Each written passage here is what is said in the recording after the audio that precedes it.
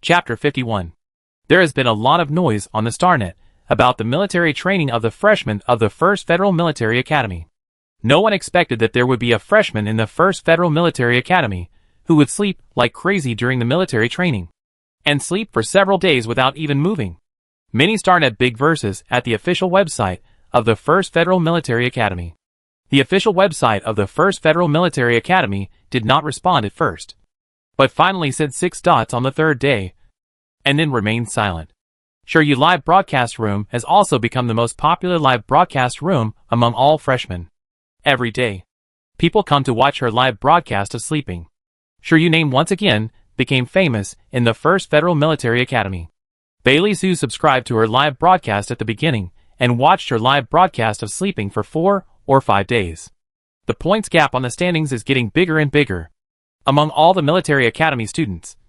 Only Sure You still maintains the basic score, which is really a beautiful scenery on the standings. The instructors of the 1st Federal Military Academy opened Sure You Live broadcast room with kettles in their hands and stared at each other. To be honest, this is the first time they have encountered such a situation. The school spirit of the 1st Federal Military Academy has always been casual and willful, but it is loose on the outside and tight on the inside. Every student knows that if they don't work hard, they will be expelled. So it seems loose, but it is actually tight. Sure You did not play by the rules at all. The chief instructor even gathered all the instructors for a meeting to seriously discuss whether the freshmen wanted to drop out. Then he turned out her admission notice. When they saw the reason for the admission, everyone looked at each other with strange faces. Lincia, because the student is too lazy. The military academy needs to hone her well. This reason for admission is really awesome. The chief instructor held a kettle and opened the smart brain, ready to chat with old friends. The other instructors held back their laughter and went to observe the situation of the freshmen. And this reason for admission was spread out somehow, causing a huge wave in the 1st Federal Military Academy. Then it was spread from the forum of the 1st Federal Military Academy to the Star Network. The audience finally knew where the official dots of the 1st Federal Military Academy came from. Really, I have never seen such a strange reason for recommendation. The officer who recommended our freshman is also very strange. Lincia looked at CNU's sleeping live broadcast as usual, and then went to work. He found that his subordinates and colleagues looked at him a little strangely, until when Ruan patted his shoulder and said earnestly, "Old Lin, you are famous." Lincia suddenly had a bad premonition in his heart when he saw Sure You recommendation notice was posted on the Star Network. His eyes rolled, and he almost fainted on the ground. His lifelong reputation. He wanted to chop up that salted fish. Maybe it was because of his deep hatred that when Fan went to Sure You Live broadcast room every day to check in, wanting to see how far this freshman could fall. On the 5th day of the freshman military training, when Fan checked in as usual, he wanted to send a mocking barrage and then go out, but suddenly noticed that someone sent a message that another freshman came from this side. He paused at his mocking comments, wanting to see how this salted fish would deal with the freshman who came over. Not only him, but all the bored people who came to this live broadcast room to check in were cheered up and thought about how to mock this salted fish next. Salted fish was still lying on the boulder at this moment. When she heard the movement, her eyelids trembled and she sat up from the boulder. Everyone in front of the live broadcast room couldn't help holding their breath. It's time to fight. The freshman who came here to hear the sound of the waterfall didn't seem to expect that there was someone here. He saw the girl standing on the boulder and was stunned for a moment. And the girl had already waved to him happily. "Lolo, what a coincidence. How did you find this place? And you're still in such a mess? Oh my God. You've been through so much hardship. You look so depressed." Sure You ran to Luo Xiaoxi, chattered around him, then touched his hair that was covered with dirt, and summed it up in one sentence, "You're so miserable. Aren't you?" The audience in front of the live broadcast room. Know him? Soon someone found Luo Xiaoxi's live broadcast room, and squinted his eyes at his record of 22 fights and 22 losses. All the points were lost, which was too miserable. There is another rule. Once the losing party's points balance is insufficient, the winning party can get 1 point as compensation. Luo Xiaoxi rolled his eyes at Sure You unhappily. "How many points do you have?" In Luo Xiaoxi's opinion, Sure You is not lacking in strength, and there may not be anyone among the freshmen who can be her opponent. She must have a lot of points now. Sure You straightened her chest and said, "I definitely have more than you." Luo Shiatsi glanced at her, opened the scoreboard and started looking at Shiryu's name from top to bottom. He didn't see her until he was about 100th place, and he was too lazy to scroll down. So he just searched for her name directly. Good guy. A perfect 10 points. And 0 confrontations. Luo Shiatsi looked at Shiryu in disbelief. You haven't been lying here for 5 days. Have you?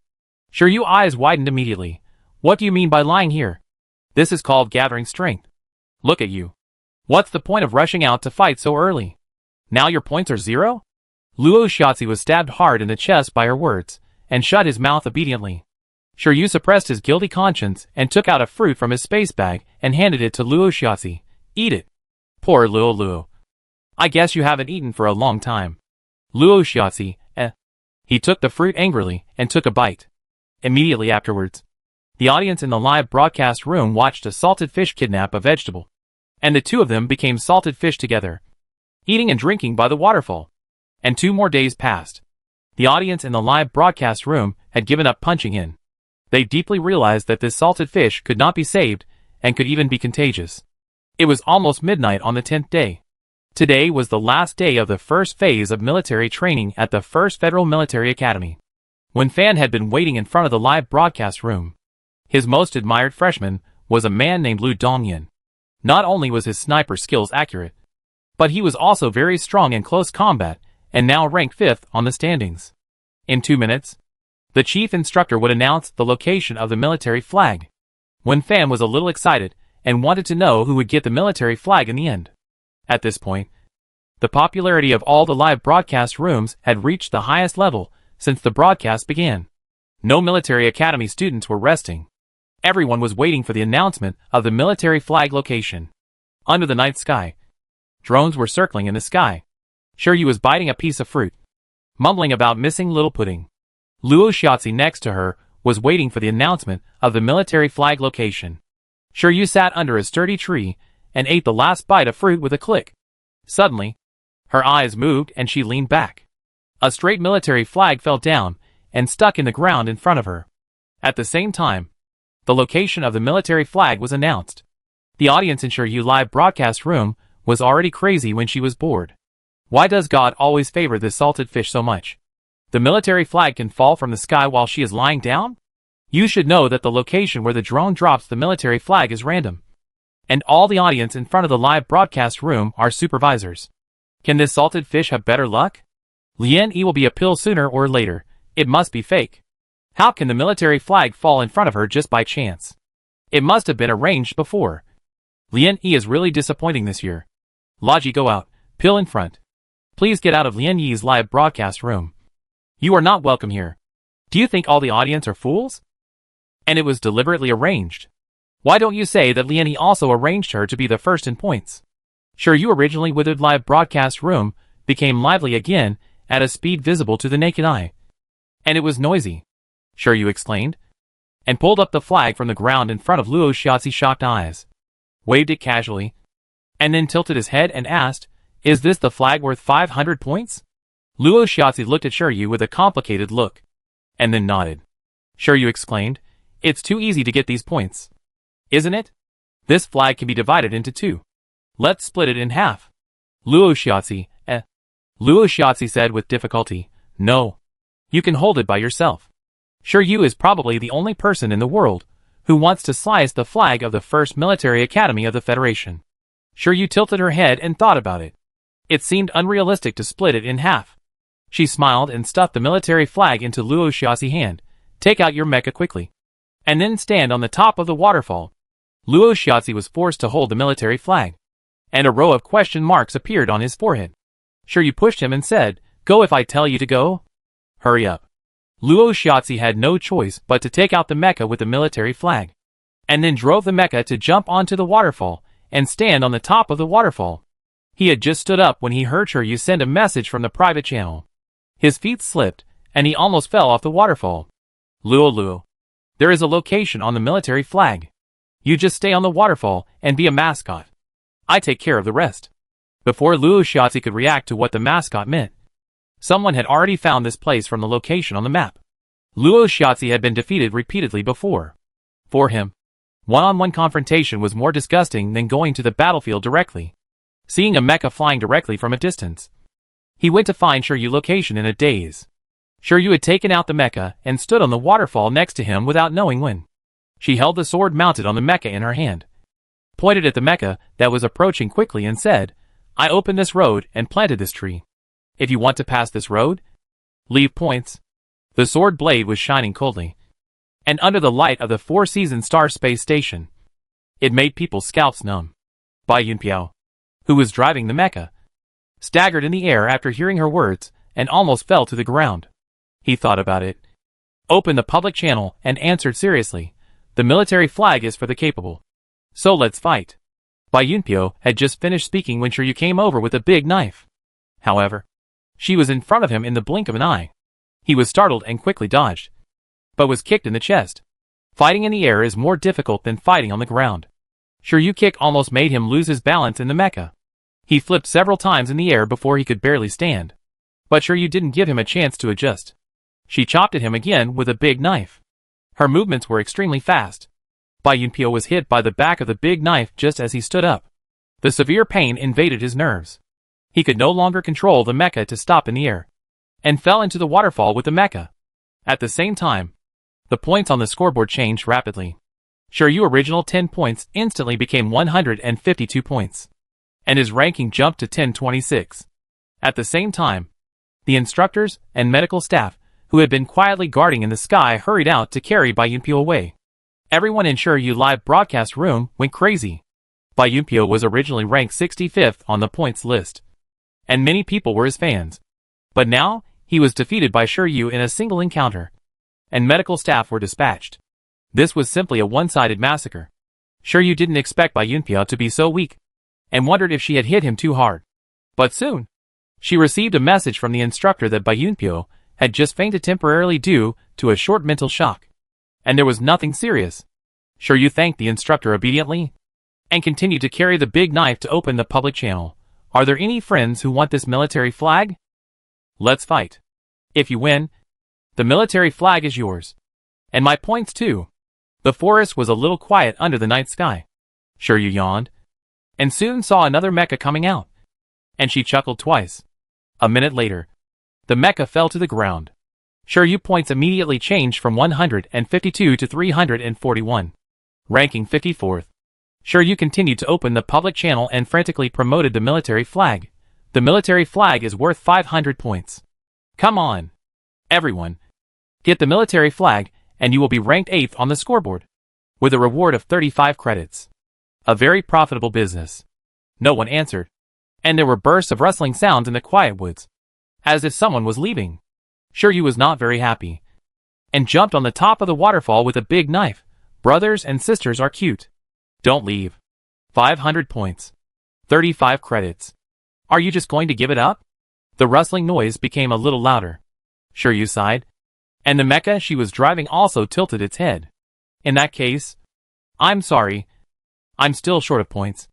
Everyone contribute." After that, she drove the mecha to fall from the cliff like a gust of wind. In the mecha cockpit, the map was opened, and the red dots located by everyone appeared in front of her. Shiryu held a big knife and stopped the man to force him to fight. Within half an hour, everyone watched the ranking of the top 200 people in the points fluctuate wildly. The instructors and medical staff were busy, and didn't even have time to wipe the sweat off their heads. Lu Dongyan, Feng Xiao and Gu Qianqian hid their heads in the bushes, looking at the one-sided battle not far away. Lu Dongyan touched his chin and said first, "If the three of us go together, can we get something from her?" Feng Xiao commented very objectively, "I think it's a bit risky." Gu Qianqian's eyes lit up on the side. "She is really fat. Now she is the first in the points list. We go to get her, and then let her get others. This is also a profitable business." Feng Xiao tried to pull his reason back. "She will get you first, and then let you get others." Lu Dongyan and Gu Qianqian, there is a little bit of truth. The three of them were talking to each other, when suddenly a cool breeze blew over. "Hey, there are 3 little cuties here too? Do you have a lot of points? How about giving me some?" Feng Xiao and Lu Dongyan and Gu Qianqian, Chapter 52. Gu Qianqian performed a kneeling begging for mercy on the spot. Lu Dongyan and Feng Xiao could not bear to see him being so shameless. and then followed suit and performed a kneeling begging for mercy. Shiryu collected the mecha, looked at the three people raising their hands to surrender and let others slaughter them, and pouted his lips in disdain. The first military academy of the Federation will be ashamed of having students like you who surrender without even fighting. Feng Xiao and Lu Dongyan and Gu Qianqian. All the viewers in the live broadcast room. How did she manage to speak so confidently about others? Shouldn't she be ashamed? However, this feeling of turning the tide against the wind is really a little bit cool. So she was really conserving her energy before? The audience in the live broadcast room has been completely brainwashed by the 4 words conserving energy. And their faces are flushed with excitement. And rewards are pouring into Shiryu live broadcast room. The Lianichazite pill, who had been shouting loudly in Shiryu live broadcast room, had disappeared. The bullet screen in the live broadcast room was also brand new. All of them were howling, causing Shiryu to rob the 3 people in front of him. Shiryu had no idea what the audience in the live broadcast room were thinking. She stretched out her fair palm in front of the 3 people and said, "You can surrender. But each of you owes me 200 little puddings." Gu Qianqian was the first to say that the deal was done. He didn't know how many little puddings Shiryu had cheated him out of. 200 was simply not a big deal. It was the first time that Lu Dongyan and Feng Xiao were cheated by her. The 2 of them looked at each other quickly and said in unison, "No problem." Now that they were cheated by her, they still had to eat it back later. The 3 agreed without any pressure. The audience in the 4-person live broadcast room was stunned. It was hard to imagine that these 4 people would actually make a dirty pudding deal in front of so many viewers. The audience in Lu Dongyan live broadcast room was the first to go crazy. He has always been a mature and steady person since he started live broadcasting. Every time he competes with others, he has a very careful plan and intention. He has competed with 49 games so far, and he has maintained a perfect record. Someone on Xinguang also bet that he will definitely be the first in the standings in the end. As early as when he just tried to get the wool from Shiryu. His live broadcast room was silent, as if he didn't dare to believe that he said this. And now he surrendered so simply that his fans were completely dumbfounded. Feng Xiao is also a person who plans before he acts. His current record is 45 wins in 45 games, and he has no losses. Before he met Lu Dongyan, his fans had already fought with Lu Dongyan fans, arguing about who would be the final number 1. Gu Qianqian, with his flashy red hair, attracted a group of strange fans. His fighting style tended to be reckless. He would fight with anyone he saw first.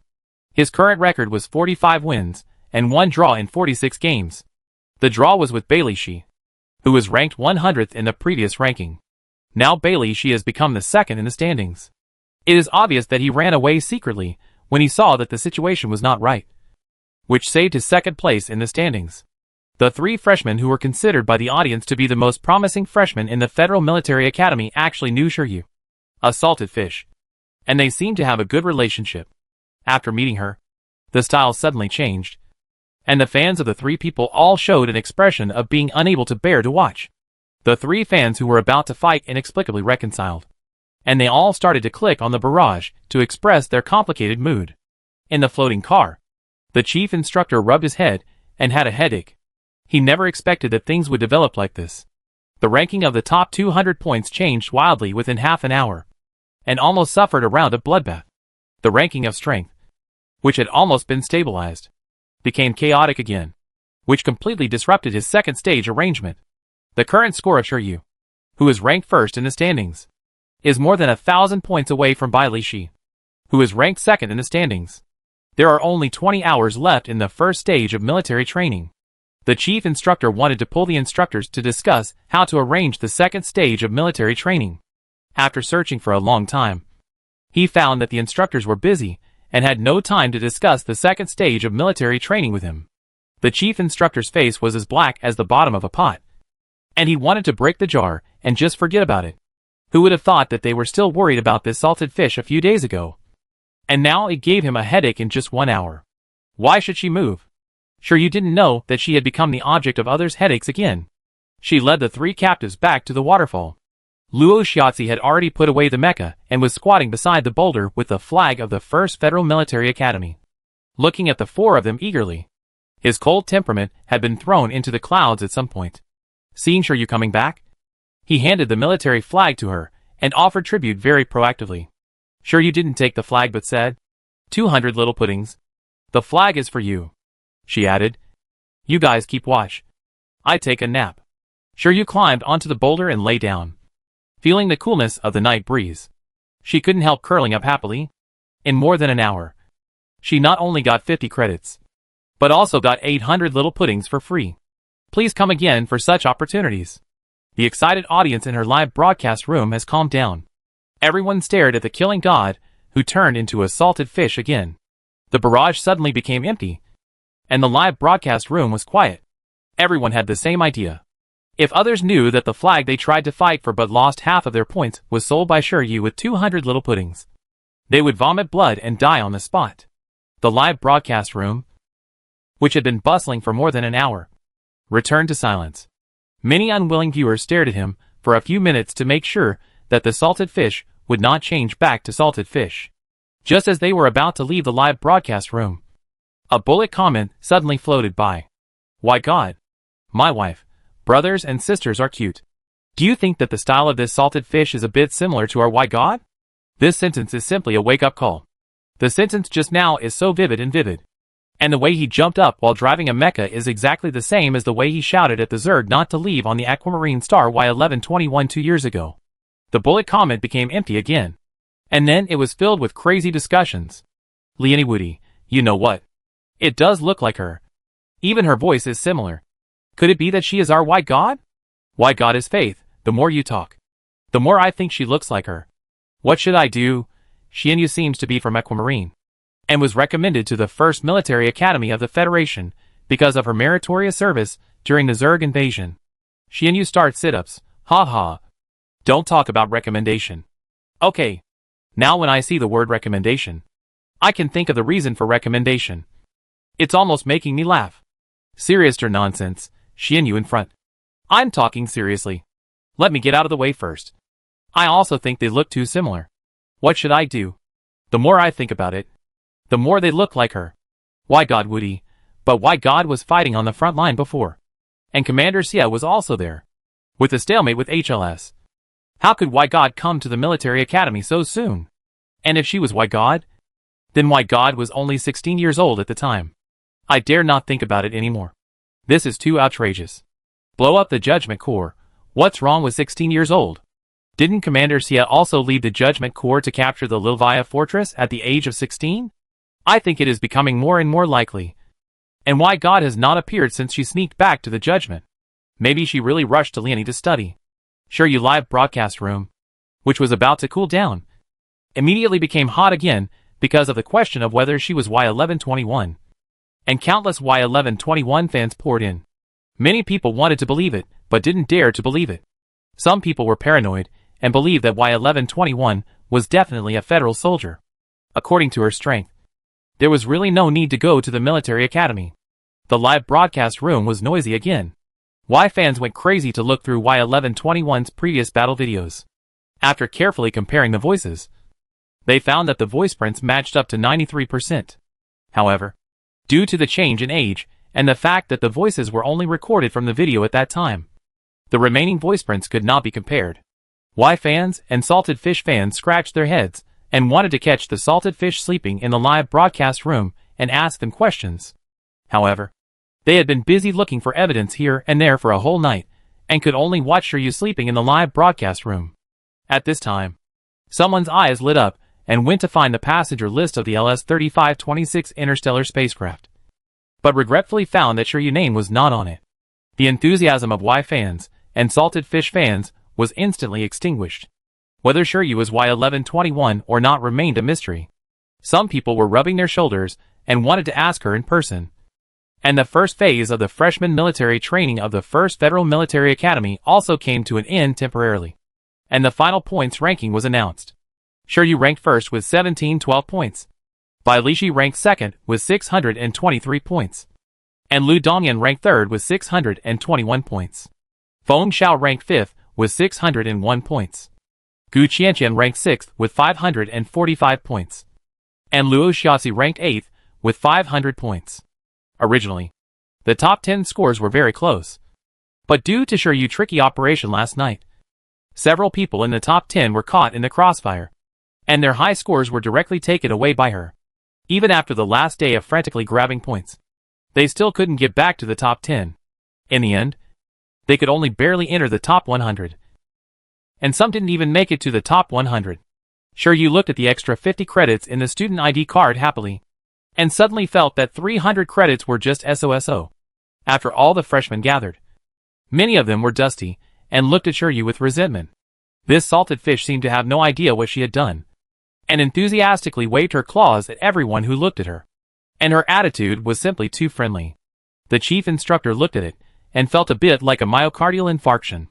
He cleared his throat, first summarized the training situation of this stage, praised all the students whose scores exceeded the basic score, and finally reprimanded all the students for their poor performance. The main purpose of the first stage of training is to show everyone's personal ability, so that everyone can fully adapt to military mechas in combat. In the first 9 days, everything went as expected by the chief instructor.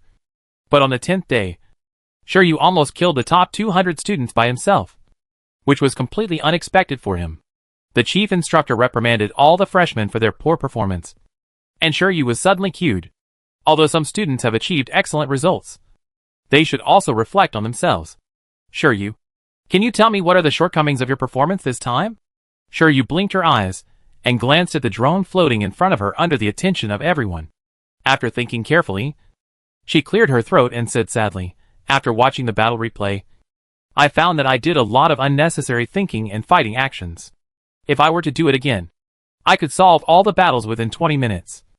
And there would be no fish that would slip through the net. All freshmen and all instructors and all audiences. Chapter 53. The extraordinary Shiryu has a group of fans on the Star Network, who call themselves fish fans. Every day, fish fans gather together to whisper and deeply review their actions of the day. Among them, there must be a sentence. If I can do it again. The Federal Current Affairs channel commented on the phenomenon of if I can do it again, using 2 words. Fish transformation.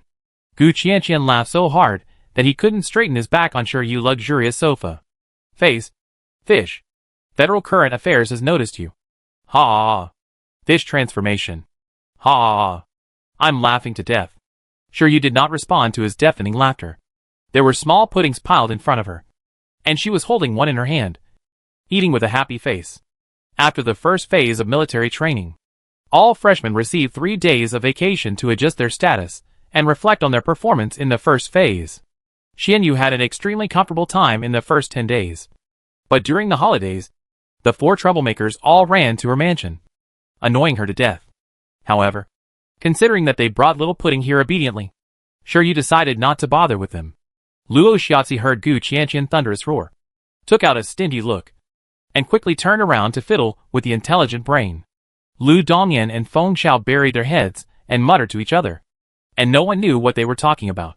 At this moment, the intelligent brains of several people sounded at the same time. The rules of the second phase of the military training for freshmen of the First Federal Military Academy came out. Shiryu bit little pudding and listened to Feng Xiao reading the rules.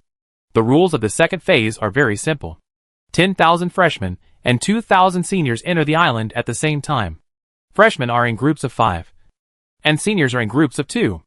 They can form teams freely, and even disband teams and reform teams in the middle of the process. Each person who defeats a group of freshmen will get 5 points, and defeating a group of seniors will get 10 points. Each group of freshmen will have at least 20 confrontations. Otherwise, they will be punished by deducting credits. On the 10th day, 50 instructors carry flags into the venue. Each flag of the Federal Military Academy is worth 500 points. Each group of freshmen can use mechas, but not limited to other means, to obtain the military flag from the instructor. If they lose against the seniors, 5 points will be deducted. If they lose against the freshmen, 10 points will be deducted. If they fail against the instructor, no points will be deducted. The credit reward rules follow the reward rules of the first phase of military training. Feng Xiao quickly summarized the rules in his own words, and then cleared his throat and said, Supplementary rules. Each student needs to download the pedometer software temporarily developed by Liani. Students who take less than 10,000 steps a day will be deducted 50 credits. Shiryu, This supplementary rule is so vicious. Lu Dongyan laughed on the spot. Gu Qianqian almost hammered a hole in Shiryu's luxurious sofa. Even Luo Xiaozi couldn't help curling his lips. Once the rules of the second phase of the military training for freshmen of the 1st Federal Military Academy were announced, they were immediately uploaded to the Star Network for reading. Shiryu was pulled out and whipped without any surprise. The freshman Star chat of Leonie was full of all kinds of crazy laughter, and the screen was almost flooded with ha ha ha. Have you become a fish today? XSWL instructors are so cute, ha ha ha. Is the salted fish lying dead again today? The salted fish said that it was implied, ha ha ha. It's hard not to become a fish. I just want to know if the salted fish will lie down on the spot after walking 10,000 steps every day, ha ha ha. Because of this supplementary rule, the Star Network is full of various joys. A lot of people are at the official website of the 1st Federal Military Academy. The official website of the 1st Federal Military Academy has posted a few more dots. Almost everyone can imagine the chief instructor with dark circles under his eyes, lighting a cigarette and saying the 4 words, "I tried my best." Shiryu stared at the supplementary rule for more than 10 seconds, making sure it was not a joke, rolled her eyes, and continued to eat the pudding. It is not allowed to bring other food into the military training. Shiryu did not eat the pudding for 10 days in the first stage of military training, and she almost died of greed. Soon, everyone set off for the second stage of military training. When the live broadcast started, within just 1 minute, countless people flooded into Shiryu live broadcast room. The army of fish fans arrived at the scene, cheering for Xianyu one by one, and squatting to see how Xianyu planned to spend the 10 days of the second stage, and also wanted to see who she would team up with. In fact, many people guessed it when they saw the instructors kick the 5 people off the hovercraft together. Many viewers in the live broadcast room blew whistles. The old students who entered this time were not only sophomores, but even many juniors and seniors. Moreover, many old students were eager to try after knowing what Shiryu had done in the first stage of military training. When the chief instructor organized the old students to register, there were almost too many people to choose from. In the end, the first 2,000 people who had registered were selected according to the credits. Bailey Su was of course among them, sharpening his knife, intending to avenge the previous shame. Jiang Jun didn't think much of him, but still teamed up with him. Shiryu parachute was hanging on a tree branch. She twisted her body, and her movements looked extremely funny. However, the branch was quite high. Even if she had good physical fitness, she would not dare to untie the parachute and jump down from such a high place. Gu Qianqian laughed unceremoniously. He was always the first to laugh at Shiryu. Shiryu closed her eyes resignedly. "Little doctor, save me quickly." Feng Xiao was called out, and she saved her from the tree branch with a smile. After landing on the ground, Shiryu touched her chin and began to make a plan. "Otherwise, we can travel around for a few days like last time, and then go out to rob on the last day." Feng Xiao guessed that she would say that. Lu Dongyan said speechlessly, "The rules for getting points this time are different from last time. Even if you win, the points will be increased by 5 or 10 points. Are you sure you can turn the tide in just 1 day? This is a really bad scoring mechanism." Shiryu felt that she was being targeted, but she smiled and said, "There are still 50 instructors. 1 instructor gets 500 points. 5 instructors get 2,500 points. And 50 instructors get 25,000 points. Just pick a few to fight. Isn't it okay to fight? Good guy." The instructors have been arranged by her. The audience in the live broadcast room have been laughing. "Is the fish melted today, as expected of me?" The fish is the most coquettish. She is really a salted fish racing against time. Ha ha ha, salted fish. You still have 10,000 steps of daily tasks. If you forget 50 credits, you will lose them, ha ha ha. Leonie will be a pill sooner or later. I am really drunk. She did it on purpose. Do you think she is great just because she defeated a few freshmen? Can the instructors be compared with the new generation? Using this way to attract attention. I have to admit that she hyped it up very successfully. I am invincible. Fuck. The pill in front. You got out a long time ago. Why are you showing up again? We don't welcome you in our Leonie live broadcast room. Let's talk about the matter. Yao Wan is a little annoying, but what she said is right. Each of the 50 instructors is a retired officer of the Expeditionary Army. Her words are a bit too arrogant. Leonie is invincible and Leonie must win. Why are you all paying attention to the instructors? Don't our 2,000 seniors have any face? Leonie will be defeated sooner or later. I don't think much of it. There are more people in the live broadcast room, and there are all kinds of voices. But basically no one is optimistic that sure you can take the military flag from the instructor. Some people also analyzed that the 50 instructors were specially arranged to enter the venue just to dampen the spirit of a certain salted fish. Otherwise, why would the chief instructor allow Shiryu and 5 others to form a team together? In their team. Except for Luo Shiatsi, who can't lift his hands or shoulders. The others are all good at fighting. It is estimated that there are few teams among the freshmen who can beat them. Shiryu's salty fish proposal was rejected by the other 4 people in the team. Gu Qianqian patted her shoulder and said, "You were so arrogant last time. The instructors will definitely not let you go. When 50 people besiege you together, you must consider whether you have a chance to get 25,000 points." Gu Ershao said the truth. Shiryu, there is a little truth. Luo Shiatsi didn't know when to open his intelligent brain and pushed a mimic model in front of several people. Feng Xiao looked over in surprise. "Is this the model of the island?"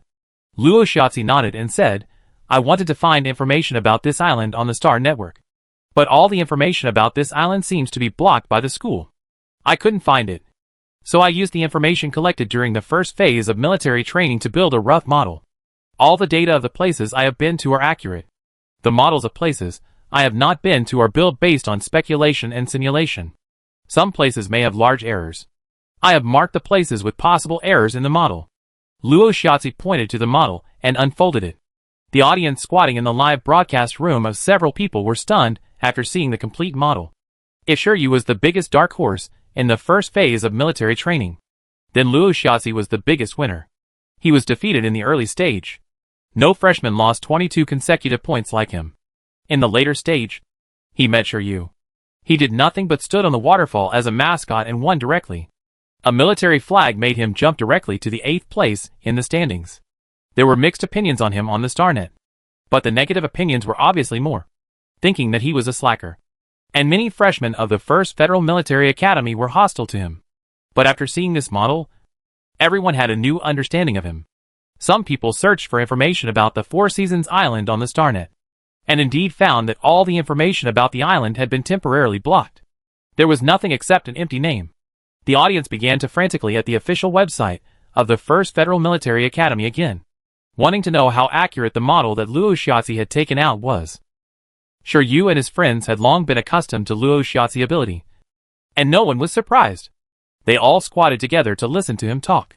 Last time, the fish never moved from the nest, and the mecha was only used once. And I didn't pick up supplies. My mecha was lost without much use. And I didn't pick up supplies. You 3 must have picked up supplies. Right? Lu Dongyan and the other 2 nodded obediently. Most of their points were earned when they picked up supplies, which was really a good time to fish in troubled waters. Shiryu touched his nose embarrassedly. She really didn't know to pick up supplies. She had never used her smart brain. And she even looked at the ranking of points at the end. So, do you want to do something big directly? Or do you want to be conservative and get points? Luo Shiatsi said with a twinkling look in his eyes. And a light of excitement flashed in his eyes. The first phase of military training was completely to show personal strength. He was not good at fighting. Not to mention fighting against people from the mecha department. He might not be able to beat people from the same command department. The whole military training was extremely frustrating. But this time was different. He had 4 teammates around him. And they were the kind that could hit wherever he pointed. All the plans and plots that he didn't use in the first phase of military training could be used this time. The 4 people squatting on the ground looked at each other, smiled at the same time, and said in unison, "Of course. We will do something big." All the viewers in front of the live broadcast room were excited. Chapter 54. Since they are going to do something big, they must be fully prepared. After squatting together and whispering for half an hour, they all showed sinister smiles. And the audience in front of the live broadcast room was stunned. Lianichi Zhao directly mocked in the live broadcast room. Lianichi Zhao, these people are too arrogant. Do they think they are invincible? I don't know what to say. Now I don't want to mock one anymore. Lianiwudi, why don't you continue to watch? You mock so quickly. Don't wait until your face is swollen. Tun, don't brag without thinking. It's hard to say whose face will be swollen first. When Fan frowned and watched the live broadcast, since Shiryu showed her amazing strength, it is undeniable that he has indeed changed his opinion of her. But he still hates her for not being able to make her become a good person. After the second phase of military training began, he immediately paid attention to Shiryu. Lu Dongyan. whom he liked very much before, suddenly changed his style after meeting Shiryu. He was no longer mature and steady as before, and his words and actions also revealed a sense of arrogance. When Fan pursed his lips and continued to watch the live broadcast, Bailey Sue wanted to avenge his previous shame. But he encountered several groups of students without Shiryu in a row. He defeated several groups of students, like cutting melons and vegetables, and continued to look for Shiryu. Soon, the news that the supplies had been delivered was transmitted to the intelligent brains of all students. Bailey Sue, who was originally wandering around aimlessly like a headless fly, suddenly brightened up. Shiryu must not stay there until the last day to make trouble like last time. So her mecha must need supplies. Since she needs supplies, she will definitely go to pick up supplies. Bailey Sue chuckled twice, and immediately grabbed Jiang Jun to find the place where the supplies were delivered. The supply drop locations are fixed, but there are 100 of them. Bailey Sue was happy for only 2 seconds, and then he was unhappy. It would take him a long time to find Shiryu among the 100 locations. However, he had already rushed to the nearest supply location, and after thinking about it, he decided to ambush. The news of the supply drop has been passed to everyone, and soon someone rushed here and tried to ambush. Bailey Sue made a rough observation and found that there were no less than 10 groups of people ambushing. And as time went by, more and more people came, including new and old students. The old students had a group, and everyone wanted to have more people before they could do it, so that they could have enough fun at once. Some people were bored waiting and just chatted in the group. After chatting for a while, Bailey Sue found that he was being at Ed crazily, and he almost fainted when he clicked in. This group of people were actually teasing him one by one. Sue Houchin at Bailey Sue, I heard that you are determined to get back at your enemies. How is it going? Have you found that junior sister? Did you beat her or did she beat you? If I remember correctly, the mecha she used for military training seems to be of a lower level than the mecha she used to defeat you. Isn't it unfair for you to fight against her like this? Zhang Yuan, you haven't won yet. How can it be unfair? Be more confident. Change win to lose. Zhang Yuan at Bailey Sue, I see you are still lying in ambush here safely. So you probably haven't encountered the junior sister yet? How about you? Do you need help? I heard that the junior sister is quite arrogant. Jiang Jun, you haven't met her yet. Isn't it that you can't find anyone so you just lie in ambush at the supply point? Brothers and sisters, if you see her, please notify us. I'm afraid he can't get over this hurdle, and it will become a headache.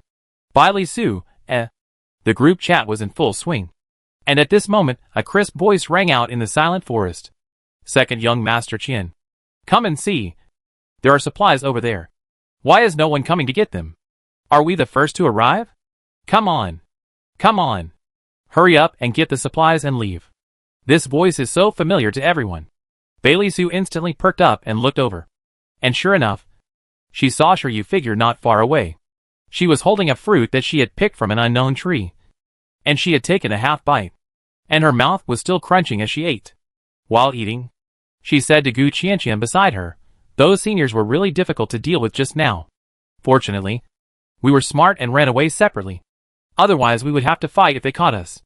It just so happens that the energy of the mecha has been almost consumed. Let's take the supplies and find the little doctor. Her words revealed a lot of information. After she finished speaking, she began to mutter, I'm so sleepy. I'm going to take a nap after taking the supplies. We talk about points later. Gu Qianqian mouth twitched and said, come on. When are you not sleepy? The two took out the mecha and walked towards the supplies. All the old students who were squatting here were excited. The junior sister is quite capable, but her brain seems not very smart. She didn't even know that there might be someone squatting near the supplies. Soon someone thought that she didn't pick up supplies from the first game until the last day, and naturally thought that she didn't know that there might be someone ambushing nearby. Bailey Sue was the first to jump out. He entered the cockpit of the mecha and immediately took out a big knife and pointed it at Shiryu, junior sister. Do you want points? Let's fight. His voice was full of excitement. And not only that, his intention to avenge his previous shame was also very obvious. Last time he was careless and underestimated the enemy. This time, he was fully prepared, and there was absolutely no way he could lose to Shiryu. And he had teammates. No less than 20 seniors around him. Shiryu was a fat sheep caught in a pack of wolves. This time, he would definitely make sure you lose all the points in her trouser pocket before letting her go. Shiryu really didn't expect to meet Bailey Sue. He happily called out Senior, and immediately took out his sword. "It's really hard for you to come and give me points." Shiryu grinned and said, "By the way, why don't all the seniors who are ambushing nearby come out? My points are still 0 points. Can you contribute some to me?" It was the tone of asking for a beating again. Bailey Su immediately laughed. "You two want to beat so many of us?" Jiang Jun felt that something was wrong. Shiryu words just now clearly meant that she didn't know there was an ambush around. But now she asked the ambushers to go out. So the previous words were said deliberately? Why did she say that deliberately? Misleading? Before Jiang Jun had time to think deeply, the seniors around him had taken out their mechas one by one. They were all seniors. What they liked to do most was to teach the juniors how to be honest. Now this junior was too arrogant and proud. It would be impossible not to teach her a lesson. The seniors were ready to fight. And the freshmen who were secretly ambushing on the side also tried to fish in troubled waters. Everyone's mecha was a military mecha. After entering the cockpit, if you don't look at the number of people in the team, you can't tell who is a freshman and who is a senior. Sure, you looked at more and more mechas. And the smile on his face became more and more intense. He opened the public channel and said, "Are you all ready? If you are ready, let's do it. Let's finish the fight early, and go back to sleep early." Everyone couldn't help but twitch their lips when they heard the word sleep, thinking of this salted fish's previous live broadcast of sleeping for 9 days. Sure, you didn't care what others thought, and immediately rushed towards Bailey Su with a big knife. At the same time, countless marked shells were fired from a mountain not far away. Lu Dongyan carried a sniper rifle, and his target was the SSS-class mecha. Bailey Su came prepared this time. But just as he started fighting with Shiryu, a cannonball rushed over. He was quick-witted and dodged the cannonball. But the cannonball rushed forward and hit another person. At the same time, the points and rankings on the leaderboard began to change. Shells were fired continuously. And someone shouted, "This junior sister is playing dirty. Someone is supporting her from a distance. Everyone be careful not to be hit by the marked missiles. Otherwise you will give the junior sister points for nothing." But just after he finished shouting, a big knife smashed in front of him. And the impact on the mecha directly caused the censor to judge that he had surrendered. At the same time, Gu Qianqian in proper voice came over, "Senior, why are you all paying attention to the junior sister? Does the junior brother have no face?" Gu Qianqian melee level is definitely not low among the freshmen, and even ranks among the best. It may be that Shiryu brilliance is too great, so that he looks dull in front of everyone. Now that he said this, everyone remembered that Gu Qianqian was also in the top 10 of the first stage of military training points list. The light mecha driven by Gu Qianqian was very agile, and the heavy big knife in his hand felt like a sword dance. But in the blink of an eye, he knocked down several people. The old students who were a little confused by the shells from a distance were all frantic. They dodged the shells while worrying about the two people's dirty tricks. Luo Xiaozi completed the modeling of the supply location as quickly as possible. Shiryu and Gu Qianqian took the lead in detecting the location data. The model he built now is perfect and accurate, and the positions of the mechas on the model are also clearly visible. Luo Xiaozi smiled and reported the coordinates of each SSS-class mecha to Lu Dongyan. Lu Dongyan was also full of smiles. Tian did not doubt the accuracy of Luo Xiaozi coordinates at all, and shot at the mechas on the coordinates without hesitation. Bailey Su was about to counterattack Shiryu, but she jumped back immediately. He was stunned for a moment, and was about to chase her. A bullet hit his mecha on the upper right side. At the same time, a virtual screen popped up in front of him, which was a judgment that his mecha had been severely damaged and automatically surrendered. At this time, Bailey Su heard Shiryu say, "Senior, you are too careless. Someone reminded you that I have teammates supporting me from a distance. But you still only care about hitting me. If you were on the battlefield, you would lose your life." Her tail tone was drawn out, as if she was saying, "You are so bad. You are so bad. You are so bad." Bailey Su's eyes twitched fiercely, and he heard her calling him senior and senior sister on this side. And he was so angry that he rolled his eyes. He opened the public channel, "Brothers and sisters, this salted fish is too arrogant. The 5 of them want to take down dozens of us. If this gets out, will we still have face?" The old students are all experienced. What kind of scenes have they not seen under the instructor's training? The shell attack only caused them a brief chaos.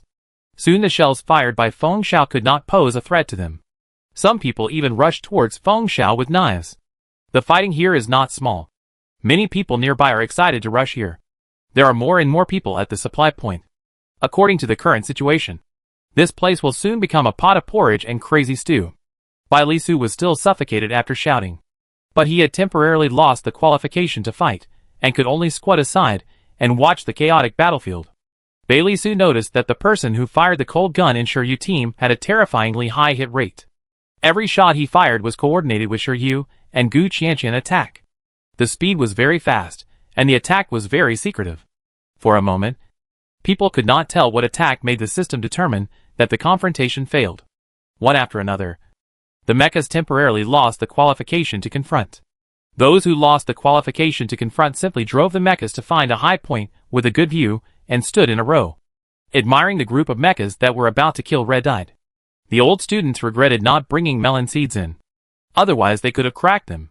More and more mechas gathered, and another round of shells was fired. Soon, everyone found something wrong again. The shells that were blocked were not marking shells at all, but smoke bombs. The thick smoke spread, and the components in the smoke interfered with radar detection. When everyone was alert to what this salted fish wanted to do, they heard her say lightly, "Senior sister and senior brother Ming. Let's do this for today. See you next time." The salted fish ran away. Chapter 55. Shiryu is more slippery than a loach. When the interference of the smoke bomb disappeared, everyone found that not only did Shiryu and his team slip away, but the most essential supplies on the ground were all taken away, and the rest were useless scraps, which were tasteless and a pity to throw away. The freshmen and old students looked at each other, and then a new round of melee began. None of the surviving freshmen escaped from this melee. Shiryu lay on the grass in a valley and opened the step counting software. Okay, today's 10,000 steps have been completed. She broke a dogtail grass and held it in her mouth, looking at the few people who were busy supplying the mecha not far away, and waved her wrist happily. "Remember to help me supply too. I take a nap." After she finished speaking, she closed her eyes and really fell asleep. Gu Qianqian walked over speechlessly, raised his foot, and kicked her lightly twice. But there was no response. Luo Xiaozi looked at the scoreboard and saw that their group's points had soared to the first place. Today was the first day of the second phase of military training. Everyone was still in the trial stage and subconsciously avoided large-scale confrontations.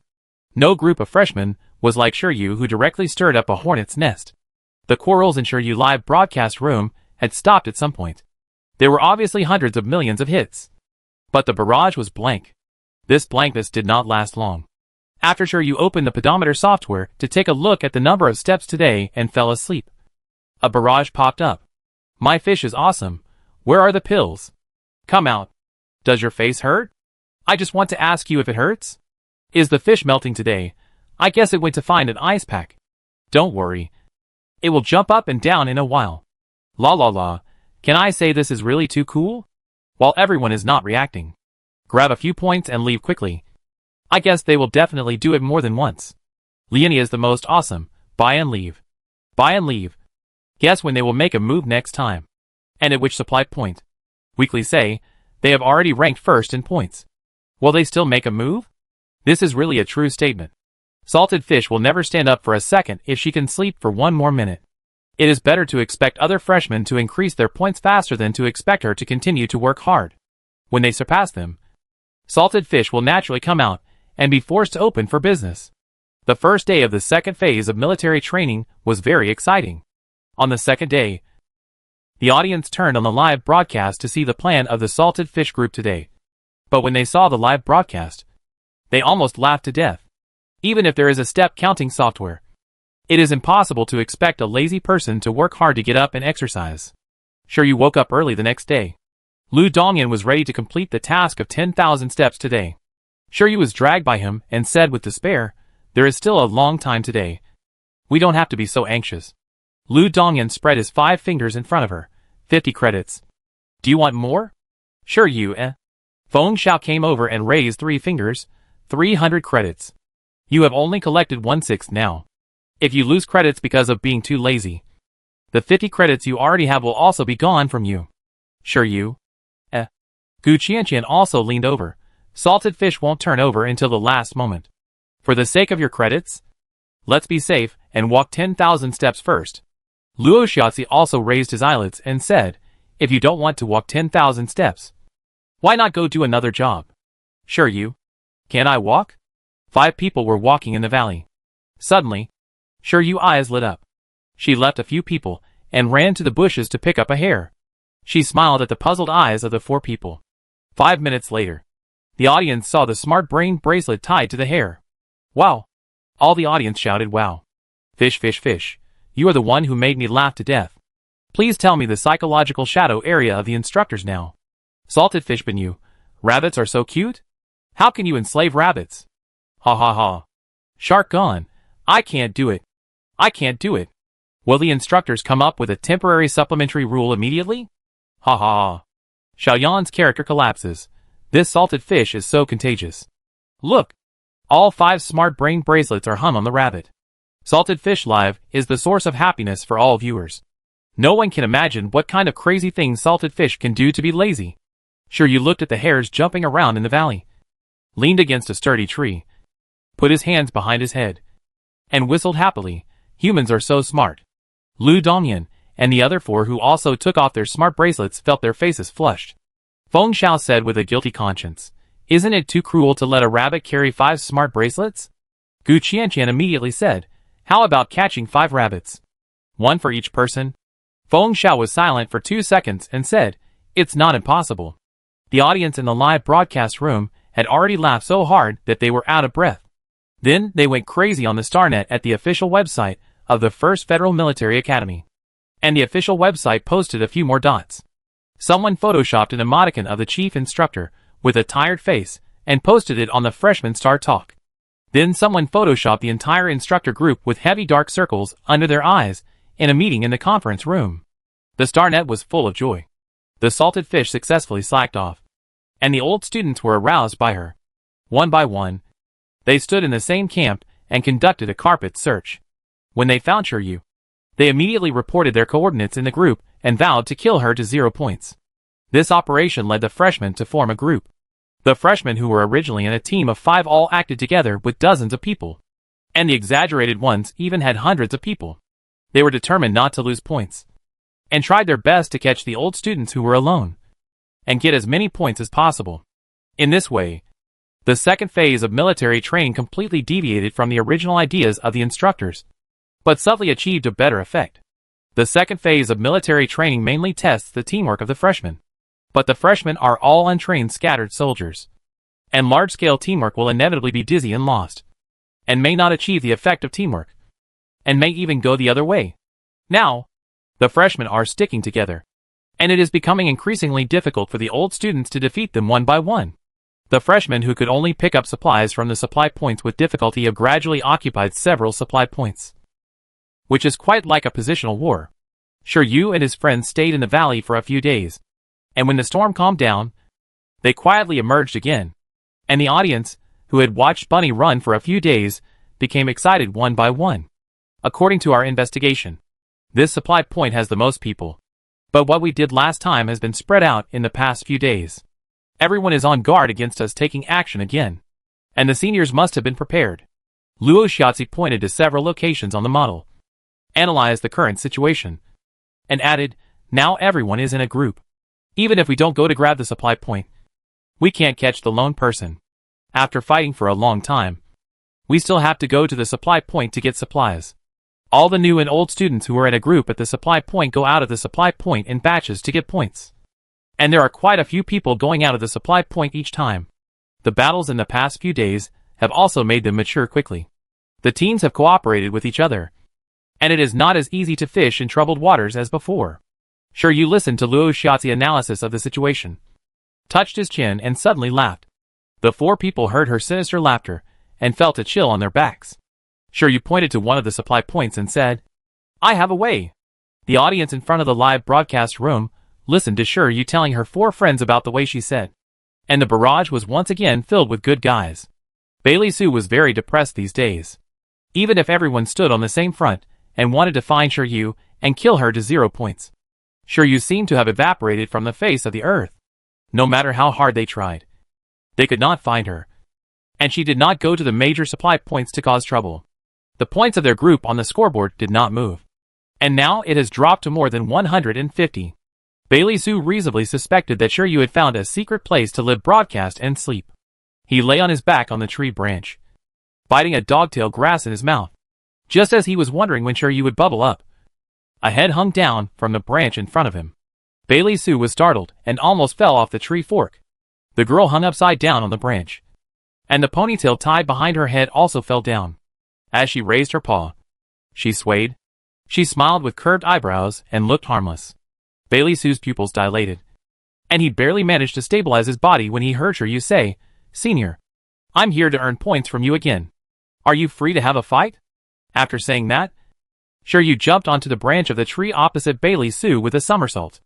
At the same time, everyone in the supply point discovered her. Shiryu smiled and waved her claws.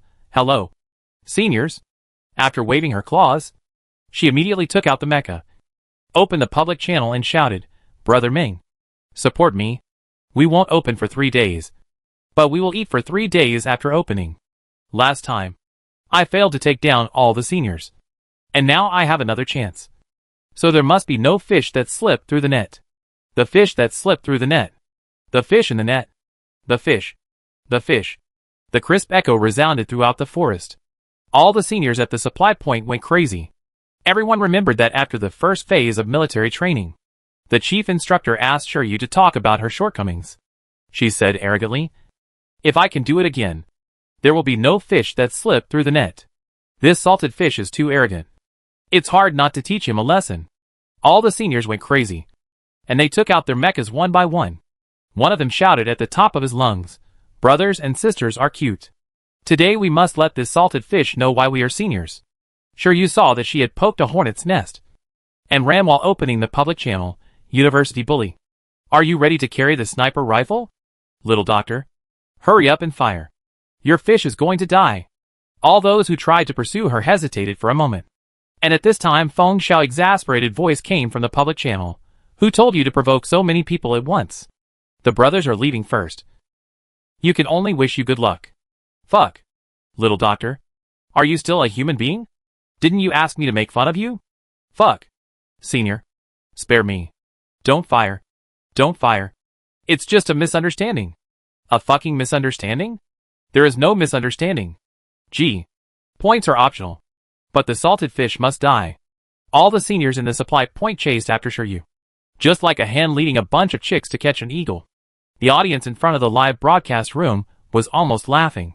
Awesome, or is my fish awesome? It is a great pity for the federal film industry that she doesn't become an actress with her acting skills. If the seniors knew what they were planning, they would be angry to death on the spot. Right?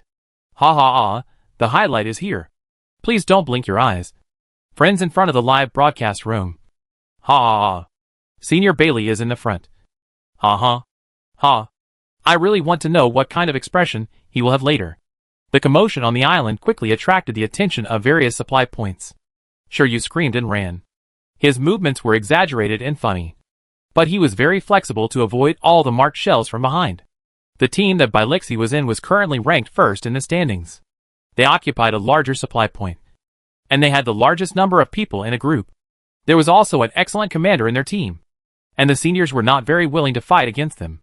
Bilixi was discussing with the captains of each team in the team how to attack a nearby supply point, and an exaggerated voice suddenly came from a distance to the supply point where they were. "Brothers and sisters, are you ready? I brought the seniors here. Everyone hurry up, and you will get 10 points if you kill one. They only have more than 100 people, and our number is 5 times theirs. Don't be polite. Good guy." This time, it was not just the audience in the live broadcast room, but all the instructors called him good guy. This salted fish is really good at making trouble. Chapter 56. All the freshmen at the supply point were confused by this cute phrase of brothers and sisters. Before they could react, 3 mechas appeared near the supply point. One of the mecha pilots fired directly at a large group of mechas rushing in front of him, and the marked missile immediately restricted the movement of the hit mecha. At the same time, one of the mechas excitedly said, "I got 30 more points. Everyone, hurry up. 30 points is not low." And the 3 of them fired again. The confused people watched others take out their mechas, and they also took out their mechas. The old students didn't know who fired the gun. They just knew that they lost points inexplicably, and then thought of what Shiryu had just said. Everyone suddenly realized. Someone shouted, I was wondering why this salted fish is so arrogant. It turns out that there are more than just a few of them who are taking action this time. Everyone, be careful and don't get hit by the marked missiles. We are going to wipe them out this time. Someone here instigated. Someone there instigated. The seniors took action.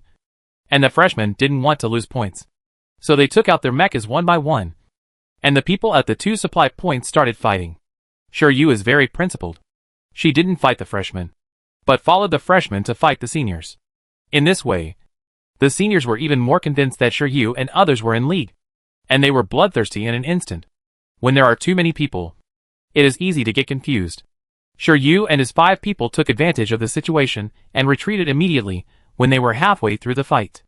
They used the same trick to go to the other 2 supply points, and took advantage of everyone's unpreparedness to get another point and leave. The 5 people did the same thing, causing chaos on the entire island. The freshmen and seniors, who were beaten to a pulp, almost vomited blood when they saw the 5 people who were far ahead on the scoreboard. How could someone be so shameless? The audience in front of the live broadcast room shouted that the salted fish was awesome, and the joy could be said to be increasing by pounds. The 5 people who had done a huge job performed the disappearance trick again. And all the freshmen and old students occupying the supply points were in a panic. And they suspected that the salted fish was causing trouble again at the slightest disturbance. But until the 9th night, the island was calm. And at midnight, the instructors had to carry the flag to enter the venue. Everyone stared at the rankings on the scoreboard, and they were particularly envious of the military flags in the hands of each instructor. But everyone knew that the combat effectiveness of the instructors was not comparable to that of the seniors. Even if the points were not deducted, they would be abused if they went to capture the flag. The most organized supply points were discussing how to capture the flag to have the best chance of winning. But no one had confidence. Bai Lishi earned a full 150 points after the last battle between freshmen and old students. But he was originally ranked 1st, and now ranked only 12th. This was really a bad experience for him. After learning the lesson from the last time, everyone completely united. As long as the team commander did not give the order, no one would take action, which made the whole team more disciplined. In the tent, Bai Lishi and others were discussing how to take the flag from the instructor. Suddenly, a man ran in a panic. Everyone frowned and looked at him. Bai Lishi asked, "What happened?" Bai Lishi has a neat black short hair, a tall figure, sharp eyebrows and eyes, and reveals his edge everywhere. In the 2 stages of military training, he is recognized by everyone as the most difficult opponent besides the Salted Fish 5-man group. And he also established his own team during the military training. Bai Zhuang, the freshman admitted with the highest score in the command department this year, cooperated well with him. And the other 3 freshmen in the mecha department in his team also performed well. Shiryu is here. She's outside. She said she has something to say to the commander-in-chief. Bai Lishi immediately raised his eyebrows. She's alone? The visitor nodded. She also said that she's here to get points. Bai Lishi immediately became interested. During the first phase of military training, he also wanted to grab the flag. But when he saw that the situation was not right, he immediately slipped away. So he kept the 2nd place in the standings. When the 2nd phase of military training began, he knew Shiryu team combination and decided to avoid Shiryu without hesitation. After learning that Shiryu made a big fuss at the supply point and earned a lot of points and left, he felt a little sorry that he couldn't become a teammate with Shiryu. I was really angry because she made me look so miserable a few days ago. But I also really admired her. Everyone was thinking about how to attack openly or secretly. But they didn't expect that they could divert the trouble and fish in troubled waters by taking advantage of the contradictions between the 2 sides. Bai Zhuang was also very interested in Shiryu. After giving everyone a questioning look, he said, "Let her in. I want to hear what she has to say." In fact, Shiryu's purpose is not difficult to guess. No matter how powerful the 5 of them are, they may not be able to beat the instructor. The instructor is not a chicken-like freshman. If she can take advantage of them and make small moves, it is more likely that they will be beaten to death. Shiryu has done so many tricks in the 2-stage military training. She must have been spotted by the instructor. After the instructor enters the field, they must be the first to be taught a lesson. Did she want to ask for help? But she didn't think about it. Her previous actions had offended everyone. Even if she wanted to cooperate with everyone, no one would care about her. Soon, Shiryu came in from outside, biting a piece of fruit. She showed a harmless smile to everyone in the tent. and then waved her paw. "Hello everyone. I'm here to give points." Bailishi immediately narrowed his eyes. "How do you want to give? You only get 5 points." Shiryu smiled with white teeth. "But each instructor gets 500 points." Shiryu stuffed the last bite of fruit into his mouth and whispered a word in the curious eyes of everyone. The chief instructor felt that the atmosphere on the island today was a little wrong. He and all the instructors wanted to separate after carrying the flag into the island. But there was a rustling sound on the island, as if many people were rushing here. The chief instructor raised his eyebrows. Are these little brats so confident that they can take the military flag from them? Can't wait for them to separate? The chief instructor thought about it, and simply stopped the other instructors, who were about to leave. 50 people squatted on a high mountain to see what the little brats, who discovered them, were going to do. About 5 minutes later, a mecha poked its head out of the forest. It was an S-class military mecha, although there was almost no difference between military mechas. This military mecha had a magical power that allowed the chief instructor to recognize it as Shiryu mecha without thinking. The chief instructor snorted and laughed. He expected Shiryu to bring people to cause trouble. He was controlling the mecha to stand up, and heard Shiryu find a big speaker from somewhere. Put it next to the mecha's mouth. Raised the mecha's index finger. Pointed at all the instructors. And opened the public channel. Instructors on the mountain, please pay attention. You have been surrounded. If you want to leave this island safely, please hand over the military flags in your hands. Repeat. Instructors on the mountain, please pay attention. You have been surrounded. At the same time, countless mechas emerged from the forest.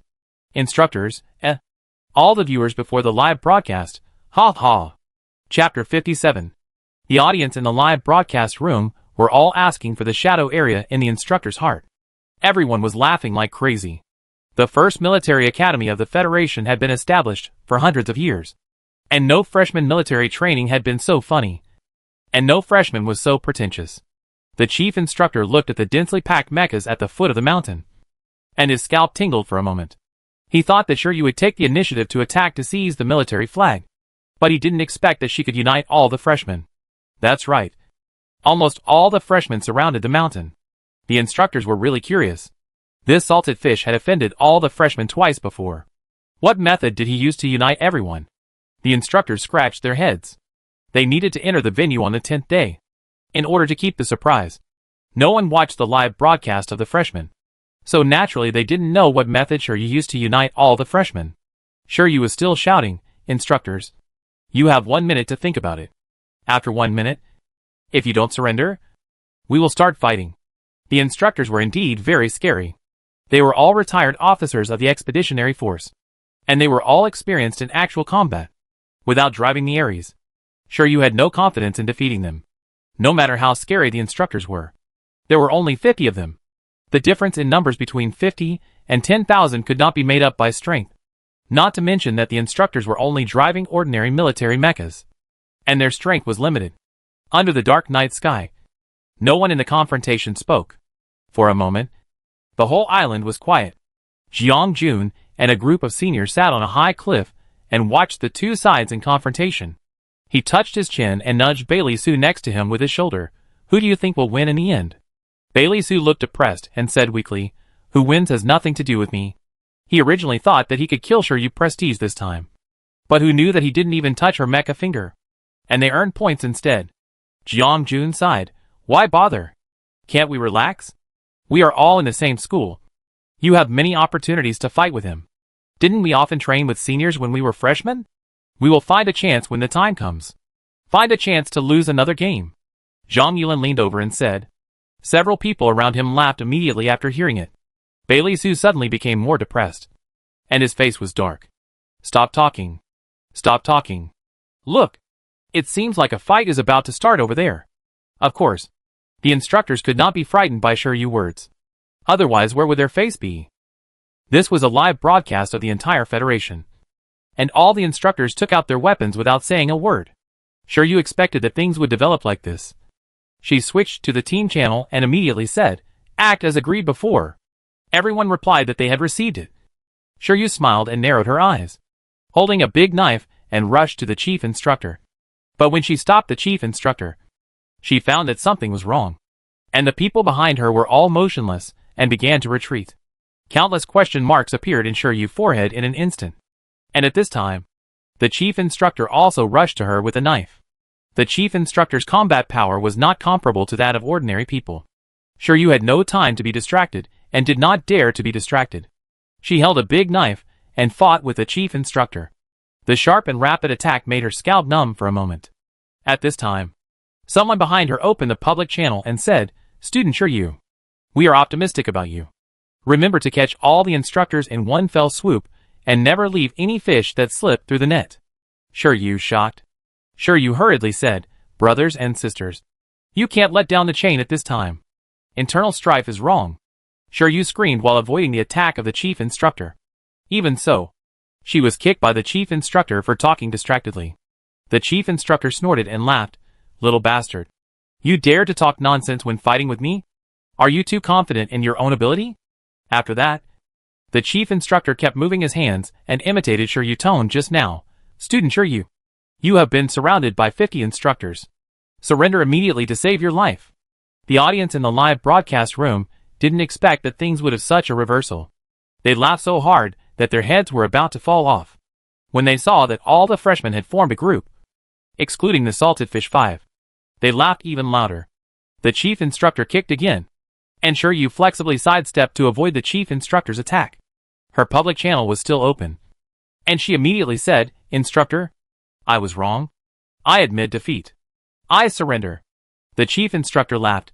"Student Shiryu, the First Federal Military Academy is ashamed of having a student like you who surrenders in the middle of a battle. You are not allowed to surrender." As the chief instructor finished speaking, he attacked more fiercely. At the same time, he found that his attack became faster and fiercer. And the mecha driven by Shiryu also became faster and more flexible. Her reaction seemed to have no limit. The chief instructor's eyes were full of interest, and he suddenly wondered how far this salted fish could fight with him. He threw off the big shield on the mecha to block Shiryu's attack, and at the same time jumped up, taking advantage of her being dragged by the big shield, and slashed at her fiercely with the big knife on the mecha. Shiryu was like a flexible monkey, and the arc of dodge was not large, but she happened to avoid the chief instructor's attack every time. The two of them fought back and forth, and the people who were originally watching the excitement were stunned. Before this, everyone knew that Shiryu was very powerful, but they never thought that she could fight with the chief instructor to this extent.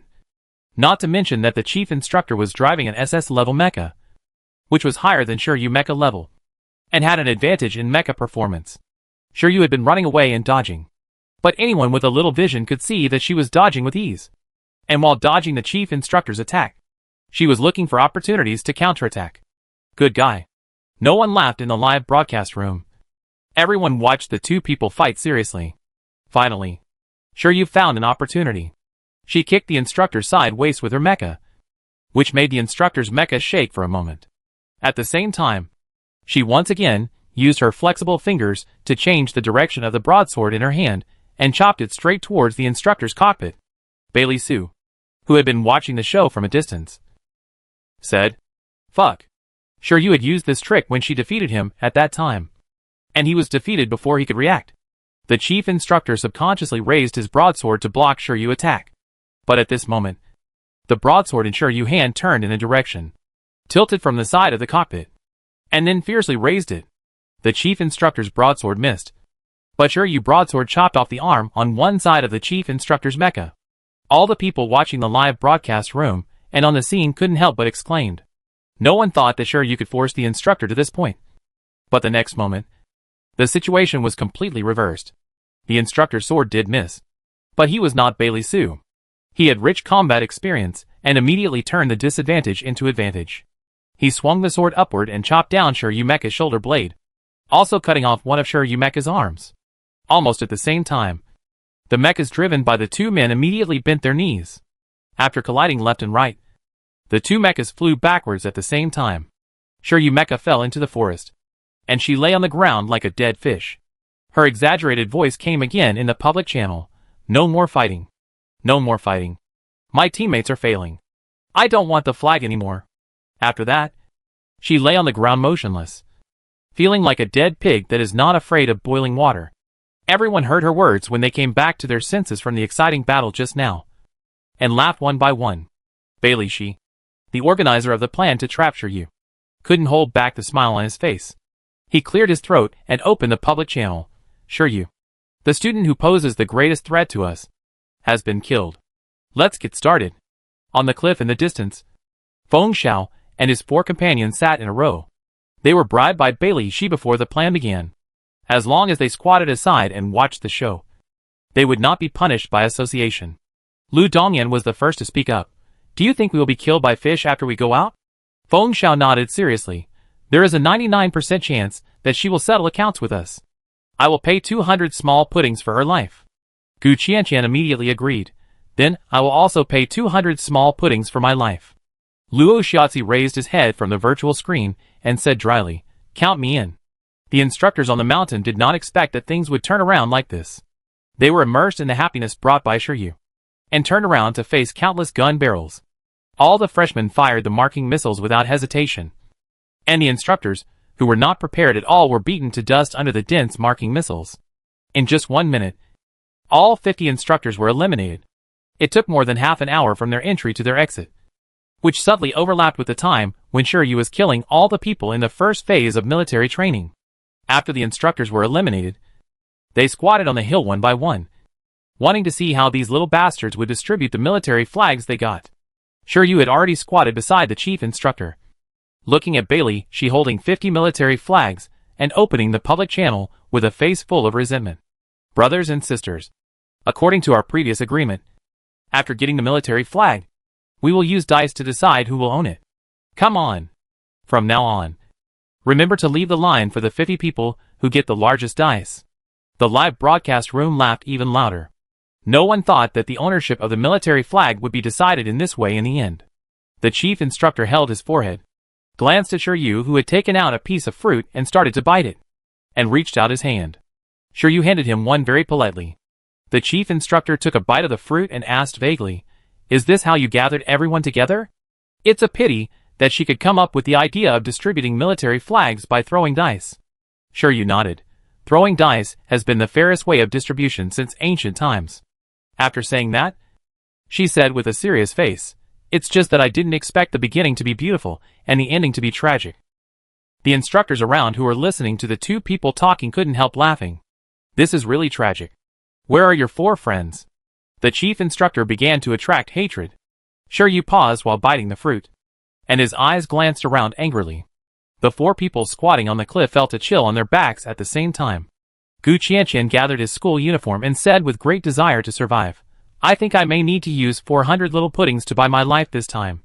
Lu Dongyan was rolling the dice, and when he saw the neatly arranged 1, 2, 1, 2, 1, 2 on the virtual screen, his brows furrowed. What a rubbish luck. Luo Xiaozi rolled 4 ones, 1 3, and 1 4, and angrily turned off the intelligent computer. Feng Xiao was too lazy to roll, and continued, just say that the 4 of us were kidnapped by them. And remember to keep the same caliber. Chapter 58. It has been proven that before the trouble is completely solved, anyone may be overturned. Shiryu saw that the military flags were almost distributed, clapped his hands and stood up, took out his mecha with a broken hand, and opened the public channel in the surprised eyes of everyone. Brothers and sisters, since you are not kind, don't blame me for being unjust. Before everyone could react to what she meant, they found that Gu Qianqian, who was originally bribed by them, was standing next to Shiryu in a mecha. The 3 people squatting on the cliff also took out the mecha. Feng Xiao set up the anti-aircraft gun, and Lu Dongyan carried the sniper rifle, completely ready for battle, and Luo Xiaozi was holding a red button in his hand. Everyone suddenly had a bad premonition in their hearts. And Shiryu grinned, thank you for the points, dear brothers and sisters. Almost the moment she finished speaking, Luo Xiaozi pressed the red button in his hand, and countless marked missiles suddenly sprang up in the forest and bombarded all the freshmen. The freshmen were stunned. The instructors were stunned. And all the viewers in the live broadcast room were stunned. When did they set it up? Where did so many marked missiles come from? The marked missiles that covered almost all directions left all the freshmen no chance to escape. After a series of rumbling sounds, the freshmen were beaten and fled. Feng Xiao and Lu Dongyan were responsible for the follow-up shots, while Shiryu and Gu Qianqian dealt with the fish that slipped through the net. The scores on the scoreboard were rolling wildly. and the scores of the top 5 in the list directly exceeded 10,000 points. No one expected such an amazing reversal. The chief instructor looked at the mecha with one arm broken and one arm on the waist laughing, and his cognition was greatly shocked. Good guy. Everyone shouted good guy this time. It is impossible to instigate the salted fish squad. But now it's good. And they have pitted themselves. The 50 people who got the military flag watched Sure You control the mecha to come over and pick up all their military flags that were not even warm. As she picked it up, she said, "You are so polite. Actually, my score is enough for the first place. There is really no need to give me more. But you are so sincere. So I have to accept it reluctantly." All the audience in the live broadcast room were stunned. They didn't expect her to say such shameless words. She picked up the military flags and gave them back to the instructors one by one. She was so generous. The old students who were watching the excitement from a distance looked at each other. And finally everyone's eyes were gathered on Bailey Sue. Jiang Jun stretched out his hand and rubbed Bailey Sue's shoulders. "Brother, let's forget it. This salted fish is made by sharks. We can't afford to offend. 10,000 people were wiped out like this. Who would have thought that Shiryu was the last one? This time it's true. There is not a single fish that slipped through the net. Awesome. It's hard not to say awesome. The fish fans on Xinhuang have gone crazy. Shiryu name on Xinhua has been changed from salted fish to no fish that slipped through the net." The second phase of the freshman military training ended in an incredible reversal. Shiryu ranked first with a terrifying score of 11,505 points. And the other 4 people in her group all exceeded 10,000 points. The chief instructor did not say any words of praise this time, and scolded everyone, and then began to imply Shiryu according to the process. Shiryu blinked her eyes, and waited for self-reflection. After waiting for a long time, she did not wait for the chief instructor to ask her to self-reflect. In the end, she only heard the chief instructor angrily announce that the second phase of the freshman military training of the 1st Federal Military Academy was over, and asked all freshmen except the Salted Fish 5-member group to write a 5,000-word self-reflection. Without the 5,000-word task, Shiryu got on the hovercraft refreshed and returned to the 1st Federal Military Academy with everyone. When she stepped into the campus, she received admiring eyes from countless seniors and seniors. Shiryu smiled shyly, kicked away 4 freeloaders who tried to sleep in her mansion, and returned to the dormitory humming a little song. As soon as she entered the room, a call came from the intelligent computer. Shiryu changed her shoes while answering the call. She found that it was Lin Xia who called. She immediately waved her paw and said, "Long time no see. Major, how have you been recently? Have you eaten more bowls of rice?" Lin Xia's mouth twitched, and his previous comfortable mood was suppressed. He said with a tense expression, "Your operation is quite appetizing." Shiryu had a question mark on her forehead. Why is it appetizing? She didn't let any fish slip through the net. Lin Xia suppressed the corners of her mouth that were about to curl up, cleared her throat and said, "It's just SOSO. The 3rd stage of military training will start in 3 days. I believe you will like it very much." Shiryu had another question mark on her forehead. The rules of the 3rd stage of military training have not been announced yet. How did Lin Xia know that she would like it very much? Lin Xia seemed to come just to tell her about her operation. When Shiryu tried to ask, he hung up the call with a snap. His movements were too fast. Shiryu snorted at him, and suddenly became curious about what the 3rd phase of military training would be like. He thought about it but couldn't figure it out. He simply gave up and took a shower. Shiryu wiped his wet hair, and was about to dry it when the communication of the intelligent brain rang again. He opened it, and saw that it was Xiao Piaoliang call. Since she reported to the military academy, she has never contacted Xiao Piaoliang again, and she has no time to care about the frontline. However, the Federation and the Republic of Toyas have already conducted peace negotiations. In a few days, all those stranded on Winter Star will be able to return to the Federation. Shiryu wiped his hair while connecting the phone. When he saw Xiao Piaoliang, she reluctantly moved a paw out, waved at her, and smiled. "Long time no see." Xiao Piaoliang was still as beautiful as ever, wearing a straight military uniform with the top button buttoned. The high-top design of the military uniform bound his Adam's apple, and the abstinence made people want to reach out and tear off his military uniform to see how he was losing control and indulging himself. When he looked at the intelligent brain, his slightly drooping eyelashes were long and curled, making people want to reach out and touch them. At this moment, He was standing in front of the French window of the battleship with his back to the battleship. In addition to him, there was a beautiful galaxy on the virtual screen. Sure, you couldn't help but whistled. Seeing Xiao Pianyong's face on the virtual screen darken at a speed visible to the naked eye. He immediately smiled and changed the subject. What do you want to talk to me about? She tried to make her tone more serious. But her eyes that were wandering around were really not serious at all. The girl on the virtual screen had wet hair and was wearing pajamas. She looked different from the girl before him. She looked a little softer. But the frivolity between her eyebrows was still as familiar as ever. Xie Yuyan closed his eyes, as if he didn't want to argue with her, and said softly, "Congratulations." Sure, you knew that he was congratulating her on her military training. And immediately smiled with white teeth and said, "Routine operation. Routine operation. Don't brag." As soon as she finished speaking, she saw the little pretty girl on the virtual screen bend her mouth corners, and her eyes were immediately full of light. Bueling, as if she had discovered a new world. But she didn't say anything.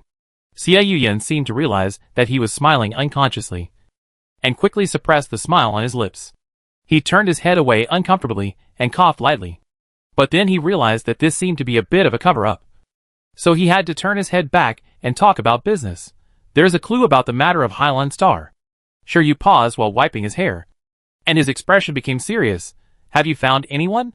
The matter of Hylon Star, of course, refers to the outrageous experiments conducted underground at the headquarters of Hylon Express. For more than 2 years, Xie Yuyan has not mentioned this matter again.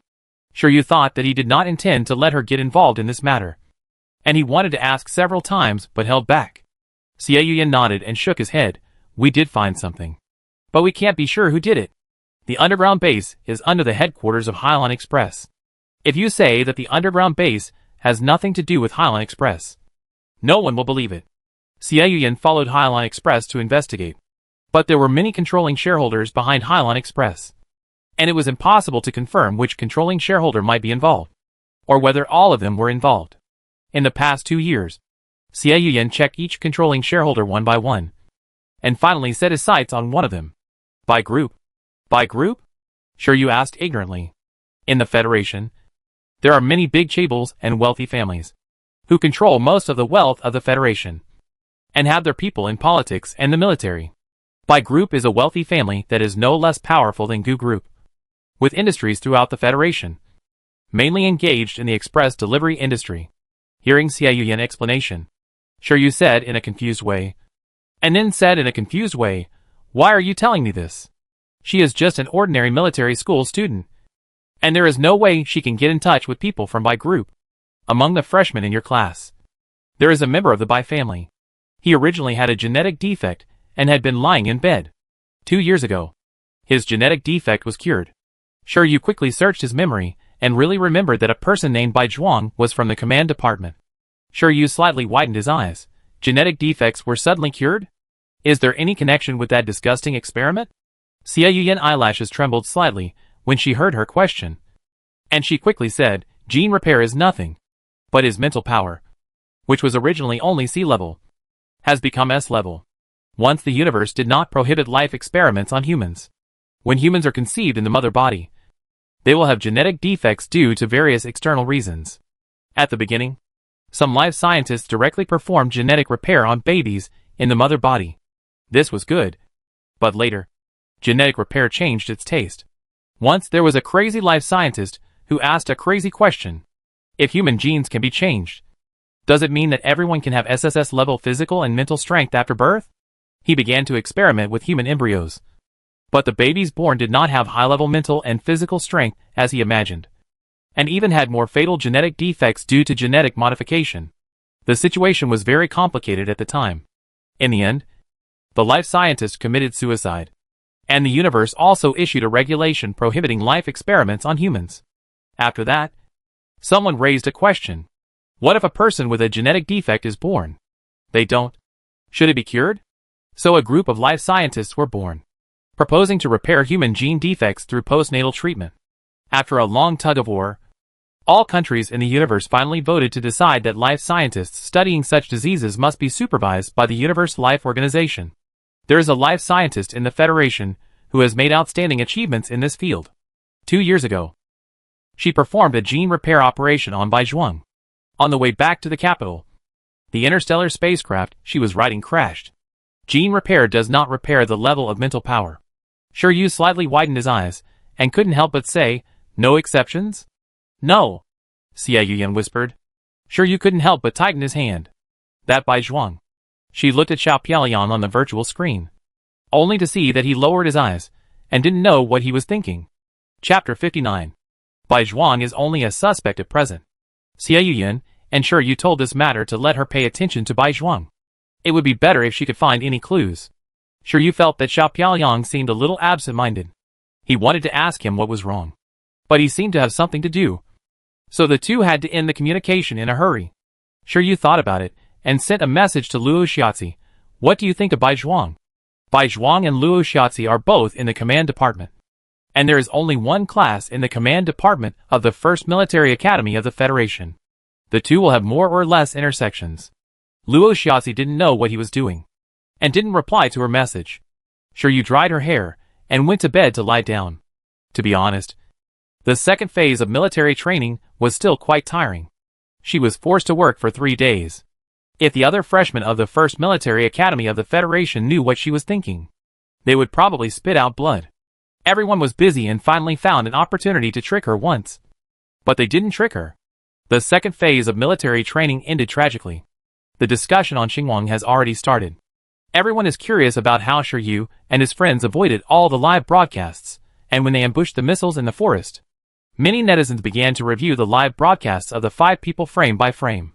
After countless netizens had huge dark circles under their eyes, a fan in Luo Xiaozi live broadcast room suddenly popped up and said that he knew the secret of the Salted Fish 5's comeback. It was the batch of supplies they robbed at the beginning. The instructor set up a total of 100 supply points on the island. Each time, the supply delivery volume was 6,000. But the supply delivery volume of each supply point was random. When the batch of supplies was delivered, everyone only knew that the quantity was not small. But they didn't know how many, and what kind of supplies they were. The Salted Fish 5 took advantage of the chaos to move almost all the supplies. At that time, everyone was so angry that they didn't pay attention to why the 5 of them took so many supplies. After the 5 people robbed the supplies, some of them were lazy. Some of them provided supplies to the mechas, and the audience watched the live broadcast without any attention. And some simply did not go on the live broadcast during their lazy period. However, there were also many people watching all day. But everyone's attention was on how a few people were doing things. And they didn't notice how the supplies disappeared. When everyone carefully looked through the live broadcast, they found that only 4 of the 5 people were really lazy. And Luo Xiaozi was immersed in the intelligent brain from beginning to end. He was not a talkative person. When he fought, he was only beaten by the weak. There were not many viewers watching his live broadcast. Only some people who were interested in his modeling occasionally paid attention to it.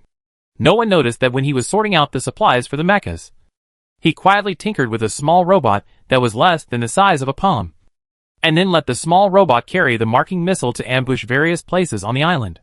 When the instructors landed on the island, 4 people squatted on the cliff, and Luo Xiaozi was still busy tinkering with the intelligent computer. That is, within half an hour, all the small robots on the island were carrying marker missiles and ambushed on the hill where the instructors were.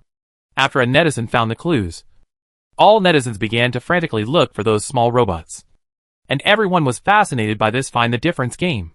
After everyone looked through the live broadcast replays of almost all military academy students, Luo Xiaozi made about 100 small robots. But the exact number could not be counted because there were too few clues. These small robots were carrying marker missiles and launchers and quietly ambushed the entire island. So many freshmen and old students didn't notice it. Overnight, Luo Xiaozi gained countless fans. Previously, Luo Xiaozi took out a model with a 94.3% overlap with the Four Seasons Island, which had already impressed many people. But the audience always preferred freshmen who were more capable of doing things and had stronger power. They paid a little attention to him, but didn't care much. This time, Luo Xiaozi completely refreshed the audience's cognition. Everyone clearly realized that none of the 5 members of the Salted Fish group were weak. Star Internet once again set off a wave of praise for the 5 members of the Salted Fish group. Lianichi Zhao Wan, who had disappeared for a long time, suddenly appeared in the New Star Talk. Liani Chizeo 1, no way. No way. Sure you awesomeness is to rely on teammates to get first place? This awesomeness is really eye-opening. Since sure you admission reason was exposed on Star Internet. Everyone called her salted fish affectionately and teasingly. And few people called her by her name. Liani Chizeo 1 has been a troublemaker since the freshman military training. Every time there is a slight disturbance, he will not come out to argue a few words, as if he will lose a piece of meat. This time, his focus is also different from others. He just started to show his presence. And someone immediately criticized him. When will one go away? 1. Is your face swollen? How many ice packs did you use? No one in our salted fish team is redundant. Everyone is indispensable. If it weren't for the salted fish holding the chief instructor for half an hour, how could we have made an extreme comeback? I was speechless. Some people upstairs always choose to be blind. Why do you compete with him so seriously? Waste of feelings. Anyone with sharp eyes can see that the salted fish team cooperates well.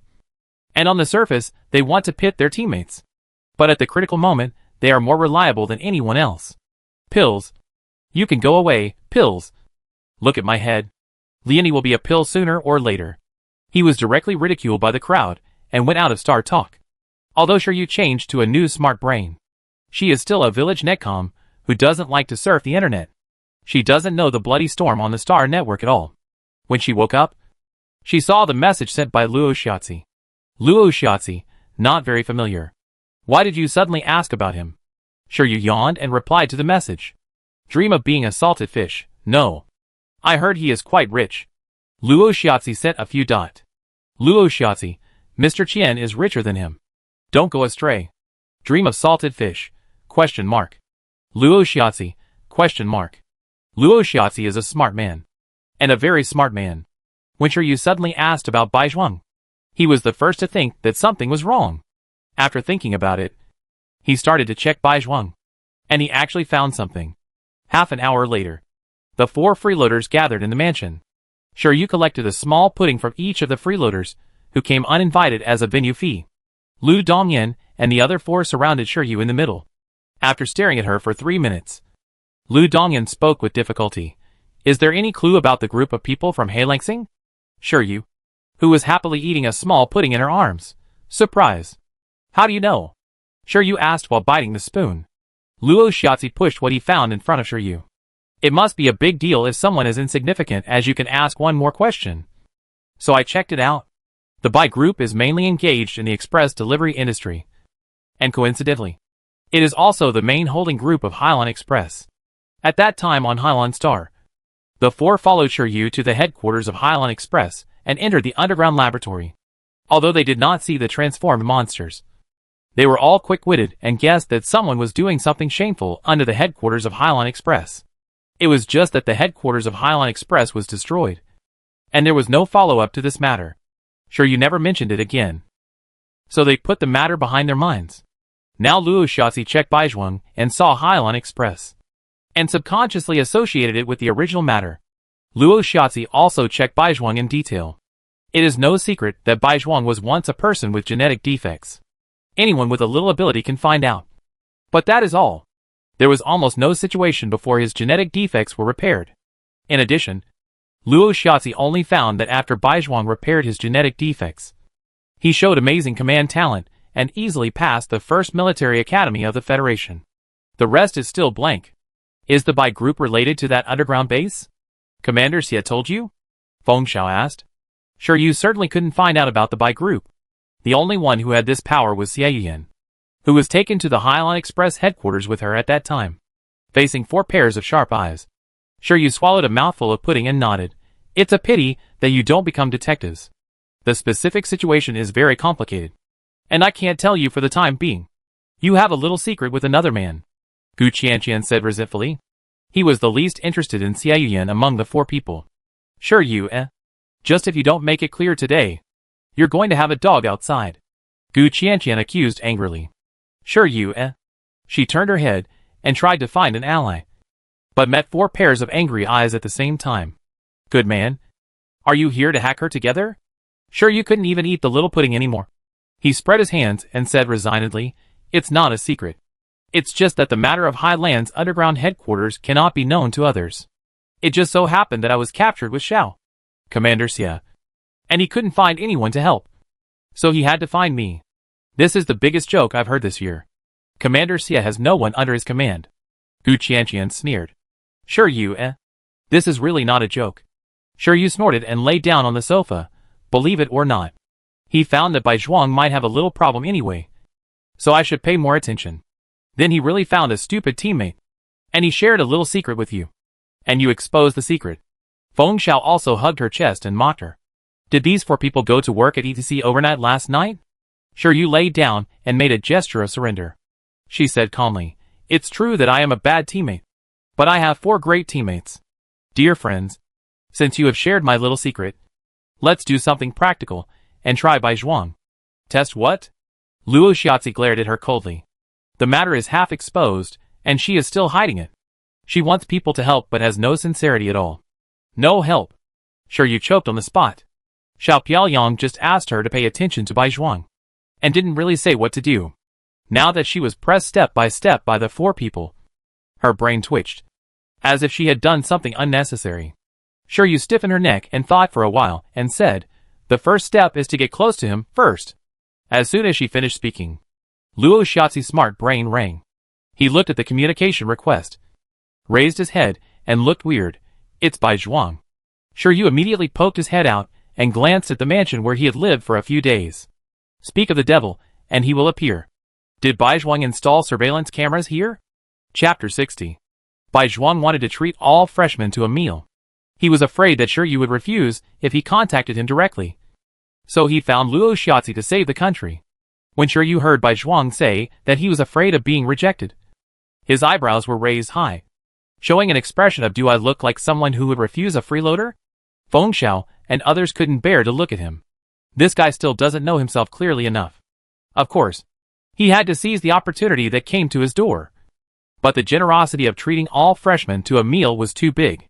You have to know that there are 10,000 freshmen participating in military training together. Where can you find such a large venue to treat people to a meal? Facts have proved that where there is demand, there is supply.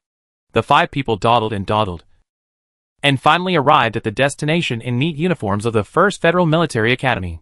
Bai Zhuang did not treat everyone to a meal in a restaurant, but booked an entire food court, letting everyone go in and choose what they wanted to eat. When Sure Yu and his companions arrived, they found that there were not only freshmen, but also instructors and 2,000 teachers who participated in the second phase.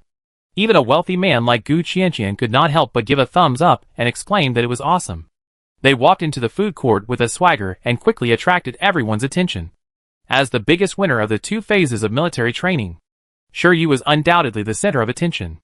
No one had ever come into direct contact with her, and they were very curious about what it felt like to actually come into contact with this salted fish that had stirred up the Star Network.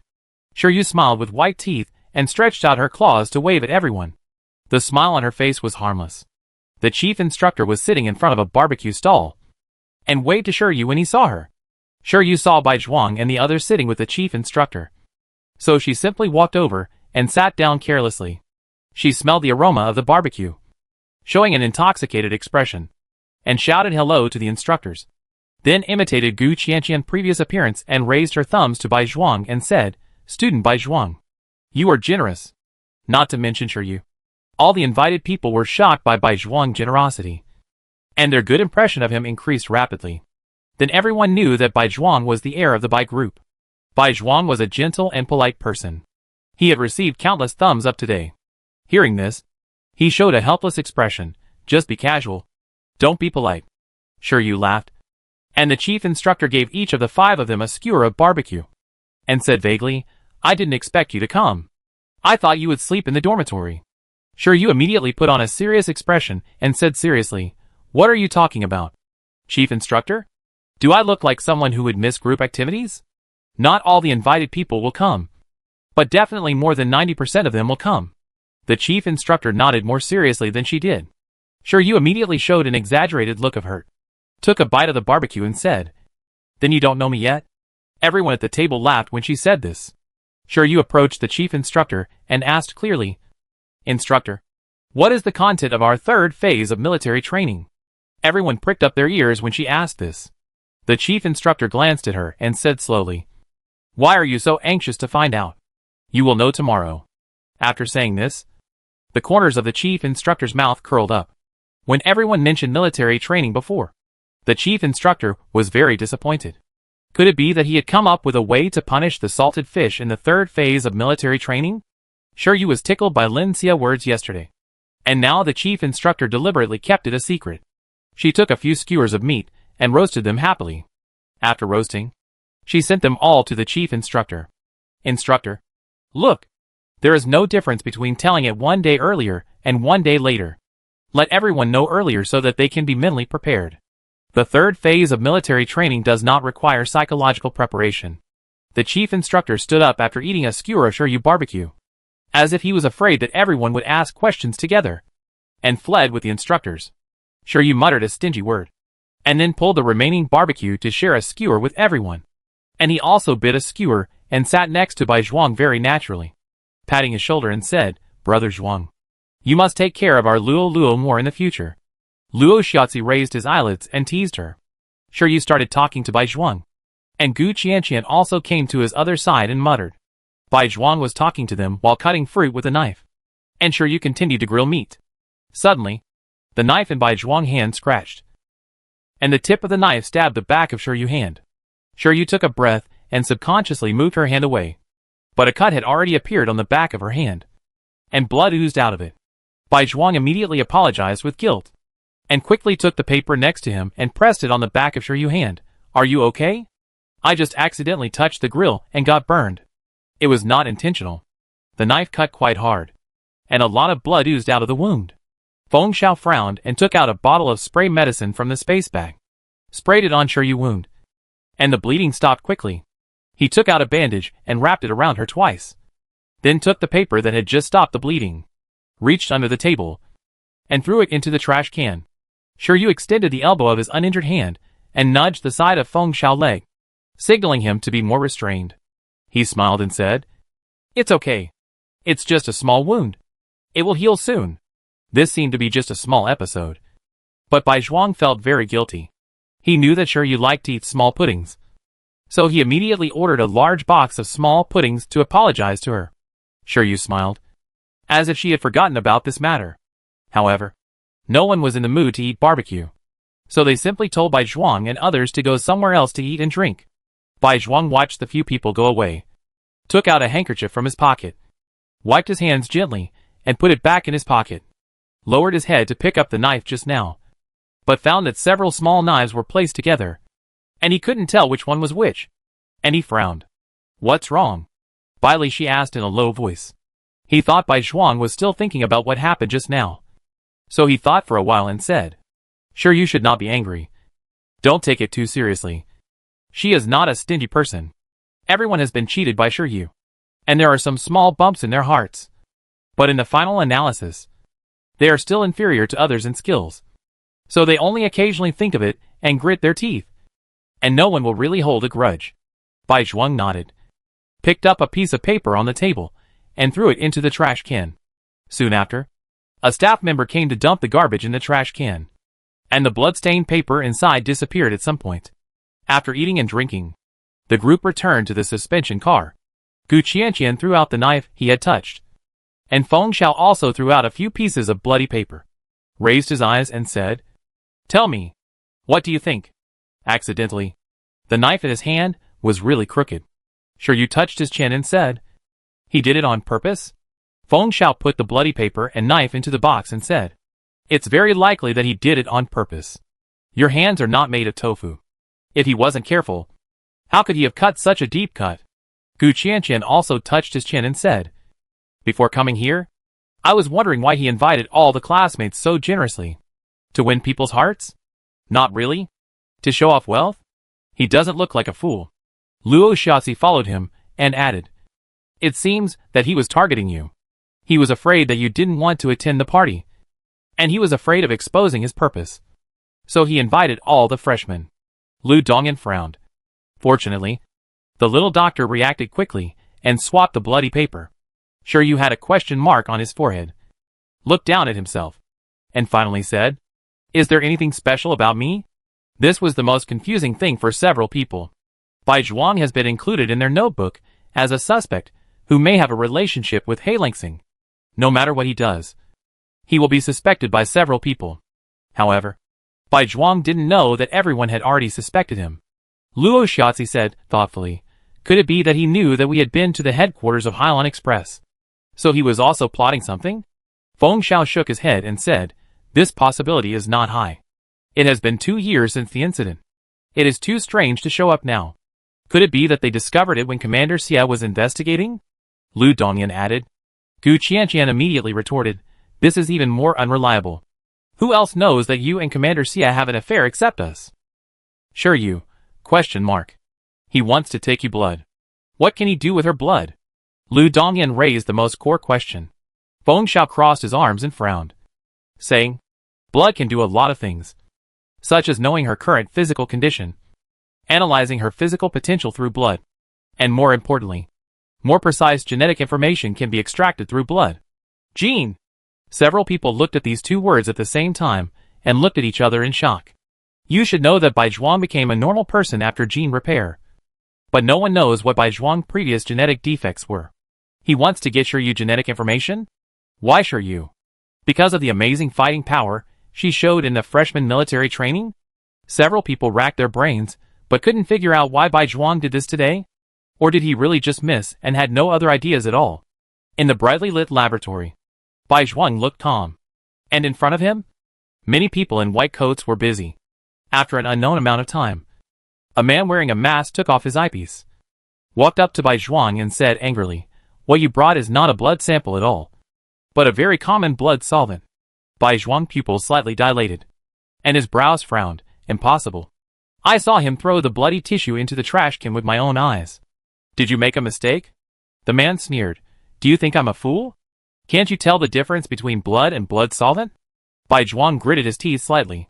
Apart from Feng Xiao, there would be no one else who could replace the bloody tissue with a blood solvent. Is he suspected? Or are those people too cautious? Countless thoughts flashed through Bai Zhuang's mind. And suddenly he thought of something. Took out a handkerchief from his pocket and handed it to the man. You should be able to test this handkerchief. When he helped Shiryu stop the bleeding, blood accidentally stained his hands. He had the habit of not wiping his hands with his hands, and the handkerchief had not been washed yet. Chapter 61. Shiryu called Xiao Piuyang, but there was no response. She wondered if something happened on the front line again, so she simply put it aside. Anyway, there would be no result in a short time. The rules of the 3rd phase of military training were also announced.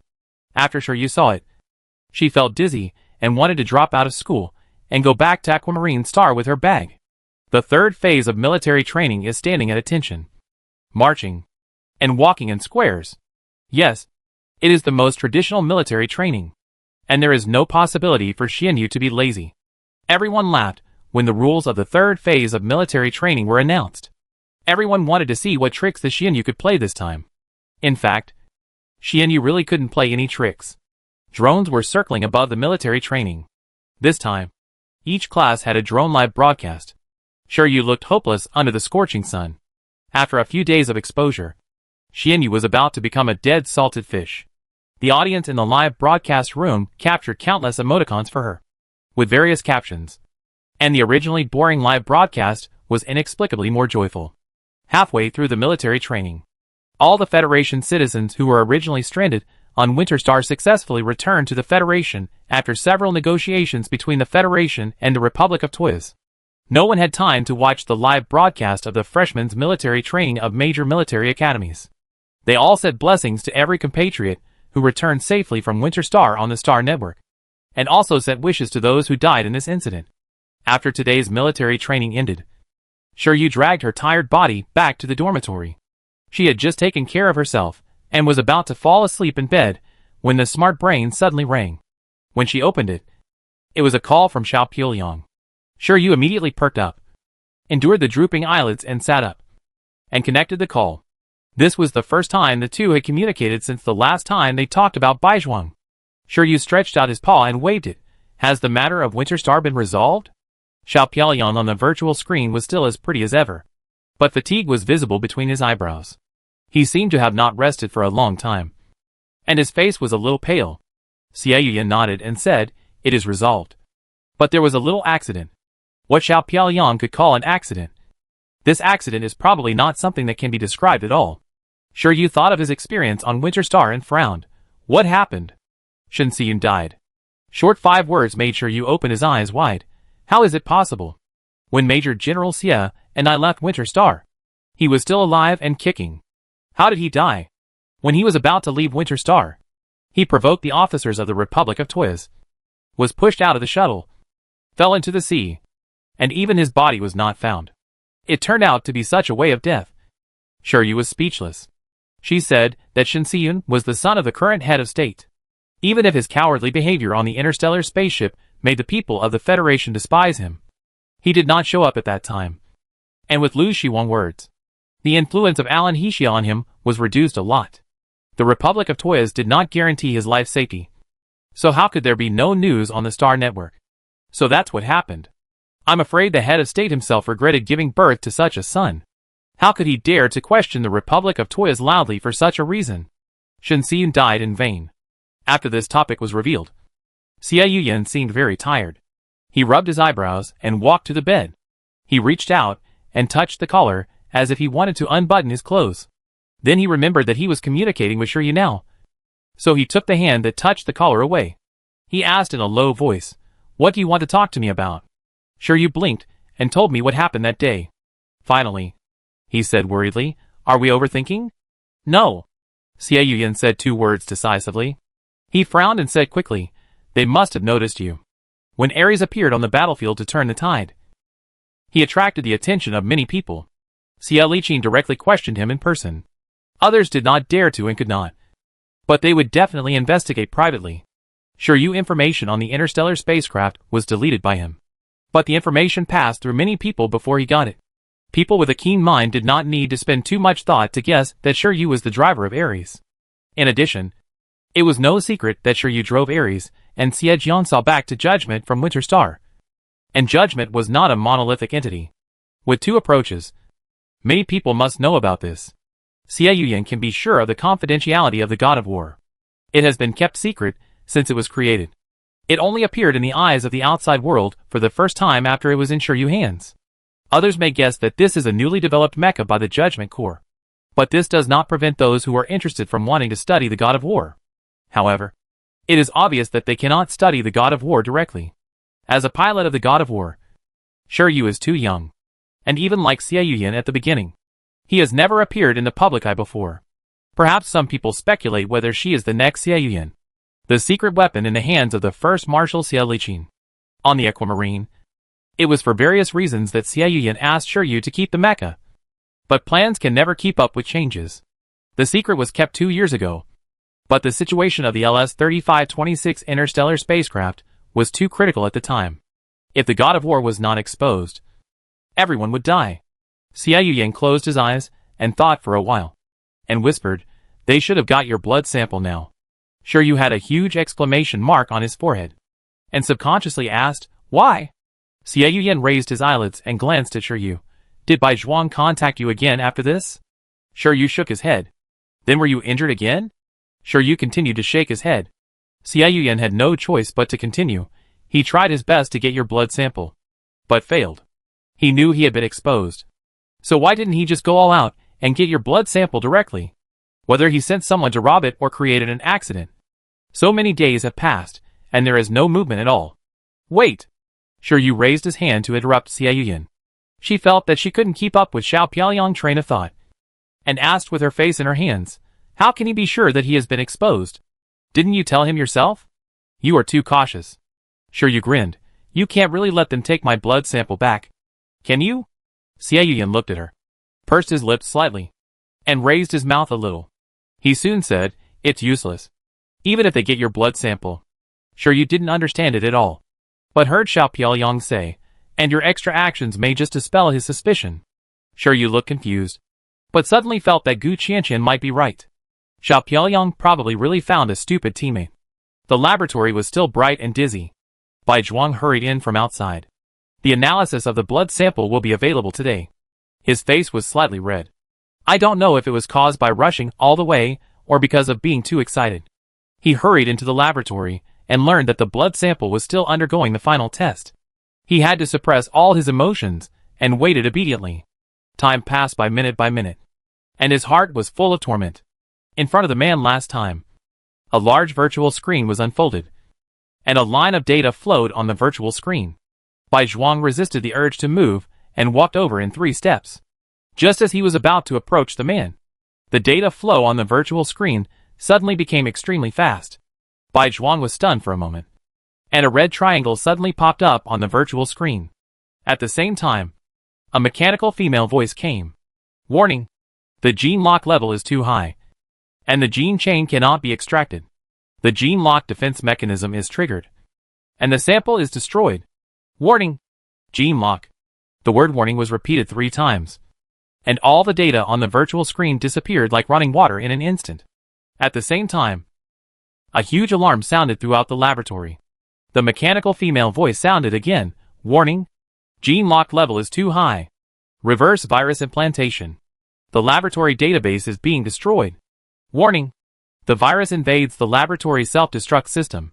The self-destruct system is activated. The countdown is 10 seconds. 10, 9. Bai Zhuang was still standing there stupidly, and the countdown had already reached 7 seconds. The people around him immediately dragged him out. Boom! With a sound, a huge mushroom cloud rose, and the headquarters of Four Seasons Express was razed to the ground in a huge explosion. The sky-high flames kept scorching the sky, and the Four Seasons Star Air Defense alarm suddenly sounded. Sure, you just wanted Xiao Piaoliang to explain to her what was going on, but she was shaken 3 times by the huge explosion from a distance. She immediately got up from the bed, but heard a chuckle from the communication. This time, you lose more than you gain. Good boy. What's going on? Pretty girl? Tell me. After Xie Yuyan finished laughing, he just said, you don't have to worry about your genetic information being extracted. Even I can't crack the genetic lock on you. I explain the details to you after I get some sleep. The communication was hung up, leaving Sure Yu confused. What was it? Genetic lock? Chapter 62. Sure Yu learned a word called self-reliance. After being aroused by Xiao Piaoliang, she couldn't fall asleep. Suddenly, she thought of something that was omnipotent in the era when he lived. So she opened the smart brain and clicked on the search page. Gene lock is really not a secret. She just entered the 3 words gene lock, and a lot of information popped up on the search page, including a Star Network encyclopedia. Sure Yu clicked it and took a look. Gene lock, as the name suggests, is a lock on the gene. Gene lock is born because of people with genetic defects.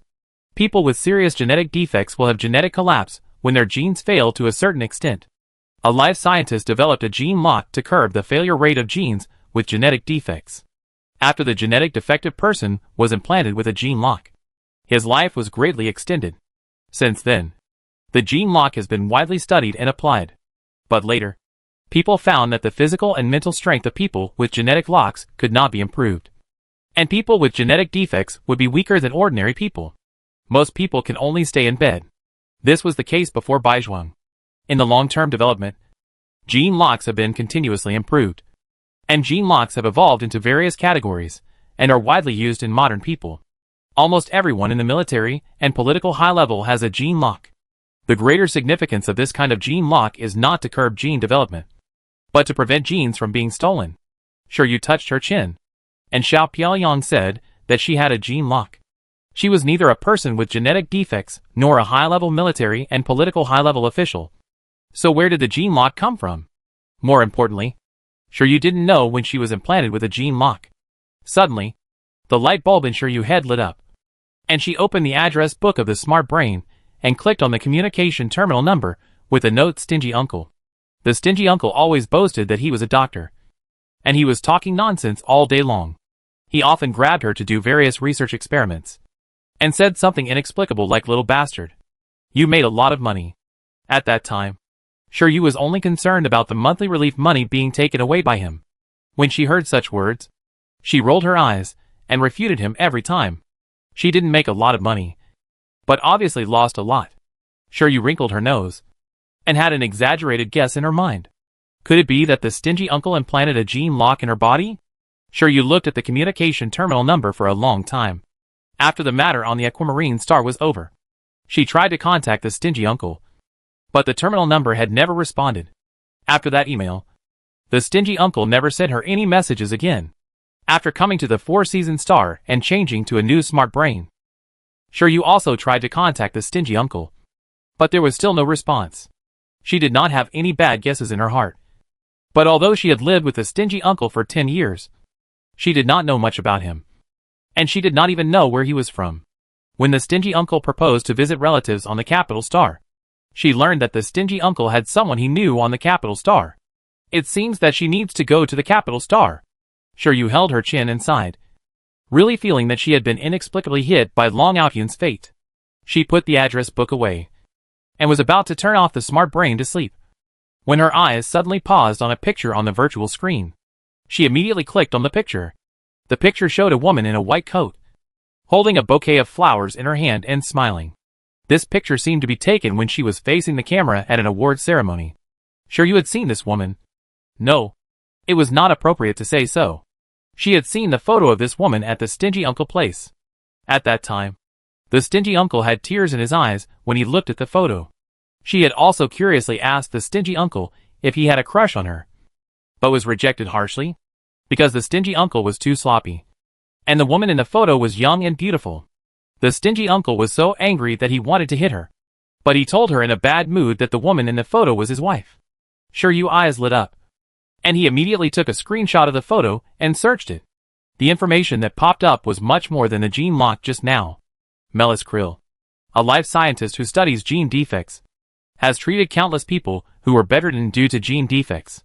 He has a very high status in the field of cosmic life research and has won the Life Science Award issued by the Cosmic United Organization. In addition, there are various awards that Shiryu doesn't quite understand but thinks are very high-end. Shiryu continued to scroll down. Deceased. When she saw these two words, her eyes widened and she quickly looked down. 2 years ago, Professor Melis's interstellar spaceship on the way back to the capital from Bayou Star encountered an accident. The interstellar spaceship crashed, and Professor Melis died. 2 years ago. This time note is really hard to ignore. Xiao Piaoyang seemed to have told her that the life scientist who did gene repair for Baizhuang died in an accident on the way back to the capital. Could it be Professor Melis? Shiryu slid down again, and soon saw Professor Melis's family situation. Professor Melis was an orphan, but he married his fellow senior brother 35 years ago. His husband was named Shirji. Shirji was also a life scientist who studied gene defects. His achievements were not less than Professor Melis, and even more powerful. 12 years ago, he performed gene therapy on a patient and accidentally stimulated the patient's mental power, which caused a sensation in the universe. But the good times did not last long. In just 3 months, the interstellar spacecraft he was riding also encountered an accident, and an excellent scientist was killed. Shiryu's heart was pounding wildly, staring at Shirji's name. The stingy uncle never told her his name, but Shiryu once skipped class and was invited to school by the teacher. He shouted angrily, "I, Shirji, have a great reputation in my life. Why did I pick up a disobedient little bastard like you?" Therefore, the stingy uncle called himself Dr. Shir. Not to flatter himself, but he was indeed qualified to be called Dr. Shir. Shiryu pinched her fingers, and she suddenly felt that she was in big trouble. No. No. Xiao Piaoyang said that gene repair would not improve the level of mental power. He could not be unaware of this example that once shocked the whole universe. Then why did he say that? Was there something else behind this incident? Shiryu felt that her brain was suddenly filled with a lot of things, bulging and making her dizzy. She couldn't sort out a clear logical chain at all. She shook her head and simply didn't think too much. She searched for Shirji's name in the search bar again, and a lot of information and data popped up. But they were all from 12 years ago. Shiryu stared at Shirji's photo for a long time, but couldn't see how she looked like the stingy uncle. Shiryu lay back on the bed, staring at the ceiling in a daze. The stingy uncle must be Shirji. Then he said he would go back to the capital planet to visit relatives 2 years ago. Was it because Professor Melis died unexpectedly? There was no news after he went back. Does it mean that people knew that he was not dead? He was then captured to continue studying genetic defects. After Baizhuang genetic defects were repaired, his mental power level suddenly changed from C level to S level. Was it related to the stingy uncle? Shiryu's mind was full of countless speculations. She turned over and sat up to look at Xiao Piaoliang communication terminal number. She suddenly had a strong premonition that Xiao Piaoliang went to Hylon Star because of the stingy uncle. Shiryu hesitated for a long time and finally put away the brain. Xiao Piaoliang fatigue just now was not fake. The things that happened with the Republic of Toyas during this period must have troubled him. More than 2 years have passed like this. There is no need to rush to know what happened at the beginning. Shiryu sighed and lay back. She felt as if she had fallen into a big net, and the unknown was full of dangers. The result of having too many doubts in your mind is that you will go to military training with dark circles under your eyes the next day. Shiryu arrived at the training ground like a wandering soul. Feng Xiao frowned immediately when he saw her lack of energy. Did you steal last night?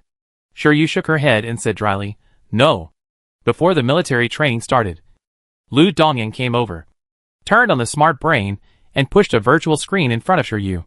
Did you know about the explosion at the Four Seasons Express headquarters yesterday evening? Shiryu nodded and said weakly, I heard a little bit about it. The explosion at the Four Seasons Express headquarters was no small matter. The air defense alarm of Four Seasons Star was sounded. The noise was so loud that even the 1st Federal Military Academy, which was far away from the Four Seasons Express headquarters, felt the aftermath. The entire building of the Four Seasons Express headquarters collapsed due to the explosion, affecting the surrounding buildings. At that time, there was a rumble and flames shot up into the sky, burning many places. But fortunately, the area nearby was the Four Seasons Express industry, and the workers were all AI robots. Ordinary people were basically not injured. But several staff members of the Four Seasons Express headquarters died. Gu Qianqian came over and added, although there are not many injured people, Bai Zhuang happened to be at the headquarters of Four Seasons Express and was affected by the explosion. Although he took out the mecha in time to protect his life, he was hit hard and his mental strength was injured. He is now lying in the hospital, and I don't know when he will recover. What was the cause of the explosion? Shiryu took a long time to react before uttering a word. Gu Qianqian shook his head, I don't know. The explosion at the headquarters of Four Seasons Express became a hot search on the Star Network. Because the explosion affected a large area, the Four Seasons Star government directly intervened in the investigation. The cause of the explosion is still under investigation, Shiryu said slowly, and then heard Feng Xiao say, I always feel that this explosion is unusual. The most important thing is that Bai Zhuang was still there at that time. Several people still care about what happened at the last party. But there was no follow-up after that incident. And it is hard to guess whether Bai Zhuang really wants to get Shiryu genetic information. As Feng Xiao was talking, a light bulb suddenly lit up on his forehead. You think? There is a laboratory under the headquarters of Four Seasons Express. And under the headquarters of Aquamarine Express? This sentence really woke me up from my dream. Lu Dongyan and Gu Qianqian looked at each other, then looked at Shiryu, and said in unison, Did you really steal last night? Shiryu, I really didn't this time. Chapter 63. Just as Shiryu was about to explain, the instructor came over and blew the whistle. Her explanation was stuck in her throat, and 6 angry eyes were about to eat her alive. Shiryu just rubbed her head, feeling a severe headache. Why didn't these 3 people use their pretty heads to think about it? Does she have the time and energy to go out and do things? It's easier to get along with smart people like Xiao Piaoliang. As soon as this idea came up, Shiryu immediately secretly said forget it. She couldn't keep up with Xiao Piaoliang's brain circuit. Xiao Piaoliang probably had the same mood as she was now when she talked to her. Today's military training began. And of course, the first thing to do was to stand at attention. This is a must-have package for military training. Sure, you could still resist boredom a few days ago, and stood at attention seriously. But she tossed and turned all night last night, and didn't sleep. Now she was exposed to the sun, and wanted to lie down on the spot. But she couldn't lie down. It happened that she was not standing in the first row. Shiryu stole a glance at the instructor standing on the side, and then quietly closed her eyes. She did not close her eyes completely, but adjusted her facial muscles to make her eyes slightly closed. From the side, you could not tell that she was sleeping.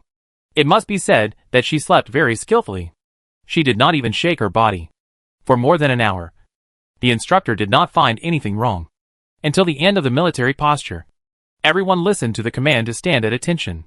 Shiryu, who stood straight in the military posture without moving, was really too eye-catching. Feng Xiao, who was standing behind Shiryu, poked her quickly, but Xianyu was sleeping too soundly and did not respond at all. The instructor waved his hand at the students in front of Shiryu, signaling them to move aside, then walked in front of Shiryu, turned around in front of her, touched his chin and said, finally starting to make trouble? After the instructor finished speaking, he swept his eyes around the students around him, raised his chin and said, do you know when she fell asleep? The classmates shook their heads. Standing at attention was boring and painful. Everyone counted seconds. Shiryu had been very well behaved these days, so no one paid much attention to her. The drone circled above the heads of the first squad of mechas. The fact that Shiryu fell asleep while standing at attention had been broadcast live. Someone who was watching the live broadcast room immediately shouted on Xinhua. Within a few minutes, the live broadcast room was full, and the crazy ha ha ha on the barrage directly filled the screen. If a salted fish doesn't slack off, is it still a salted fish? Shiryu woke up with the 4 words Shiryu classmate in a very serious tone. She opened her eyes in confusion and looked at the chief instructor standing in front of her with her hands behind her back, stretched out her claws and scratched, hello, instructor. The attitude was obedient and soft, and the chief instructor laughed directly, just looking at the surface. It was really hard to tell that this little bastard was so capable of making trouble. Say she did it on purpose. She is really a salted fish. Say she is really a salted fish. She is better than anyone else in a fight. Shiryu classmate? Step out. The chief instructor said seriously. Shiryu followed the chief instructor's order seriously. The next scene almost made the audience in the entire live broadcast room laugh. The chief instructor simply took Shiryu out and stared at her standing at attention. He called Shiryu classmate every few minutes. Shiryu was about to fall asleep when he woke her up with full energy, and she replied with the same full energy. The two of them went back and forth for a whole morning. Some viewers in the live broadcast room cut out this video and played it back at double speed. The words Shiryu classmate were simply the source of happiness for today. All the freshmen on the entire training ground were holding back their laughter. When they were dismissed at noon, they looked at Shiryu, who was exhausted from the tossing, and turned. And they also imitated the chief instructor to shout Shiryu classmate with full energy. The 4 words Shiryu classmate were heard one after another on the entire playground. Shiryu was numb. The 4 people who insisted that she was a thief went directly to her mansion. Gu Qianqian was the first to warn, if you don't make your words clear today, don't even think about sleeping. Luo Xiaozi nodded on the side. He was not in the same class as the 4 people, and only later did he know that Shiryu was a thief. Shiryu collapsed on the sofa and said resignedly, I really didn't steal last night. I just found out something and couldn't sleep all night. I really don't know what happened to the explosion at the 4 Seasons Express headquarters. Shiryu briefly told his discovery, and the 4 people opened their mouths into an O shape. Feng Xiao frowned and said, so, is it possible that Dr. Shi was captured by them? Shiryu spread his hands to indicate that he didn't know. I still don't understand why they want your genetic information. Lu Dongyan dragged his chin and said, could it be possible that they can implant your genes into someone else's body? It's not impossible. When several people were wondering, Luo Xiaozi whispered. The 4 people's eyes fell on him at the same time, and they said in unison, what do you know? Luo Xiaozi's eyelashes trembled, and he showed a hesitant expression on his face. After a long time, he exhaled and said, do you know why the top military and political leaders have to wear genetic locks? To prevent gene theft. Gu Qianqian answered as a matter of course. Why do we need to prevent gene theft? Luo Xiaozi continued to ask. Gu Qianqian fell silent. Because someone is doing genetic research. It's funny that the Cosmic Life Organization prohibits life research. But who can tell which one is against human ethics when it comes to genetic research? Angels and demons are always separated by a thin line. Everyone knows that mental power cannot increase after reaching a fixed value. But who is willing to let their future be determined by the level of mental power? Therefore, some people still want to study high-level mental power and try to find ways to stimulate the growth of mental power. And the level of mental power is ultimately determined by genes. So, we still have to study genes. You said before that Bai Zhuang mental power level was only C before the genetic defect was cured. But now it is S. Is it possible that he has found a way to improve his mental power level? Lu Dongyan couldn't help frowning. He wants to extract you genes and transplant them into himself? This sounds like a fairy tale. Everyone's gene sequence is different. And transplanting genes is not as simple as transplanting organs. And the fish only has S-level mental power. It's better to take ours than hers. Feng Xiao stood at the top of the mental power chain and stared. Sure you, SSS level mental power is amazing? It's still not possible to beat me. Don't forget. The mental power level of fish has always been floating. Not up and down, but constantly growing. Several people frowned at the same time. Sure, your mental power level could not be accurately measured. Feng Xiao thought about it, and took out the instrument for measuring mental power level again, and put it on Shiryu head. Shiryu lay on the sofa, and let others do whatever they wanted. SS level. Feng Xiao frowned. Although it has just reached the threshold, it is indeed SS level. A month ago, everyone was looking at Shiryu mental power level measured. At that time, it was not enough to reach the SS level. Otherwise, he would not have been issued an S-level military mecha. Several people were guessing blindly. Shiryu didn't want to waste her sleeping time, so she let them continue guessing, and went into the house to catch up on her sleep, while chewing a tube of nutrient solution. She slept comfortably for an hour, and came out of the room, seeing 4 people sleeping in the living room. She woke them up one by one without saying a word. The chief instructor didn't bother Shiryu in the afternoon, but she became the focus of everyone's attention again. The military training was going on happily, and it was at this time that Shen Xiyun's death broke out on the Star Network. A reporter asked Shen Xiyun, when interviewing people who returned safely from Winter Star. Shen Xiyun's series of tricks were exposed, and the incident of him being pushed off the shuttle also fermented wildly. The discussion about his death on the Star Network was extremely fierce. After the Interstellar spaceship live broadcast incident, everyone's impression of Shen Xiyun was not very good, and their trust in the head of state Shen Yingji was also shaken. However, the situation was critical at the time, and everyone was selfish. Even if someone had complaints, they would not stand on the moral high ground and ask him to do something. But this time, the Federation spent countless efforts. Y1121 and Xie Jiangsa risked their lives to capture Kuwait from the Winter Star, and only then did Xie Yuyan negotiate with the Republic of Toys for more than a dozen times to rescue everyone from the Winter Star. But Shen Xiyun failed at the critical moment.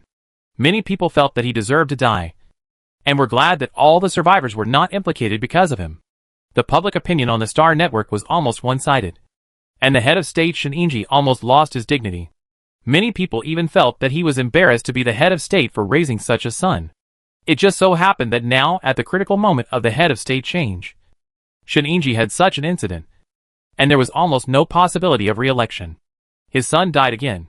He appeared on the camera in recent days, and looked much older. Lu Shiwang, who competed with him for the head of state, has greatly improved his reputation and popularity in this incident, especially when he stood up and replaced the little girl in the Interstellar spaceship live broadcast incident. And almost everyone has a good impression of him. He was also fearless in the face of danger on Winter Star, and negotiated with the officers of Winter Star several times to obtain more favorable treatment for the survivors of the Federation. In the evening, several people sat together for dinner. Lu Dongyan finished first, and simply turned on the smart brain to watch the news. Shiryu glanced at Lu Shiwang, who was giving a speech inside, and curiously said, "His name is quite similar to yours." Lu Dongyan glanced at her and smiled softly. "He is my brother." Shiryu had a huge exclamation mark on his forehead. "He is your brother?" The two look completely different. Lu Shiwang seems to be a weak and cultured person, just a little better than Xiao Piaoliang. And Lu Dongyan is fierce and cruel when fighting. However, both of them have gentle personalities, and it is not unacceptable to say that they are brothers. Shiryu immediately narrowed her eyes. "I didn't see it. Besides a local tycoon with a super rich family, there is also a family with an official generation?" Exaggerated. Lu Dongyan threw 2 words at Shiryu. She didn't notice that Feng Xiao beside her ate faster after hearing her say that, and tried to reduce his presence as much as possible. And Luo Xiaozi ate a mouthful of food absent-mindedly. The fact that Lu Dongyan was Lu Shiwang's brother did not cause much waves in the hearts of the few people. And the news about Shen Xiyun's death on the Star Network has been fermenting. At this time, another news came from the front line. Kuwait, who was exchanged back to the Republic of Toys, was on the way back to the capital star of the Republic of Toys. The interstellar spacecraft suddenly exploded, and there was no body left. Hellers was extremely angry, and accused the Federation of this incident. He mobilized a large army to the border, and the slightly eased relationship between the two countries became tense again. Heller's accusation was unreasonable and unfounded. The Federation Star Network was about to explode, and Healer's whole family was questioned. Sure, you hadn't asked Xiao Piaoliang what was going on yet. and Xiao Piaoyang couldn't be contacted again. She didn't dare to distract Xiao Piaoyang with things at this time. So she had to suppress her urge to wait for Xiao Piaoyang to contact her when she had time. The 10-day military training passed quickly, and Bai Zhuang was discharged smoothly after lying in the hospital for a few days. He looked no different from before. As time went by, the joint military exercise of freshmen from the 7 major military academies of the Federation was about to come. Chapter 64. The location of the joint military exercise for the freshmen of the 7 military academies of the Federation has been decided. It will be on the former main star of the 9-star system, where the 9-star military academy is located. The colorful star. Now the gray star. The 7 military academies of the Federation are the 1st Military Academy of the Federation, the Federal Defense Military Academy, the Say Military Academy, the Siska Military Academy, the Roman Military Academy, the Azure Military Academy, and the 9-star Military Academy. Every year, the location of the joint military exercise for the freshmen of the 7 military academies is selected by lottery in the star system, where the 7 military academies are located. Since the locations of the other 6 military academies, except the 9-star military academy, have all been drawn in the past 6 years, this year's location is directly determined in the star system, where the 9-star military academy is located.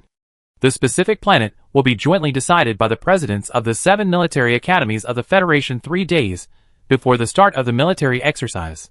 The 9-star system is the first star system developed by humans after leaving their mother planet. It can be said that all humans in the entire universe have walked out of the 9-star system. Before the opening of the Interstellar era, various countries fought for the ownership of the 9-star system, and a large-scale and harmful war broke out. In the end, the Federation, once the most powerful country in the universe, won and owned the 9-star system. But the main star of the 9-star system, the colorful star, was destroyed in that war. The damaging weapons made the colorful star barren. Almost all the species living on it had genetic mutations, and finally died slowly. After thousands of years of evolution, the colorful star was still desolate, but it had slowly recovered. 100 years ago, an explorer accidentally discovered a mineral, gray lithium, on the colorful star, which had been renamed Gray Star. Gray lithium is one of the materials for making SSS-class mechas, and the quantity is extremely rare. The joint military exercise of the 7 major military academies of the Federation lasted for a total of 1 month. The main task was divided into 2 parts. The first one was to collect gray lithium. 1 gram of gray lithium was 5 points, and the amount of gray lithium collected was recorded in the total points of the military academy. The second one was to get as many people from other military academies out as possible. Every military academy student who entered the Gray Star would randomly generate points, ranging from 1 point to 10 points. And the commander-in-chief of each military academy was worth 300 points. Once the commander-in-chief was out, the total points of the military academy were deducted by 300. After the military training, all military schools will count their personnel.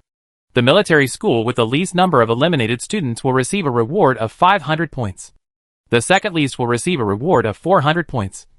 And so on. The points reward for the top 5 will decrease by 100. This is to ensure that all military school students can ensure the number of personnel in their own military school while eliminating other military school students. Sure, you sat in the suspension car and listened to Bai Zhuang explaining the rules of military training one by one on the radio. He yawned out of boredom. As the well-deserved first place in the command department, Bai Zhuang is a humble and docile person. He naturally took on the responsibility of the commander-in-chief. Feng Xiao handed a small pudding to Shiryu and warned in a low voice, "Don't fall asleep at this time. Otherwise, I won't explain it to you again if you miss something." The joint freshman military exercise of the 7 major military schools in the Federation is to show the quality of the freshmen of each major military school to the outside world, and to advertise for the next enrollment. Basically, the ranking of each freshman joint military exercise will affect the enrollment of the next major military school. Therefore, all the major military academies attach great importance to each joint freshman military exercise. As one of the top 3 permanent students, the 1st Military Academy of the Federation has always been one of the most popular military academies among the 7 military academies of the Federation. Shiryu yawned again, took the small pudding as a matter of course, and muttered while tearing open the package, "Do I look like such a confused person?" The 4 people sitting around her said in unison, "You don't look like it." "You are?" Sure you, Okay. I shut up and eat the pudding obediently. Sure you ate the small pudding slowly. And Gu Qianqian suddenly leaned over. Are you going to the mecha show in 3 days? You will have to sign up soon. No. Sure you replied without raising his head. Before each joint freshman military exercise, there is an opening ceremony. And before the opening ceremony, there will be a mecha show like a show of skill. That is, the audience friends of the major military academy show off their gorgeous mecha operations.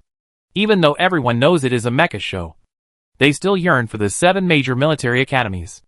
There are not many people who perform mecha every year, and each military academy has a quota limit. The quota for mecha performances is almost always fought for by freshmen every year, because the students who participate in the mecha performance will have personal presentations and personal introductions, and all young students want to be representatives of the military academy. Lu Dongyan was also eating a small pudding, and heard the words. She would rather spend this time sleeping. Sure you nodded without blushing or beating his heart. It happened that the interstellar spaceship docked at the current main star of the 9-star system, the 7-colored star. A gentle female voice sounded on the radio, reminding everyone to leave the interstellar spaceship in an orderly manner. The time for the major military academies to arrive at the 7-colored star is similar. When the freshmen of the 1st Federal Military Academy were leaving the interstellar spaceship, it happened that the interstellar spaceship of the Siska Military Academy arrived 1 step ahead of them, and the freshmen of the Siska Military Academy got off the interstellar spaceship in an orderly manner. It was the first time that Sure you met someone from another military academy. She curiously poked her head out, and when she saw the person from Siska Military Academy walking in front, her eyebrows raised. To be honest, looking at the back and side view, the visual sense of Xiao Piaoliang was too strong. The boy was not as thin as Xiao Piaoliang, but no matter how he walked, he only showed half of his side face.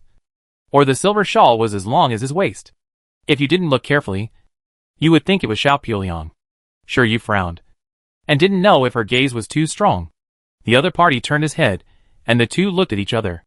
After looking at the front face, Sure you realized that he was completely different from Xiao Piaoliang. The alienation and distance between Xiao Piaoliang's eyebrows could not be imitated by ordinary people. This person seemed to try to create that alienation and distance, but it was obvious that there was only indifference between his eyebrows, which was so cold that people didn't want to get close to him at all, but just wanted to stay away. More importantly, he was not as beautiful as Xiao Piaoliang's little finger. Sure you looked at him impartially. He looked at her twice. His eyebrows were obviously tense, but he turned his head away pretending nothing had happened. Feng Xiao stretched out his hand and swept it in front of her. Why are you still looking after everyone has left? Sure you ignored the sarcasm in his tone, touched her chin and asked, who was that person just now? Lu Dongyan couldn't listen anymore. Didn't you read the information sent by Bai Zhuang? It contains the introduction of those who performed well during the military training period of freshmen in various military academies. Sure you shut up. She really didn't read it. Sure you wanted to open the intelligent brain to see. Luo Xiaozi had already explained. He is the commander-in-chief of the freshmen of Siska Military Academy. Yan Bai. A year ago, the interstellar spaceship he was on encountered a group of star pirates. He commanded a guard of more than 100 people to directly kill the group of star pirates with thousands of people, because his image is very similar to Commander Xie. Some people call him the second Commander Xie, but there are many controversies about him. Sure you muttered, it would be strange if there were not many. People who like Xiao Piaoliang will definitely not like a fake who is similar to Xiao Piaoliang in every way. I don't know what Yan Bai thinks. He must have some skills to imitate Xiao Piaoliang without being criticized to death. Luo Xiaozi continued to popularize science for Sure you. If the mecha department of the 1st Military Academy of the Federation is the strongest among the many departments, then the Siska Military Academy and the 1st Military Academy of the Federation are completely opposite. The mecha department of the Siska Military Academy is mediocre, but the command department is the one that is far ahead of the 7 major military academies in the Federation. More than 1/5 of the commanders of the entire military department come from the Siska Military Academy, which is a terrifying data. You should know that there are countless military academies in the Federation, and there are countless military academy students. Even if there are fewer students in the command department, there are still many under the huge base number. Not every commander on the battlefield is a graduate of a professional school. More commanders rely on their vision and knowledge honed on the battlefield. Under this circumstance, The graduates of the command department of the Ziska Military Academy can still occupy 1/5 of the number of military commanders, which shows the quality of its graduates. And the Ziska Military Academy is also the only military academy that has not fallen out of the top 3 in the joint freshman military exercise in the past 30 years. Just like the first military academy of the Federation. It is a strong opponent. Luo Shiatsi finally concluded. Sure, you observed others again. And others were also observing her. The freshman military training of the 7 major military academies of the Federation was carried out at the same time. Each military academy has its own outstanding figures. If you stretch out your fingers and count them, each military academy can count several leaders. Only Shiryu, who is the first military academy of the Federation, is outstanding, making all the freshmen scalp numb, and almost covering up the brilliance of everyone else. Shiryu, who frequently made frivolous moves, was also included in the top alert list of major military academies. Everyone quickly took the hovercraft to the rest area. Shiryu was so hungry that her stomach growled. After the instructors finished calling the roll, she took the 4 little followers out to find food. In fact, she preferred to order takeout. But the 4 little followers were quite interested in the customs of the 7-colored star and insisted on taking her out to play. Shiryu sat in the restaurant and ate with a hum. Because her movements were too casual, she attracted a lot of attention. The 4 little followers were no longer surprised by this. They looked calm and composed, as if they didn't know that they were being watched by people. When the few people were halfway through their meal, a shadow suddenly shrouded the table. Shiryu bit a chicken leg and raised his head, meeting a pair of smiling eyes. Hello. Can I share a table with you? The person who spoke was a girl who was about the same age as Shiryu. She had short hair, a hip skirt with a small sling, and makeup on her face, looking a little wild. There was also a shy boy standing next to her. When he saw Shiryu looking at him, he pursed his lips and smiled slightly, and his expression was visibly nervous. Shiryu looked around and found that the restaurant was full, except for 2 seats left next to her. She cast an inquiring look at the 4 friends, and Feng Xiao stretched out his hand and made a gesture of invitation. Sit down. The girl immediately laughed and pulled the boy next to her to sit down. Shiryu was not affected at all and continued to hold the chicken leg and chew it. But the girl suddenly put her eyes on her right index finger and asked curiously, Is this your mecha ring? Chapter 65. There are no manufacturer and model logos. Is it custom made? The girl asked curiously, tilting her head, as if she didn't know how abrupt her words were. Before the 4 followers could be alert, they saw Shiryu biting a chicken leg and mumbling, No. It's the wedding ring of my grandfather's grandfather when he got married. Shiryu said it as a matter of course, and it didn't sound like an excuse or a lie. She also stretched out her greasy right hand in front of the girl with a serious expression, and said solemnly, It's my family's ancestral heirloom. Isn't it simple and beautiful? She stared at the girl intently, with an expression on her face that said, Praise it quickly. Praise it quickly, or I turn against you. The girl didn't seem to expect this reaction at all, and the curiosity on her face froze. But she quickly reacted and smiled and praised, It's very simple and very beautiful. I'd never seen such a beautiful ring. Shiryu immediately smiled and took back her greasy hands and continued to hold the chicken leg. She said enthusiastically, I think this ring is good too. Do you want to customize one when you get married? I can recommend a designer to you. She talked blah blah, more familiar than the girl. The girl listened carefully and nodded from time to time, and Feng Xiao and others almost rolled their eyes. Finally, Shiryu finished eating the chicken leg and wiped her hands with a tissue. Maybe her hands were too greasy, and the tissue stuck together. She frowned in disdain, and stood up and said, Which military school are you from? Actually, there is no need to spy on military intelligence. I am the weakest one in our school, and no one likes to team up with me. I tell you, you should go and find out the commander-in-chief of our school. His name is Bai Zhuang, the first freshman admitted to the command department of our school, and Bai Lishi, the driver of the SSS class mecha, the most powerful one among the freshmen. After saying that, Shiryu raised his chin to the 4 followers. I'm going to wash my hands. Do you want to go? Almost all of a sudden, the 5 people left under the girl's stiff gaze. The shy boy next to her, who had been motionless, slowly picked up a piece of dessert and stuffed it into his mouth. After eating it, he said, I told you. You are too impatient. She is not so easy to spy on. Not to mention that you asked her about the mecha right away. I'm afraid she will be alert now. Which military school are those two people from?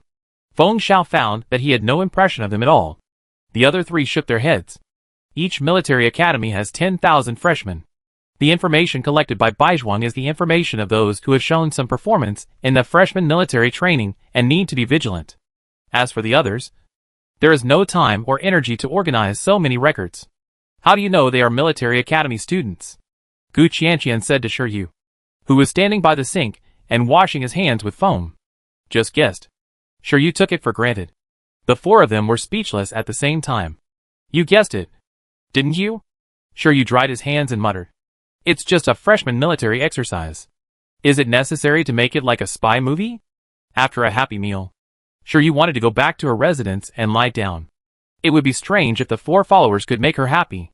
After more than a month of military training, they had to have a joint military exercise next.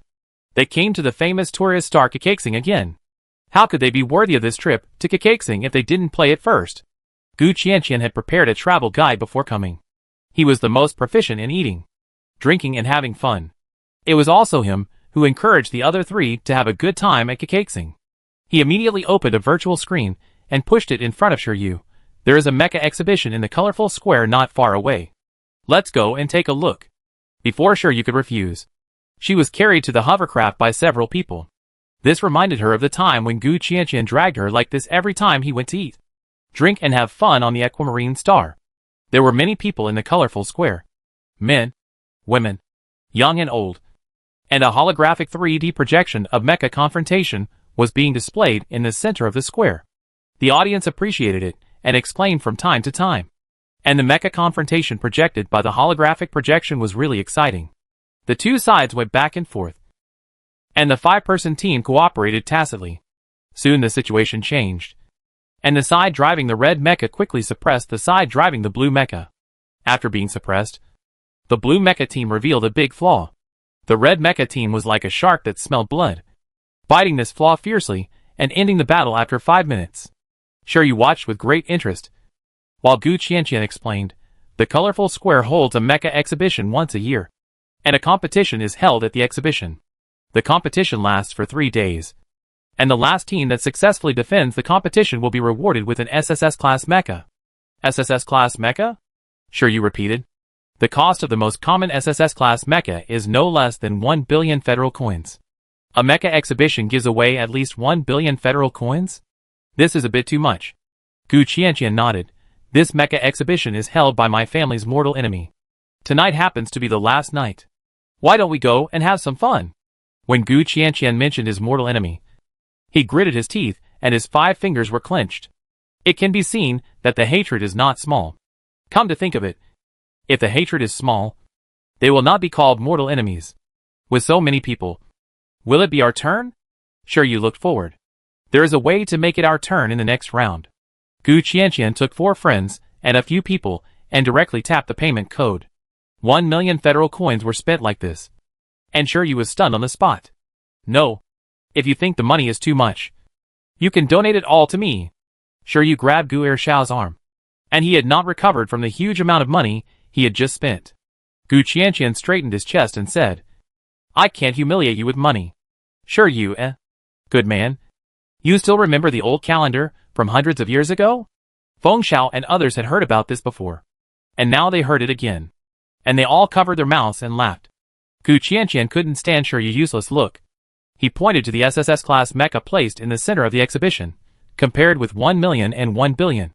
Isn't it even a fraction? After winning this mecha competition, we will sell the mecha and split the money. You can buy a lifetime of puddings. Shiryu's eyes lit up, and at the same time he clapped his hands and laughed. I think it's okay.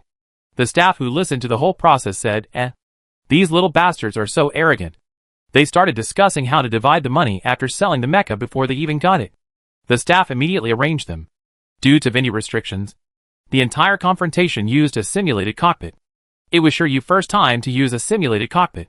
Unlike the heavy feeling of driving a rail mecha, the simulated cockpit made the whole person lighter, and the load on mental power was not so great. Shiryu looked at the simulation ratio. It turned out that the simulation was adjusted to 80%. No wonder it was so much easier than driving a real mecha. After entering the simulated driving, the mecha driver can freely choose the mecha model. Shiryu was dazzled by the colorful mechas. Finally, she closed her eyes and chose the S-Class military mecha she was used to. The reason why she didn't choose the SS class was that after the incident in Baizhuang, the 4 followers strongly warned her to be careful and not to expose the fact that her mental power was still growing. Shiryu felt that there was actually no difference between the S-Class mecha and the SS-Class mecha, so she naturally concealed the fact that her mental power had reached the SS class. After both sides were ready, the simulated mecha competition was about to start. Lu Dongyan and the others all chose mechas they were good at driving. When they saw the military mecha Shiryu had chosen, they almost stumbled and fell to the ground.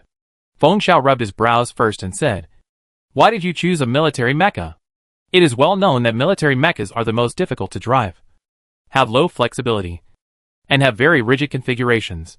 When they really get to the battlefield, every pilot will modify their military mechas to some extent, and those who have the conditions will basically customize their mechas." Shiryu said, as a matter of course, "I have never used other types of mechas, and it takes time to adapt. It's troublesome." Several people were speechless at the same time, but when they thought of Shiryu, awesome god of war, their speechlessness suddenly turned into envy. No pilot doesn't want to own an invincible mecha. Shiryu mecha is not only powerful, but also beautiful. It is simply the pinnacle of mecha production. There are 3 seconds left in the countdown to the game, and the venue for the simulated game is randomly selected.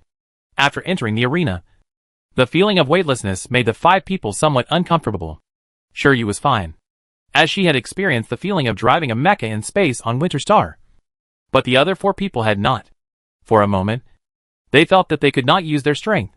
But the other side of the confrontation was obviously not like this. They quickly adapted to the simulated space battlefield, and the 5 people threw out beam swords at them at the same time. They were all drivers of SS-class mechas, and they were all melee mechas. S-class military mechas did not have such high-end configurations as beam swords. Shiryu directly took out a big knife. When she selected the mecha, she deliberately replaced the standard shield and took another big knife. But she did not directly carry 2 big knives to kill. The simulated space battlefield here is not a pure space battlefield, but a meteorite belt. Feng Xiao and Lu Dongyan jumped onto a meteorite at the fastest speed, one with a cannon and the other with a sniper rifle. The 2 melee and 2 long-range attacks on their side, as well as a data analyst, are obviously weaker than the 5 melee red mecha teams. Shiryu's face showed no emotion at all, and he jumped up with the help of a meteorite that passed by. Gu Qianqian also drove the mecha and swung out the beam sword. The 2 of them were very fast, and they did not confront the 5 people head-on at first. After a few seconds of dodging, the shells fired by Feng Xiao had already rushed over, and the bullets in Lu Dongyan's sniper rifle were not idle either. Luo Xiaozi has completed the modeling of the entire map and has formulated a battle plan at the fastest speed. The movement of meteorites here is regular. You should attract them to the coordinates 538, 24, 8. Don't let them notice it. There is still a gap between S-class mechas and SS-class mechas, not to mention that they are in the simulation cabin, and the negative effects of driving mechas have been eliminated a lot. Shiryu responded happily, and he and Gu Qianqian cooperated tacitly, avoiding the attacks of the 5 people like cat and mouse. Feng Xiao was responsible for cover, and Lu Dongyan shot cold guns from time to time. There was a sniper bullet mixed in the shells that kept bombarding, which made people a little panicked just thinking about it. What's more, the 5 people cooperated tacitly, and they could guess the purpose of their teammates' next step without more communication. Several people completed the cooperation according to Luo Xiaozi's instructions, and the rhythm of the red mecha team was completely disrupted by them, and huge meteorites flew in space. Shiryu deliberately showed weakness to the enemy and was kicked away. A meteorite happened to fly behind her. She turned around in the blink of an eye, and the meteorite was pushed back by her huge force with a jump. She was also pushed back by the reaction force of the meteorite. The person who was fighting with Gu Qianqian did not notice the meteorite behind Shiryu. The 2 were about to cooperate to suppress Gu Qianqian and eliminate him. One of them was hit hard by the meteorite. Lu Dongyan seized the opportunity and shot him out of the game. On Shiryu's side, she bounced back like a spring, and the broadsword and the beam sword were connected. But in a moment, the broadsword was about to be cut into 2 by the light-speed sword. This is the difference between different levels of weapons. Shiryu let go calmly. The person who was fighting with her was exerting force. Shiryu suddenly released the force and let him rush forward without any defense. At the same time, Shiryu took off another broadsword carrying a person behind the mecha with his backhand and also sent him out of the game. The red team was obviously not stupid. When Shiryu killed a mecha, Luo Shiatsu was also attacked by someone. Fortunately, Feng Xiao reacted in time and fired dense shells to block the progress of the two. Lu Dongyan just freed his hands and shot each of them. Gu Qianqian also suppressed his opponent at the same time. The ring match ended easily, and the audience watching the match from the holographic projection outside were all stunned. In the previous ring matches, the 5-person confrontation was always rampant, and the people who formed a team basically chose strong teammates. No one had ever used such cooperation to eliminate the opponent. When Shiryu and the other 5 came out of the simulated cockpit, their opponents had all come out of the simulated cockpit and were frowning at the moment. When they saw Shiryu and the other 4, their brows furrowed even higher, and there was even dissatisfaction between their brows. One of them gritted his teeth and said, "It's actually someone from Liani." Shiryu raised her eyebrows. It can't be such a coincidence that she met someone from another military academy again? It's really such a coincidence. Lu Dongyan walked to Shiryu, who looked indifferent, and explained to her, "It's someone from the National Defense." National Defense is the abbreviation of the Federal National Defense Military Academy. Since the Federal First Military Academy and the Federal National Defense Military Academy are both schools directly under the military, the two military academies are often compared. It just so happens that the Federal National Defense Military Academy has always been suppressed by the Federal First Military Academy. It is naturally aggrieved to be the second for thousands of years, and gradually formed a trend of dislike between the two military academies. The people from the Federal Defense Academy have been playing here for an afternoon and an evening. They were about to get the SSS class mecha, but they were intercepted by 5 Chung Yaejins who showed up halfway. What's more, these Chung Yaejins were from the First Military Academy of the Federation. They were upset and felt frustrated. Shiryu and the others didn't care whether they liked it or not. All 5 of them stared at the mecha that was collected by the staff. Soon, a staff member came running over and motioned them to go on stage to receive the award. Gu Qianqian proudly led his 4 friends to receive the mecha ring of the SSS class mecha. After getting an SSS class mecha easily, the people were bathed in the cool breeze of the night. Shiryu stood on the side of the road holding the mecha ring and said, "Can this mecha be sold? What's the offer price?" 1 billion. I hope this kind of competition can bring more. She can become a rich woman with it. She doesn't have to spend Xiao Piaoliang money.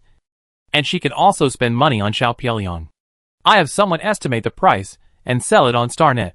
This mecha is a close combat heavy attack type. Although the manufacturing materials are a bit ordinary, the performance is good. It should not be less than 1 billion. None of them was interested in this SSS class mecha. The mechas of Feng Xiao, Lu Dongyan, and Gu Qianqian were all specially customized and most suitable for them. Luo Shiatsu A-class mental strength and physical strength could not use this mecha at all. Shiryu was a god of war, and this mecha ring was just a pile of federal coins in her eyes. The voices of several people were loud. The 5 people from the Federal Defense Academy who came out of the colorful square happened to hear them. One of them was so angry that his face turned green. They stared at Shiryu and others with great resentment. Shiryu looked up and waved his claws at them with a smile. "Thank you. Thank you. We are all military academy students of the same grade. Why do we have to act like enemies?" The 5 people from the Federal Defense Academy became even more angry after hearing her 4 words.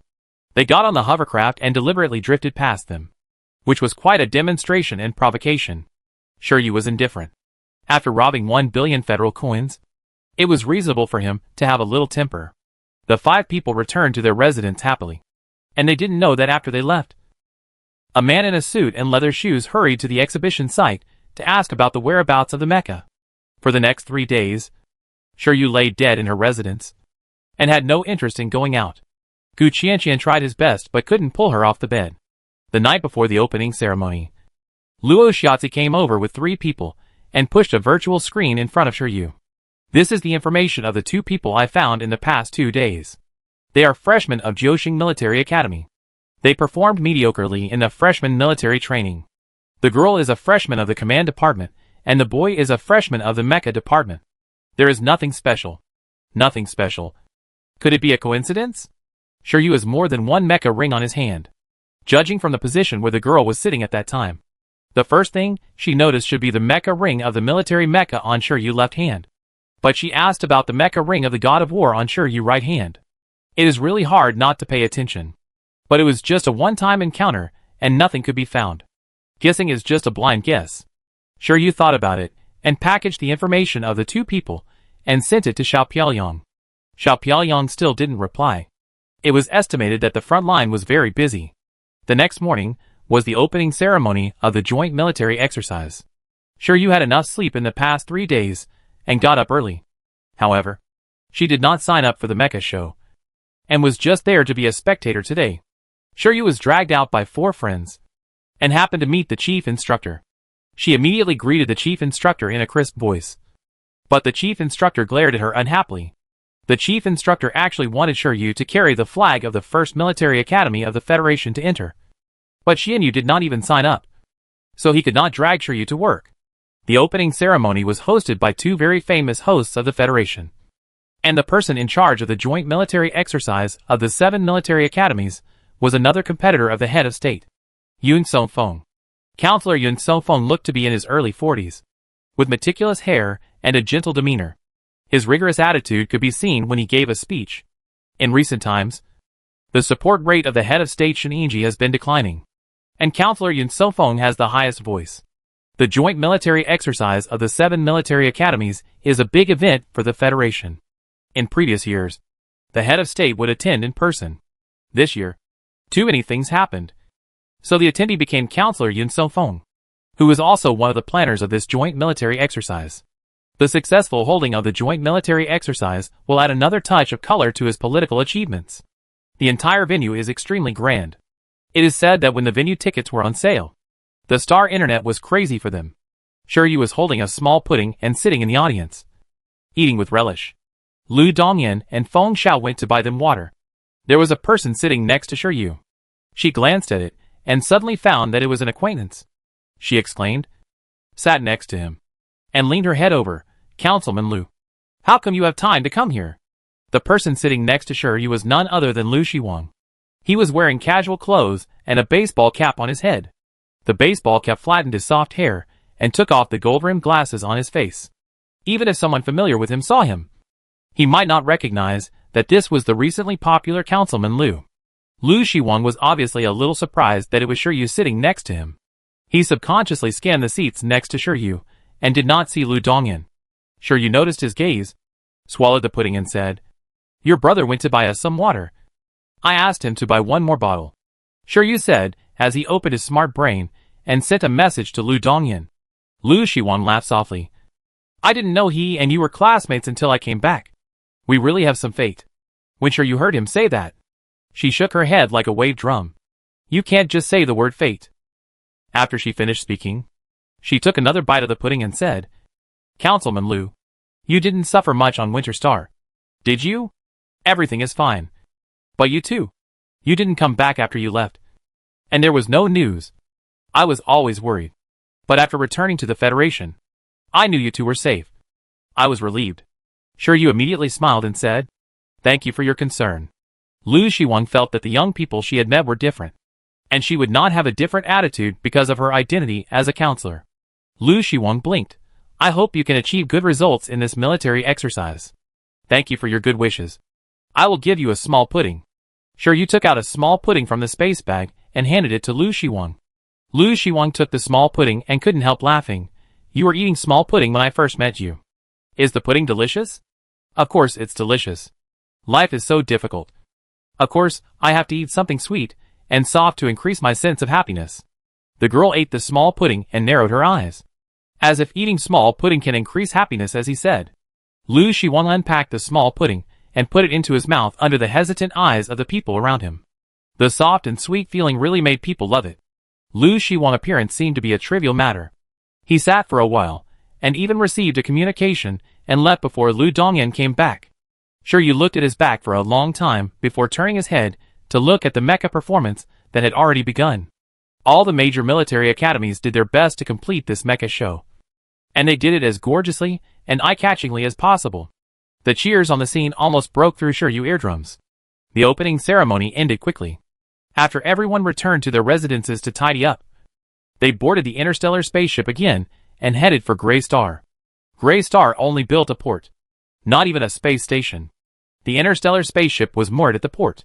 This joint military exercise not only required all the instructors of the military academies to be present, but also specially pulled out the 7-colored star garrison to monitor the actual situation of the joint military exercise. The joint military exercise live broadcast no longer uses drone monitoring, but activates the ring satellite outside the Gray Star. There are exactly 7 ring satellites outside the Gray Star, one for each military academy for real-time live broadcast and monitoring. Each military academy live broadcast is equipped with a host to explain the situation of each military academy. In addition to the host, there is also a tactical instructor, and the preparation is very thoughtful. The vegetation coverage rate of Gray Star is not high, since the planet is still recovering. All the food on it is inedible. Therefore, during the military exercise, the organizer will airdrop supplies once every 3 days, and there are 3 airdrop locations. This means that once the airdrops start to be picked up, conflicts will occur. Moreover, the supplies are limited. Only 3 military academies can get supplies each time. Of course, if a military academy wants to solve the supply problem peacefully, it is also okay.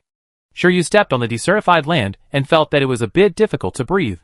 Although the location circled by the military exercise is already a relatively good location, it is still as desolate as a desert compared to the ecological planet. The entrance location of each military academy is different. After Gray Star was announced as the location of the military exercise, all information was blocked like the previous Four Seasons Island. Humans are smart creatures. Before, everyone guessed that the location of the military exercise would be selected from one of the 9 star systems, and it was estimated that everyone had collected information on all the planets in the 9 star systems. But even so, there is too little information about Gray Star. The commander-in-chief of the 1st Federal Military Academy is Bai Zhuang. Sure, you and his companions are extremely wary of him, but they have to admit that he is capable.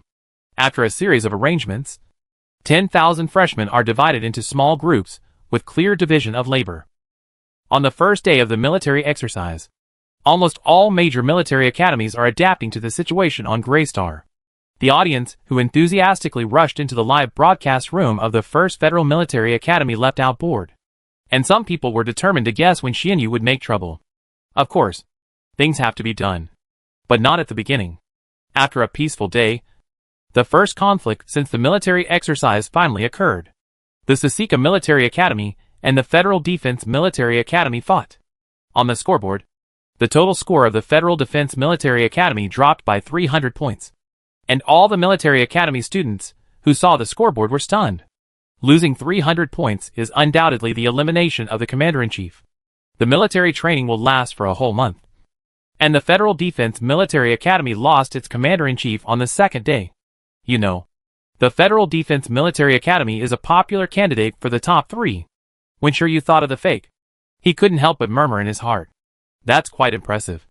At this time, the 1st Military Academy of the Federation also encountered an opponent. It was the 9-star Military Academy. Chapter 66. Jiuxing Military Academy is here to form an alliance. As one of the main players, Shiryu went to attend the meeting between the 2 schools. Bai Zhuang attaches great importance to the ideas of the 5 of them. Every time he makes a decision, he has to discuss it with Shiryu and others, which makes Shiryu quite speechless.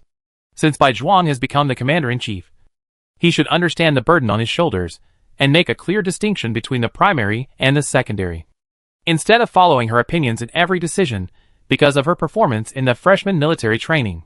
But she also means well, and sure, you can't say such words to his face. The commander-in-chief of Jiuxing Military Academy is a petite girl with a gentle expression. At first glance, she looks like a girl next door, not one of the best performers in the freshman military training of a military academy. However, you can't judge a person by his appearance, and the performance of the commander-in-chief of Jiuxing Military Academy in the freshman military training is very eye-catching. It was at this time that Shiryu realized that compared to the glorious record of the 1st Military Academy of the Federation, which had never fallen out of the top 3 in the joint freshman military exercise for nearly 30 years, the 9-star Military Academy was always at the bottom every year, competing with the Roman Military Academy for the last place, because of its low ranking every year. The quality of freshmen at the 9-star military academy was obviously not as good as that of the other military academies. Some people speculated that if this continued, the 9-star military academy and the Roman military academy would fall out of the ranking of the 7 major military academies and be replaced by other ambitious military academies. After all, in the history of the Federation's military academies, the 7 major military academies of the Federation have experienced many replacements, and some military academies with a glorious history have disappeared in the long river of time, such as the Lvivia Military Academy, which once topped the list of the 7 major military academies of the Federation 100 years ago. The Lvivia Military Academy can be said to be the most glorious military academy in the history of the Federation. 4 of the 7 marshals of the same period were graduates of the Lvivia Military Academy. However, the Lvivia battle 100 years ago almost caused the Federation to fall apart. 5 of the 7 marshals died in the battle. Including these 4 marshals, Lvivia was destroyed in that battle and became a ruin. The situation was similar to that of Grey Star, but much worse than Grey Star. The Lvivia Military Academy also fell apart and became a symbol in the history of the Federation. The vacant quota of the Lvivia Military Academy was floating for a long time. About 50 or 60 years ago, the Roman Military Academy came from behind and ranked 7th among the Federation's military academies. Since then, the quota of the 7 military academies in the Federation has been stabilized. Perhaps because of the lack of foundation, the Roman Military Academy has always been the last one, and no department is particularly outstanding. But it seems that there is nothing wrong with it. The situation of the 9-star military academy is more serious.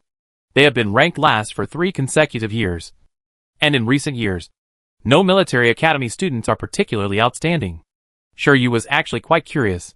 Where did the 9-star military academy get the confidence to think that the first military academy of the Federation would form an alliance with them? Bai Zhuang is not a fool. As soon as she sat down, Shiryu found that the other commander's eyes fell on her. Out of politeness, she smiled with big white teeth and waved her claws. Shen Yanyan, the commander-in-chief of the 9-star military academy, also smiled at her. If the 9-star military academy wants to form an alliance with the first military academy of the Federation, of course, it must offer conditions that will make the first military academy of the Federation tempted. Shen Yanyan said directly, "We have discovered the whereabouts of the Roman military academy and have also found out a lot of intelligence. We are allied with your school in the hope that we can cooperate to eliminate the Roman military academy first. Let's snatch the first batch of supplies in 3 days. After we get it, we only want 1/4, and the rest will be yours." The clear purpose, the conditions of complete concessions, and the Roman military academy almost make people guess the plan of the 9-star military academy. As long as one military academy is eliminated in advance, the 9-star military academy, which is still in the military exercise, will not be the last one even if it is eliminated later. The Roman military academy is recognized as the military academy with no advantages among the 7 major military academies. Whether they are commanders or combatants, they are conservative and moderate, and they are also the easiest to be eliminated. In order not to become a soft persimmon, it is a good plan to choose to join forces with others to squeeze the soft persimmon. Bai Zhuang did not agree immediately. He tapped his 5 fingers on his legs and thought for a while before saying, "How do you determine the accuracy of your information? How do you guarantee that the 9-star military academy has not discovered you?" Shen Yanyan did not answer immediately, but sat for a while before telling her own arrangements. Shiryu sat sideways on the chair with his legs crossed, always feeling that something was a bit strange. Shen Yanyan seemed to think for a while before answering each question. Was she being cautious? After a half-hour conversation, Bai Zhuang decided to cooperate with the 9-star military academy. The thugs who came to the door should not be wasted. The core members of the 2 military academies had another more detailed discussion and decided to launch an attack on the Roman military academy the next night. At this time, the Ziska military academy had already left the other military academies far behind on the scoreboard. The Federal Defense Academy was at the bottom of the list, while the other academies still maintained their original points. It was obvious that there had been no conflict, and no one knew where they were hiding and waiting for the opportunity. Time passed quickly, and the Federal 1st Military Academy and the 9-star Military Academy were ready to go. As the strongest force of the Federal 1st Military Academy, Shiryu 5-member team was independently arranged to harvest the fish caught in the net. The night breeze was cool, And sure, you bit a nutrient solution and squatted behind a big rock, saying vaguely, I always feel that something is wrong. Did you bring enough marking missiles? Enough? Feng Xiao nodded, as you said. I brought a lot. When I went to get the marking missiles, Bailey, she almost ate me. Fortunately, I mentioned your name, so he didn't ask what I was going to do. Sure you, Actually, I was just in case. She really didn't want to make trouble. At that time, when the audience in the live broadcast room of the 1st Federal Military Academy saw the situation of Sure You 5-member team on the spot through the split screen, a series of ha-ha-ha flowed through the barrage. Luo Shiatzi was still fiddling with his smart brain. And suddenly, he whispered, I know what's wrong. As he spoke, he pushed the virtual screen in front of several people, which was full of all the live broadcasts of Shen Yanyan's conversations with others and orders during the freshman military training. During the joint military exercise, it was not allowed to access the Star Network. So Luo Shiatzi spent a lot of time recording all the videos of the freshman military training of the 7 major military academies on the smart brain. Luo Shiatzi pushed another virtual screen in front of several people, which was the picture of Shen Yanyan talking with Bai Zhuang before. Don't you think it's a bit strange when she talks to Bai Zhuang? She has to think about every question. But before you saw it, she was obviously a decisive person. Today's performance is like someone is talking to Bai Zhuang through her. It's true. And several people frowned at the same time. Lu Dongyan asked in confusion. She is the commander-in-chief of the 9-star military academy. There is no doubt about that. She doesn't need others to guide her to answer a few questions. Right? The commander-in-chief of the 9-star military academy is too suspicious. Feng Xiao suddenly thought of a possibility and said with wide eyes, is it possible that they and the Roman military academy have teamed up to set a trap for us? You know, the Ziska military academy just killed the commander-in-chief of the Federal Defense Military Academy yesterday, causing the Federal Defense Military Academy to fall apart. Although it has not been completely eliminated, it is difficult to turn over. Several people looked at each other. The 9-star military academy and the Roman military academy, 2 military academies that have been at the bottom for a long time, are not worth looking at in the eyes of the Federal 1st Military Academy. It is natural that they would despise them. If they take advantage of this in turn, the Federal 1st Military Academy will soon follow the footsteps of the Federal Defense Military Academy. If this is true, the Federal 1st Military Academy and the Federal Defense Military Academy, 2 military academies directly under the military department, will probably become the biggest joke of this year's freshman military exercise. Regardless of whether this guess was true or false, Sure You immediately dialed Bai Zhuang communication. But the communication rang for a long time without being connected. Coincidentally, at this moment, a huge explosion sounded in front of the side where the few people were. And at the same time, the data on the scoreboard began to change wildly. Sure You and the others stood up immediately, and a communication came over. It was Bai Lishi. He was furious and almost roared. We were calculated by the people of the 9-star military academy. They formed an alliance with the Roman military academy in advance and set us up. You take the others away quickly. Bai Zhuang is out. Before Bai Lishi finished speaking, his communication screen went black. This meant that he was either in a no-signal area or had been eliminated. Obviously, the current situation is the latter. The Star Network was very lively, and 5 of the 7 military academies of the Federation were arguing vigorously. Fans of the Federal Defense Military Academy scolded the Siska Military Academy for being insidious and cunning. And fans of the Siska Military Academy laughed at the Federal Defense Military Academy for being garbage. The fans of Jiuxing Military Academy and Roman Military Academy laughed at the 1st Federal Military Academy for looking down on others and falling down on the spot. The fans of the 1st Federal Military Academy were so angry that their faces turned red. They wanted to refute and defend themselves, but they didn't have the confidence. Lianichi Zhao Wan started to show off their presence crazily. Lianichi Zhao Wan, I told you. The freshmen of this year's Liani are all trash. They just form an alliance when others say they want to form an alliance. And they don't think that everyone in the world is stupid. Are the people of Liani smart? It really made me laugh to death. All the replies under Lianichi Zhao Wan's comments were all full stops, which was extremely organized and disciplined. Everyone was consistent in dealing with haters, but everyone felt a sense of grievance in their hearts. As the biggest favorite for the first place in this year's military exercise, the 1st Federal Military Academy did not even last for 3 days and suffered such a big Waterloo. It can be described as horrible. Yesterday, many fans of the 1st Federal Military Academy were still mocking the Federal Defense Military Academy for being weak. But today, they were slapped in the face by strength. Many people felt that Bai Zhuang was not worthy of being the commander-in-chief, especially after seeing Luo Xiaozi's performance. When the two were compared, Bai Zhuang, the first place, was simply weak to the extreme.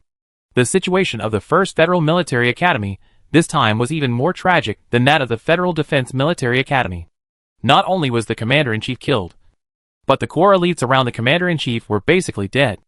And those who escaped were all small soldiers and crabs. If they could not form an organization to find opportunities to counterattack, the 1st Federal Military Academy would replace the 9-star Military Academy and become the last in this joint military exercise. Just when the Star Network was arguing fiercely, someone suddenly rushed out and shouted loudly, "Stop arguing! Stop arguing! Go watch the live broadcast. Our most troublemaking salted fish is still here. They are going to make trouble." Chapter 67. Sure, you did not expect Bai Zhuang to be killed so quickly. Not only that, but all the elite group from the 1st Military Academy of the Federation who followed him were also eliminated. Sure, you did not leave with the survivors immediately, as Bai Lishi said. She knew clearly that if she did not take advantage of the chaotic situation, it would be extremely difficult to fish in troubled waters later. With Luo Xiaozi, a humanoid detector, the surrounding situation was quickly reacted to. Sure, you listened to him, while taking a few people to the side. If there was anything wrong with the 9-star Military Academy and the Roman Military Academy in this alliance, it must be that they wanted to wipe out the 1st Military Academy of the Federation, which led to their relentless pursuit of those who wanted to escape. The saying, "Don't chase a desperate enemy," has never been wrong since ancient times.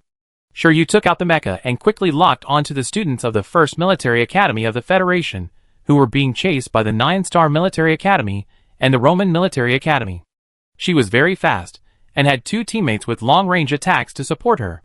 The people who chased out were eliminated before they had time to react. In just a few minutes, Sure Yu and his team killed several groups of people, but they only had 5 people. And with some scattered soldiers from the 1st Federal Military Academy, they could not cause substantial damage to the 9-star Military Academy and the Roman Military Academy. As time went on, the people from the 2 military academies would soon realize that Sure Yu and his team were not out yet. By then, they would shrink their teams, and the 1st Federal Military Academy would no longer have a chance to take advantage of them. Sure Yu narrowed his eyes and said, "Brother Ming, do you remember what we did in the 2nd phase of military training?" Feng Xiao light bulb lit up in front of his head. "You want to repeat the same trick? Will they fall for it?" "Whether they fall for it or not depends on the implementation method." Sure Yu smiled and got off the mecha, and walked towards the students from the Roman Military Academy, who were eliminated by her, and were waiting for the instructors to pick them up. Several students frowned when they saw Sure Yu coming towards them. One of them hugged his chest and said, "What do you want to do? We are out. We are dead on the battlefield. We can't provide you with any information." Sure Yu curled up the corner of his mouth. "Who wants your information?" "Robbery." She said the word robbery with confidence. Several students of the Roman Military Academy were stunned on the spot. The audience before the live broadcast had already started to laugh and swiped the screen. "Robbery? What robbery?" Several freshmen of the Roman Military Academy were tongue-tied. They probably had never seen such a scene. Sure Yu hugged his chest and said, "Hand over your mecha rings and all the supplies on your body." In the military exercise, being hit by a marked missile does not mean being out. After the marked missile hits the target, it will judge the damage situation and judge whether the target is out based on the level of damage. Once the driver is determined to be out, the identity of the military academy student will be identified and restrictions will be imposed on the mecha. But once the mecha driver is replaced, the mecha restrictions will be lifted. Be good and take it out. Don't make me do it. Sure Yu waved his index finger with obvious threat. Gu Qianqian walked to her side and said, "I give you 10 seconds. If you don't hand it over in 10 seconds, I do it directly." The audience in the live broadcast room laughed wildly, watching the people from the Roman Military Academy hesitantly take out all the supplies in the mecha ring and space bag, while Sure Yu and his friends put away everything like wolves, and then put away the military mecha with the emblem of the 1st Federal Military Academy. As we all know, the military mecha used in the competition does not need to be bound, and can be used directly by mental connection. The people from the 1st Federal Military Academy, who were rescued by Sure Yu and his friends were also stunned. They probably had never seen such a bandit scene. Shiryu handed them some supplies, and then said, "You will pretend to fight us later. Remember to be rude. When their large forces arrive, you will run away immediately, and then contact the survivors in our school. Find a place to hide, and wait for me to contact you." Shiryu's explanation was very clear. Now everyone knew what she wanted to do. And the bullet screen in the live broadcast room rolled wildly again. Everyone was posting to stir up trouble. And the trouble that directly flooded the screen made the Star Network lively. The fans of Jiuxing Military Academy and Roman Military Academy finally turned over. And they all laughed at Shiryu for not knowing what to do. He actually wanted to get into the enemy's interior. And he didn't think about the possibility that the sheep would fall into the tiger's mouth. The fans who have watched the 2 stages of military training of the First Military Academy of the Federation have laughed so hard that they are out of breath. What does it mean to get into the enemy's interior? We call it a one-shot deal and run. The fans of the First Military Academy of the Federation have rekindled their confidence and are looking forward to the development of the next thing. Everyone knows that when it comes to picking up trouble, no one is better than Xinyu. She can always stand up in unexpected ways. The battle situation was very chaotic. After Shiryu and others seized the mechas of several people from the Roman Military Academy, they watched them being taken away by the hovercraft. They immediately began espionage operations, fighting fiercely with several people from the First Federal Military Academy, and even sending out a distress signal. Sure enough, someone came to help. They were from the 9-Star Military Academy. The leader frowned and said, "You can't handle just a few people. Hurry up. The most difficult people in the First Military Academy of the Federation have not been found yet. They are fighting guerrilla warfare with us, and have eliminated many of us." Shiryu didn't say anything. There were no girls among the people who were just eliminated. Feng Xiao took over and said, "We don't want to either. These people are too difficult to deal with. Hurry up and help."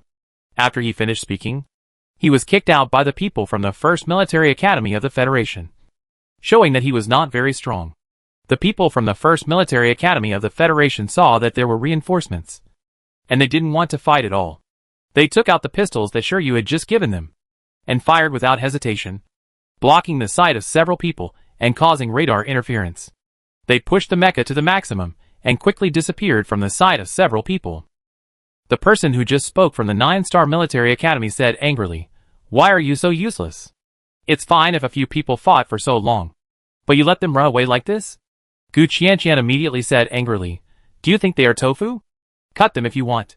If you have the guts, chase them and fight them yourself.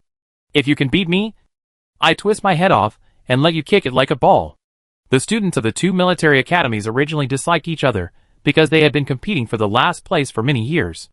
This time, they were able to unite together because the commanders-in-chief of the 2 military academies temporarily put aside their grudges and wanted to have a brilliant operation in the joint military exercise. However, influenced by the school spirit, the students of the 2 military academies disliked each other. The man was also angry immediately, but was pulled out by the people around him. "Don't quarrel. Be clear-headed. Now is not the time to quarrel." Shiryu narrowed her eyes when she heard this voice.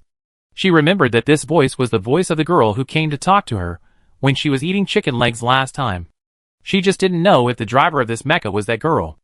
A quarrel that was about to break out was temporarily put aside, and both sides quickly went to the most intense battle zone for support. The military academy students of the First Federal Military Academy are worthy of being the most qualified military academy among the 7 major military academies. Even though the commander-in-chief has been eliminated, the remaining people did not give up in the face of siege, but tried their best to take away the opponent. But even so, they still couldn't hold on for long. Most people were eliminated, but a few were captured alive. Shiryu was thinking about what the 9-Star Military Academy and Roman Military Academy wanted to do alive, and suddenly noticed that a mecha came out of the mecha group. It was the commander-in-chief of the 9-Star Military Academy. Shiryu narrowed his eyes. A smile appeared at the corner of his mouth, and he fired a shot at the cockpit of the commander-in-chief of the 9-Star Military Academy without hesitation. Her action was abrupt and swift. No one expected that someone would suddenly shoot at this time. Shen Yanyan, the commander-in-chief of the 9-Star Military Academy, had no time to react. A red warning sign popped up in the cockpit, and she was eliminated. Almost the moment Shiryu made his move, Feng Xiao and his men also attacked the people from the 9-Star Military Academy. the 9-star military academy suddenly lost 300 points. And many military academy students were eliminated in an instant. Almost everyone subconsciously thought that the Roman military academy wanted to rob the thieves. The alliance, which was not reliable to begin with, collapsed in an instant. But at this moment, Shiryu shouted at the top of her voice, "Everyone, hurry up. While the main force of the 9-star military academy has not arrived yet, let's kill all of them first.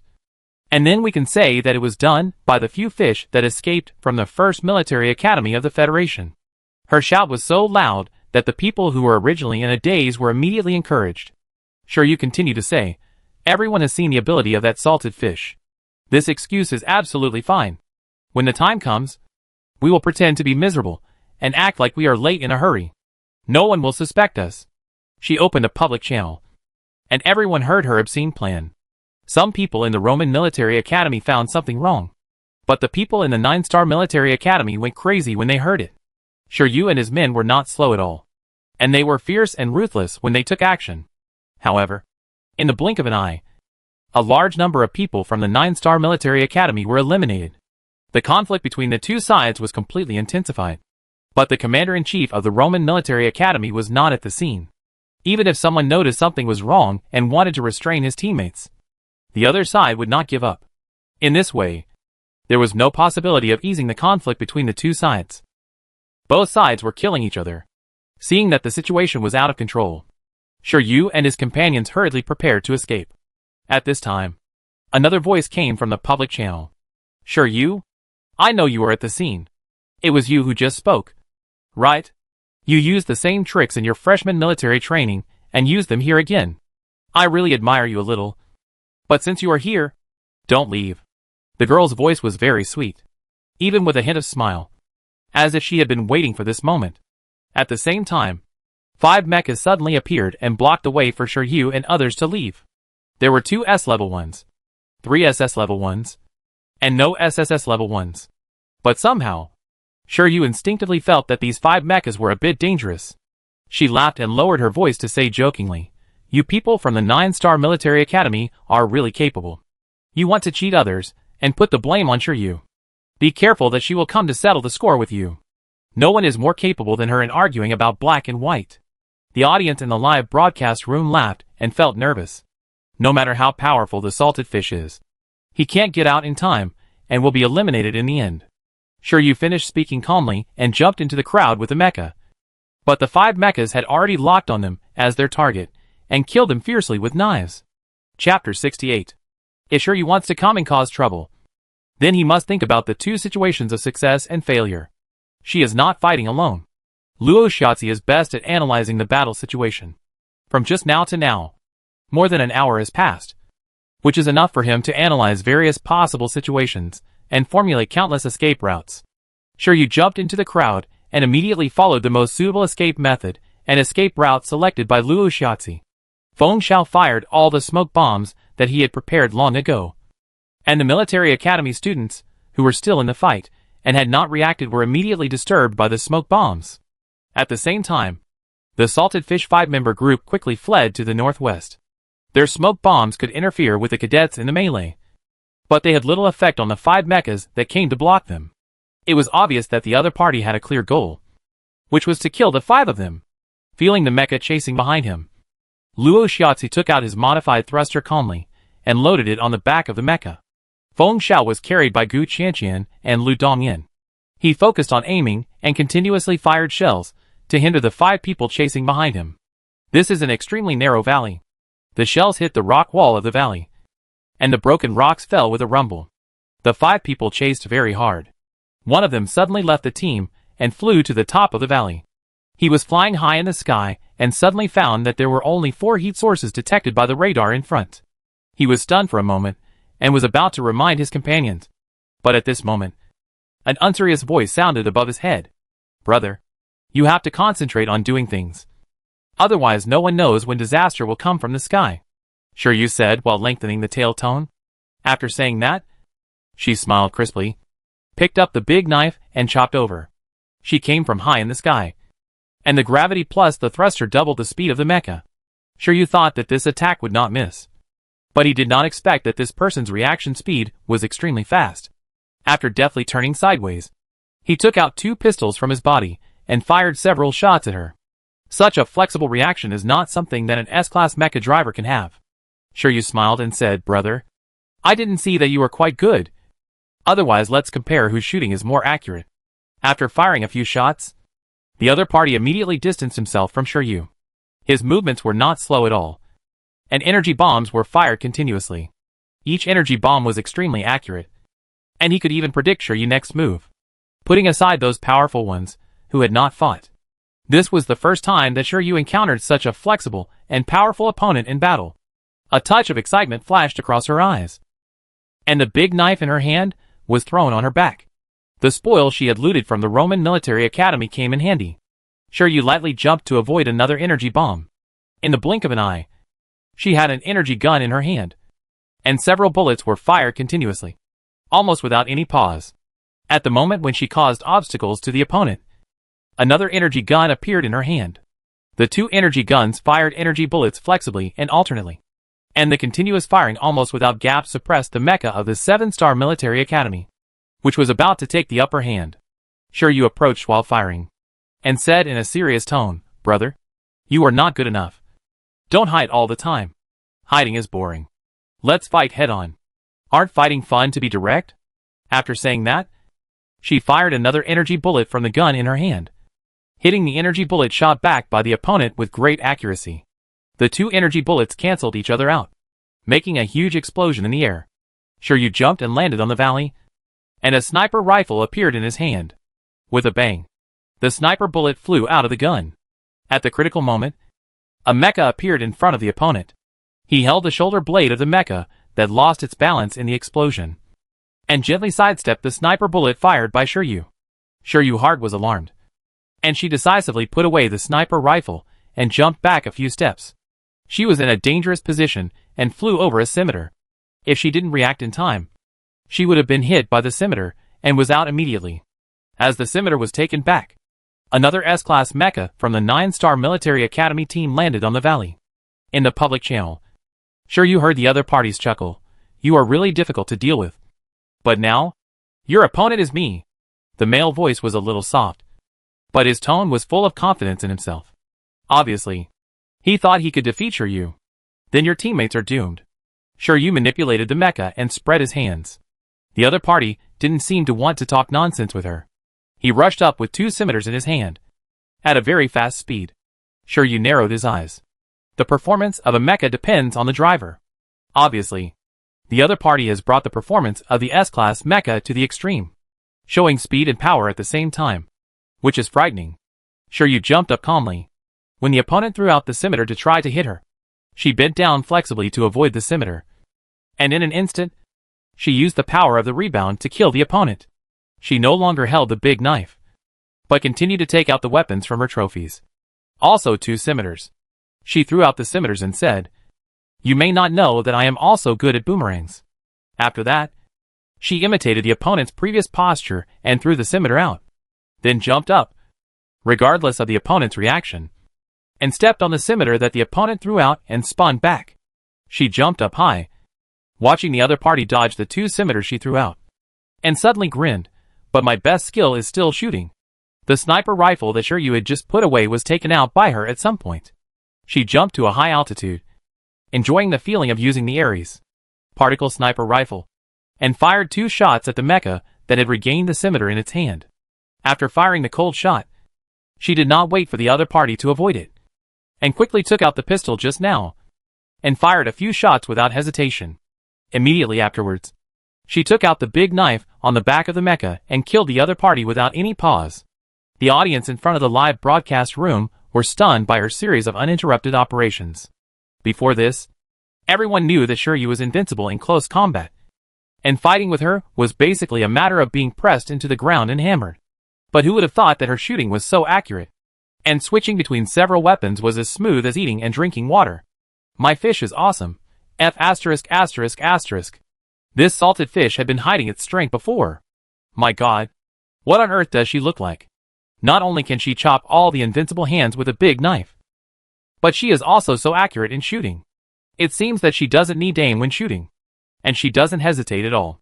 She can also predict the opponent's reaction route. Salted fish is worthy of being salted fish. She was lying to us before when she slept all day and night. Right? She went back to train all night at night. So she slept soundly during the day? This is also fine. The fish in front. You have discovered the truth. The audience in the live broadcast room were all crazy.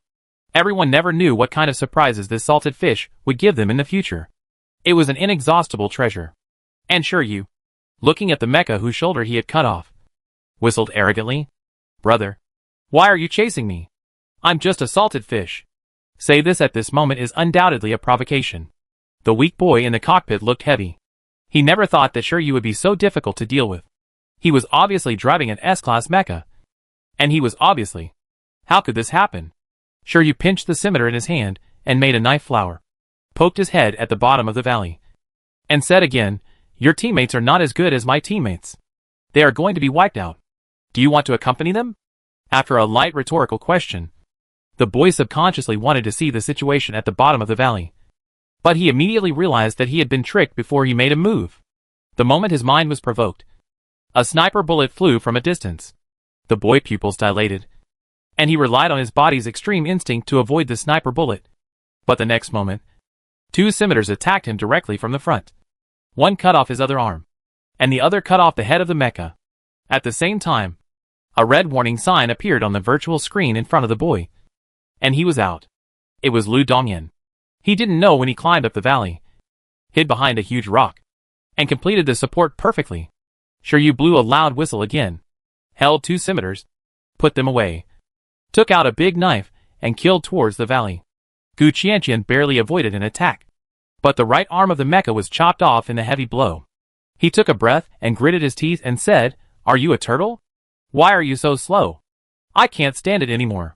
Shiryu sincerely and painfully said sorry, and quickly said, "Why are you so bad? One of your hands was chopped off. If it's a little crooked, you will be out. Try it against 4 people?" Gu Qianqian said unhappily. 1 against 4? Mr. Qian, when did you become so shameless? Do you think Little Doctor and Luo Luo are invisible? If I had such a strong support like Little Doctor, I would have defeated them long ago. Look, one shot after another, more accurate than whack-a-mole. Gu Qianqian rolled his eyes immediately. You are so powerful. Hurry up and fight back against 4. Although he said so, his actions were not slow at all. With Shiryu participation, and Lu Dongyan and Feng Xiao's support, several people quickly dealt with 3 people according to Luo Xiaozi's instructions. The other one saw that the situation was not right, and left his companions without hesitation and ran away. Don't chase the desperate enemy. And the few people have been delayed here for too long. If they don't run away, if the people from Roman Military Academy and Jiuxing Military Academy chase them, they will lose more than they gain. The 5 people left at the fastest speed. Seeing that they had reached the exit of the valley, Luo Xiaozi suddenly stopped and blocked their steps. Shiryu immediately became alert. As far as the eyes of several people could see, a strand of silver hair spread out. The boy wearing the dark red uniform of the Siska Military Academy slowly turned his head. His eyes slightly raised. Everyone has worked hard. Behind him, countless mechas stood in a row, all of which were aimed at the 5 people in the valley. Chapter 69. Even if Shiryu had the ability to fly to heaven and earth, it was impossible for him to escape safely from the encirclement of thousands of people. And Yin Bai obviously had no intention of taking action immediately. However, in a moment, the 5 people immediately made a decision and raised their hands without hesitation. Shiryu even judged the situation and said, "We surrender." "Don't shoot." She said this skillfully, and the audience in front of the live broadcast room, who wanted to see how she would react, were stunned. Lianichi Zhaowan, who had just been slapped in the face, showed up again to show his presence. Lianichi Zhaowan, does she think the people in Ziska Military Academy are fools? Such a good opportunity to destroy her will not be seized. No one paid attention to him, and the fans were all nervous. In addition to Lianichi Zhaowan, there were fans of other military academies in the barrage, especially fans of the Federal Defense Academy, who had already laughed without hesitation. The 2 military academies have been at odds for a long time.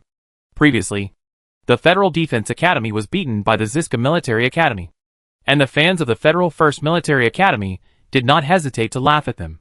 Now the situation is reversed, and the fans of the Federal Defense Academy will certainly not miss this opportunity to add insult to injury. Everyone is waiting for the reaction of Yin Bai, the commander-in-chief of the Ziska Military Academy. Most people guess that he will not accept Shiryu's surrender and will immediately kill this troublemaker. But Yin Bai's words are shocking. He looked at Shiryu, who waved a small white flag from somewhere, and whispered, "I accept your surrender." Every fan of the Ziska Military Academy went crazy and frantically brushed on the bullet screen in the live broadcast room whether Yin Bai was stupid and did not take advantage of this great opportunity to kill Shiryu. Shiryu did not expect Yin Bai to really accept his surrender. He was stunned for a moment, and then he put away the mecha very sincerely. She smiled at Yin Bai, who was standing outside the valley, and said, "Commander Yin will not regret his decision now."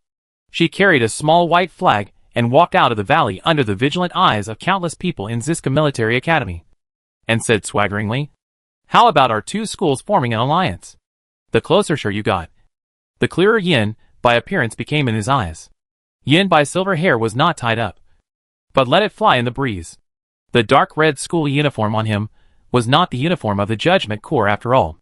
Although it looked like it, it lost the low-key and sharpness of the Judgment Corps uniform, and did not have the calmness of fighting on the battlefield. When Shiryu walked in front of Yin Bai, she found that Yin Bai and Xiao Piaoyang really didn't look alike at all, and the feeling of a fake became stronger and stronger. Shiryu felt that he needed to find an opportunity to put a sack on the fake's head and beat him up so that he would never dare to imitate Xiao Piaoyang again. But now, she had to suppress the urge in her heart. Yin Bai only felt that the wind blowing from the side seemed to be a little colder. He didn't pay too much attention, but stared at Shiryu, with the corners of his eyes curled up. The 1st Military Academy of the Federation has been defeated by the 9-star Military Academy and the Roman Military Academy. What do you have to ally with us? The attitude of the 1st Military Academy of the Federation towards the 9-star Military Academy before, now used by the Ziska Military Academy against him. This is probably that sooner or later you will have to pay back for what you have done. Shiryu looked around at the empty valley entrance, yawned and said, "Are you sure you want to speak here? What if someone accidentally hears it?" Obviously, he was a prisoner of war who raised his hands to surrender. But Shiryu acted like a big man who came to negotiate. The audience in the live broadcast room scratched their heads, and they really wanted to know what method Shiryu would use to convince Yin Bai. Yin Bai would not be led by Shiryu. He said, "You can rest assured that even if you shout on the public channel here, it is impossible for anyone to eavesdrop. The implication is that you should speak up right now, or you will be out." Shiryu had no choice but to spread his hands and pull out the scoreboard. The 1st Military Academy of the Federation has the lowest scoreboard. The most intact strength is the Sei Military Academy and the Azure Military Academy. Although the 9-star Military Academy and the Roman Military Academy suffered some losses during the siege of the 1st Military Academy of the Federation, the losses will not exceed 30%. And as the highest scoreboard, the Ziska Military Academy will definitely be the target of other military academies next. Commander Yin does not look like a person who will defend the city conservatively. Shiryu paused and said with a big white tooth, "Let's cooperate and eliminate all other military academies. You will take 1st place, and our 1st Military Academy of the Federation will take 2nd place." Yin Bai looked at her straight and said 4 words without hesitation, "Shameless." Shiryu touched her nose. It was indeed quite shameless. But Yin Bai's next sentence made her open her eyes excitedly. "But I like." Yin Bai squinted at Shiryu and said with a smile, "Since you have proposed such a good plan, you will be the executor of the plan. In another 4 hours, the instructors will drop off supplies." Shiryu suddenly had a bad feeling when he heard him say that. Yin Bai had already turned on his smartphone, unfolded a map, pointed to one of the red triangle marks and said, "This is the supply location we have locked on. If you want to form an alliance with us, it is not enough with just the 5 of you. The supply at this supply point is your sincerity." "Fuck. This fake is really shrewd." Shiryu tried to bargain, "Commander Yin, you see, there are only 5 of us. If the 5 of us go to rob the supplies at a supply point, isn't it like delivering food?" "No, not 5 people." Yin Bai stretched out his right index finger and waved it gently, then stretched out 3 fingers. With a smile in his eyes, "It's 4 people. Shiryu, I know you are very cunning. In order to prevent you from forming an alliance with other military academies to cheat me, as a sign of sincerity in the alliance, you need to leave a hostage with me." "Old coin. Really?" Yin Bai is the most difficult opponent Shiryu has encountered in such a long time. She even had a hunch that Yin Bai brought so many people here not to send her out, but to wait for her to take the initiative to propose an alliance. This feeling of being completely guessed and unable to resist is really a bit aggrieved. But there is only one way to go in front of her. Shiryu touched his chin and said, "I will be a hostage." Yin Bai refused without hesitation. "I don't want to leave a time bomb in my team." Shiryu, She is really not that scary. She is so powerful. Feng Xiao and others looked at each other. And Luo Shiatzi stepped forward first. "I will be a hostage." He is the weakest of the five. An auxiliary combatant. And the least threatening. Yin Bai was obviously quite satisfied. The two sides had such an unfair alliance. And Shiryu was not polite to Yin Bai at all. "We have almost used up all the ammunition in the previous battle. So it's not too much to ask you for some supplies." After that, Shiryu listed a long list on the smart brain and pushed it in front of Yin Bai without any hesitation, blocking his way without waiting for him to bargain. "If you want the horse to run, you have to let it eat grass." Commander Yin must know this truth. Yin Bai looked at the supply list that Shiryu had drawn up, and he rarely showed a speechless look. But he still gave them the supplies very straightforwardly. Shiryu happily took the supplies away and waved to Yin Bai, looking like a good brother. The four of them drove the mecha and disappeared into the sky. One of them walked to Yin Bai and frowned and said, "Commander Yin, are you just going to let them go like this? What if they run away without caring about the hostages?" "No," Yin Bai said softly. The people around him didn't quite understand why he was so confident. Yin Bai said again, "Let's go. We go to another supply point. Don't put all your eggs in one basket." He stopped Shiryu people here, not to let them go to the supply station to grab supplies. Shiryu has the potential to muddy a pool of clear water. Her role is not to bring back supplies, but to weaken the strength of other military academies. Luo Shiatzi put on the restriction bracelet obediently, and no one noticed the slight smile under his slightly lowered eyes. The people in the live broadcast room were dumbfounded and didn't understand why things developed in this direction. The fans of the first military academy of the Federation were just relieved and suppressed again. The fans of the Siska Military Academy were crazy in the live broadcast rooms of various military academies. Leonie will be doomed sooner or later. They also started to talk frantically. Shiryu and the others flew a short distance and stopped. She threw the space bag containing the supplies Yin Bai had just given to Feng Xiao. Feng Xiao turned on his smart brain and scanned the space bag for a while. Soon, a beeping sound was heard. A few minutes later, more than a dozen trackers were placed in front of them. Gu Qianqian stretched out his finger and poked one of the trackers. "That white-haired guy is really shady. Not only did he treat us as free thugs, but he also placed a tracker for fear that we would turn against him." When Shiryu heard the word Bai Mao, he immediately glanced at him. Lu Dongyan silently took out several small robots from the space bag. These small robots were made by Luo Shiatzi before. He was afraid that they would come in handy at any time, so he installed several on each person. He installed all the trackers on the small robots and set a destination for them. Soon, several small robots ran towards the destination. Seeing several small robots walking away, Feng Xiao unfolded his smart brain and gently swept his 10 fingers on the virtual keyboard. Soon a location appeared on the virtual screen. Gu Qianqian looked at the fast-moving location, touched his chin and smiled. Bai Mao is still too confident in himself. He can take any one of us. But he actually took Luo with him. Now it's good. If we don't send him out, we will be sorry for his kindness. Shiryu found it difficult to disagree. Feng Xiao pointed to the virtual screen and said, "It seems that they don't think we can bring the supplies back. So they went to another supply location." It's normal not to believe. If they really think that Shiryu and his 4 men can get the supplies back, Yin Bai will not let them leave, but send them out on the spot. Shiryu looked at the supply location and smiled with narrowed eyes. 5 minutes later, except for the people from Ziska Military Academy and the First Federal Military Academy, people in other military academies received a message with a salted fish logo. Dream of being a salted fish. Ziska Military Academy will seize the supply point at coordinates 688, 242, 30 in 4 hours. Everyone remember to avoid it. Chapter 70. Will they come if you just send the message? And they don't even hide their identities. Gu Qianqian looked at the last small wave of the message and asked with his chin in his hand. Who knows? Come or not. I've sent the message anyway. Ambitious people will definitely go. And as for those without ambitions, They just escaped. But who is not an ambitious person participating in this joint military exercise? Everyone wants the first place.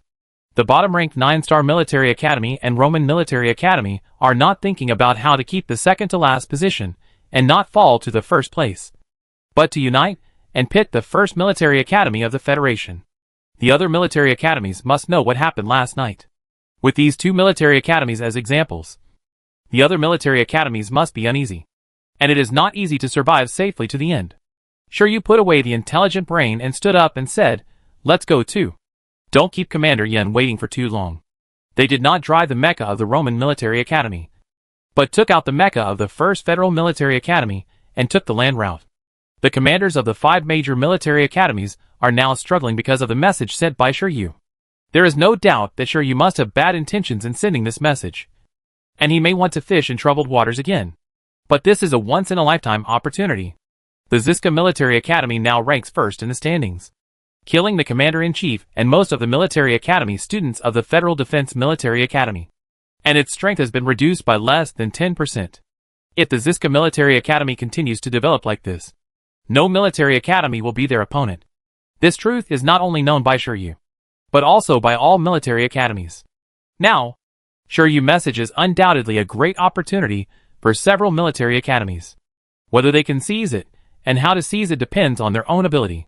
At this time, the audience who watched Shiryu and other series from the live broadcast were already dumbfounded. Everyone has seen more than one joint freshman military exercise of the 7 major military academies, but none of them is as exciting as this one.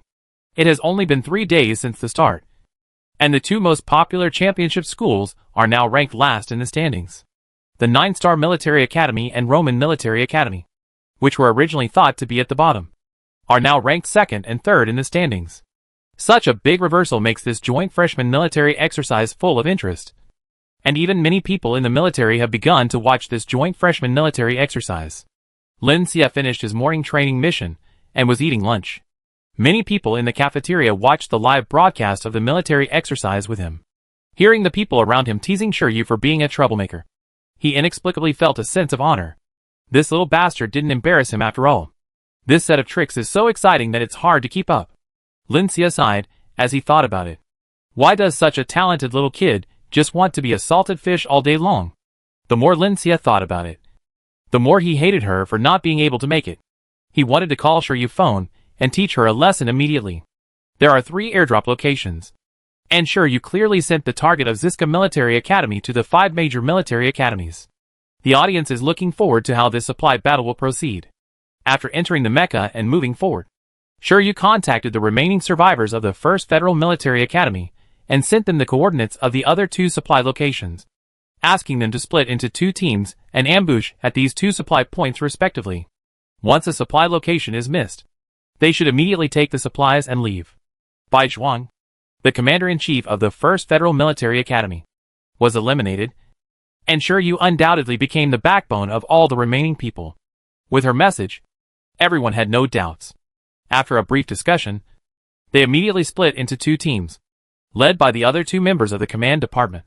The audience who saw Shiryu arrangement from the live broadcast window of other people in the First Federal Military Academy, and swiped a wave of awesomeness in the live broadcast room.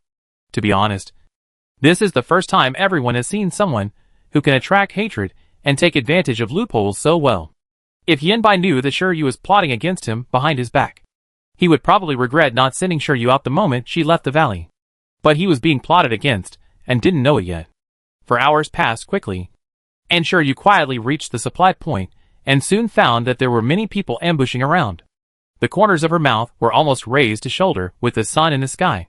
To be honest, it was really beyond her expectation that so many people would come. But the more people there are, the easier it is to fish in troubled waters. She likes crowded places the most. Shiryu did not approach, but quietly hid under a cliff and turned on the mimicry mode of the mecha, making the mecha and the cliff almost integrated. Soon, the instructor delivered supplies from the air, seeing one parachute after another falling. Many people were in turmoil, but the Commander-in-Chief did not give orders, so everyone could only quietly hide and wait for the first bird to come out. Suddenly, a mecha appeared, the mecha of the Roman Military Academy. The S-Class mecha moved slowly forward on the sand, Everyone watched her look to the left and right, kicking the supplies from time to time, as if she was selecting the best goods. Everyone was speechless. Su Wenchen, the commander-in-chief of the Roman Military Academy, frowned immediately. He immediately asked through the team channel who was the first to go out. Everyone answered no. Thinking of the chaos last night, Su Wenchen narrowed his eyes. It was sure you. Good guy. She actually dared to show up and touch the supplies in such a public place. Wasn't she afraid that everyone would simultaneously launch a marking missile to send her out? Sure you was of course afraid. So she came out by herself and didn't let other friends go with her. Otherwise, if they were all eliminated together, the first military academy of the Federation would have no chance of turning over. Yin Bai narrowed his eyes. He was a little unsure of what the Roman Military Academy was trying to do. Seeing the arrogant behavior of the mecha, it was hard not to think of Shiryu who had bargained in front of him. Could it be Shiryu? Before Yin Bai had time to think about it, someone from Ziska Military Academy suddenly launched a marking missile. He had given an order that no one was allowed to take action before he gave any order. More importantly, the marking missile was not aimed at Shiryu, who was standing in the center of the point, but at a cliff on the side. A rumbling sound was heard, and several more marking missiles were launched, aiming at another place. This time, Ziska Military Academy has completely stirred up a hornet's nest. The number of military academies that appeared at this supply point had already exceeded Yin Bai expectations. Now there was such a thing. Ziska Military Academy's indiscriminate attack completely drew all the firepower to himself. Yin Bai thought of Luo Xiaozi, who was put on a restriction bracelet by him and stayed obediently in the Ziska Military Academy team. He thought that he was the least threatening among the 5 people in Shiryu group. The time came to a few minutes ago. Luo Xiaozi put on a restriction bracelet and was guarded by several people from Ziska Military Academy not far from the supply point. He couldn't use the smart brain or the mecha bracelet, and even the space bag was taken away and guarded. Yin Bai was very cautious, but he underestimated the strength of a technical assistant. A few people were afraid of encountering accidents and being separated and unable to contact each other. After Luo Xiaozi entered the military exercise site, he immediately used the materials at hand to make a small tracking device. He did not put the small tracking device on himself, but quietly stuffed it on him during the contact with the guard. In this way, even if he was shielded, sure you could track him through the tracking device. Luo Xiaozi sat in the shade and bit a nutrient solution at ease. It's true that several people were unconsciously infected by Shiryu with the habit of holding a nutrient solution or eating a small pudding from time to time. There was no small pudding in the military exercise, so they had to drink the nutrient solution. Luo Xiaozi's calm behavior made the people in Ziska Military Academy couldn't help but murmur in their hearts. There were a total of 8 people guarding Luo Xiaozi. It can be said that Yin Bai gave him enough face, but these 8 people were not good enough for Shiryu and his men. They took them all down with a little trick of making a feint to the east and attacking in the west, and took away their mecha rings. The reason why they didn't send them out immediately was that once they were out, Yin Bai would immediately notice it, and the things here would not be hidden. Gu Qianqian was left by Shiryu to look after these 8 people. Feng Xiao accuracy in firing shells made Shiryu feel ashamed. He drove the mecha of the Ziska Military Academy and bombarded the surroundings, blowing up 4 military academies. Yin Bai knew that he was tricked by Shiryu after the shells were fired. He retreated immediately, and at the moment he retreated, a sniper bullet from one of the high points of the supply point slipped past the position where he was originally standing. If he was 1 second later, the sniper bullet would hit his cockpit and send him out. Yin Bai's face was gloomy, and several military academies around him rushed over almost at the same time. Their target was very clear. That was Ziska Military Academy. Shiryu, who was in the center of the supply point, raised his eyebrows. It seemed that these military academies had learned their lesson and planned to unite to kill Ziska Military Academy first, and then consider the next thing.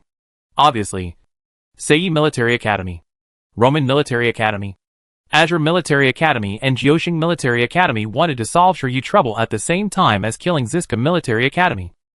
Shiryu had expected that she would be the focus of attention. She didn't take any supplies, and immediately drove the thruster modified by Luo Xiaozi, and jumped into the ravine with a whoosh. The marking missiles fired at her also rumbled into the ravine. At the same time, the 4 major military academies each sent a part of their people to track Shiryu. They were determined to eliminate Shiryu this time. When everyone jumped into the ditch, they found no mecha or mecha wreckage at all. At that moment, someone found the tire marks at the bottom of the ditch. One of the people from the Roman military academy shouted, "Everyone, hurry up and chase her. She must be running in this direction," with one person leading the way. The others seemed to have found the direction and all chased after her. After making sure that everyone had left, Shiryu poked his head out of the sand pile in his mecha and immediately ran away in another direction. Above the gully, several major military academies had already surrounded the Ziska military academy and started fighting. Seeing that the plan had succeeded, Lu Dongyan immediately slipped away. After Feng Xiao fired the marking missile, he also took advantage of the chaotic crowd and ran away without hesitation. None of the Salted Fish 5-man team was caught. The Ziska military academy was almost crippled by the 4 military academies. But the commander-in-chief Yin Bai was not eliminated. In addition to being an excellent commander, Yin Bai was also a driver of an SSS-class mecha. He led a group of people to fight out of the siege, with the previous manager who failed to chase Shiryu and was taught a lesson. The Roman military academy and the 9-star military academy wisely did not continue to chase, as the 2 military academies with the most intact strength at present, the Sei military academy and the Azure military academy, immediately retreated after dividing the supplies. They did not want to continue a melee and lose their strength.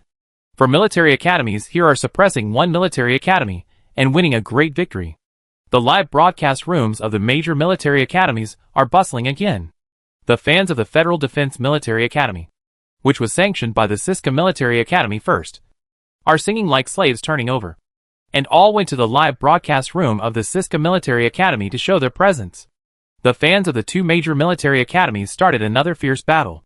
Yin Bai left exhausted with more than 1,000 people left. He finally found a safe place.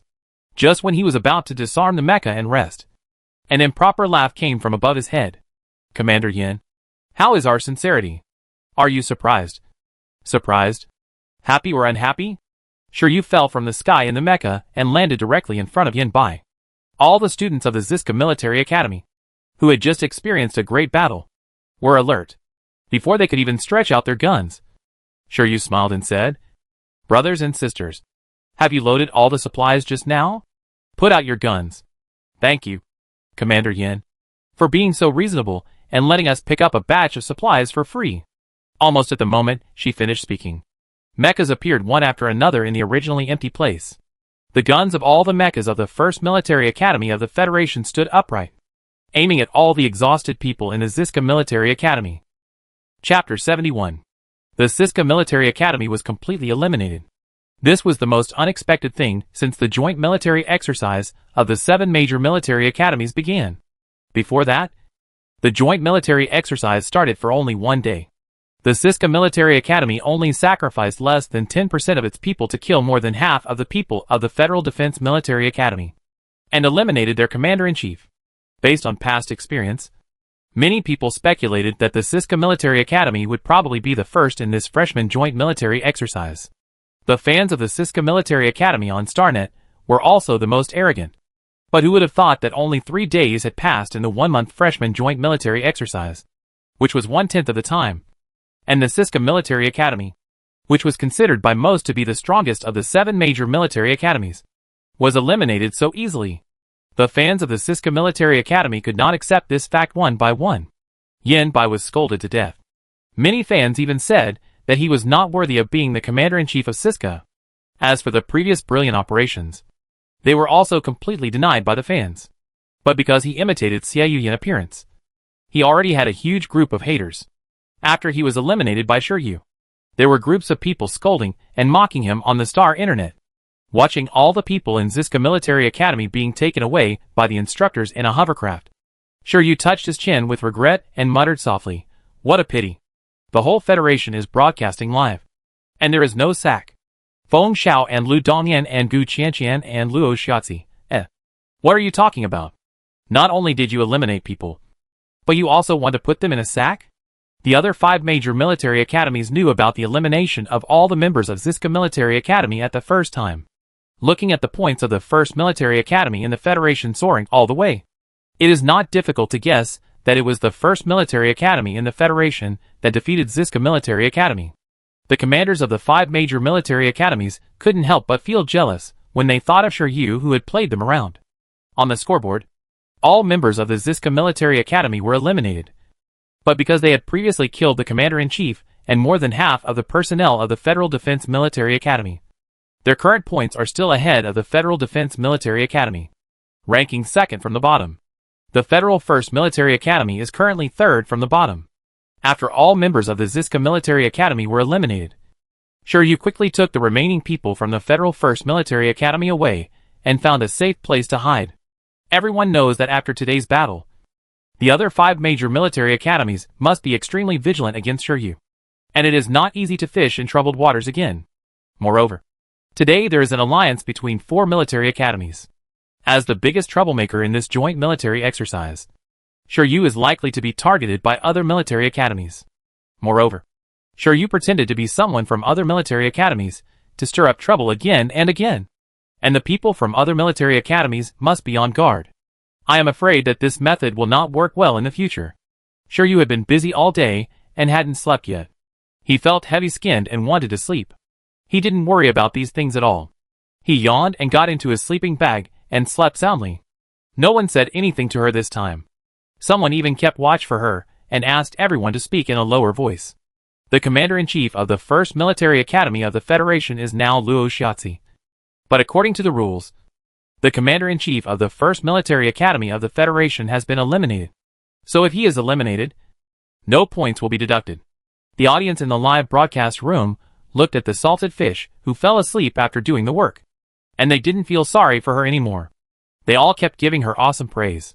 After that, they went to the Star Talk of the Ziska Military Academy to laugh at her. How miserable the fans were laughed at before. How happy they are to laugh at others now.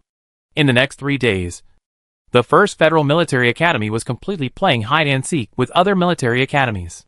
Every time they were about to be discovered and a conflict broke out, Luo Shiatsi arranged for the transfer in advance. There were only more than 2,000 people left in the First Federal Military Academy. Each transfer was very fast, not giving other military academies a chance to catch them. Shiryu and his men did not go out to show their presence. At this time, they could not continue to attract hatred. Otherwise, all the remaining military academies would really unite to kill them all. The second supply airdrop will start soon. The remaining 6 military academies in the military exercise may not necessarily go to 3 supply points according to the distribution of 2 by 2. Because of the battle 3 days ago, the First Federal Military Academy directly got the supplies of an entire supply point for free. The Federal Defense Military Academy also got the supplies of another supply point because it did not wade into that muddy water. At present, the 2 military academies have the most sufficient supplies among all military academies. Luo Shiatsi meant to give up the supply grab and look for an opportunity to fish in troubled waters, and try to eliminate the people from other military academies. A few hours before the supply was delivered, he was repeating the battle plan to the people from the First Federal Military Academy. But at this moment, there was a sudden violent vibration on the ground. Shiryu jumped up reflexively. Is it an earthquake? No matter what era, there are always geocentric activities on the planet. She experienced several earthquakes when she was on the aquamarine. The anti-seismic technology in the interstellar era is far from comparable to the previous ones. Although there were earthquakes, they did not cause much threat and basically no casualties. Now, the shaking yellow sand on the ground began to shake wildly, and even tilted to one side. Everyone on the gray star felt the constant vibration from below. Almost at the same time, extremely fine particles floated above the gray star. All the viewers in the live broadcast room saw the live broadcast room crackle, and a red triangular exclamation mark appeared on the virtual screen, which was a sign that the ring satellite could not receive signals. At the same time, the vibrations from the ground became more intense, and Shiryu immediately shouted, "Everyone, hurry up and get into the mecha!" In the face of the power of nature, humans are undoubtedly insignificant, but mechas can give humans the power to resist nature. After Shiryu made sure that everyone entered the mecha, she wanted to contact the instructors, but found a red triangular exclamation mark at the bottom right of the intelligent brain screen. She was not unfamiliar with this sign.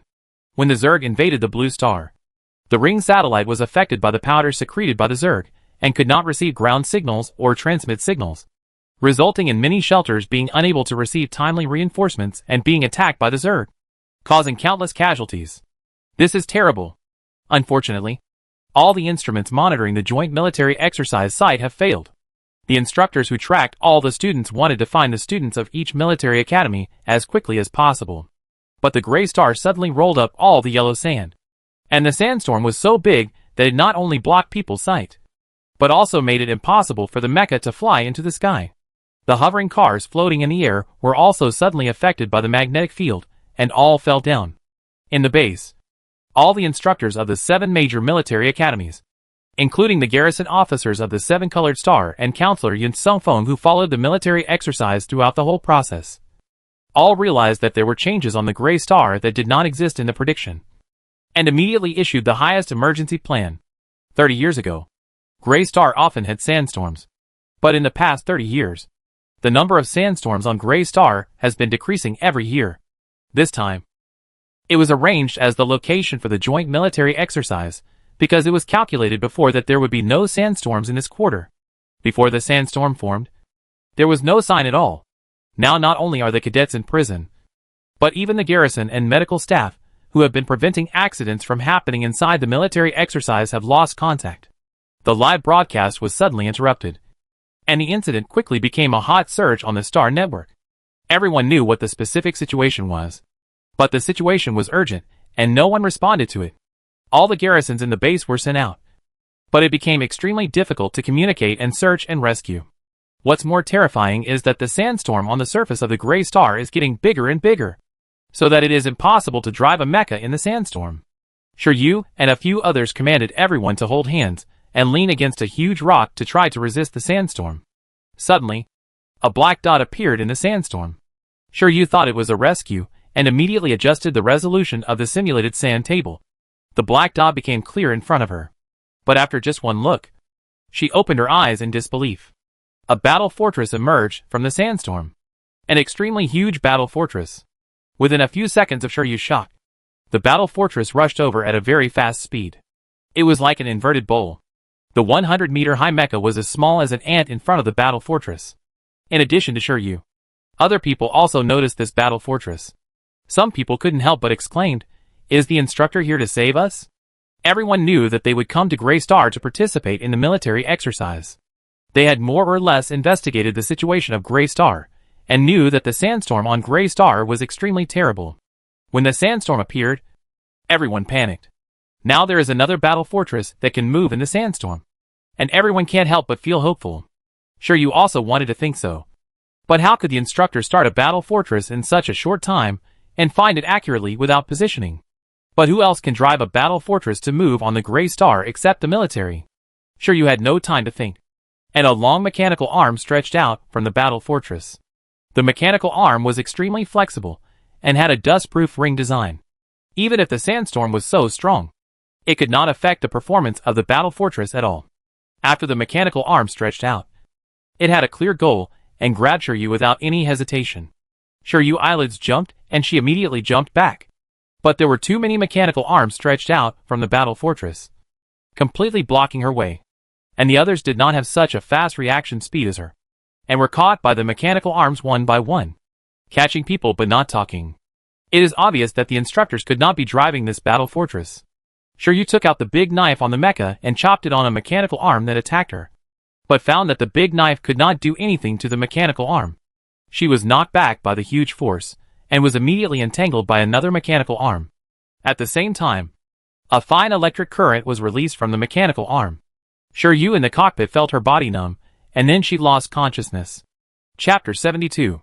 No one knows what happened at the military exercise site. The sandstorm has not subsided, and the military rescue has been extremely difficult. The heads of the major military academies and Counselor Yun Sung-fong were extremely anxious and dispatched personnel from outside the Gray Star as quickly as possible. But even so, the search and rescue was still ineffective. At some point, some of the freshmen who were eliminated from the base disappeared, including Bai Zhuang, the commander-in-chief of the 1st Federal Military Academy, and Yan Bai, the commander-in-chief of the Ziska Military Academy. It just so happened that what happened on the Gray Star was somehow exposed on the Star Network, which immediately triggered a huge public opinion.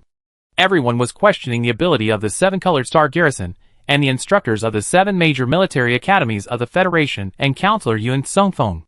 Some people were fierce and questioned whether they were just eating dry food. When Shiryu woke up, She felt sore all over her body. And her body was numb, and she couldn't use any strength at all. She wanted to reach out and rub her head, but found that she was wearing a restrictive bracelet and was tied up like a dumpling, basically unable to move. She closed her eyes tightly and opened them again when her mind was clearer. What she saw was a prison-like room, dim and opaque. The reason she could see clearly was that there was a dim light in the corridor outside, giving this narrow place a glimmer of light. Shiryu struggled to sit up from the ground, and a voice suddenly sounded from the side. "Are you awake?" The voice was quite familiar. Shiryu turned around and saw Yin Bai, who was also tied up and locked in the next cell. Yin Bai was tied up, and his silver hair was messy, and it seemed to be knotted in some places. Shiryu blinked and blinked again, thinking that she had seen it wrong. But no matter how much she blinked, Yin Bai was still sitting there. "Why are you here?" Shiryu asked in confusion. If her memory was not wrong, wouldn't Yin Bai have been eliminated and returned to the Grey Star base 3 days ago? Yin Bai was naturally gnashing his teeth at Shiryu, who eliminated him. But now was obviously not the time to focus on personal grudges. He shook his head and said, "A sandstorm suddenly broke out on Grey Star. The base's defense was very strong, so nothing happened. I was ordered to stay in my own residence. I woke up and found myself here." Shiryu glanced at him suspiciously. Yin Bai didn't know what she was suspicious about, so she asked herself, "How did you get here?" Both of them were now tied up and wearing restrictive bracelets. It was obvious that someone had brought them here. As for the purpose, they didn't know. A sandstorm suddenly broke out at the military exercise site. We couldn't handle it at all. "I don't know how I got here," Shiryu said half-truthfully. She really didn't like Yin Bai, who imitated Xiao Yin too much, and instinctively guarded against him. Yin Bai glanced at her and was about to speak. Bai Zhuang, who fell to the ground beside him, slowly woke up. So he stopped talking. Shiryu saw Bai Zhuang was also there, and raised his eyebrows. "Brother Zhuang, how did you get here too? Do you remember how you got here?" Bai Zhuang seemed a little confused, and sat up from the ground after a long time, seeing Shiryu and Yin Bai's slightly surprised eyes. He sorted out his thoughts a little, and then frowned and said, "Where is this place? I remember I fell asleep in my residence. How did I get here? No one knew how they got here." Shiryu spread his hands and said, "How should I know? I woke up here. Are there others?" As she spoke, she poked her head out, and in the cell on the other side of her, another voice came out, "Yes. Here." Shiryu looked over and saw that the person who spoke was Shen Yin, the commander-in-chief of the 9-star military academy, who was eliminated. In addition to her, there were 2 other people from the 9-star military academy. One of them was Su Xinmiao, the girl she had to share a table with in the restaurant last time. She replaced Shen Yin as the new commander-in-chief of the 9-star military academy after she was eliminated. Her coordination ability was not weak, even better than Shen Yin. She easily reorganized the remaining people in the 9-star military academy, and there was no chaos like the Federal Defense Military Academy. A thin boy next to her sat up from the ground with difficulty. It was the shy boy who followed her last time. He was Su Xinmia's twin brother Su Xinhan. There were still many people in the prison next to the 9-star military academy. The major military academies were scattered, but only Shiryu was here in the Federal 1st Military Academy. Feng Xiao and others were nowhere to be seen. Everyone was tied up and wearing a restriction bracelet. The military mecha on their bodies was taken away, and the space bag was also missing. The mecha ring of the God of War was not taken away. It was estimated that it could not be taken off, so she was given a restriction bracelet. Shiryu was thankful that the people who had captured her were not so cruel as to chop off her hand. Although medical care was very advanced in the interstellar age, and a severed hand could be quickly grown and replaced, it was not an original one after all, so it was better to have a continuous replacement. After Shen Yin answered, the prison fell into silence. After a few seconds, a clattering sound suddenly sounded in the empty corridor outside. After a while, a group of people came in. Their faces were all the same, and their behavior was so mechanical that everyone was exactly the same. These people were AI robots. The AI robots opened the prison and carried up the people in the prison. Shiryu was carried on the shoulders of one of the AI robots.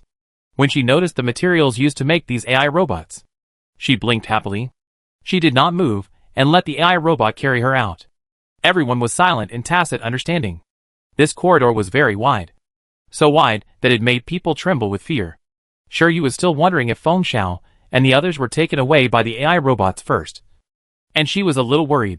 She wanted to see where the AI robots would take them. But after walking out of the corridor for a while, she suddenly heard the sound of ping-pong behind her. She twisted her waist and looked up, and found that someone broke free and started fighting with the AI robot. Shiryu looked at Su Xinhan, who was fighting with the AI robot, and narrowed her eyes slightly, but was thrown heavily to the ground by the AI robot. Several people fell on her, and Shiryu wanted to reach out and rub her buttocks. But her hands were wearing restriction bracelets, and she couldn't move at all. But at this moment, the restriction bracelet on her body opened with a click and fell to the ground. There were several more clicks, and Shiryu blinked and blinked again, and saw that the restriction bracelets on everyone's hands were untied. Su Xinmiao got a knife from somewhere and easily cut the ropes tied to everyone. Su Xinmiao said hurriedly, "I have learned how to remove the restriction bracelets before. Let's get rid of these AI robots quickly, while the people who caught us haven't reacted yet. We have to leave immediately." In the first few seconds, all the AI robots rushed towards Su Xinhan.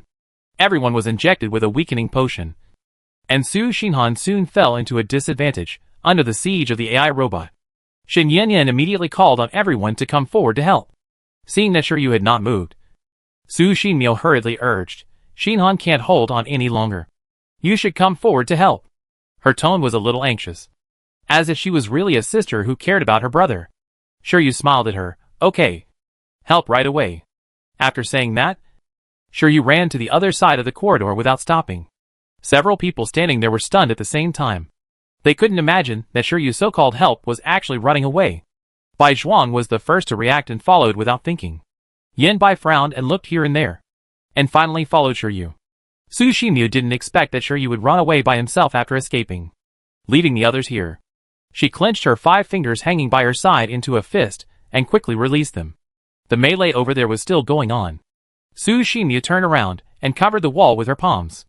A virtual screen popped up. Someone in the melee turned his head away, but pretended not to see anything and continued to fight with the AI robot. The noise here was very loud and could be heard far away, so he couldn't stop suddenly. Su Xinhan pulled himself out of the melee and stood beside Su Xinmiao. The virtual screen was pitch black. Su Xinmiao gritted her teeth and said, "She ran away. I wonder if she suspected us." Su Xinmiao racked her brains, but couldn't figure out why Shiryu would leave so many people behind and run away. Could it be that she was a selfish person who only cared about her own life and death? She left them and ran away, not because she suspected anything at all. Something on the dark virtual screen shook, and then a mechanical voice came over. "It doesn't matter." After the mechanical voice finished speaking, the virtual screen disappeared. Su Xinmiao held her breath in her heart. Su Xinhan lowered her eyes and whispered, "I wait for her in front." Shiryu ran not slow at all. She noticed the 2 people chasing behind her, and suddenly stopped, leaning against the side of the corridor, waiting for them to catch up. "Why are you following me?" Shiryu crossed his arms and raised his eyebrows. Bai Zhuang ran out of breath. With his hands on his thighs, raised his hands, and said breathlessly, "I feel safer following you." Shiryu sneered, and then looked at Yan Bai. With his chin slightly raised, "Commander Yan, why are you following me?" Yan Bai turned his head away. He had SSS level mental strength and physical strength. Running for such a while was really nothing to him. He didn't even take a breath. He walked to the wall opposite Shiryu and leaned against it, tilted his head and said, "You are more capable of making trouble." "Shiryu, eh? What a mess of reasons." "Forget it. I'm too lazy to bother with them during this emergency." Shiryu pointed to the fork in the road in front of him. "How to go? Do you have any idea? This corridor is damp and cold, and looks exactly the same. There is no difference between the 2 roads in front of him." Yan Bai glanced at Shiryu, put down his hands, and unfolded the intelligent brain. The intelligent brain immediately extended virtual tentacles to the wall.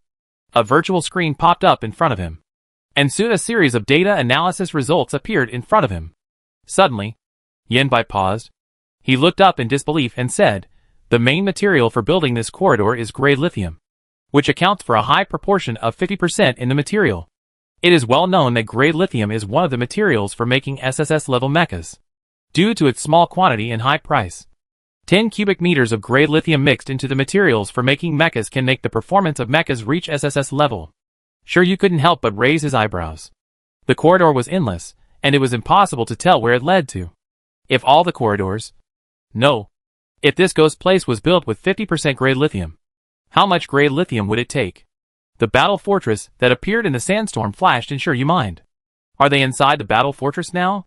Just as this thought came to Sure mind, the corridor behind them suddenly split open without warning, and one AI robot after another rushed out. They recognized the three people standing in the corridor. Their eyes lit up red, and they all rushed towards them. Chapter 73. Countless AI robots emerged, and AI robots also began to appear in another corridor at the fork in the road. Obviously, there was only one way for the three people to go. The person who forced them here did not hide his purpose at all. Sure suddenly became curious about what would be at the end of this corridor. She avoided the attacking AI robots at a very fast speed and rushed forward. Yin Bai and Bai Zhuang saw her move and had to grit their teeth to keep up. The three people and the AI robots chased each other all the way, and they didn't know how long they ran. Suddenly, a light appeared in front of them. This light was undoubtedly very abrupt in the dim corridor. The three continued to run forward, and the light became brighter and brighter. Sure suddenly opened his eyes wide and stopped with an emergency brake in front. Bai Zhuang and Yin Bai were startled by her. Bai Zhuang's balance ability was much worse, and he fell directly. Yin Bai was better than him and barely stopped behind Sure. Why did it stop suddenly?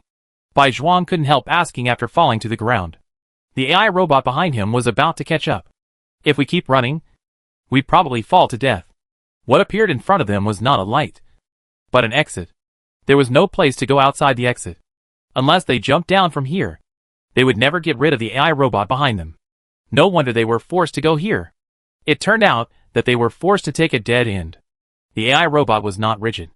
In fact, because it was an advanced artificial intelligence, it executed the combat program, had flexible movements and deadly attacks, and could even judge the opponent's attack route, which made it even more difficult to deal with. Now they had two choices: to fight the AI robot head-on and be exhausted and caught by them, or to jump from the hole outside, which was more likely to fall to death. Bai Zhuang got up from the ground, looked at the AI robot chasing him, and then looked at the huge cylindrical space that was almost bottomless. He touched the mecha ring on his finger and was about to speak when the scimitar disassembled from the AI robot's hand flew over and brushed across his side face, leaving a streak of blood. The AI robot didn't give them time to think, and it was right in front of them in the blink of an eye. Sure jumped and leaped, holding the scimitar in her hand, and rushed directly towards the AI robot. She clearly felt that her physical fitness was not as good as before, and after a few moves, it was obvious that the side effects of the weakness potion were still there. Yin Bai reaction speed was also very fast. The two of them cooperated and killed an AI robot in the blink of an eye. Bai Zhuang, the weakest among the three, stood against the wall in a panic, trying not to be affected by the battle. He pinched the mecha ring on his finger, lowered his eyes, and shouted, "Take out the mecha quickly. The huge space outside is enough to accommodate the mecha."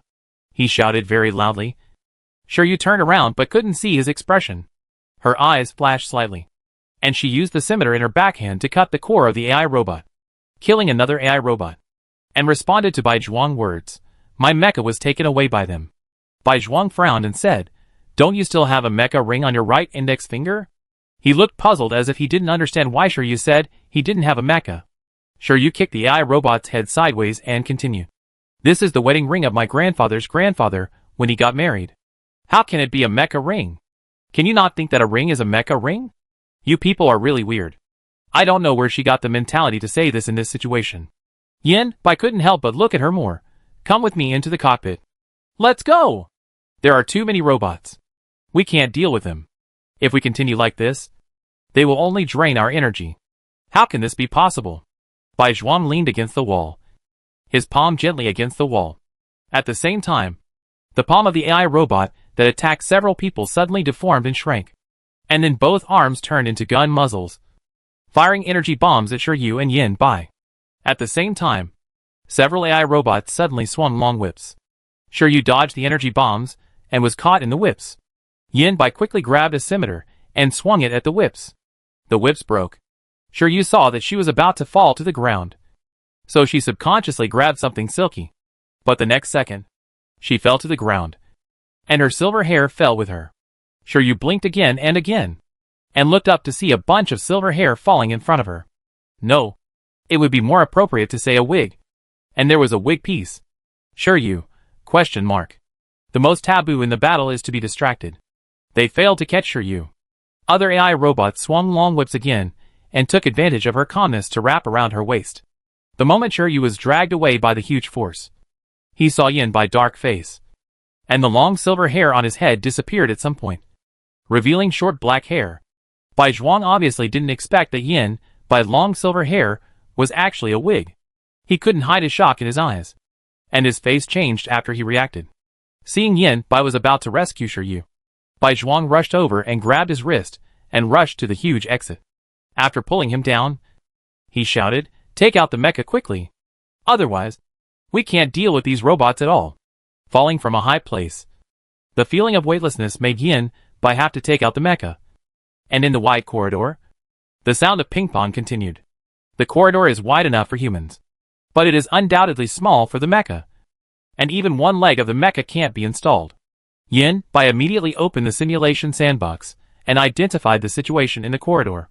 The mimicry picture was established on his simulation sandbox. An AI robot suddenly flew out of the corridor, followed by several AI robots falling out of the corridor.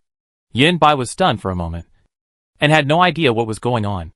In the corridor, without the two guys who were in the way, Shiryu was like a wolf entering a flock of sheep. The robots made mainly of metal slowed down under her superpowers, and she kicked them all out of the corridor without hesitation. Shiryu did not dare to use superpowers on a large scale. She could not be sure whether there was surveillance here. Superpowers were her last life-saving trump card, and must not be leaked easily. It was precisely because of this that even if she had the upper hand for a short time, she could not get rid of the endless AI robots. Shiryu got rid of another AI robot, and saw two mechas parked outside the exit. Bai Zhuang's voice came from outside. "Shiryu, are you okay? Or you can just jump out, and I will catch you." To be honest, Bai Zhuang is really not a suitable spy. He is simple-minded, and I don't know how he got the first place in the command department. Shiryu guessed their purpose almost instantly. No wonder they took great pains to bring her here, only to lock her up in the prison and take away the military mecha and space bag, but did nothing to the mecha ring of the God of War. He was smarter than Colonel Bader, knowing that it was impossible to force her to take out the mecha, so he deliberately did this to let her take out the God of War on her own initiative. Once she took out the God of War, the people behind the scenes would have thousands of ways to deal with her, and it would be hard to say whether she could keep the God of War. Shiryu suddenly smiled, and she kicked away the AI robot that attacked her again in a few bounces, and jumped out of the exit. Bai Zhuang, who caught the moment she came out, had his pupils dilated, and a hint of excitement flashed across his eyes. But the next moment the excitement in his eyes completely froze. Shiryu did take out a mecha, but it was a white mecha. The white mecha was slender, and carried a long sword on its back. The long sword was all white, and a silver-blue crystal was inlaid on the hilt. A ray of light refracted down and shone on the white long sword, and the long sword body inexplicably showed a layer of light blue light. For no reason, a chill ran down Bai Zhuang's back. When participating in the 7-colored star mecha exhibition arena, Shiryu had seen this mecha. He knew that the design was very beautiful, but the performance was ordinary. But it was an SSS-level mecha after all, and no matter how ordinary the performance was, it would not be more ordinary than an SS-level mecha. Originally, they wanted to sell this mecha, but Feng Xiao felt that this SSS-level mecha could be used by Shiryu. Ares is really extraordinary, not to mention its overly good-looking appearance. Its terrifying performance is obvious to even laymen. Countless people want to know the driver of Ares. Once an emergency occurs, Shiryu takes out Ares, and it is unknown whether it will cause more trouble. The performance of this white mecha is much better than that of military mechas, and it can temporarily deal with certain emergencies. After several people discussed, this mecha was temporarily kept by Shiryu. Shiryu had not looked at this mecha seriously yet, and thought he would get familiar with it after the military exercise, but he did not expect to use it so soon. It was also after she took out the mecha that Bai Zhuang's slightly angry voice came from the public channel. "Don't you have a mecha? How come you have one now? You lied to me in such an emergency just now. Is it fun?" Bai Zhuang couldn't figure out where Shiryu got this mecha from. Obviously, the extra mecha rings on her body had been taken off, and even the space bag had been taken away. Where did she hide the mecha rings of this mecha? The mecha driven by Shiryu turned around in this wide space. And then, he answered nonchalantly, I lied to you because I didn't like you. What? Do you want to fight? We were just talking peacefully. Why did we start quarreling? Yanbai frowned. Now is not the time to talk about this. We have to leave here quickly. No.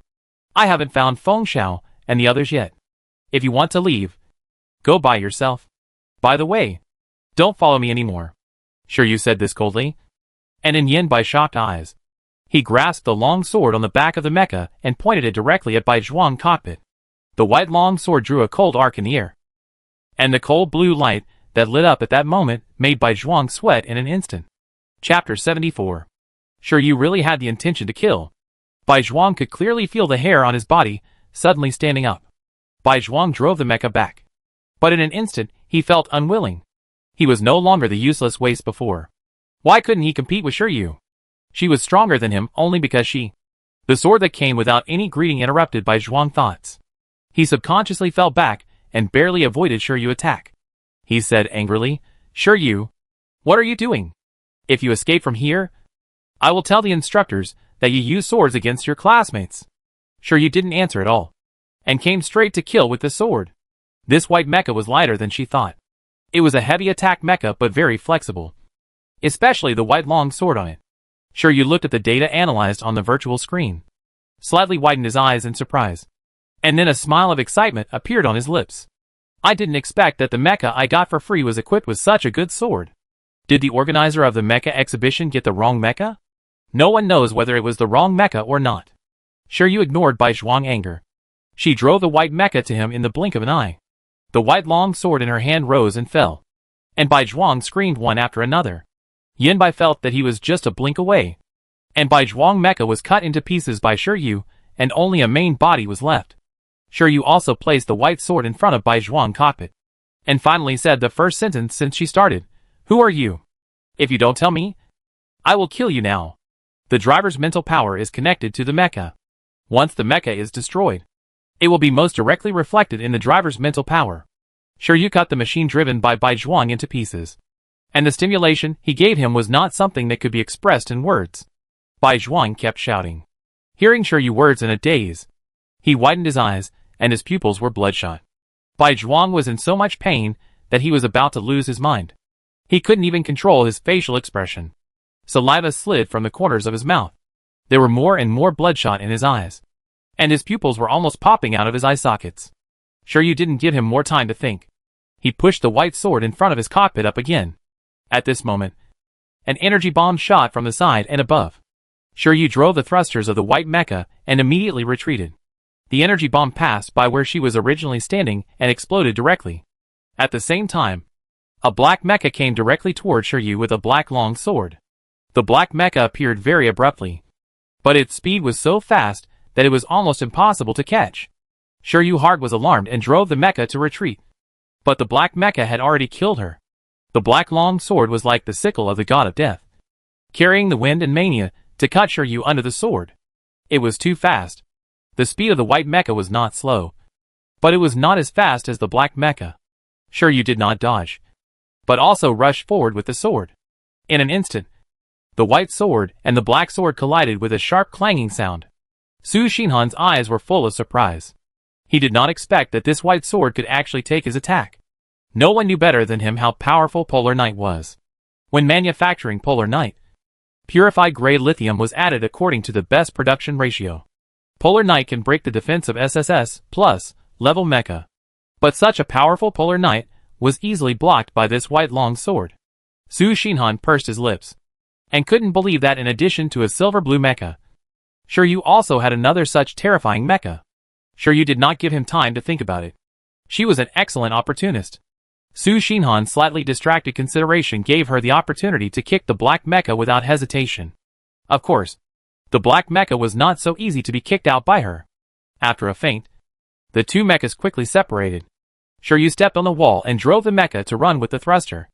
In the blink of an eye, she was behind Yanbai and pulled off the long sword on the back of his mecha. With two long swords in hand, Shiryu rushed towards the black mecha at lightning speed. Her attack was swift and hard to resist. At the same time, the connection and change of moves were constantly changing. Su Xinhan was a little overwhelmed for a while. Shiryu, who got the two long swords. Move faster. One hand was fighting with Su Xinhan, and the other hand could attack easily. The two long swords were switched terribly during the fight.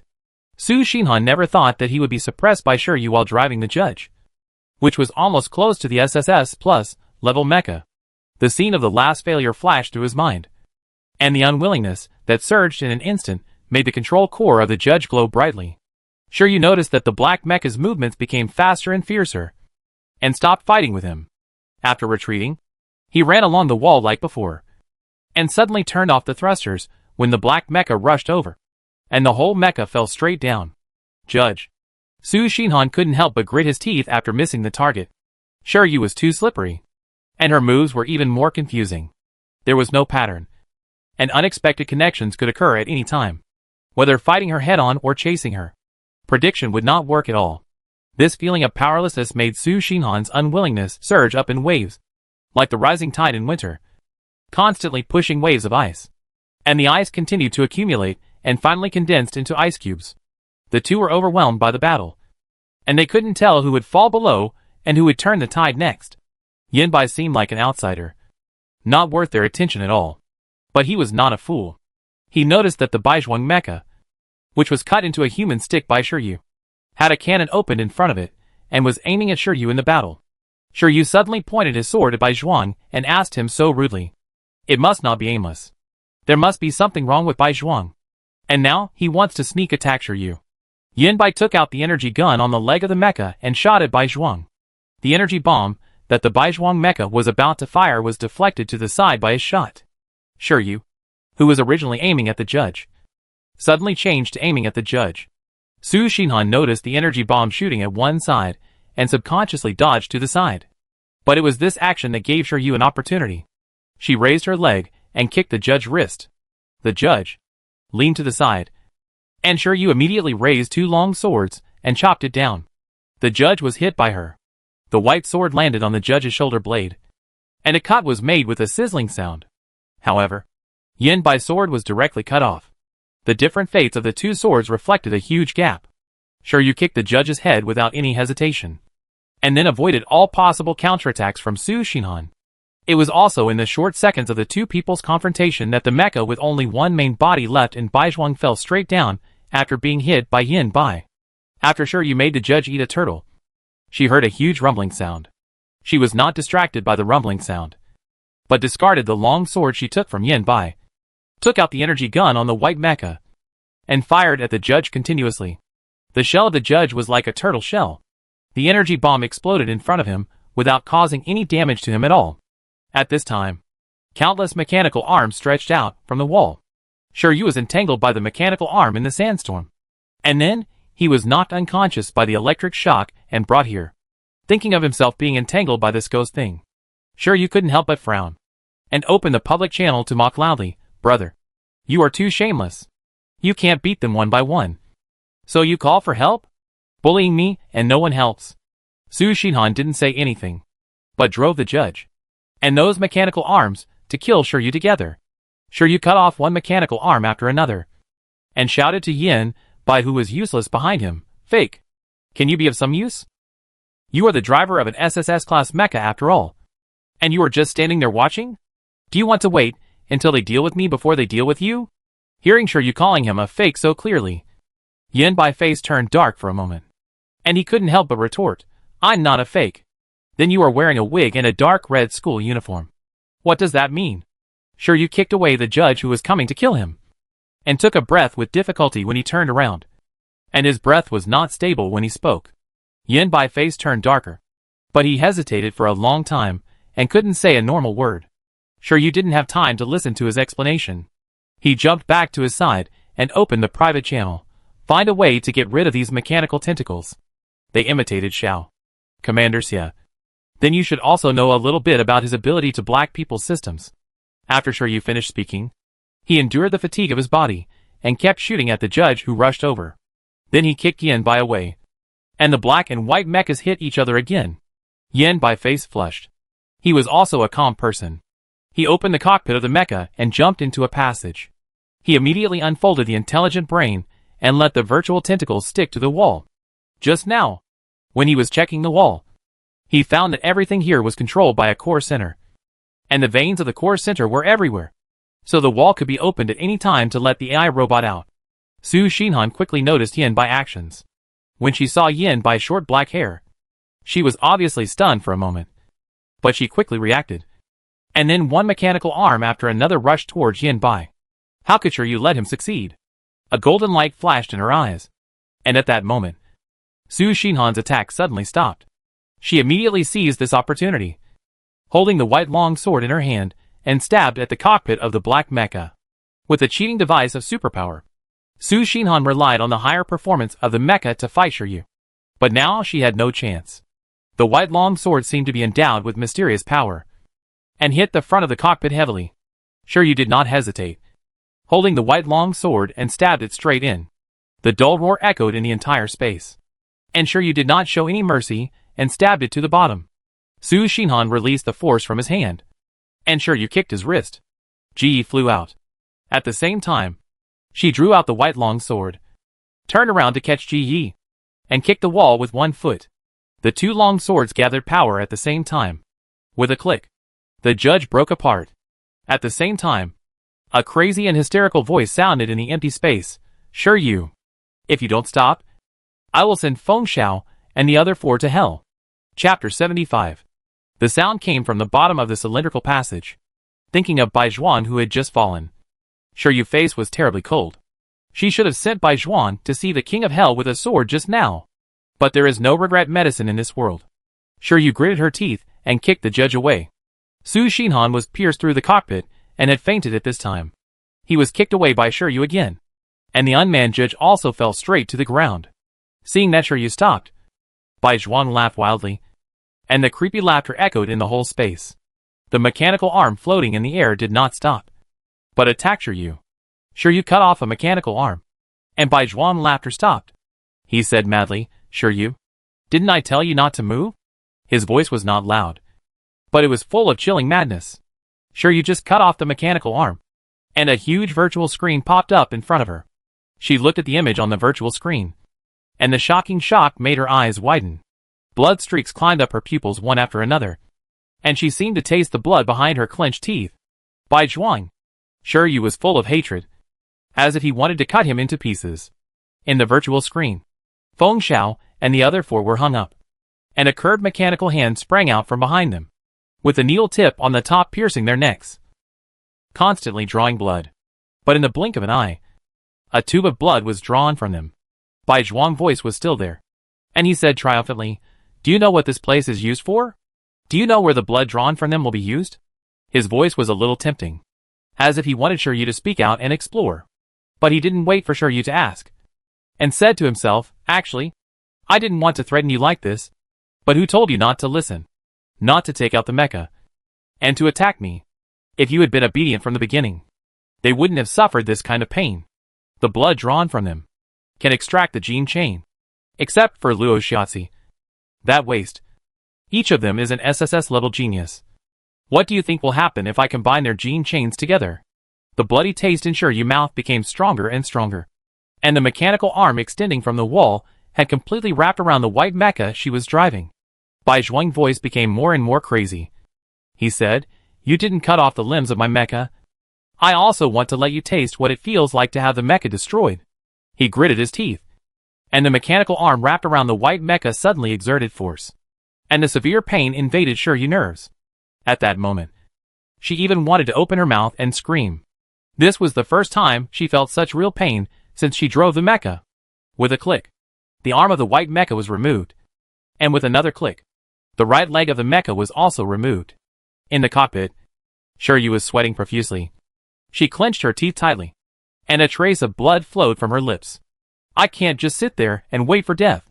Shiryu slightly bit her fingers to ease the pain, and a golden light flashed in her eyes.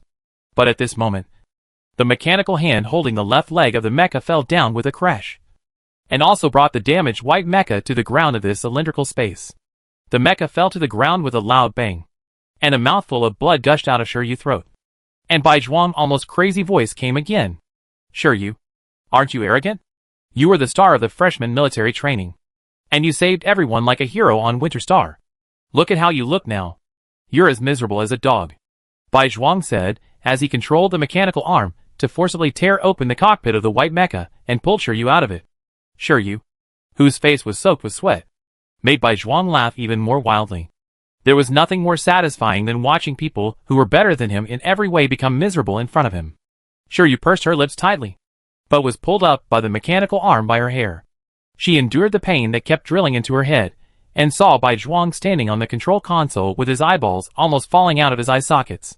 He stood on the control console in an extremely unnatural posture, and beside him were huge glass jars. The glass jars were not filled with the disgusting monsters that Shiryu saw in the underground laboratory of Hylian Express, but complete people. They were alive, and bubbles came out of the glass jars when they breathed. Shiryu opened his eyes wide, and soon saw Feng Xiao and the other 4 people hanging in the air unconscious. In addition to them, many military school students were hung here. The few that Shiryu remembered were all people with SSS-level mental power. Bai Zhuang seemed satisfied with Shiryu's expression. He controlled a mechanical hand, and let the needle on the mechanical hand pierce Shiryu's neck fiercely. Soon, a tube of blood was sucked out. The tube of blood was handed to Bai Zhuang by the robot. He looked at the scarlet blood and his eyes became fierce in an instant. I can't believe that you have an SSS plus level gene lock implanted in your body. In the entire universe, no one has yet developed an SSS plus level gene lock. The gene lock that locked Shiryu's gene chain made Bai Zhuang suffer a lot. He held the test tube and looked at it carefully against the light. Seeing that Shiryu's blood actually had a layer of light blue light, excitement surged in his eyes. He stared at Shiryu and said hurriedly, Tell me your gene lock password. As long as you tell me, I will let the 4 of them go. His tone was urgent, and he did not hide his intentions at all. Shiryu raised his head with difficulty. His eyes stayed on Bai Zhuang, and said in a hoarse voice, If I say I don't know, you won't believe it. Before Xiao Piaoyang mentioned the gene lock to her, she didn't even know what the gene lock was, let alone that she had a gene lock implanted in her body. How could she know the password of this gene lock that sounded very awesome? Bai Zhuang certainly didn't believe it. He waved his hand high, and Shiryu was lifted up by the mechanical arm. At the same time, a needle tube stretched out, and the needle tip directly pointed at his neck to inject the transparent liquid inside. The moment the transparent liquid entered Shiryu's body, a burning feeling like fire immediately spread. Bai Zhuang saw her face twisted in pain and laughed crazily. Ha ha ha. This is a gene failure potion. 5 minutes. Just 5 minutes. Your genes will completely collapse and fail. If you tell me the gene code, I will treat you immediately. You haven't experienced the pain of gene failure? It's wonderful, Bai Zhuang said, while extending his scarlet and bloodshot tongue to lick his lips, revealing a disgusting smile. Remember, you only have 5 minutes. He reminded very kindly. The feeling of a prairie fire spread from the body. Shiryu hadn't experienced such pain for a long time. When was the last time? It seemed to be when she traveled to the Interstellar and became the child who fell on the roadside and almost died. The stingy uncle picked her up and said that she was hopeless and would die soon. But he asked her if she wanted to live. Of course she wanted to live. She finally survived. Why did she want to die? She firmly told the stingy uncle that she wanted to live. And the stingy uncle told her not to regret it. What is there to regret? People who have not experienced death will never know how precious it is to live. She only remembered that she endured the burning feeling from inside to outside for a long time. And then this feeling slowly faded away. She jumped up and down. And she could even snatch food from the stingy uncle and bargain with him for federal coins.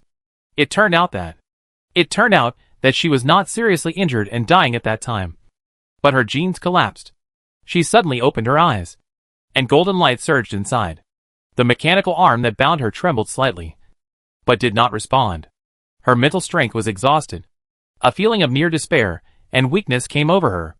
Shiryu looked at Bai Zhuang and said with difficulty, Lanzel, give her a little more time. A little more. Her voice was not loud, but it made Bai Zhuang crazy in an instant. Shiryu closed her eyes again and whispered, I have told you the password. How to crack it is up to you. I am not the one who developed this gene lock, so I don't know how to crack it. She said that without moving, and did not pray to Bai Zhuang to treat her gene failure. She was quiet as if waiting for death. Bai Zhuang did not like her appearance, and did not like her to show a condescending attitude even now. There was a morbid madness in his eyes. He raised his hand, and threw Shiryu into a huge glass jar. A pipe like a water snake emerged from the glass jar, and injected the transparent liquid into Shiryu's body again. Bai Zhuang saw that Shiryu's expression was getting more and more distorted, and laughed wildly again. Don't worry. I will make good use of your genes, and make it shine in the universe. As for you, just die peacefully. I will make you into a specimen as my most perfect collection. The whole space was filled with Bai Zhuang's disgusting laughter. The gene exhaustion agent continued to erode Shiryu's body. She felt that her life breath was getting weaker and weaker, and she didn't even have the strength to open her eyes. Is she going to die like this? She didn't die in the invasion of the Zerg, nor did she die under the threat of the Winter Star, but died in this unclear place? No! How could she die here? If she died, she would drag those bastards, who didn't regard human life as a thing, to hell with her. The burning sensation in Shiryu's body burned to the extreme, as if the feeling of burning her soul brought endless suffocation. But at the moment when life and death collided, a cold breath suddenly spread from her blood.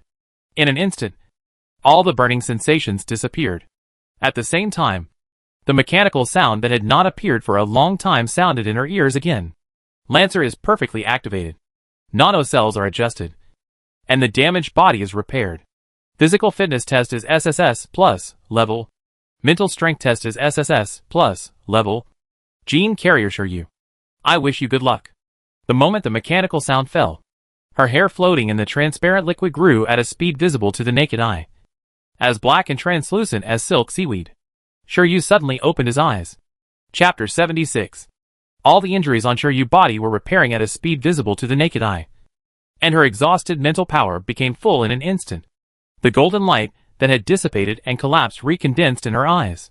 There was a crackling sound, and the absolutely dense and safe transparent glass shattered and collapsed, and the liquid in the transparent glass jar all flowed out. The excitement and madness in Bai Zhuang's eyes had not disappeared yet, and he was thrown out by a huge force. The pain that penetrated into his bones made him scream in pain. He subconsciously wanted to close his eyes, but found that his eyeballs had been seriously out of the eye sockets, and his eyes could not be closed at all. It was also at this time that he saw his hands being nailed to the wall by the mechanical arm. The front end of the mechanical arm turned into a dagger, piercing his arm and piercing his bones. Blood flowed down, and the crackling sound dripped on the ground. The endless sound reminded people of the ding-dong spring water in the mountains. But at this moment no one thought this sound was pleasant, only creepy. Bai Zhuang was terrified. He had no idea why such a change had happened. He let out a continuous scream of pain. His will was crushed and scattered in the pain that kept drilling in. But for some reason, his consciousness was extremely clear. His vision began to blur, but he saw a figure appear in front of him. The girl in the dark blue school uniform was like a Shura crawling out of hell, sending him into the endless abyss step by step. Her long hair fell to her waist, but her eyes were filled with golden light. Noble and mysterious.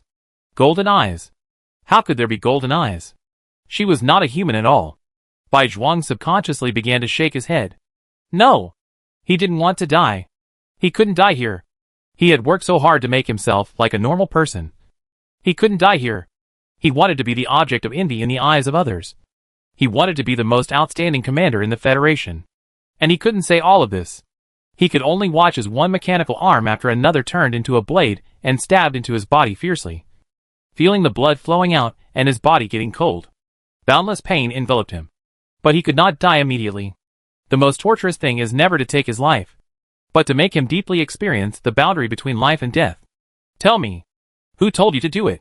As long as you tell me, I will not take your life. The girl's voice was very soft, but it was very clear in this empty place. Bai Zhuang's horrified eyes stared. He wanted to say something urgently, but his whole body was shaking. He pursed his lips tightly, shook his head, and made a humming sound. Shiryu raised her hand slightly, and a mechanical arm with a tube of transparent liquid was delivered to her. Her eyes moved over the transparent liquid, and finally fixed on Bai Zhuang, who was almost no longer a human being. She slowly said, I heard that you were a person with genetic defects before. So you must have suffered a lot from genetic collapse? Now that the genetic defects have been repaired, have you forgotten the pain at the beginning? You are really smart to want to steal other people's genes for your own use. Do you want to experience the feeling of being burned by flames again? However, I heard that the pain of genetic collapse is different for everyone. What is your genetic collapse like? After Shiryu finished speaking, he controlled the mechanical arm to inject the genetic depletion agent into Bai Zhuang's neck. In an instant, his screams became even more terrifying. "Will you tell me?" Shiryu asked again. After saying that, she controlled the mechanical arm to take out another medicine from the console. "This is a gene repair medicine. Do you want it?" Bai Zhuang screamed while staring at the gene repair medicine. He started to open his mouth, but it took him a long time to squeeze out a word. The first what?" Shiryu asked with narrowed eyes.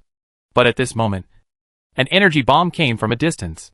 Shiryu immediately retreated and avoided the energy bomb in a few bounces, while Bai Zhuang was hit by the energy bomb and turned into a pile of broken bodies in the blink of an eye.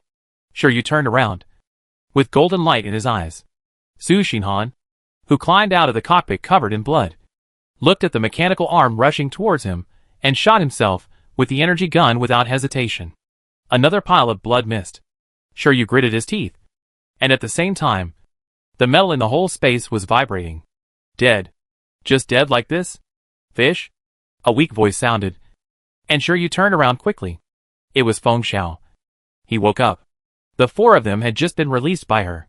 Shiryu hurried over, took out a recovery potion from the console, and poured it into him. "How are you? Are you feeling unwell?" It was unknown how long they had been locked up here, and what had that madman in Bai Zhuang done to them. Feng Xiao shook his head and couldn't help but touch his neck. "It's just a little sore in my neck, but nothing else." "What happened here?" Feng Xiao frowned as he looked at the messy ground. He looked up and saw huge glass jars placed on the side.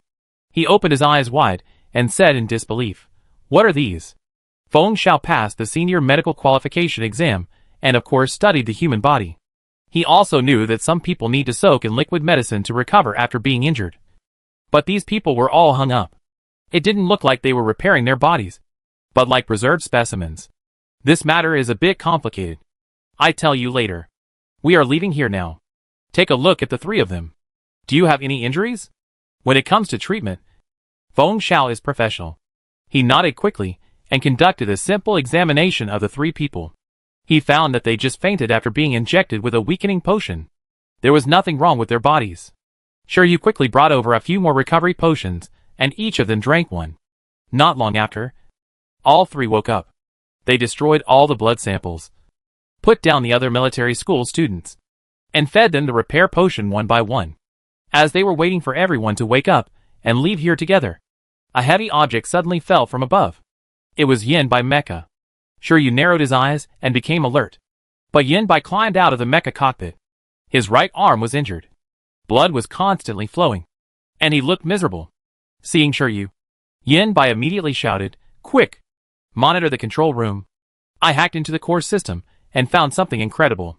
He was halfway through his sentence when he saw the neatly arranged huge glass bottles one after another. He widened his eyes and couldn't help but take a step back. What are these?"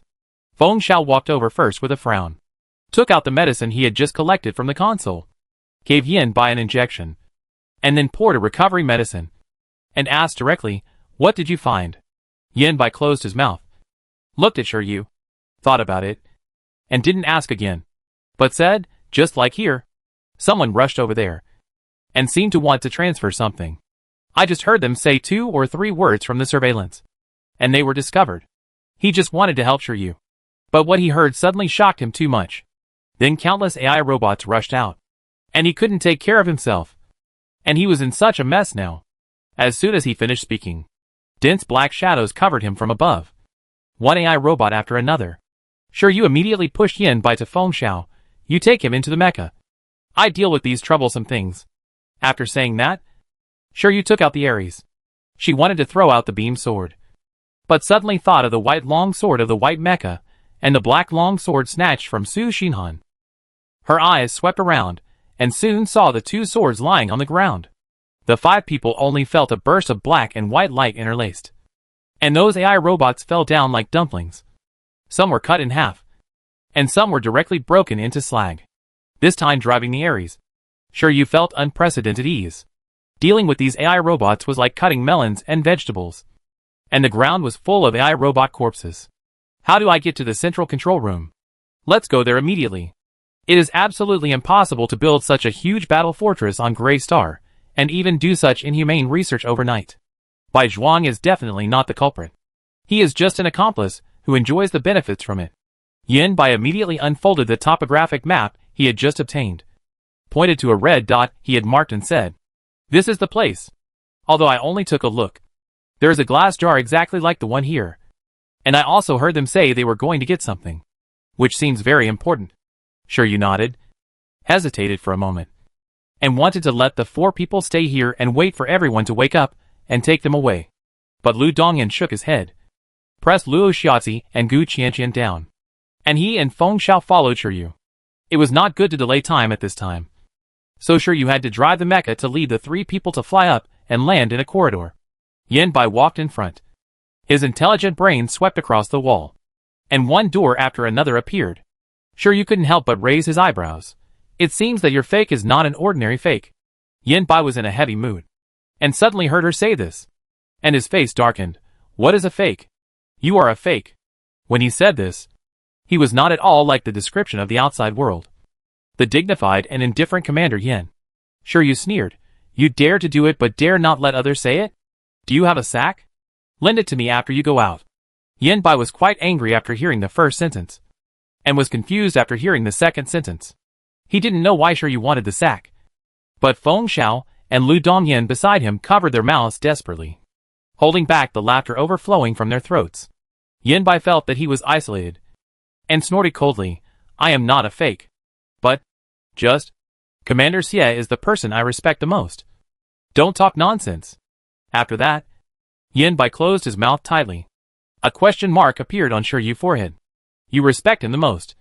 So you deliberately wear a wig and pretend to have the same silver hair as him? Why don't you dye one?" Shiryu touched his chin while running, and the light bulb in front of his forehead suddenly lit up. "You go to Ziska Military Academy.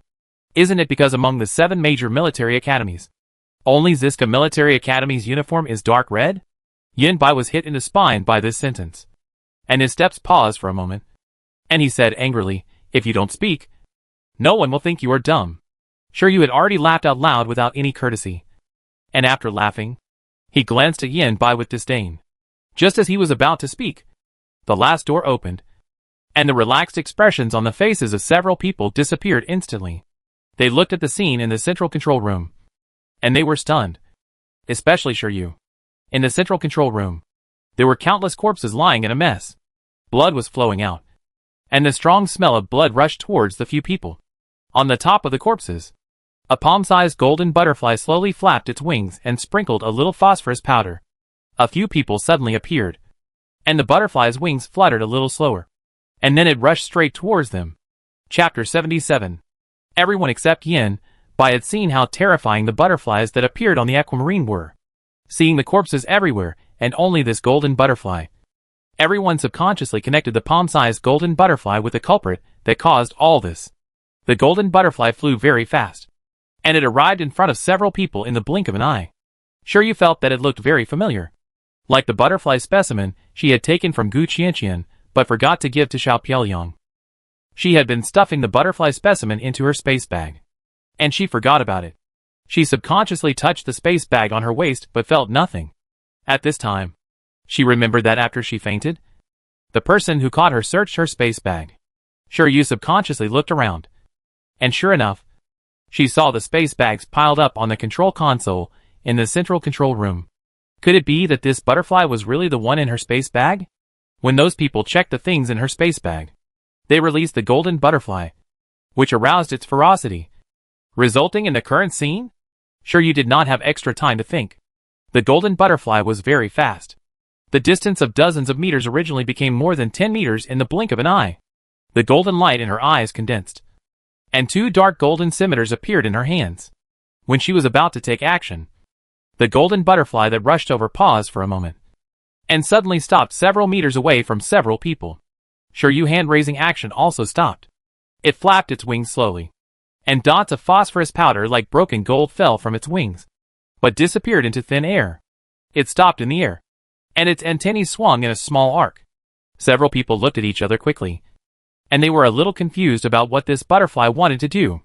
Soon, it moved again. It flew slowly, as if it had doubts in its heart, and it was still a little erratic when flying. It flew very slowly, and it took several minutes to fly a few meters. Shiryu clearly felt that it was flying towards her. She frowned and moved to the side without leaving any trace to distance herself from Feng Xiao and others. The golden butterfly also noticed her little movement, but it still flapped its wings in a small arc and flew towards her. Shiryu was extremely alert. But suddenly she smelled an extremely light fragrance. A bit like the fragrance of flowers. She had smelled it on Xiao Piaoliang before. And she was wondering at that time how a grown man could have a flower fragrance. Was he a coquettish man who looked cold on the surface, but sprayed perfume behind his back? But since she smelled this fragrance in the basement of Hailan Express headquarters, she felt that this fragrance was strange. It's not that the smell is strange, but that it appears strange. At this time, she smelled this fragrance again. Where did it come from? She pursed her lips and stared at the golden butterfly flying towards her. As long as it made any unusual movements, she would definitely deal with it without mercy. The golden butterfly flew closer, and the light fragrance of flowers still floated around Shiryu.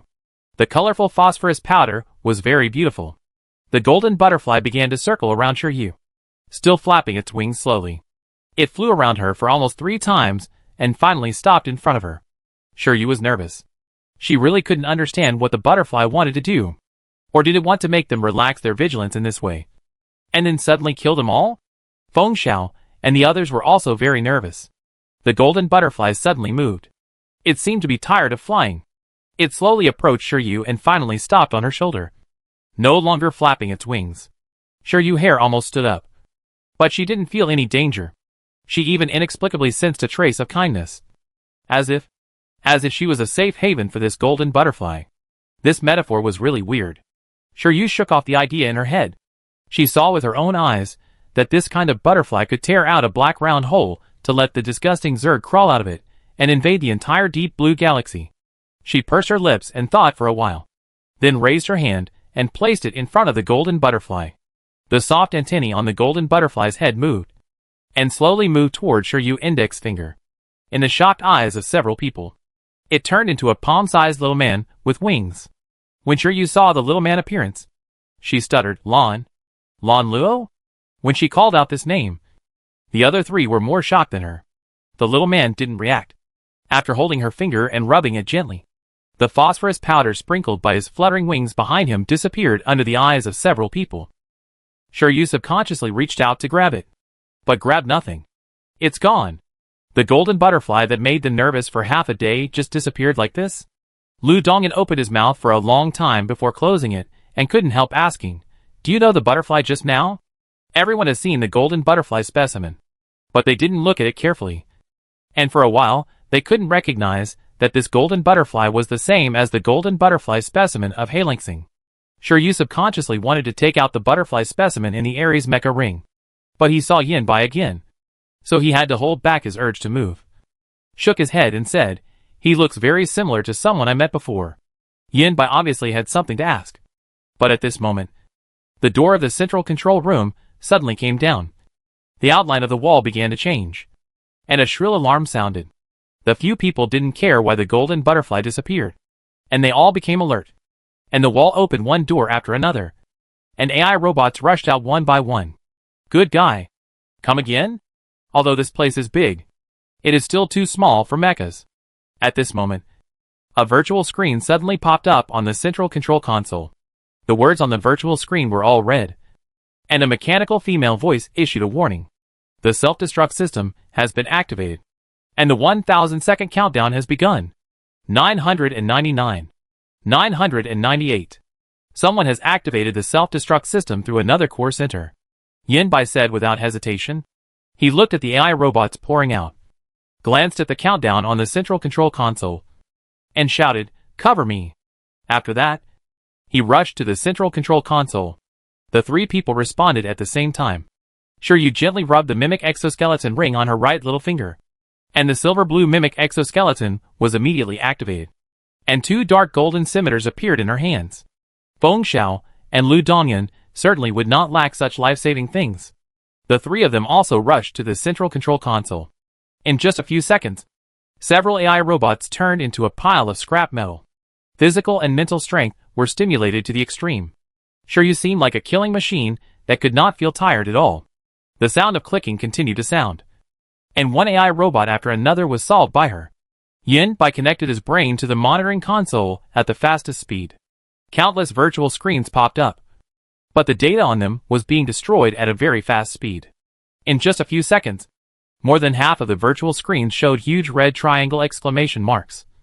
And all the stored data disappeared. Yin Bai's face was gloomy. And his 10 fingers were so fast that they left after images. He had hacked into the system here. But now the data had been tampered with. And all his permissions had disappeared. He needed to do it again. This time, the protection level of the entire system was higher. It was really amazing to be able to tamper with the data and upgrade the protective wall in such a short time. The countdown continued. And it was already 700 seconds. Shiryu once again eliminated a bunch of AI machines, retreated to Yin Bai's side, and kicked away an AI robot that rushed over. Suddenly, he noticed a groove under the side of the console. The shape of the groove was irregular and looked like a flower. Shiryu touched the console. She didn't know what material the surface of the console was made of. It was only mixed with a small amount of metal. She could only feel it with her hands. She immediately radiated her mental power. After a few seconds, she kicked away an AI robot, picked up a corpse on the ground, and took out something of the same material as the console from his tightly clenched hands. It was not a flower, but a badge that symbolized something. She pressed the emblem into the groove. The countdown on the console did not stop, but the wall that kept pouring out AI robots closed. The AI robots that had appeared in the central control room also stood still, as if the power was suddenly cut off. Shiryu blinked, and suddenly felt the wall on the side of the console began to shake. In just a few seconds, a huge warehouse-like place was exposed, and pieces of neatly arranged metal strips appeared in front of everyone. It was gray lithium. The people who recognized the gray lithium at the same time took a breath of cold air. This is too much. There is a passage inside that leads to the outside, Yin Bai said immediately. The 3 people reacted at the same time. Shiryu grabbed the space bag on the central console and loaded a few gray lithium while running. The 4 people almost reached the limit of speed, and a dull explosion sounded behind them. Back in the huge passage again. Shiryu was about to take out the god of war. Feng Xiao grabbed her wrist and pulled her into the cockpit of his mecha, while Yin Bai was dragged into his cockpit by Lu Dongyan, Gu Qianqian, Luo Xiaozi, and other people from the military academy were still here. When they saw the 4 people come out, they immediately breathed a sigh of relief. But they were only half relieved when they broke out in a cold sweat at Feng Xiao's words. Go! The self-destruct program here has been activated. There is less than a minute left. Everyone immediately drove the mecha up, and the shells kept bombarding the top of the building. But it only shook slightly, and did not suffer much damage at all. Shiryu's eyes were shining with golden light, and the iron wall that originally blocked everyone's way began to crackle and burst, and pieces of building debris fell from above. The rumbling explosions were getting closer and closer, and the surging hot air rushed out from countless passages, and the flames licked this enclosed space. The passage has not been completely bombed open yet. A mushroom cloud rose into the sky, and the sandstorm that originally rolled up the raging sand was directly dispersed by this huge energy. The terrifying energy fluctuations continued to spread outward, and the communication that had just been restored disappeared again after a crackling sound. The entire military exercise site was razed to the ground. Chapter 78. The joint military exercise of the freshmen of the 7 military academies. In addition to the freshmen who were eliminated at the beginning and returned to the base, the freshmen who stayed inside the military exercise site died 119 people, and more than half were injured. This news spread to the Star Network, which immediately triggered a huge public opinion. All those responsible for the joint military exercise of the freshmen were held accountable. Among them, Counselor Yun So-feng, who was the person in charge, announced that he would submit his resignation to the head of state after investigating the cause of the incident. The instructors of the major military academies were suspended and received a series of punishments. Shiryu was wrapped up like a zongzi sitting on the bed. She ate a small pudding with a tasteless mouthful, looking at the palm-sized person flying in front of her. She had the urge to slap him down and knead him hard. Xie Yuyan saw this scene on the virtual screen, supported his forehead and said, "Why did Lan Luo go to your place?" The joint military exercise of the freshmen of the 7 military academies was so big that even though the situation of the Federation and the Republic of Toyas was serious now, he had to take his time to pay attention to this matter. The moment when he connected with Shiryu, Xie Yuyan saw her wrapped in bandages like a dumpling, and a fear surged in his heart, which had always been calm. But before he could calm down, he saw her taking out the little pudding and eating it happily as if nothing had happened. For a moment, he really didn't know what to say. Sure, you swallowed the little pudding and said vaguely, before, in the underground laboratory of Hylon Star. Xian Air Xiao. Oh!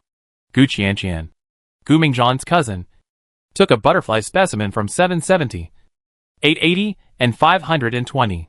I wanted to give it to you, but I forgot and kept it in my space bag. I don't know if those people moved my space, causing it to run out. At that time, it was really a river of blood.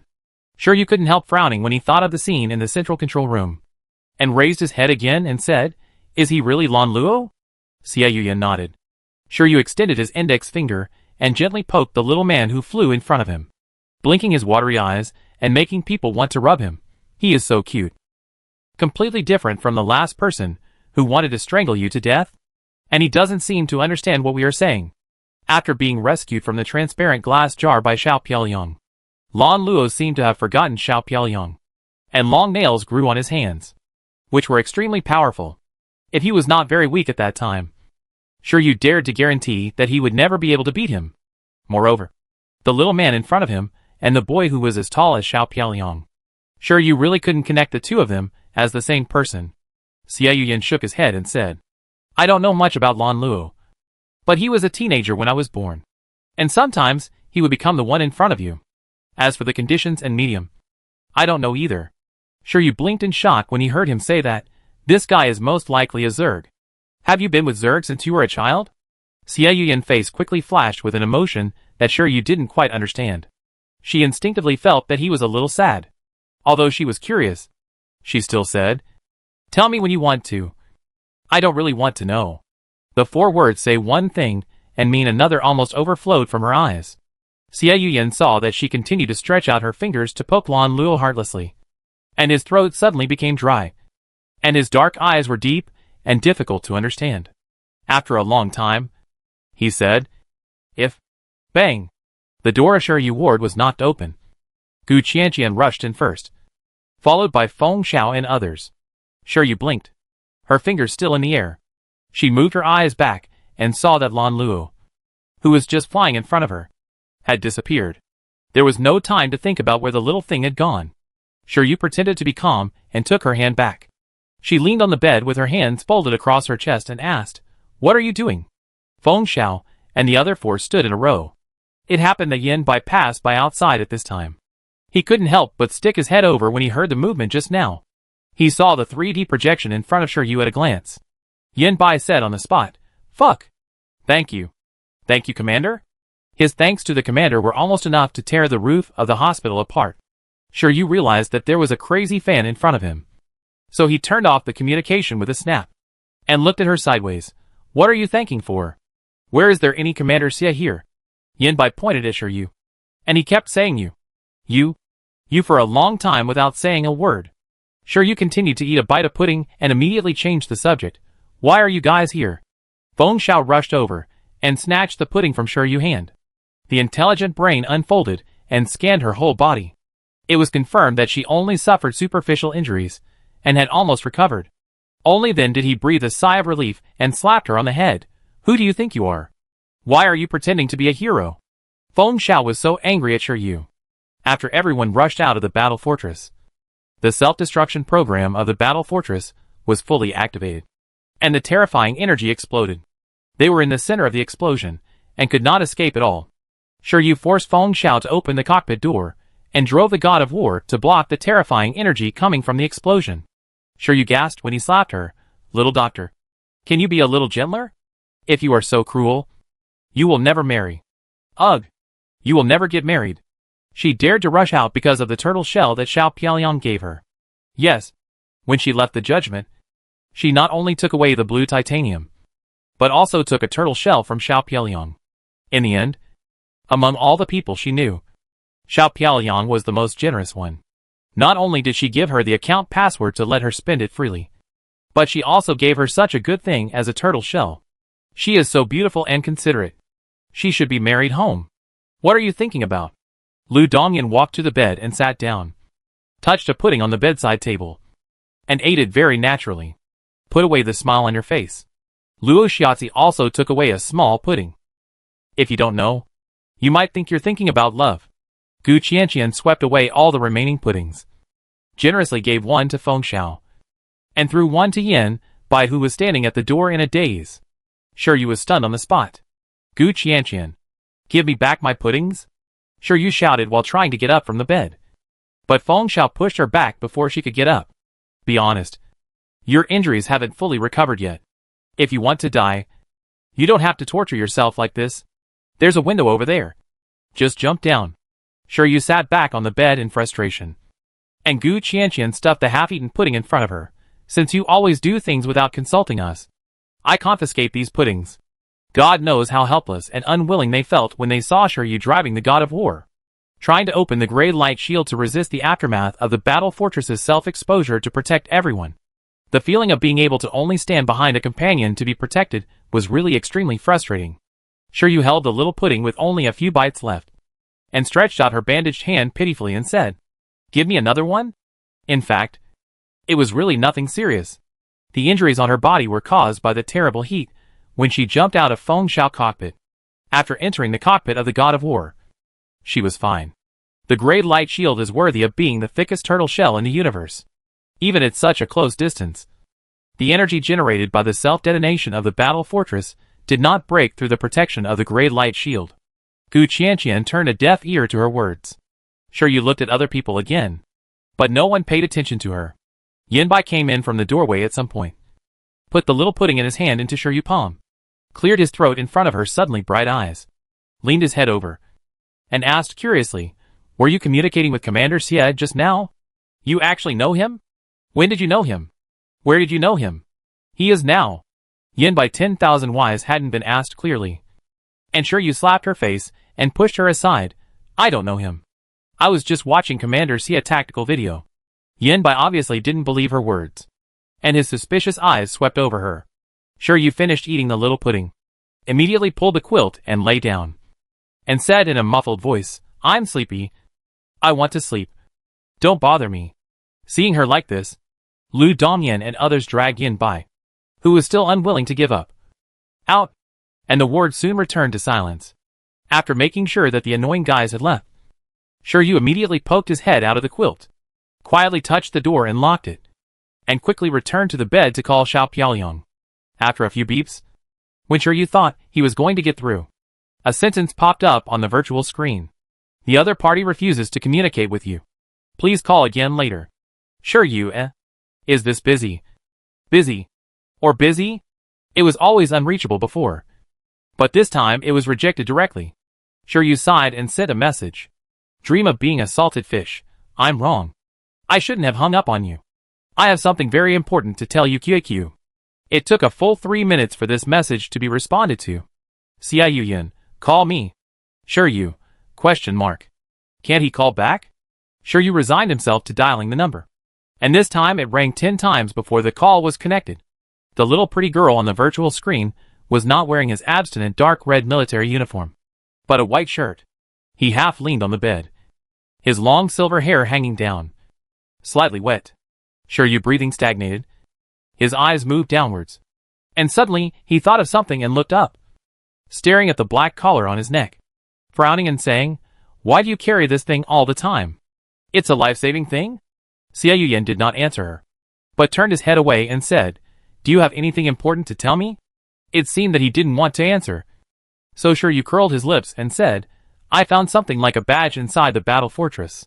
I don't know it because I don't have much experience, and there is no one to investigate. Wait a minute. I draw it for you." "Sure, you can draw." And she draws very well.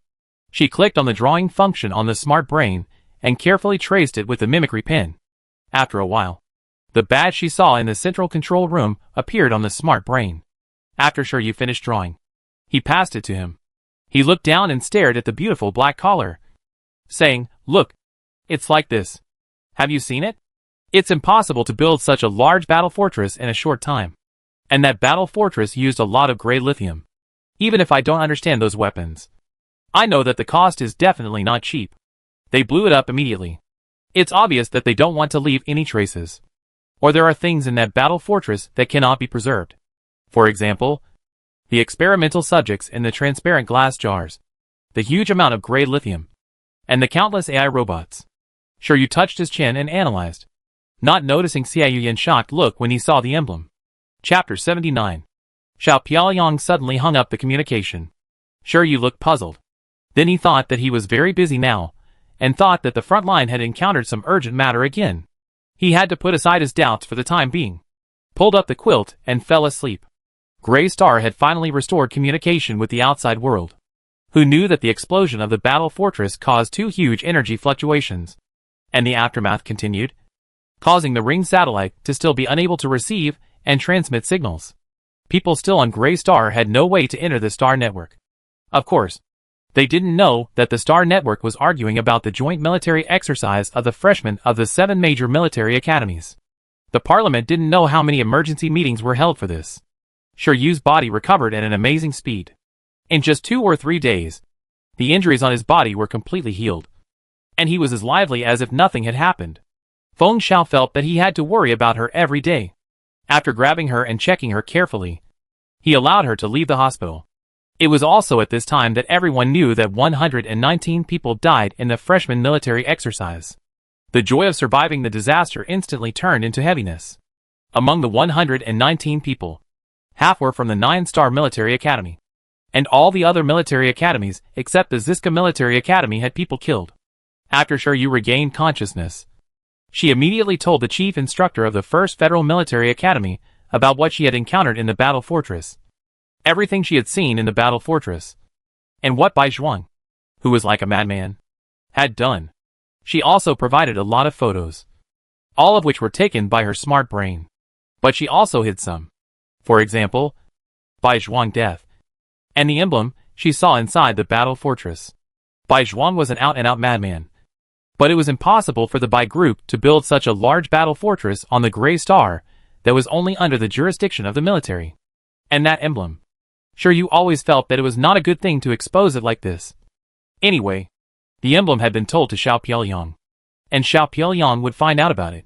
The photos of the interior of the battle fortress were presented to the parliament by the chief instructor of the 1st Federal Military Academy, and the urgently convened federal parliament fell into a deathly silence.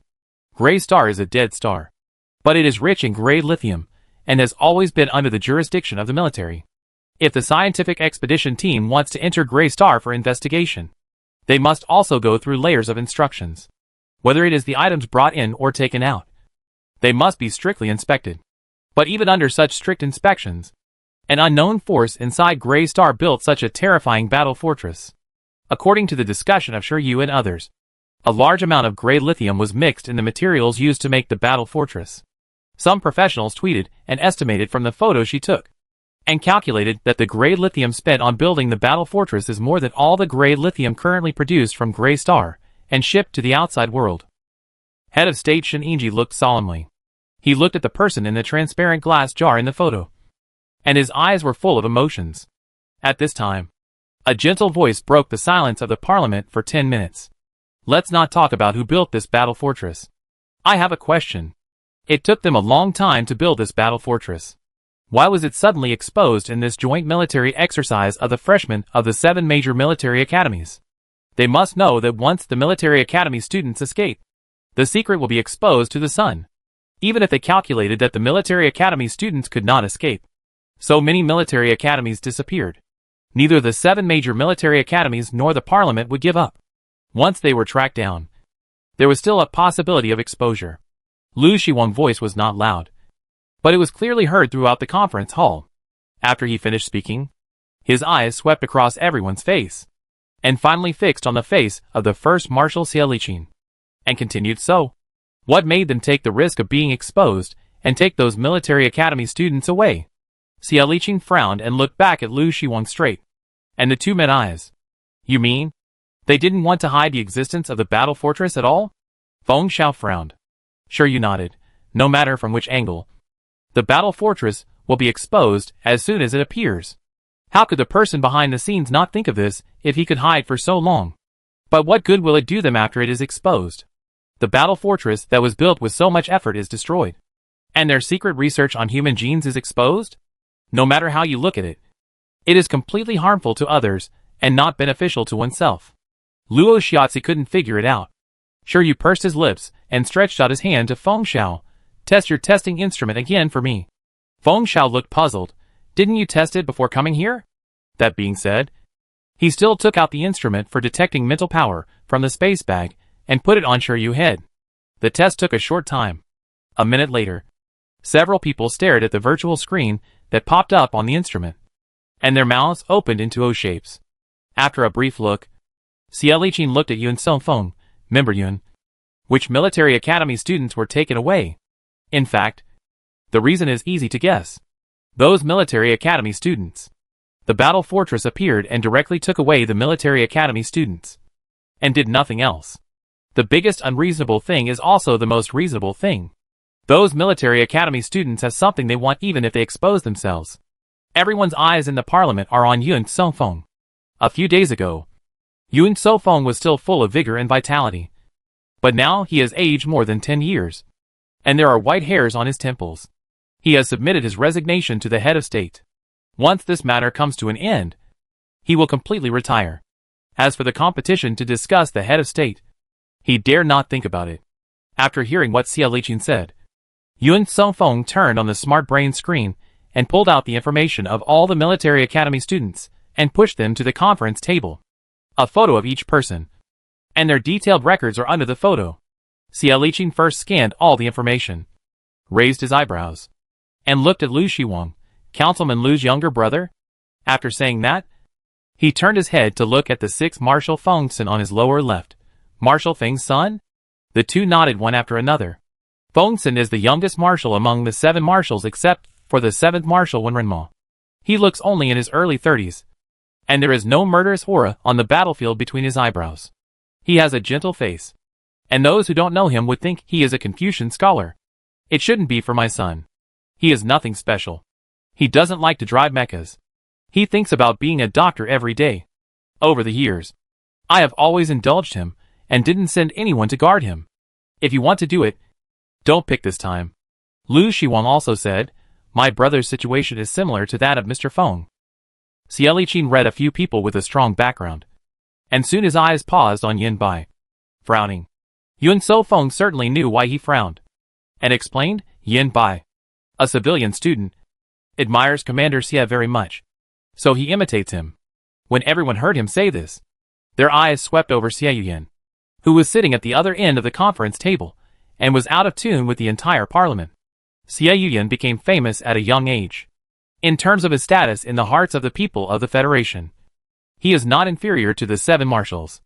In fact, because of his youth and outstanding appearance, he is more liked and admired by the new generation of young people. He has a special status in the Federation, and is the only one who can participate in the federal parliament with the rank of Major General. Y1121. Everyone was still looking at Xie Yuyan vaguely when they suddenly heard this number. The person who spoke was the head of state Sheningji. There were so many members, marshals and generals in the parliament, and no one didn't know Y1121. The rescue of Winter Star had spread throughout the universe, and all countries knew that the Federation had an extremely powerful soldier numbered Y1121. After the Winter Star incident, the Parliament also investigated Y1121 and mentioned Y1121. But all of them were blocked by Xie Yuyan words, no disclosure of the tactical secrets of the Judgment Corps. Yes, even the 7 marshals and the head of state of the Federation were not qualified to know the tactical secrets of the Judgment Corps during wartime, because the tactical secrets of the Judgment Corps had been leaked. Xie Yuyan was in danger. In the end, he was more skilled and completed the task perfectly and fought back. Since then, no one knows the wartime tactical secrets of the Judgment Corps except Xie Yuyan. This is also the result of the joint discussion of the 7 marshals and the head of state of the Federation.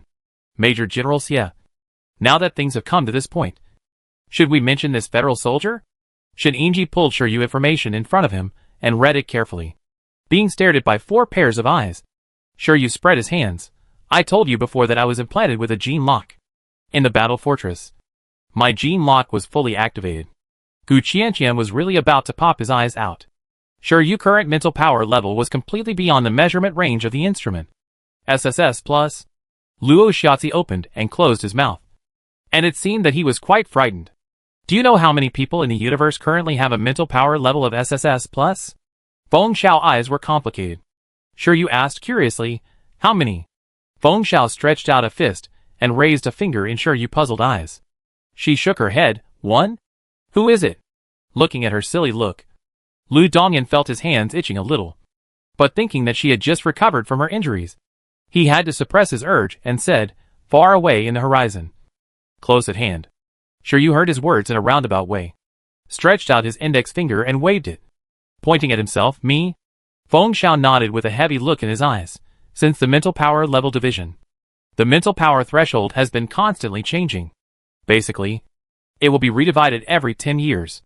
The SSS level mental power will increase the maximum and minimum values according to the statistics of the mental power of all national information systems. So, from a realistic perspective, there is no SSS plus level of spiritual power. Then, will I become SSS level when the next spiritual power threshold is adjusted? Feng Xiao shook his head under the huge data. Even if the threshold of spiritual power will be adjusted according to the actual data, the range of each adjustment is very small. In your case, it is estimated that there will be another SSS level. Maybe it's hard to say whether it will be SSS level. Sure, you said on the spot, am I so powerful? Feng Xiao shook his head again and said, I am just speculating based on your current spiritual power overflow situation. The specific situation may be determined by the people of the Universe Spiritual Power Association. Sure, you shook his head without thinking. The rarer the thing, the more terrible it will be. Her spiritual power state is a good thing for the Federation, but it is not so wonderful for other countries. Thank you, Commander? Shen Yingji said in a deep voice. Xie Yuyan has been silent for 5 minutes. Everyone's eyes were focused on him, and boundless pressure surged over him, making the boy-thin body seem even weaker. Finally, he looked directly at everyone in the parliament and slowly said, It's for me. The boy hair was hanging down slightly, and the strands were continuous, shining like the moon. Chapter 80. Xie Yuyan. 4 short words confused the entire parliament. Shen Yingji frowned and said, Major General Xie. What do you mean? Xie Yuyan did not reply immediately. He enlarged the photo on the conference table. It was the person in the huge transparent glass jar. Everyone frowned. Xie Yuyan opened his brain again and pulled out one photo after another. If the person in the huge transparent glass jar just made everyone feel a little uncomfortable, then the photos that Xie Yuyan took out now made everyone feel disgusted and shocked. The people inside could not be called human beings at all. They had all kinds of strange organs. Some had tentacles. Some were covered with hair. Some had eyes. And some had tumors. What is this? Shen Yingji slammed the table and stood up. Angrily, Xie Yuyan looked at everyone at the conference table calmly and said coldly, on aquamarine. Someone combined Zerg genes with human genes to conduct genetic experiments. As soon as he said this, an uproar broke out, and the originally quiet conference room suddenly became chaotic. The Zerg invasion of the Deep Blue Galaxy was initially caused by the Parliament's decision-making errors. The army was not sent in time to suppress it. Feng Sen also reviewed the incident. Major General Xie, why did you only talk about the aquamarine incident now? Feng Sen's face darkened slightly. The Deep Blue Galaxy is a galaxy under his jurisdiction. Someone conducting genetic experiments on aquamarine is a contempt for him. If we really want to hold him accountable, he can't escape the blame. Such bad behavior is simply insane. Xie Yuyan did not expose it immediately after he found it, but only brought it up now. What does he mean? Facing Feng Sen's questioning, Xie Yuyan remained calm. He said, You may not know how I found these. At that time, someone attacked me in the shelter and took me to that laboratory. I found these inside. What surprised me even more was that the person who attacked me was a member of the Judgment Corps. Xie Yuyan pushed the information of 770, 880 and 520 onto the conference table while speaking. As we all know, the Judgment Corps' external staff was jointly expanded by various forces to prevent Xie Liqin from using the knife in his hand on the spot.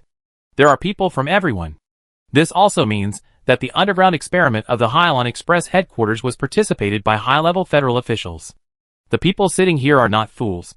They are in high positions, and their thinking is more meticulous and quick than ordinary people. They thought of this in an instant. And now everyone's face is ugly. The purpose of arresting Xia Yuyan is easier to guess. Xia Yuyan had an SSS plus level gene lock implanted in his body. This was an open secret in the federal parliament. The ability to use genes protected by SSS plus level genes was the most fundamental reason why everyone guessed that his mental power level was SSS plus. Xia Liqing's face immediately darkened, and no one else dared to speak.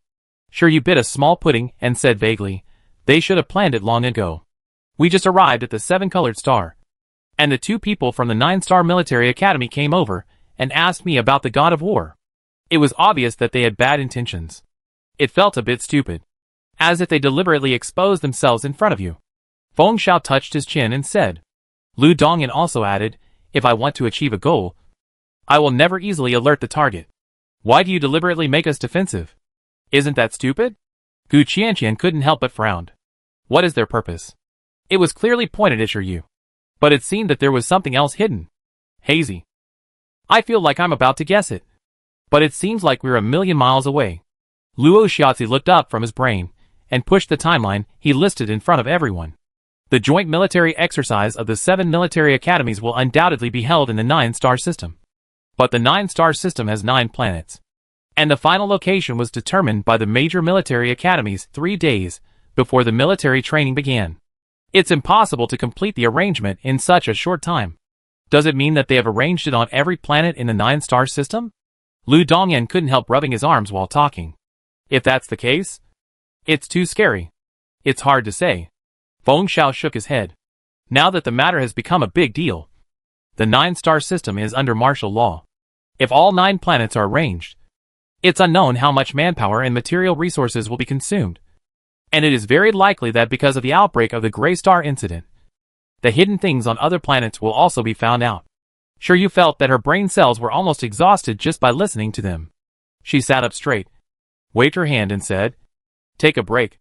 Stop guessing. I'm hungry and want to eat something. Do you want to come?" Shiryu led 4 little followers out of the house, and happened to see Yin by running over in a hurry. He bumped into her with a bang. Gu Qianqian quickly pulled her up, and she was not knocked to the ground by Yin Bai. Shiryu stood up and grabbed Yin Bai. "What are you doing? Are you in a hurry to find a sack?" Yin Bai, Why did she need the sack? It was really something. Yin Bai didn't dwell on this issue, and hurriedly waved his hand and said, "Sorry. Sorry. I treat you to dinner later. I have something to do, and I'm leaving now." Several people watched him run away in a hurry, without the wig, and he didn't look as steady as before. And they sighed. The idle burden is gone, and the true colors are revealed. TSK. Brainless fans. Lu Shiwang tapped the conference table with his 5 fingers. He caught a core problem and said, "Major General Xia means that the incident on Gray Star is also aimed at you?" 7th Marshal Wen Renma laughed immediately when he heard his words. "Major General Xia, you were not at the scene when the military academy students of Gray Star were attacked. In order to hide the secret of Y1121, he had to force the incident to himself. This is not like Xia Yuyan, who is meticulous and does things without any mistakes. Wen Renmo has a quick temper and always speaks directly. Most people who know his temper will tolerate him a little. But Xia Yuyan stared back at him. I haven't finished yet. Why are you so anxious? Marshal Wenren? Wen Renma hates talking to Xia Yuyan the most. If the 2 of them conflict, he will definitely be the one who suffers in the end. He will not have an advantage because of his higher status in the Federation." He shut up obediently and listened to Xia Yuyan. Y1121 also discovered this secret laboratory with me. His tone was gentle, and no one spoke in a hurry this time. Everyone was waiting for him to continue. But Xia Yuyan changed the subject and talked about another matter. "You have investigated the matter of Winter Star, right?" as Xia Yuyan asked. He pulled out many photos and presented them to everyone. It was the miserable corpse of Alan Heshia that Shiryu took in the interstellar spaceship. Such a bloody photo made many members of the parliament frown. He is Alan Heshia, who was killed in the interstellar spaceship LS-3526. Y1121 happened to be in the interstellar spaceship at the time. This is the photo she took. Later, I investigated carefully. It was not an accident that Alan Heshia appeared in the aquamarine star and held the interstellar spaceship LS-3526 hostage. Someone in the Federation was helping him. When Xia Yuyan said the last sentence, the conference room fell into a dead silence. First, the inhumane genetic research. Then the treason. Each one is more frightening than the last. Are these two things related? Someone couldn't help asking. Xie Yuyan nodded. Originally, I had no idea about the hijacking of the LS-3526 spacecraft. But by chance, I found out that Alan Heshia was related to the Bai group. By the way, I forgot to mention that the genetic experiment on the Aquamarine star is located in the basement of the Aquamarine Express headquarters. And the Bai group happens to be one of the main shareholders of Aquamarine Express. Don't you think this is too coincidental? Xie Yuyan asked back. And everyone couldn't help but feel a chill in their spine when they heard him ask. However, even so, it is not certain that the Bai group has a definite connection with these two things. So I made a test. I leaked the news to the Bai group, letting them think that Y1121 has the same genome as me. And then I caught them all in one fell swoop when they took action. But I didn't expect that there was someone behind the Bai group. And they built such a terrifying battle fortress on Grey Star. And even exposed the battle fortress in order to capture Y1121. It is precisely because of such a strong contrast that the ambition of the person behind the scenes is more revealed. Xie Yuyan is not easy to catch. But Y1121, who is just a military school student, is simply a fish on the chopping board, at the mercy of others. Seeing that everyone at the conference table had different expressions, Xie Yuyan took out another set of information and pushed it in front of everyone. This is the information about Bai Zhuang's previous gene repair. Professor Mellis died unexpectedly after treating him. You probably don't know that after Bai Zhuang's genes were repaired, his mental power, which was originally only C level, was raised to S level. They have mastered the method of improving human mental power. After this sentence fell, the conference room fell into deathly silence again. The terrifying things in the parliament were exposed by Xie Yuyan lightly. The whole meeting lasted for 8 hours. After the meeting, everyone's face was green. Someone in the Federation is conducting genetic experiments that are prohibited by the universe, and even wants to combine Zerd genes with human genes.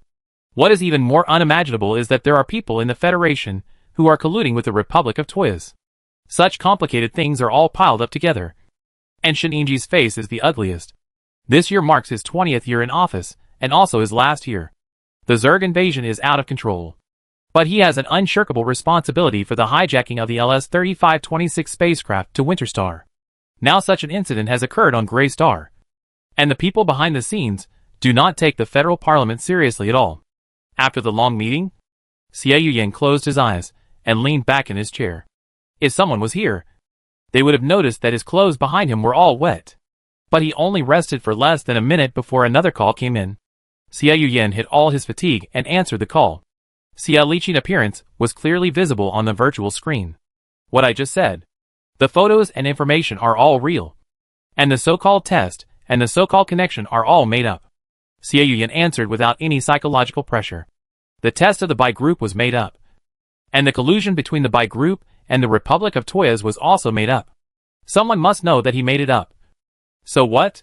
Those who know it dare not come out to accuse him. And now all the people of the Bai family have been detained. And everyone is imprisoned on the spot.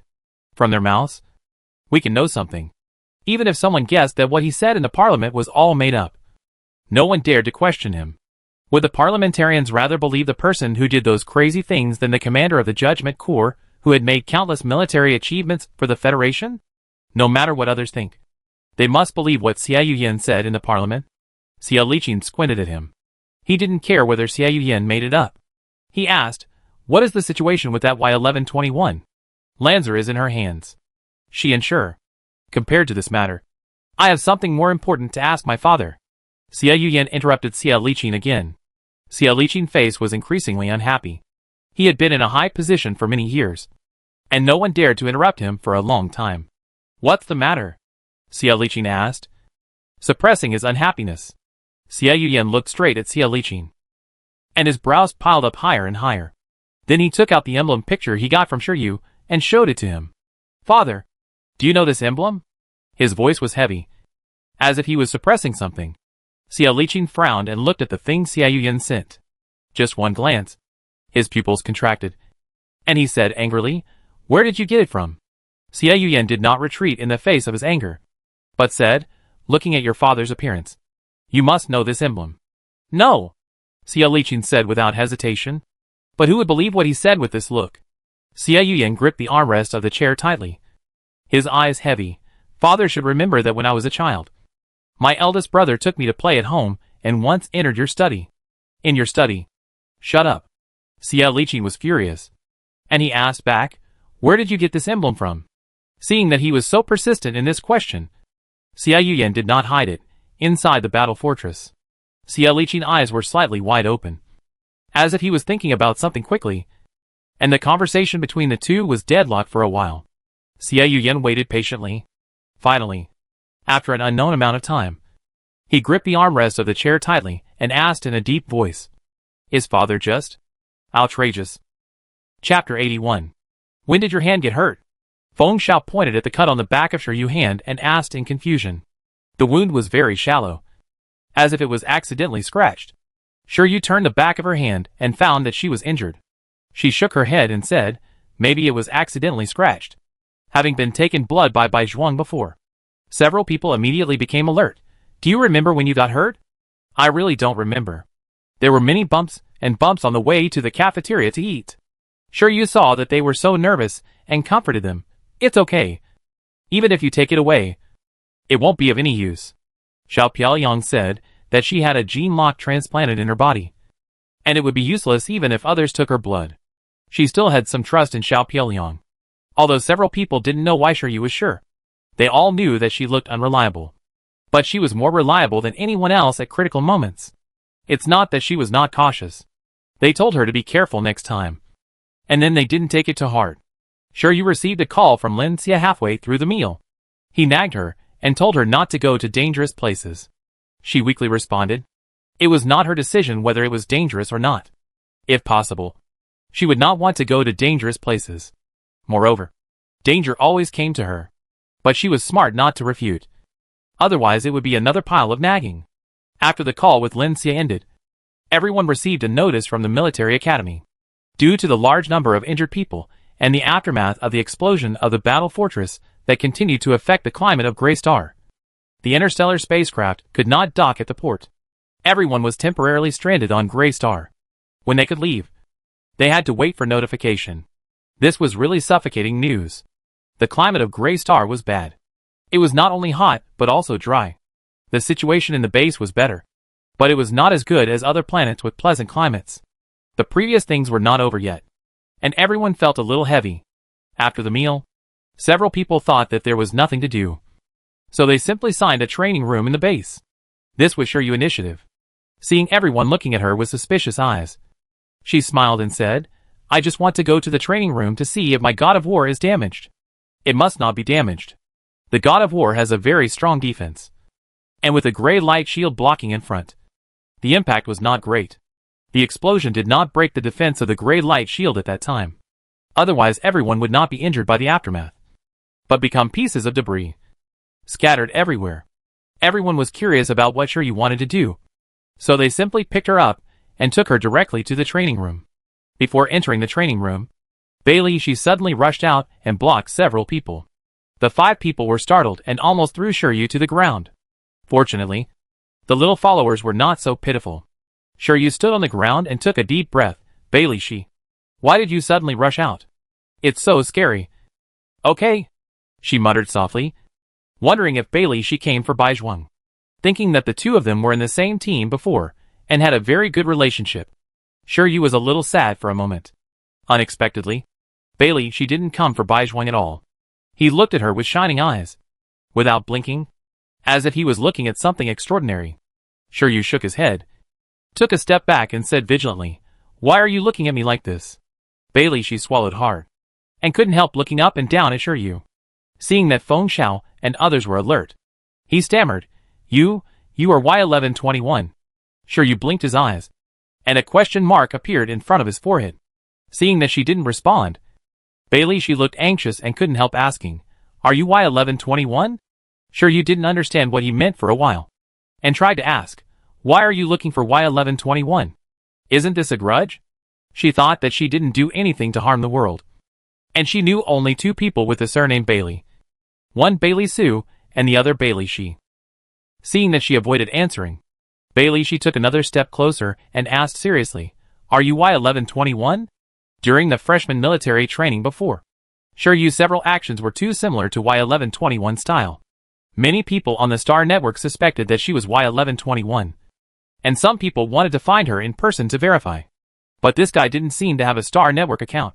And never visited the Star Network. Few freshmen knew her well. Everyone was curious and waited for someone to ask the result.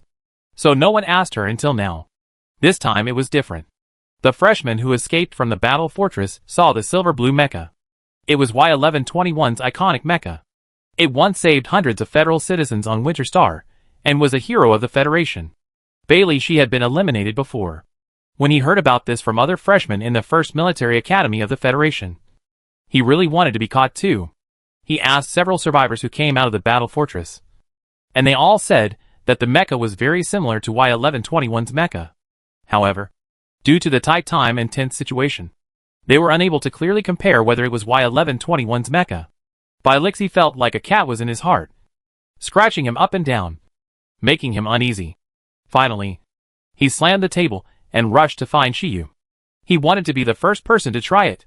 He must know if Shiyu was Y1121.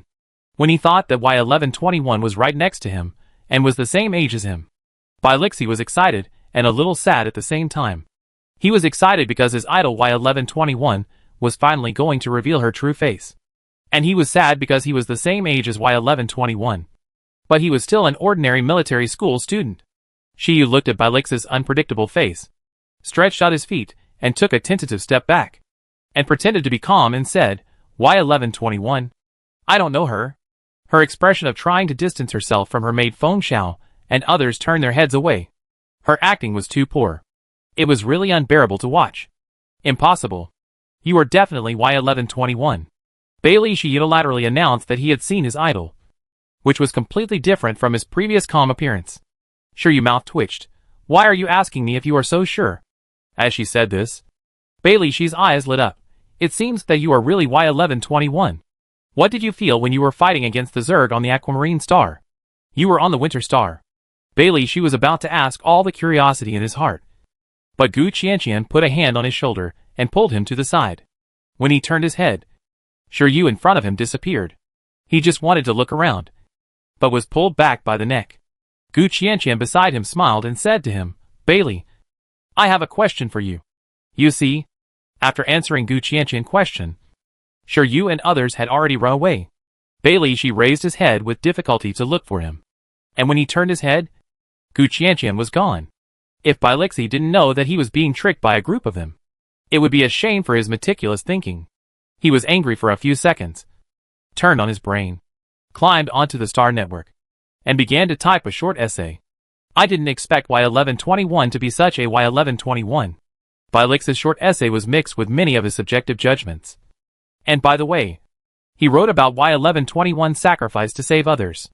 Now everyone in the Federation knows that the salted fish in the first military academy of the Federation is really the legendary Y1121. After Bilixi sent out his short essay, no one commented for 3 minutes. He scratched his head and saw a question mark in the comment area for a long time. Then rows of question marks appeared, directly occupying the entire comment area, more orderly than the AI robot that performs work completely according to the program. Bailey Shi looked at the question marks in the comment area, and was a little confused about everyone's reaction. He thought no one believed him, and was about to list the evidence, when a comment that disrupted the formation finally appeared in the comment area. Come here because of his reputation. What the? Is the salted fish in the first military academy of the Federation really my white god? After this comment, Bailey Shi's comment area was completely occupied by Y fans and fish fans. White god is my fish, I tell you. I tell you.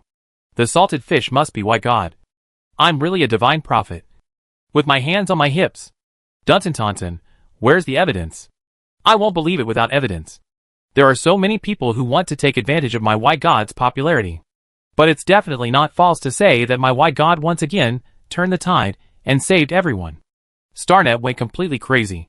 This is probably the only good news heard since the joint military performance of the freshmen of the 7 major military academies. God Y has never let anyone down. Sure you didn't know that her vest had been stripped down to her underwear. The group of people who had stopped fighting because they couldn't find evidence before began to frantically look for evidence from the cracks. She took out the God of War, although she knew that he was not injured. She was relieved when she saw it with her own eyes.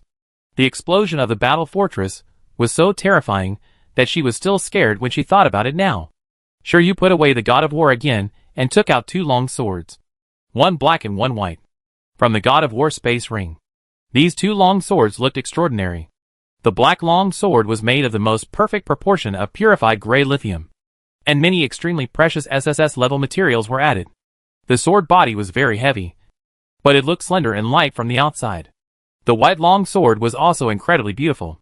It was snow white all over, but it seemed to be glowing with a layer of blue light under the light. If the black sword is the devil in hell, then the white sword must be the angel in heaven. When the 2 swords collided and were placed together, there was a strange harmony, as if they were originally a pair of swords.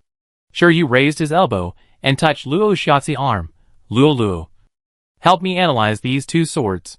Luo Shiatsu nodded, turned on the intelligent brain to let the virtual tentacles touch the 2 swords, and began to analyze them one by one.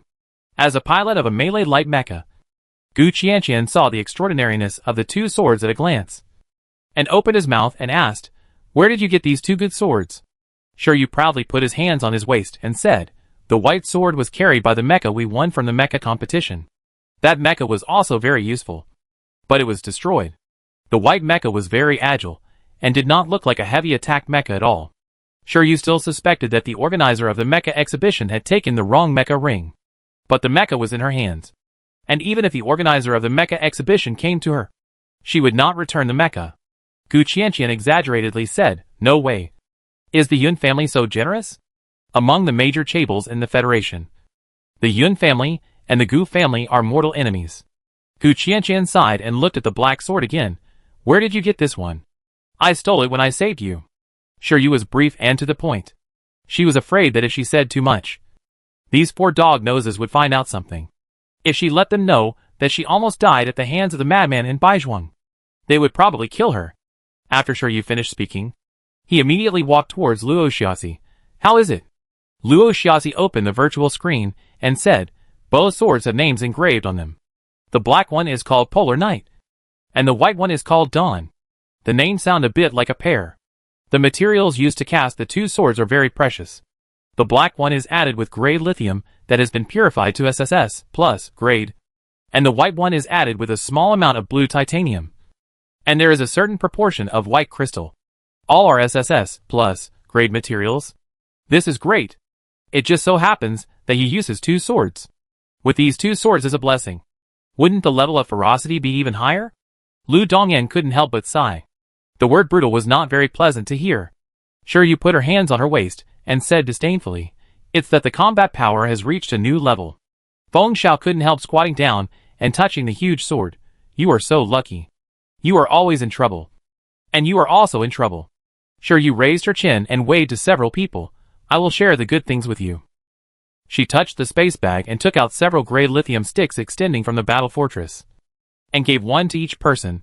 "These are all purified gray lithium, which can be used on your mecha or to make weapons." Shiryu said it was a bit regrettable. If the situation was not too urgent at the time, she would not have taken out only a few of them. If the purified gray lithium in the warehouse was taken out, it would probably cause a sensation in the entire Federation. The 4 of them didn't bother to be polite with her. Each of them took a piece of gray lithium and stuffed it into the space bag. Feng Xiao muttered, "You are the only one who can sneak around in such an emergency." Shiryu rolled her eyes at him and stretched out her hand. "What do you mean by sneaking around? If you don't want it, just give it back." How could he return the things in his space bag? Feng Xiao straightened his back with confidence. "Why are you talking so much? Let's try your 2 swords." Shiryu rarely wanted to be a salted fish.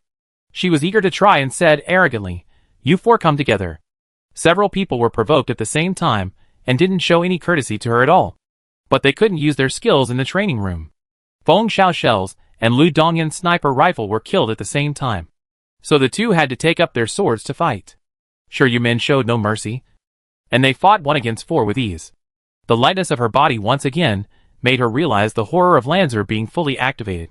In the lounge, Yin Bai looked at the rising values on the instrument and his pupils contracted. Just at this moment, his brain heard a snoring sound. Yin Bai immediately scanned the virtual screen and saw the note for M. He hesitated for a moment and connected the communication. A back figure appeared in front of him. A blurry back figure. Are you okay? How is Gray Star's situation now? A deep male voice came. And Yin, Bai couldn't help but straighten his back. He calmed down and said, "You are right. Those people obviously misunderstood that I was related to Commander Xie." Seeing that my wig fell off, Bai Zhuan was particularly surprised. "What about her?" the man asked. Although he didn't mention the name, Yin Bai knew who he was asking. He sent the results on the instrument next to him and replied, "She is indeed the person we are looking for. It seems that the gene has been activated. However, there is one thing I didn't expect. She and Commander Xie have a close relationship." Chapter 82. For a whole half-month. Sure you stayed in the base? Either lying down or being taken to the training room by Feng Xiao and his men to bully 4 noobs. Her life was extremely boring. Today, she just taught a lesson to a few followers who wanted to compete with her in shooting. With the overwhelming advantage of holding the gun with both hands, she completely overwhelmed them in the number of hits, and then left the 4 followers who were still shooting and grunting, and returned to the room happily. Xiao Piaoyang hadn't contacted her for so many days. Sure you couldn't help it today. After sending a message, she started to call her repeatedly. Maybe Xiao Piaoyang was really annoyed by her calls, and the communication was picked up. As a result, she didn't see Xiao Piaoyang, but Xie Jiangsa's enlarged face. Sure you was stunned for a moment. "Why is it you?" Xie Jiangsa was unhappy when he heard this. He crossed his arms and glanced at Shiryu. "Why can't it be me?" Shiryu immediately had a bad guess in his mind. What happened? Was it him?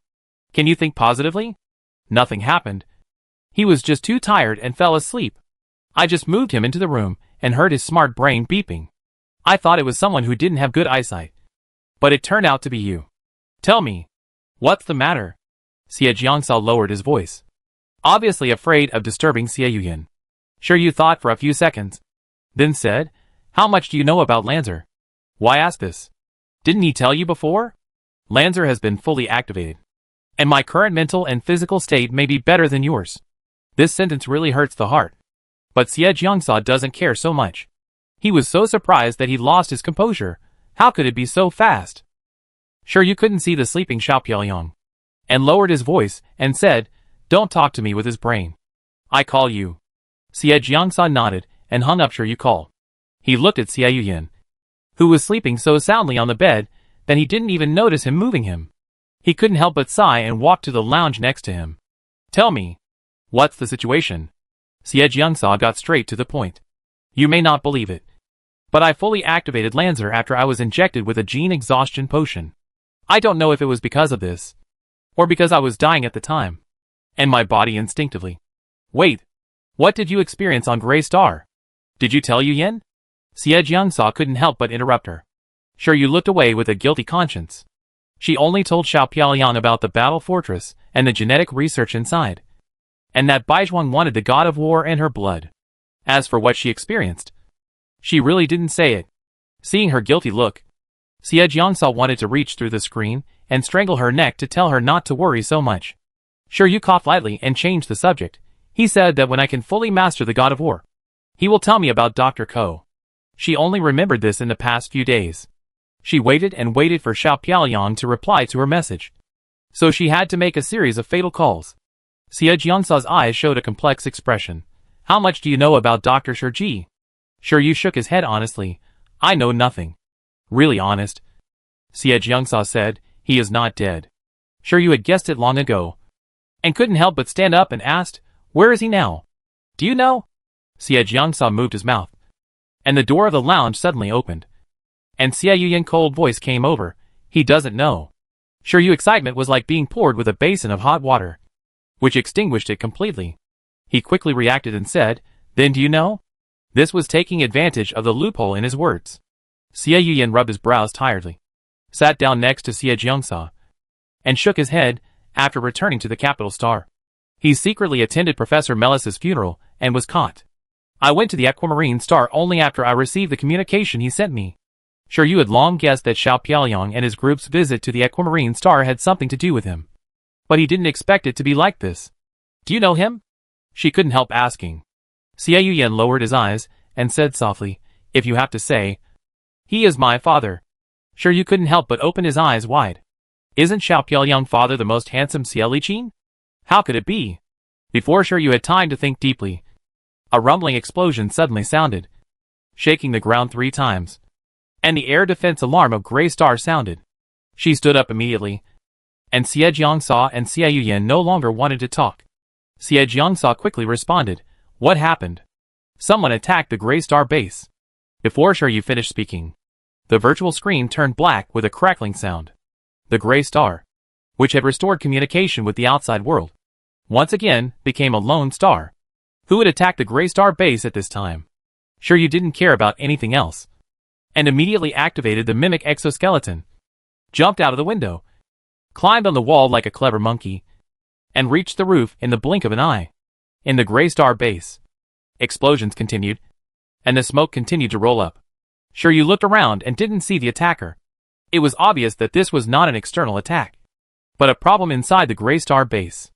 At the same time, a huge explosion occurred under the building where she was standing. The ground began to collapse, and the building became crooked. Sure you jumped down at a very fast speed and saw Yin Bai on the open ground. He was frowning and looking at the virtual screen. She went over and pulled him. "When your life is in danger, why are you still looking at the intelligent brain?" Yin Bai was startled by her, and when he saw that it was Shiryu who caught him, he breathed a sigh of relief, pulled her aside, and said, "I found something amazing." "Is this the case again?" Yin Bai said the same thing inside the battle fortress. Shiryu couldn't help but raise his eyebrows and said, "What did you find?" Yin Bai stepped on the ground with his feet, his eyes showing complex. "I was just idle and wanted to see if the place where we live was also built with mixed gray lithium. But I accidentally touched an information vein. I followed that vein down. Guess what I found?" Sure you really wanted to pinch his neck and shake his head hard to make him stop talking nonsense. Maybe Sure you eyes were too threatening. Yin Bai said embarrassedly, "I found a huge manufacturing plant under the base." Manufacturing plant? Sure you didn't understand. Yin Bai patiently explained, "To build such a large battle fortress, how can it be built without a manufacturing plant? It can't be built on the surface of the Grey Star where sandstorms blow from time to time? That is not only unsafe, but will also be monitored by the Ring satellite."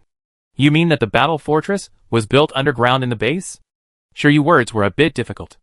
It's fine that a battle fortress appeared on Grey Star, but the battle fortress was actually built underground in the Grey Star military base. If this news spreads, the federal parliament, whose prestige has already been impacted by this incident, will probably be put on the fire. Go down and take a look. And you know? Yin Bai pointed to the ground with a big hole blown out. Sure you couldn't help but say, "You didn't do this too?" Yin Bai shook his head decisively. "Why would I blow up the base? I don't know why the base suddenly exploded. Is it possible that you triggered some system and caused another self-destruction? After surviving a near-death experience last time, it was hard for sure you not to doubt." Yin Bai showed a speechless look. "You are an excellent student of the First Military Academy of the Federation, but you can't see that these explosions are caused by bombs?" Sure you touched her nose. She was a poor student who was completely lazy in middle school and had not taken any theoretical classes in college. She really couldn't tell the difference between the current explosions and the explosions in the battle fortress. "Aren't they all explosions?" Yin Bai showed a speechless look and directly dragged Shiryu to activate the mimicry exoskeleton and run down from the blown pit. It's true that this pit was blown just right. There was a staircase below, and the two went underground without any obstacles. The underground floor was obviously a military base, with a lot of supplies piled up inside. The virtual screen in front of Yin Bai kept calculating and analyzing, and finally stopped in front of a wall. He unfolded the intelligent brain and let the virtual tentacles stick to the wall. After a while, a layer of light appeared on the wall, and then a virtual screen popped up. Yin Bai 10 fingers fluttered on the virtual screen like butterflies. After about 2 minutes, the wall moved and opened to both sides with a rumble. In front of the two people, there was a fairly bright passage. Moonstones were hung on the wall. Moonstones naturally have a luminous effect. They are no different from ordinary stones under the sun, but they will shine like lights in a dark environment. The passage is long and dense. It is obviously in a dry and hot place like Grey Star, but there is a sense of dampness in the passage, which feels very similar to the passage in the battle fortress. Sure you touched the wall, and the feeling of the wall was the same as the wall in the battle fortress. Could the wall here also be made of gray lithium? Sure, you couldn't help but sigh. And at this time, the wall opened like the battle fortress. It's an AI robot. Before sure you could complain about why the people who built this place like AI robots so much. Bai grabbed her wrist. He controlled the virtual screen, opened the wall, and pulled her to take a shortcut. To be honest, it felt like walking on your own territory. Although the fake was a little bit inferior, and not as pretty as Xiao Piaoyang, it was still quite capable. The two of them avoided the AI robots that were chasing them all the way. They didn't know how long they ran. Bai finally stopped panting slightly. At this time, the place where the two stood suddenly began to collapse.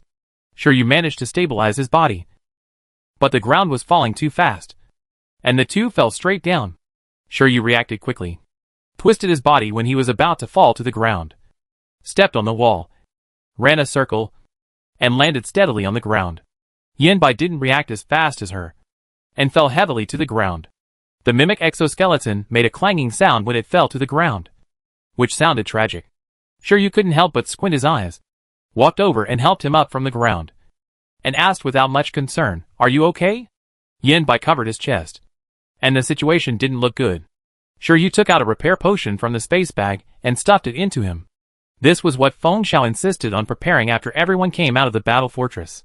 Bai drank the recovery potion and his condition improved a lot. He said thank you to her weakly. Sure, you accepted the thank you with confidence, then looked up and looked around.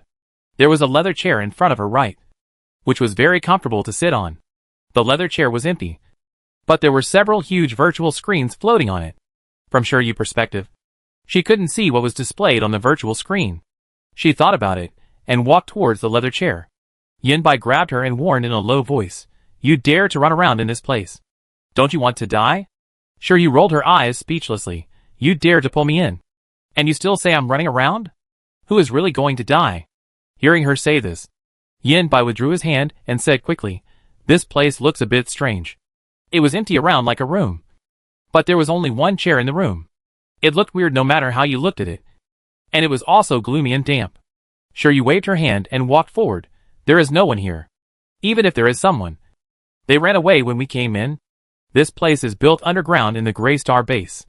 Once discovered, there is no possibility of hiding. Smart people know that they can't stay here any longer." Bai thought about it and realized that it was the same reason. So he simply walked over with her. The two walked to the side of the chair. Sure Yu reached out and touched the chair. It was cold, and there was a little dust on it. Obviously, no one had sat on it before. She looked up at the virtual screen again. The virtual screen showed scenes from various places in the base. Almost the entire base was under surveillance here.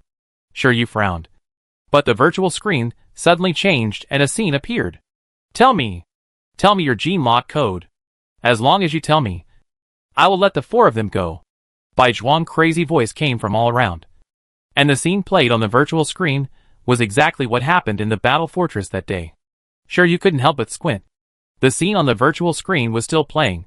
Bai was already stunned. When he saw Sure Yu controlling the mechanical arm, he couldn't help but murmured, "Mental power materialization." This was not the first time Sure Yu heard this term. When she left Xiao Piaoyang and ran away on the aquamarine star, but was caught by the old hen. The old hen saw her using her supernatural power and said this. Sure Yu was thinking about whether to kill Bai, but the other party grabbed her wrist and said in disbelief, "Can you really materialize mental power? What is mental power materialization?" Sure Yu's tone was still the same as usual. Bai immediately explained, "In the study of mental power, there has always been an unreasonable and completely unverifiable theory. That is, when mental power is strong to a certain extent, it can control physical objects. The proponent of the theory named it mental power materialization." Bai quickly explained, and couldn't help asking, "Are you really fake?" Sure Yu said without hesitation.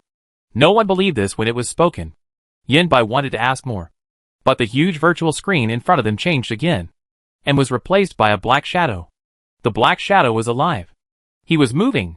He was shrouded in darkness, and neither of them could see his appearance clearly. At this time, a mechanical voice came from all directions of the room. "Nice to meet you. The successor of Lancer. Who are you?" Sure Yu's voice was cold. The mechanical voice chuckled. "It doesn't matter who I am. What's important is, so you're a little thief who doesn't even dare to report your name?" This sentence was full of sarcasm. The shadow was completely shrouded in darkness. Shiryu was so provocative, but he couldn't see his expression clearly. The other party didn't seem angry, but continued, in fact, we don't have to be so tit for tat. I admire you very much. We can cooperate. Compete with your father. Silly bee. Does it say on my face that I am a pig?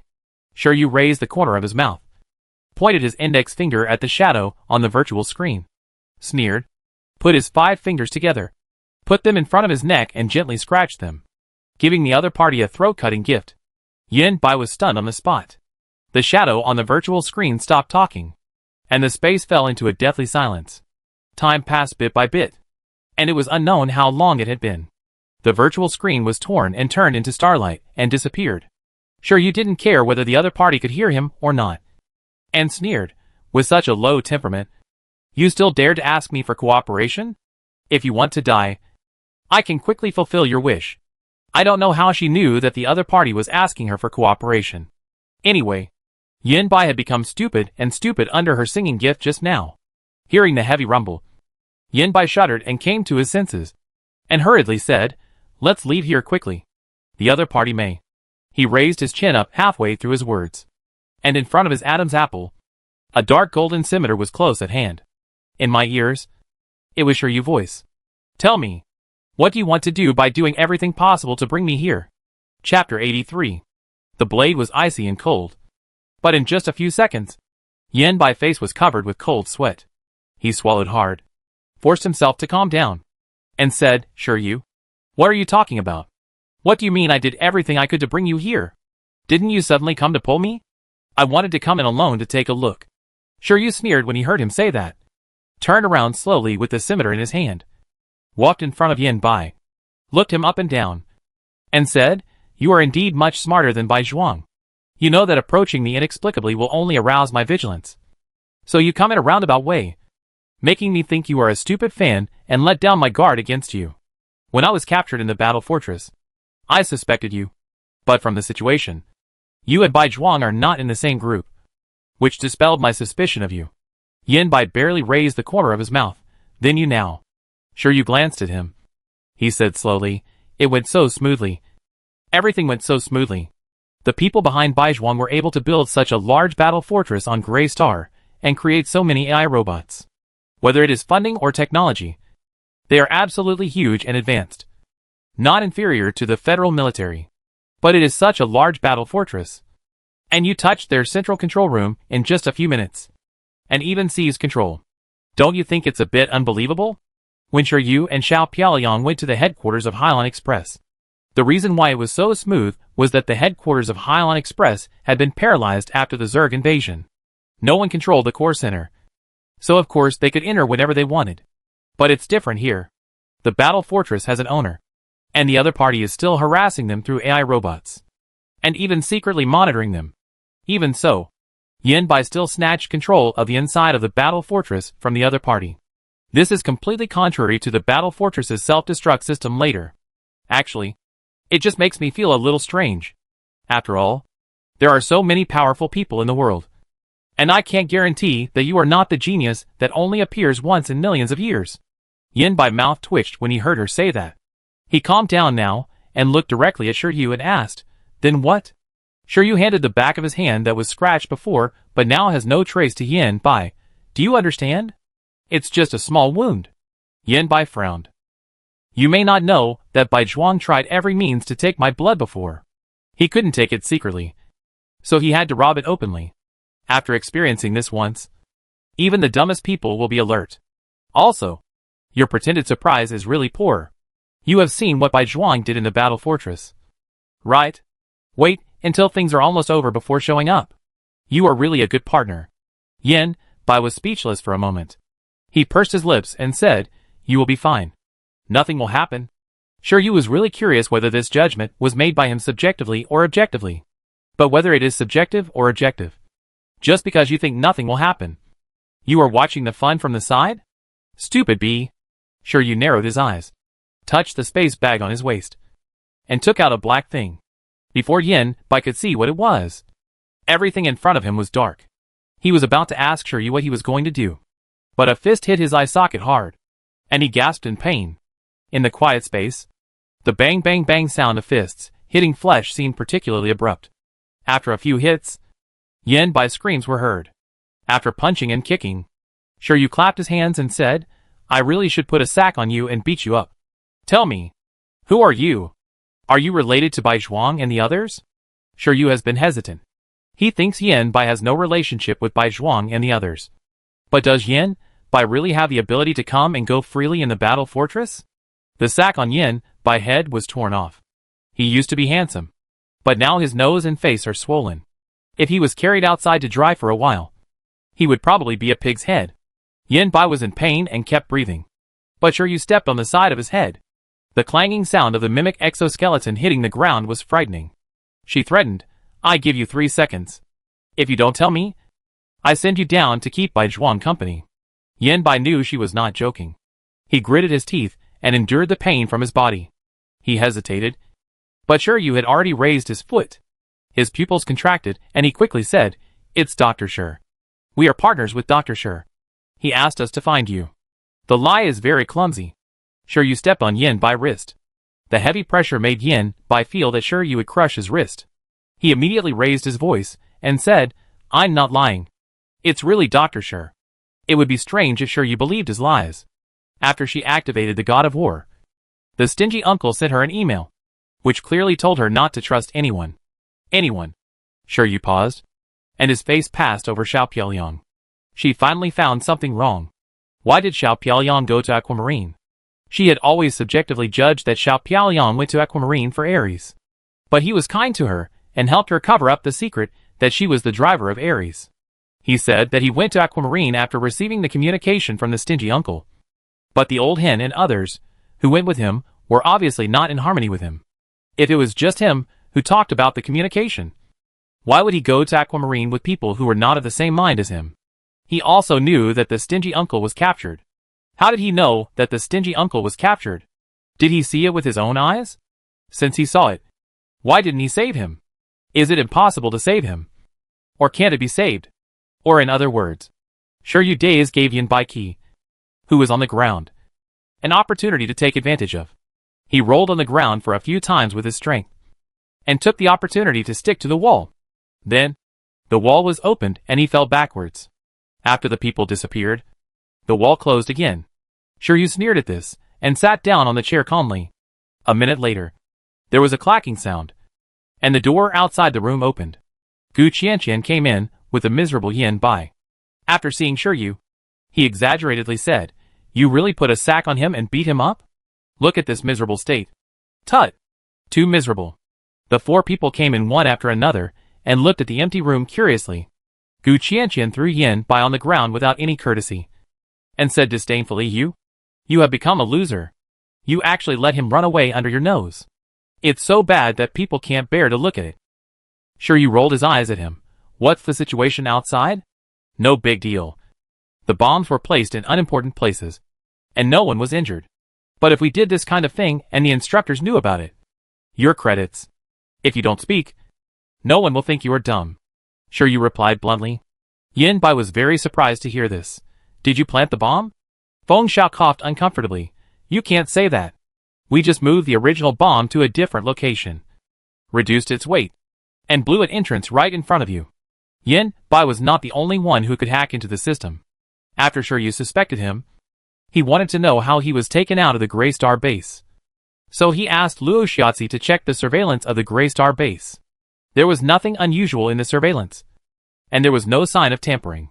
After thinking about it, several people finally fixed their eyes on the underground. If they could take people out of the Grey Star base without the surveillance noticing. Of course, they couldn't walk openly. The only possibility was underground. After squatting in the training room for so many days, no one was idle. They really found an abandoned military factory under the Grey Star base.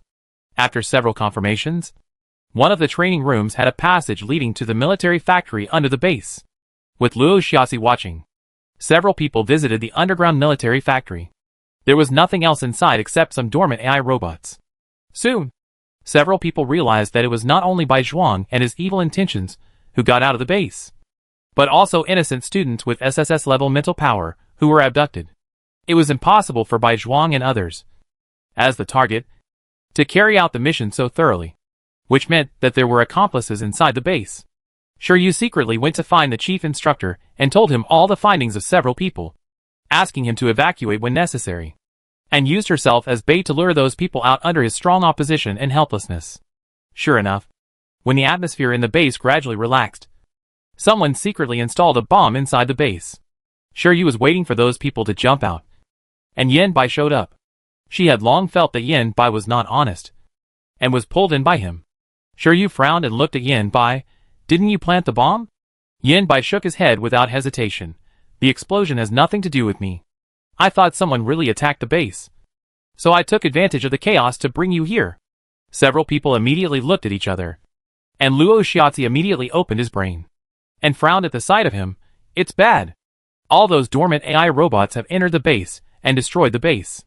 Outside the base, with a rumble, the entire underground shook, and several people didn't bother to ask who Yen Bai was. Shiryu picked him up and rushed back to the base as quickly as possible. The situation at the base was worse than they had imagined. Although the chief instructor had made orderly arrangements for everyone with the base manager when the explosion occurred, time was tight, and it was still too late. It happened that there were more than just AI robots invading the base. Outside the base, a terrifying battle fortress raised countless yellow sand. This battle fortress is bigger and more terrifying than the previous one. Countless mechanical arms extend from the inside of the battle fortress. And in front of the battle fortress, the surface collapses. A huge gun muzzle extends out, and terrifying energy begins to accumulate. Shiryu pupils contract. At this time, no one would have thought that there would be another battle fortress on the Gray Star, and it would be bigger and more terrifying than the previous battle fortress. The muzzle of the battle fortress is aimed at the base. It is obvious that it wants to destroy this base and kill everyone in the base. A huge broadcast sounded, and the hysterical voice of the base manager came. Everyone take out the mecha. Leave the base immediately. No one has ever been so arrogant. After attacking the military cadets, they didn't shrink back and launched a second attack. All the instructors took out the mecha and tried to approach the battle fortress to destroy the muzzle that was accumulating energy. But the mechanical arms extended by the battle fortress are indestructible and extremely flexible. There are also countless AI robots flying out of the battle fortress. AI robots don't know pain. They win completely by numbers. Those who try to drive the mecha away are all blocked by the dense AI robots. No one can leave here. Shock and despair enveloped everyone in the base. Suddenly, a silver-blue light streaked across the sky and approached the battle fortress at an extremely terrifying speed. Someone noticed this scene. His pupils contracted, and he shouted in shock, "It's Y1121." Chapter 84. The silver-blue mecha was like a god descending from the sky, shining under the radiance of the stars, and everyone was stunned to see it rushing towards the battle fortress that was almost as big as a city. At that moment, the fear and confusion in everyone's heart were dispelled by the light. They watched the silver-blue mecha vibrate its virtual particle wings and save one mecha after another that was forced into a desperate situation in a flash. Confidence and blood ignited in their hearts. It's Y1121. She's here. She's with all of us. Everyone drove the mecha and rushed towards the battle fortress that could raise the base to the ground. Let's fight. Who's afraid of whom? At most, we die. But in less than a minute, the situation changed unimaginably. The pilots who were originally suppressed by mechanical arms and AI robots were like fighting machines that were suddenly wound up, and each of them burst out with unprecedented attack power. Shiryu's face was cold, and two long swords, one black and one white, clashed in her hands. She was like a locust passing through the border, and wherever she passed, mechanical arms fell down. The God of War, which had unlocked the highest level of driving mode, was the most terrifying combat weapon in the world. The mechanical arm could not capture the trajectory of the God of War at all, and could not withstand Shiryu's attack. It was inevitable that she would get close to it. With a clang, the polar knight chopped on the surface of the battle fortress.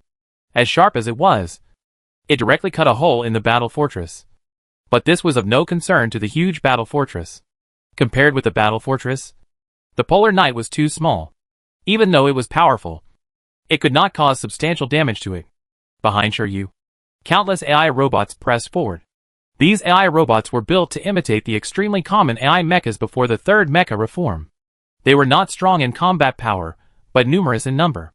Once they were entangled, it would be difficult to get out. Shiryu decisively jumped back to leave the encirclement of the AI robots. The defense of the battle fortress is too high.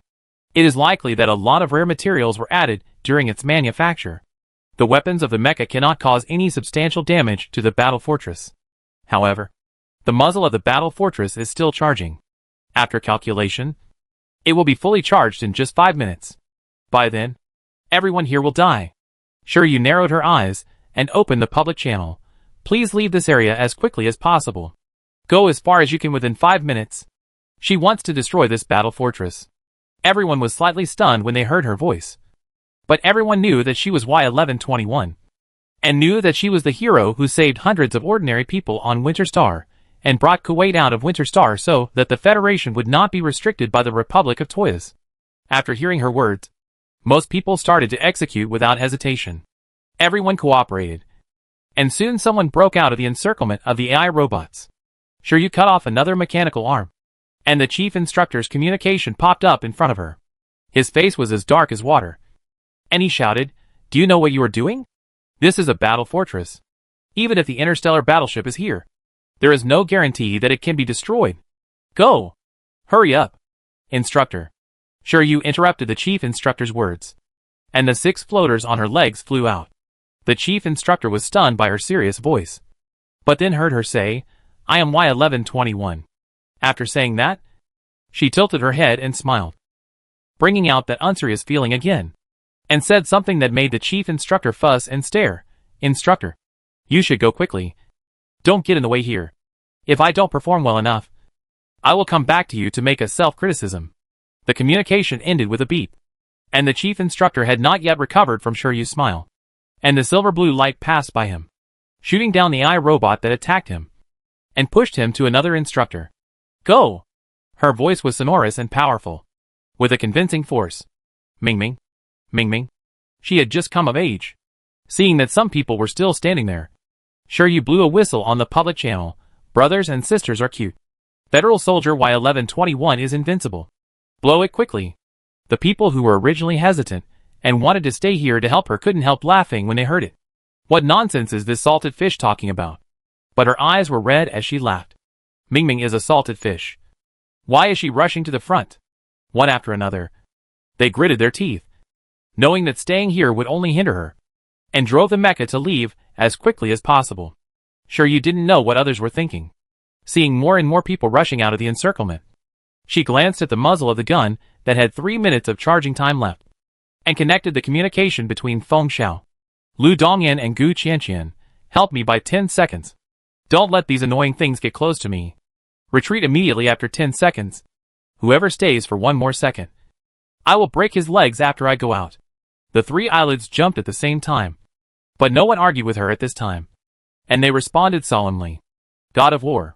The 6 floaters removed from his body floated around Shiryu, and particle lasers shot out, constantly solving mechanical arms and AI robots. Feng Xiao fired shells first, and began to block the mechanical arms rushing toward Shiryu. Lu Dongyan's reaction speed was also very fast. He shot several AI robots with 1 shot, and his movements were getting faster and faster like a string of candied haws. Gu Qianqian was alert around Shiryu, and was responsible for solving the fish that slipped through the net. For the first time, Luo Shiatsi felt powerless, because he was a non-combat personnel. While driving the mecha away from the battlefield, he collected various data of the battle fortress. In just a few seconds, the huge Naka floater appeared in the air, and the mechanical arm attacked more frequently.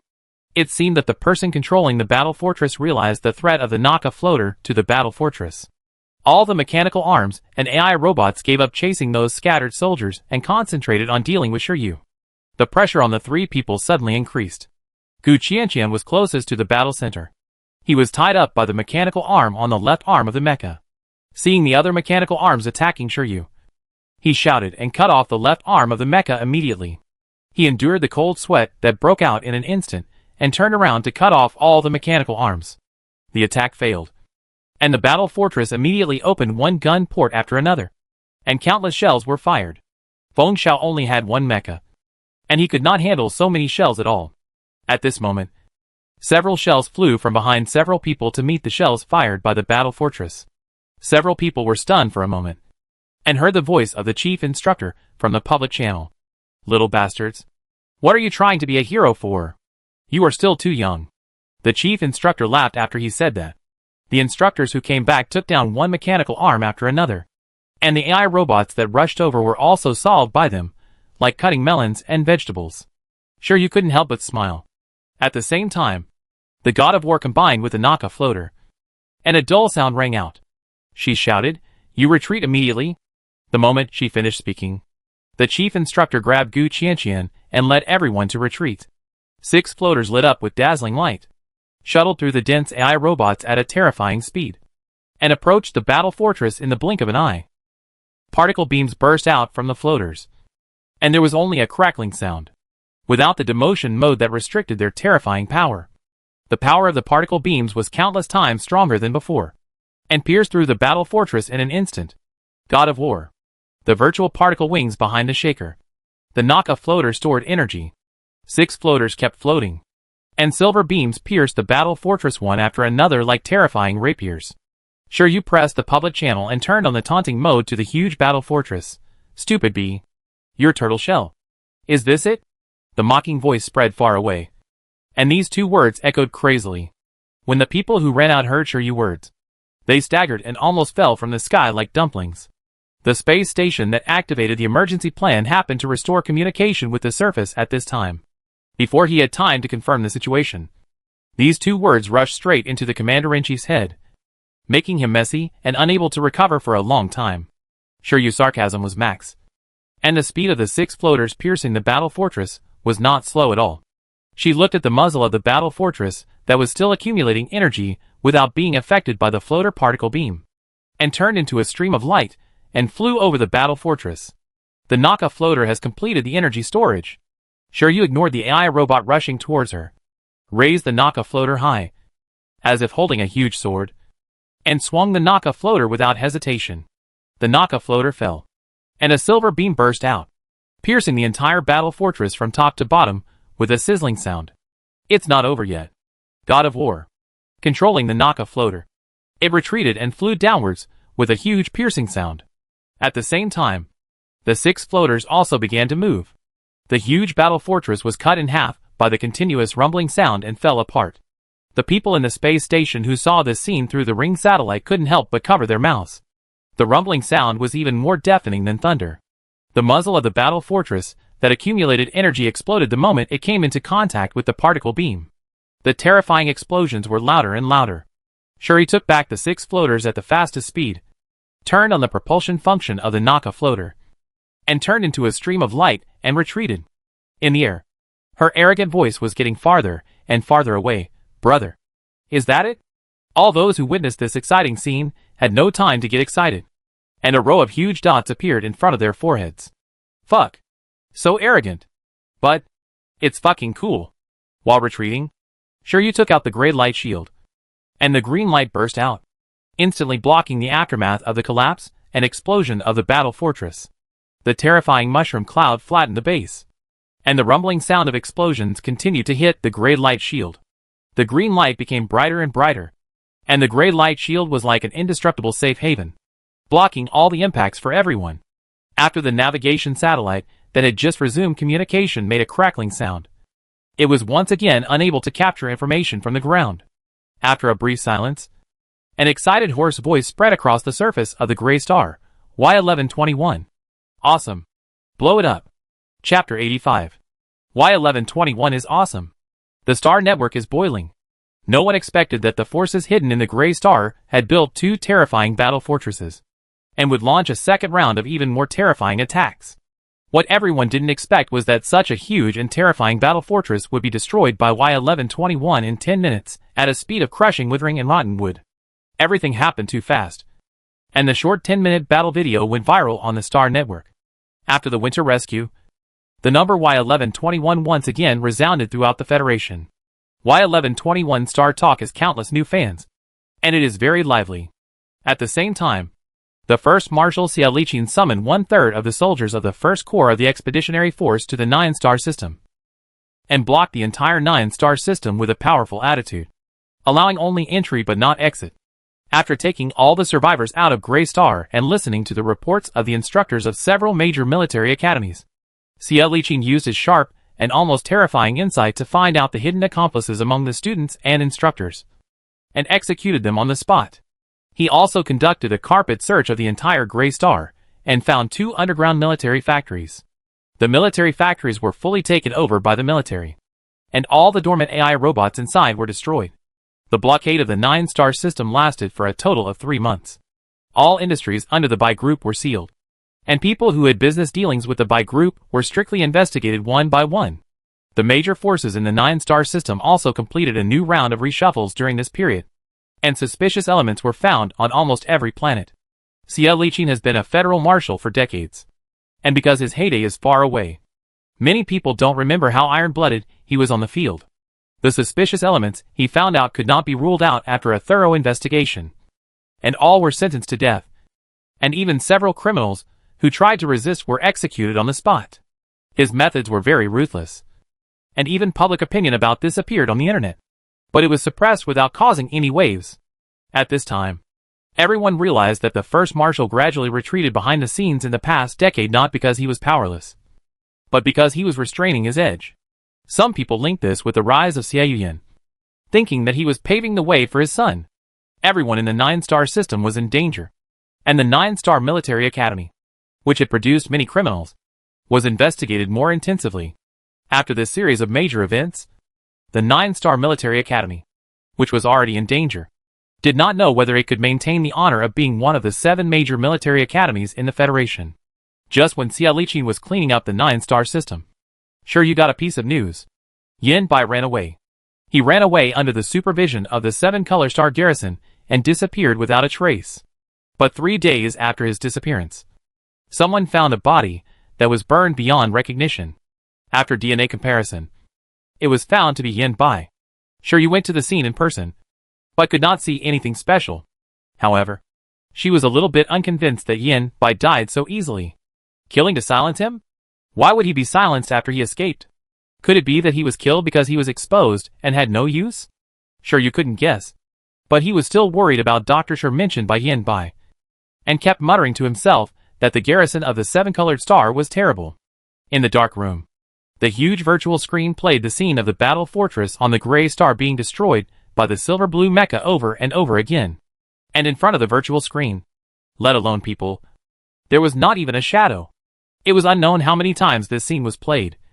And the small virtual screen suddenly popped up. And then a mechanical female voice sounded in this closed space.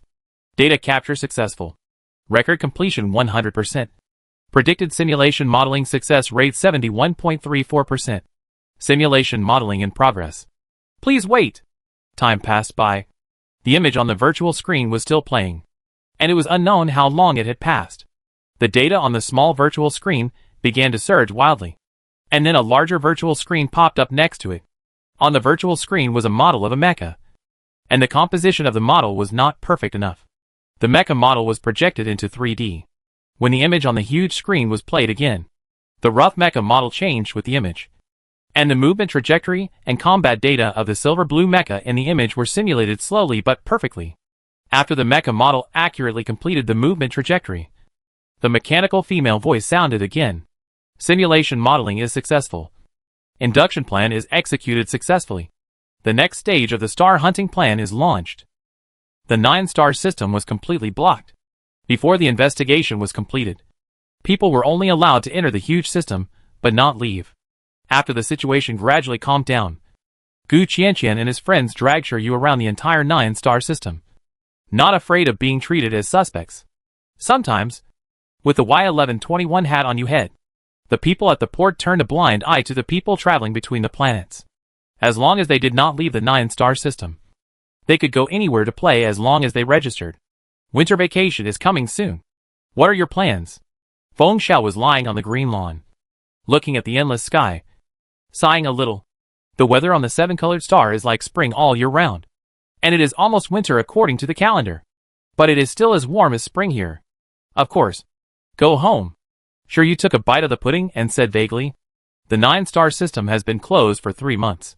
She has been happy for these 3 months, and has not been affected by the tense atmosphere of the 9-star system at all. Now that the comfortable days are coming to an end, she is told that she will have a vacation soon. Shiryu inexplicably misses her small shabby house on the Blue Sea Star. She hasn't been back for a long time. It's so boring at home. Gu Qianqian couldn't help but sigh. He didn't want to go home at all, because he would be nagged after returning home. Shiryu glanced at him. You are used to the exciting life, and you still think it is not exciting enough. Right? Even his mecha arm was cut off, and his mental power was almost overstimulated. He had to lie in bed for more than 10 days before he recovered. Have you forgotten? When talking about this, Gu Qianqian couldn't help but grin. Who is he doing this for?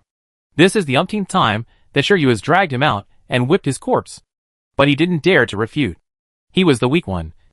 And it was indeed him who lay in bed for more than 10 days. Gu Qianqian wanted to express his eagerness to play. But several people noticed something strange at the same time, and quickly stood up and alerted, and saw 2 soldiers wearing military uniforms with the emblem of the first marshal on their armbands coming over. The 5 people looked at each other, and 2 of them had already come close. They glanced at the 4 people who had released Feng Xiao, and looked straight at Shiryu, saying coldly, Federal Soldier Y1121. The first marshal wants to see you. Shiryu blinked, pointed at herself with her index finger, and hesitated. The first marshal is looking for me. After she left Grey Star, everything seemed the same as before, except for the overwhelming enthusiasm on the Star Network. However, she performed well in the Grey Star incident, and the Federation gave her a commendation, a Medal of Honor, and a large amount of federal coins. The chief instructor seemed not very satisfied with such a commendation. But since the commendation was for all the survivors of Grey Star, he didn't say anything in the end. Shiryu didn't care about it. She didn't pursue commendation. But she was very satisfied with the large amount of federal coins. She also wanted to sell the useless Medal of Honor for federal coins. But she thought that if she really sold it, she would be accused of contempt for the Federation. So she had to stuff the Medal of Honor into the space bag to gather dust. At the commendation ceremony, it was the first marshal who awarded her the Medal of Honor. The 2 had a brief contact, and the other party showed her admiration and said a few words of encouragement to her. She had a relatively preliminary understanding of the first marshal of the Federation, serious and a little difficult to get along with. After the commendation ceremony, the 2 had no intersection, and Shiryu really couldn't think of why the first marshal wanted to see her now. The 2 seemed to dislike her dithering and urged, Please follow us. Shiryu had to follow them, and waved to the 4 people who wanted to follow behind. The first marshal asked someone to find her in public, so there was no way he could eat her. Shiryu stepped onto the hovercraft and suddenly found a person sitting inside. He wore a peaked cap, and fine silver hair fell from his temples, revealing a flawless profile and a perfect curve at his jaw. The boy noticed her gaze, turned his head calmly, and met her eyes. She blinked in surprise. Xiao Pilyang? Isn't she the first marshal? Obviously. Xia Yuyan's appearance here was not what the 2 expected. They frowned at Xia Yuyan, and one of them asked, Major General, why are you here? Xia Yuyan raised his cap and looked at the 2 people. His tone was calm but unreasonably strong. Tell father. I took her away. After that, he pulled Shiryu onto the hovercraft and closed the door without hesitation. The hovercraft disappeared in front of the 2 people with a whoosh, rolling up a dust. Shiryu glanced at Xiao Piaoyang's silver hair that was rolled up and pressed in the cap, suppressed his fingers that were about to move, and asked, Aren't you on the front line? The battle between the Federation and the Republic of Toes has not ended yet. 2 large-scale conflicts have broken out in the past 3 months. Both sides have suffered casualties, but it is basically even. Brook's Fortress is still under the control of the Federation. The Universe Peace Day is coming soon. All the countries that are at war in the universe must cease fire for a month before and after the arrival of the Universe Peace Day. This is the common agreement of all countries that have joined the Universe United Organization. It cannot be violated. Otherwise it will be sanctioned by the Universe United Organization. There is such a good thing? Sure, you really didn't know. Then why did you come to the 9-star system? After the Grey Star incident, the Federation and the Republic of Thors had a big conflict, and the situation on the front line was stalemate. The 2 have not contacted each other since then. It's not that there was no time during the period, but it was subtle that no one sent a message to the other. Until now. Come to see you, Xie Yuyan said frankly. His voice was cold, like a clear spring washing Shiryu heart. Sure, you couldn't help but turn his head to look at him, and unexpectedly met his dark pupils. Obviously, I just looked into his eyes, but I don't know why. Now looking at him, sure you has an urge to look away. She coughed lightly unnaturally. And the result of speaking without thinking is, do you miss me? Chapter 86. Sure, you thought she might be an atmosphere coolant. After she said that, the hovercraft became completely quiet. So quiet that it was a little scary. She smiled awkwardly, looking at Xiao Pianyang's overly pretty profile. Why was his profile a little red? Shy. Sure, you was shyly excited and tried to get away with it. What's the matter with you coming to see me specially? She could feel Xiao Pianyang staring at her, and could even imagine his dark and deep pupils reflecting her appearance. He seemed to have a problem with the word specially. But in the end, he didn't say anything, but looked away and looked out the window. All the people of the Bai family, who were detained in various star systems, committed suicide overnight. All? Sure, you turned around in disbelief. 1 or 2 suicides were okay, but all suicides sounded like a fairy tale. Xie Yuyan nodded and said, yes, a total of 53 people, who were imprisoned on the spot and detained in their residences, and were under very strict supervision. But even so, everyone still committed suicide at the same time. Strange and outrageous. When did it happen?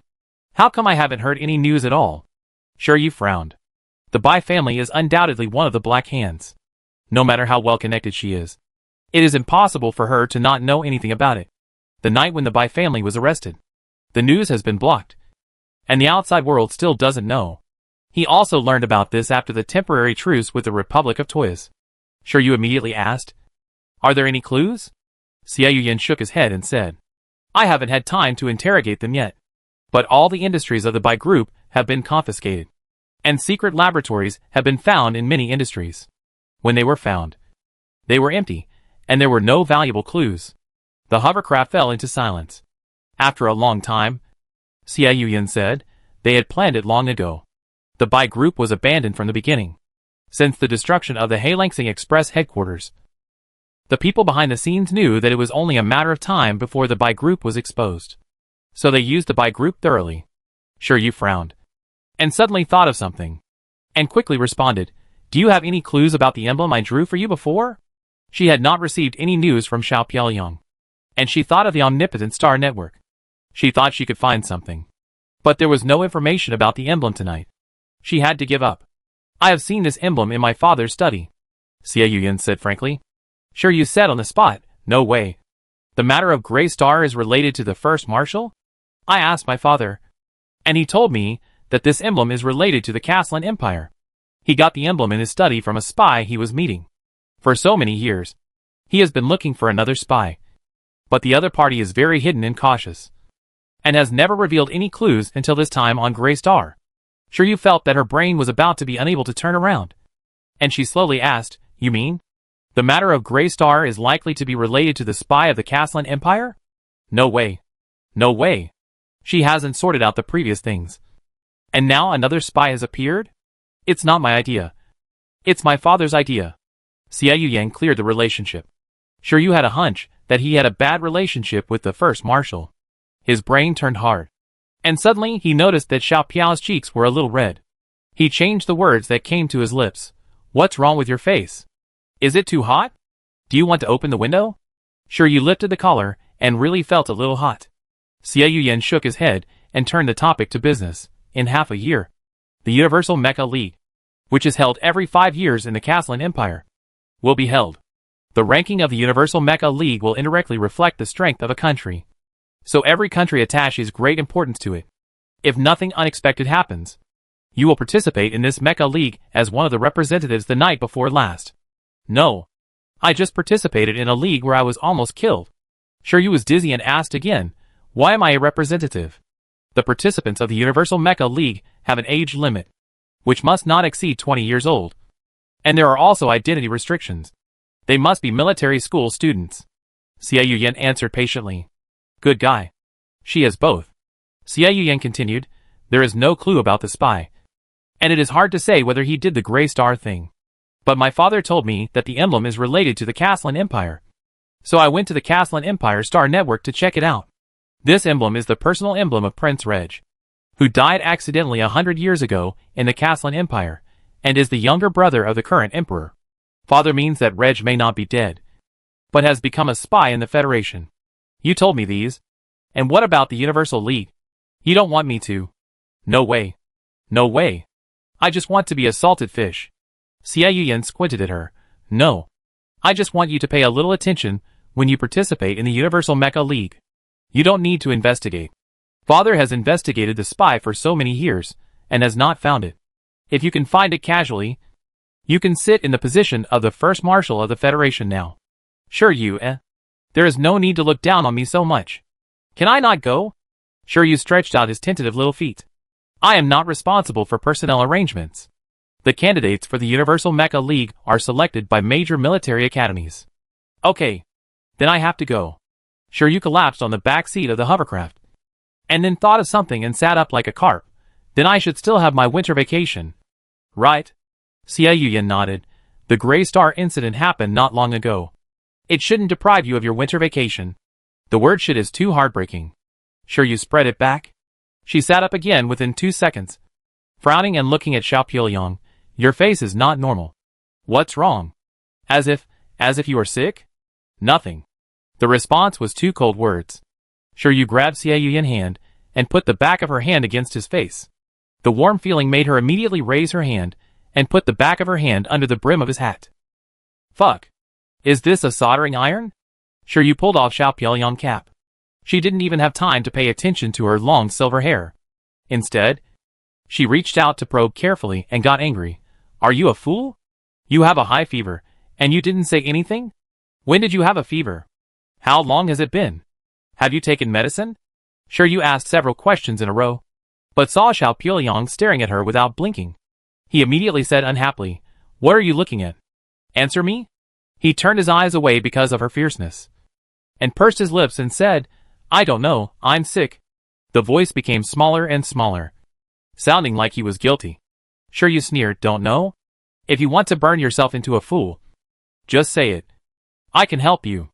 Probably because he realized that she was really angry. He didn't dare to speak. Sure you saw that he was still sensible, and his anger was suppressed. Give me the driving rights of the hovercraft. I will take you to the hospital. Hearing the word hospital, Xia Yuyan immediately grabbed Sure Yu's wrist and said, No.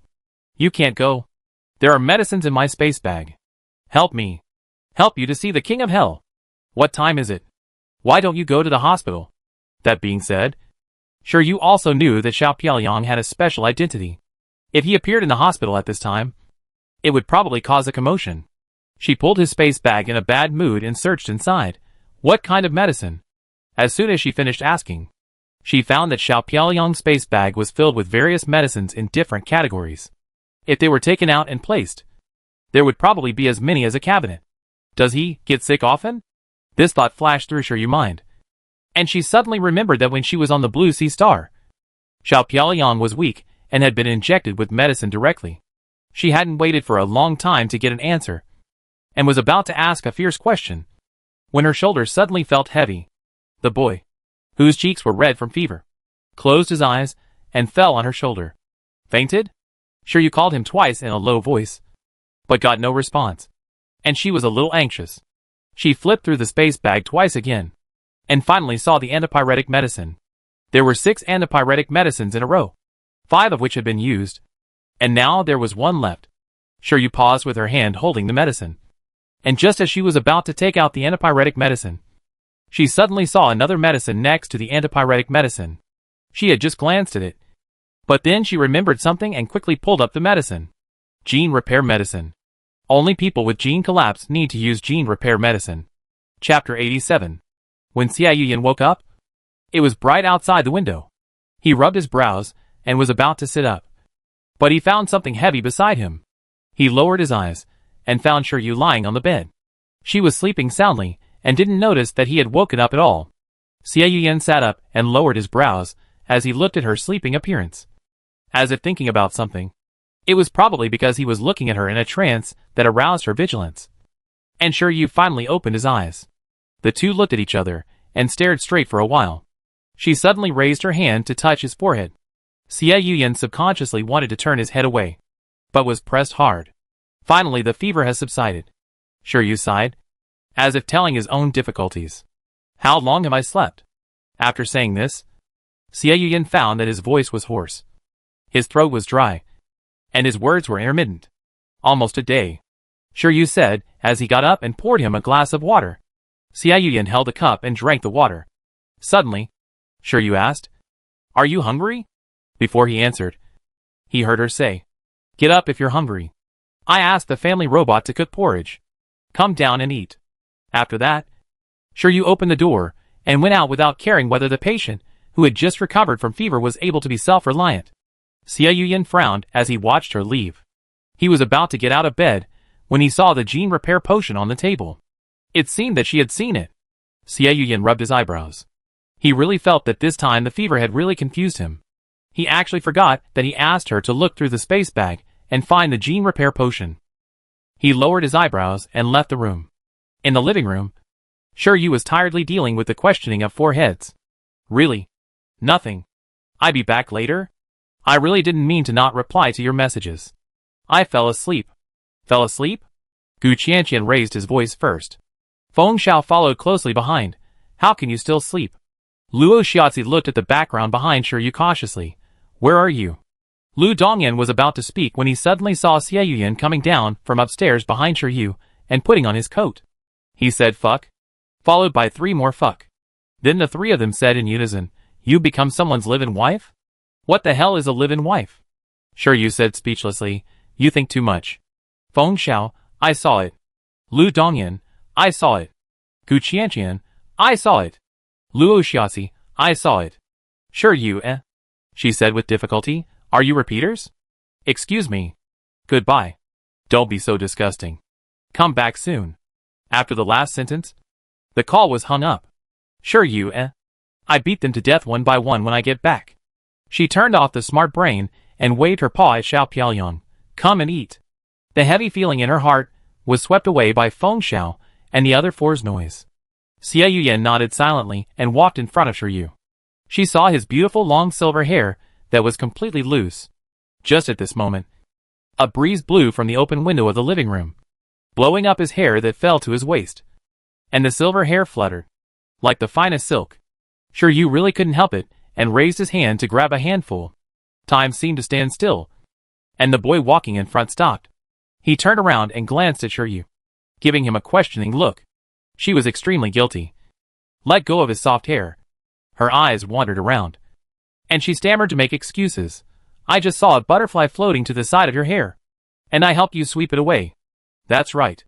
She definitely didn't want to touch his hair because she saw it was too beautiful. Thinking of this, Sure Yu straightened his chest, seeing her change from guilty conscience to unjustified and confident. Xie Yuyan said softly, There is no butterfly here. Sure Yu, The lie was about to be exposed. At this moment, a golden butterfly appeared from nowhere and flapped its wings, making a circle in front of the 2 people. Sure Yu immediately pointed at it and said, That's it. The confidence was unprecedentedly sufficient. Not knowing whether Xiao Piaoyang believed it or not, he raised his hand, and the golden butterfly flew to his finger, and turned into a little man under the eyes of the 2. The little man's beautiful wings trembled, sprinkled a little phosphorus powder, and rubbed his soft little face on Xiao Piaoyang's fingertips. So cute that people wanted to rub it. Oh wow! Lan Luo has never appeared since he disappeared last time. Sure Yu also turned out the crystal box in the space bag, but it was empty. Xie Yuyan was slightly surprised, but he skillfully picked it up and put it on his shoulder, walked to the dining table, and Sure Yu hurriedly followed. Lan Luo seemed very happy. He lay on Xiao Piaoyang's shoulder and held a strand of silver hair that fell to his side, playing with it from time to time. Sure Yu was jealous. She stared at Lan Luo intently, but Lan Luo didn't even look at her, and just played with her hair.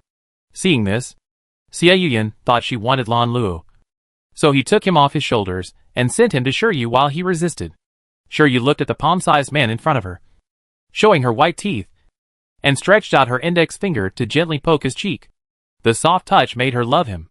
Lan Luo hugged her index finger, and the disgust on his little face was almost overflowing. He flapped his wings and flew a circle, sitting on top of her head and playing with her hair. It's endless, right? Sure Yu was about to grab him down, and a beautiful voice sounded in her ears. Let's eat. Sure, you had no choice but to let the little guy domineering over her head. Compared with the nutrient solution, real food undoubtedly made sure you more energetic. But in fact, the energy supplemented by the nutrient solution is more sufficient than food. She guessed that she was just seeking a psychological satisfaction. After eating and drinking, sure, your hair was almost messed up. She was angry and wanted to grab Lan Luo. But the little one flapped his wings, and she couldn't catch up at all. One person and one butterfly were playing around in the living room. Xie Yuyan looked at them with a smile on his face. Sure, you accidentally saw it from the side, and immediately leaned over. His faint smile disappeared instantly. Sure, you curled his lips, sat down on the sofa with his legs crossed, and said directly, "When are you going to leave?" "Soon," Xie Yuyan said. The word soon was too ambiguous. Sure, you frowned and was about to speak. I don't know if Lan Luo was addicted to playing. He flew to her head again and grabbed her hair from time to time. It didn't hurt. Sure, you wanted to catch him by surprise. But suddenly heard Xiao Piaoyong say, "What do you want to know?" She paused and then heard Xiao Piaoyong say, "You are doubting me." The 5 words rushed to Sure Yu's forehead, tearing off the subtle atmosphere that had been hovering in the invisible since the two met this time. Sure Yu took his hand back, looked directly at Xie Yuyan, and asked in a deep voice, "Where is the doctor?" "I didn't lie to you." Xie Yuyan also looked back at her straightly. "But you didn't tell me anything? In fact, I have always been very curious. Why did you take me to the headquarters of Heilangsing Express? You should be here for the God of War. Right? Why did you let me go? Because you can't take off the mecha ring of the God of War? I am also very curious. Why do you say that the doctor is your father? What do you mean by considered? What is the first marshal? I know every word you said, but I don't understand it altogether. Living in countless questions is a very tiring thing. If possible, Sure Yu doesn't want to explore. She has always believed that the more you know, the faster you die. But now, she has to explore. The battle fortress of Grey Star is obviously coming for her. They want not only her genes, but also her God of War. And many innocent people are implicated because of this. She can understand that they want genes. Everyone is selfish. It is human nature to want to make themselves stronger and perfect. Lanzer fully activated her SSS, plus, level mental power and SSS, plus, level physical fitness, which everyone dreams of. But what about God of War? She heard from Xiao Piaoyong that God of War was a mecha made 10 years ago. In the Interstellar era, technology is changing almost every day. 10 years can change too much. The most popular mecha on the market is countless times better than 10 years ago. God of War. Very strong. But in the past 10 years, is it strong enough to make the mastermind sacrifice 2 terrifying battle fortresses and expose the power that has been hidden for who knows how long to snatch it? The two looked at each other without avoiding each other. It was unknown how long it had been. In the end, Xie Yuyan looked away. He looked out the window and said softly, "Our power is still too weak." Sadness appeared in his eyes, but it disappeared in an instant. Before Sure Yu could explore the meaning of his words, he heard him say, "Lanzer means God of War in the old language of the Federation. It is also the name of a person who was erased from the history of the Federation." Sure Yu slightly widened his eyes. More than 100 years ago, the Federation reached its peak since its establishment because of one person. He was the first Marshal Lan Zhe at that time. He is not human. Her pupils contracted. Just at this moment, Lan Luo, who was playing with her hair on top of her head and felt a little bored, slid down from her high ponytail like riding a slide, then flapped his wings and flew in front of Xie Yuyan, hugging his hair beside his ear. Xie Yuyan gently supported Lan Luo and whispered, "Lan Luo's name is actually Gear Lan Luo, and he is his child." Sure Yu felt that she might have vaguely guessed something, and what she guessed made her hair stand on end. You should have felt it. You seem to have the instinct to fight. Your body's endurance is far beyond that of ordinary people. Your recovery ability is also terrifying, and your mental strength seems inexhaustible. All of this comes from a gene chain in your body, named Lanzer's gene chain. Before this, it has been locked by the gene lock. So you are no different from ordinary people. But the connection with the God of War has activated your gene lock. Lanzer began to wake up, and it is slowly transforming your body. Bai Zhuang gave you a gene exhaustion potion, which not only did not exhaust your genes, but stimulated Lanzer and completely activated it. Xie Yuyan finished his words coldly and calmly, and was blown to pieces. After the Battle of Lilvaya, 5 of the 7 marshals died in the battle, and the strength was greatly damaged. Many countries in the universe took the opportunity to invade and occupy the territory of the Federation. More than 50 years ago, the Federation reached its weakest period. At that time, a plan named God of War was secretly implemented. 12 years ago, the God of War plan was terminated. 12 years ago, such a sensitive time node. She traveled to this world 12 years ago. The stingy uncle picked her up 12 years ago. And Xia Yuyan led the Judgment Corps to capture the Livia fortress 12 years ago. Doctor, sure your mind was in a mess. She wanted to ask who the stingy uncle was, but found that her voice was very hoarse. Xia Yuyan understood what she wanted to know and said calmly, Dr. Sure is a core member of the God of War plan. And you are the only successful one in the God of War plan. Experimental subject. At that moment, sure your mind seemed to be thrown into a hornet's nest, buzzing non-stop. Chapter 88. Xia Yuyan left. When Sure Yu came to her senses, he was gone, so that all her words were stuck in her throat.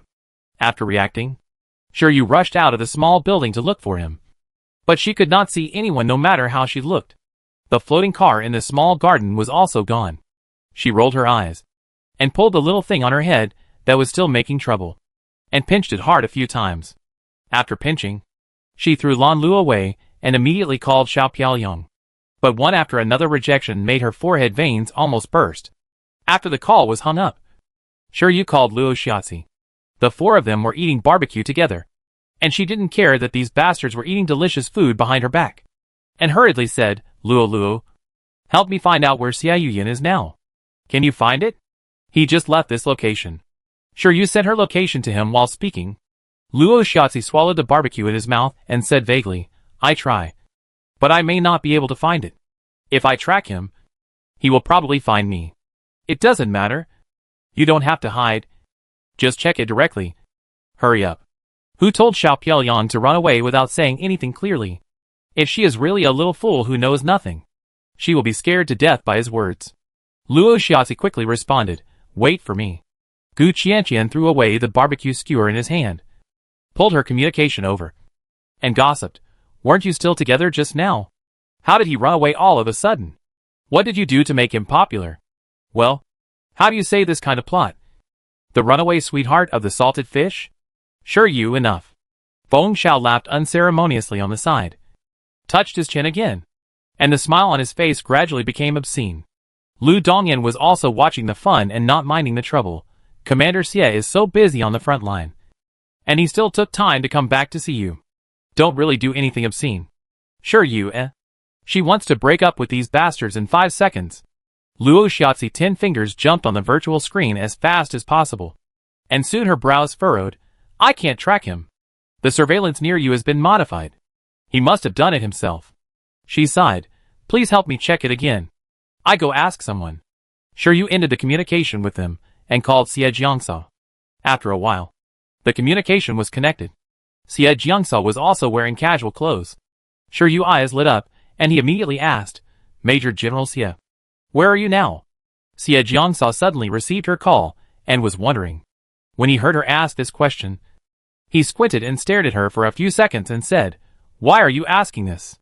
As soon as he asked the question, the broadcast at the Interstellar port sounded. Sure Yu's eyes lit up. You are in the Interstellar port now? Where is Xiao Piaoyang? Xiao Piaoyang? Xie Jiangsa immediately raised his eyebrows. Sure Yu realized that she had said something she shouldn't have said without checking. She smiled awkwardly. No. It's Commander Xie? Where is he now? Xie Jiangsa looked at her suspiciously, crossed his arms and said, Didn't he come to find you? You don't know where he is, but you come to ask me? He came to find me, and said a lot of things that were beyond my understanding, and then ran away. Hurry up. Tell me where he is. Oh my. Who taught him to run away, and not answer the phone when he doesn't agree with you?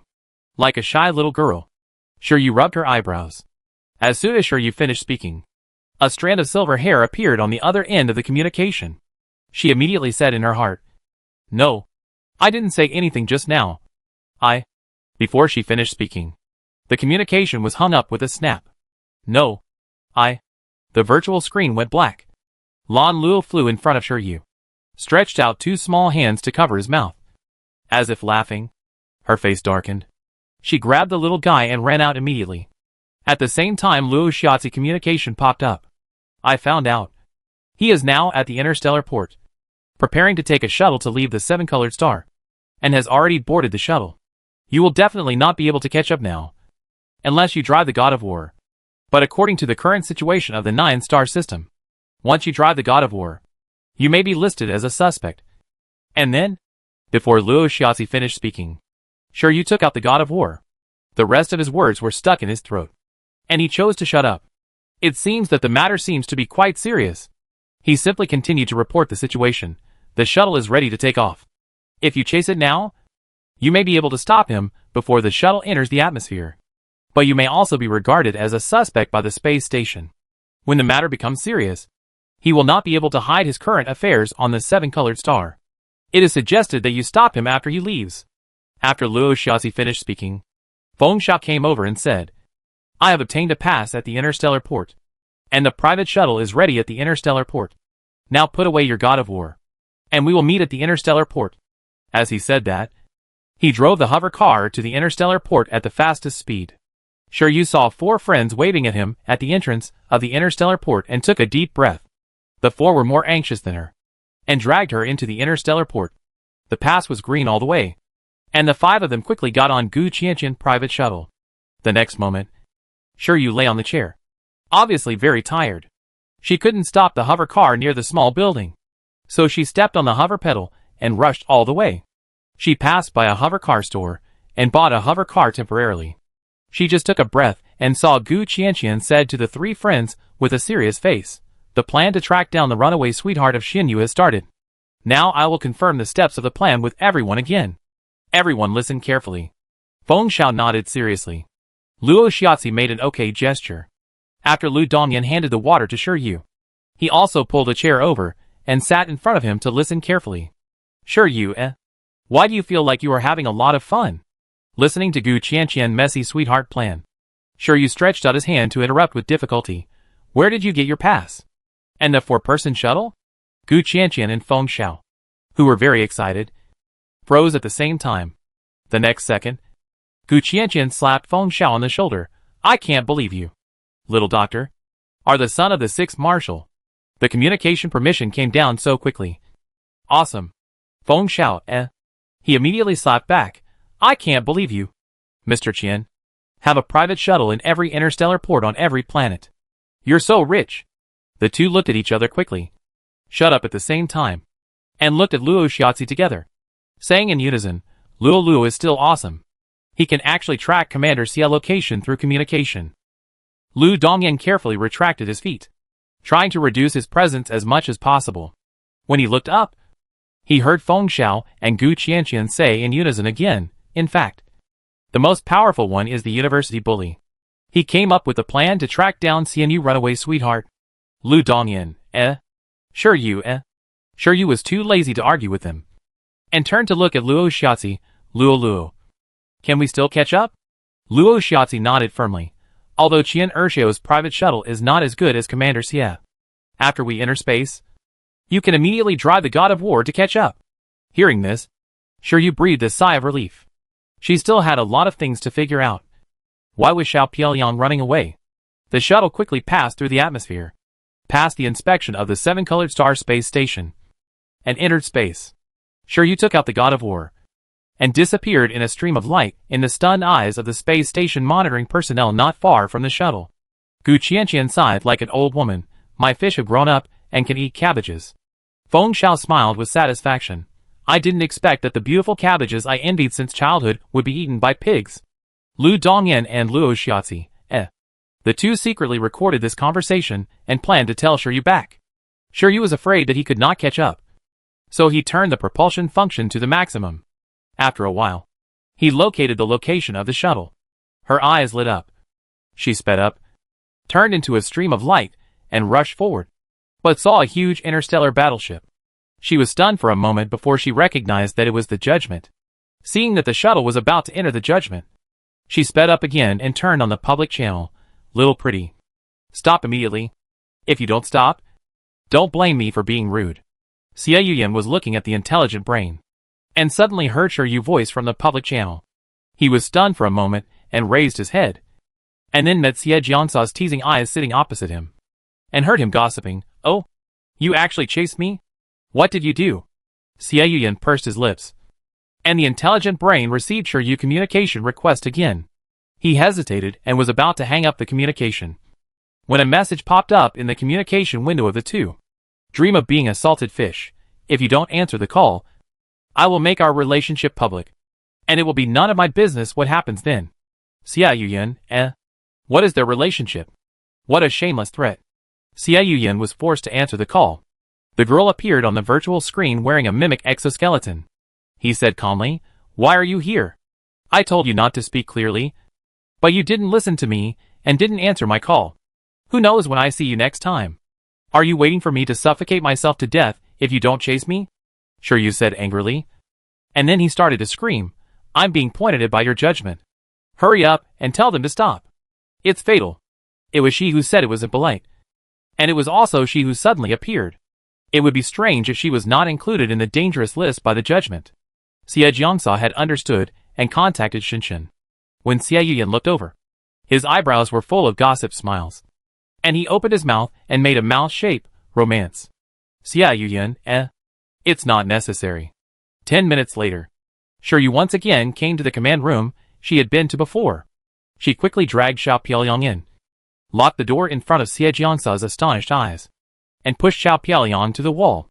Xie Yuyan slightly widened his eyes, but saw Shiryu leaning down with one hand on his side, squinting and saying, "Who told you that I was an experiment?"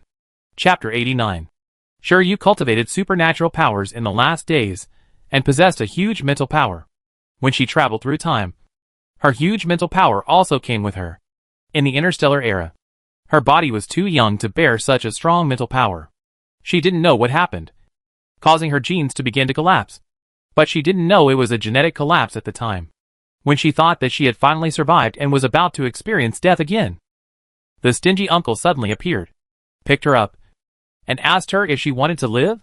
Of course she wanted to live. The stingy uncle said he could save her, but her huge mental power might disappear. So she didn't regret it. What did she think at the time? She thought that her supernatural power was so weak that she couldn't even control a thin piece of metal. As long as the supernatural power was still there, the mental power could be trained back. What did it matter if it disappeared now? She agreed without hesitation.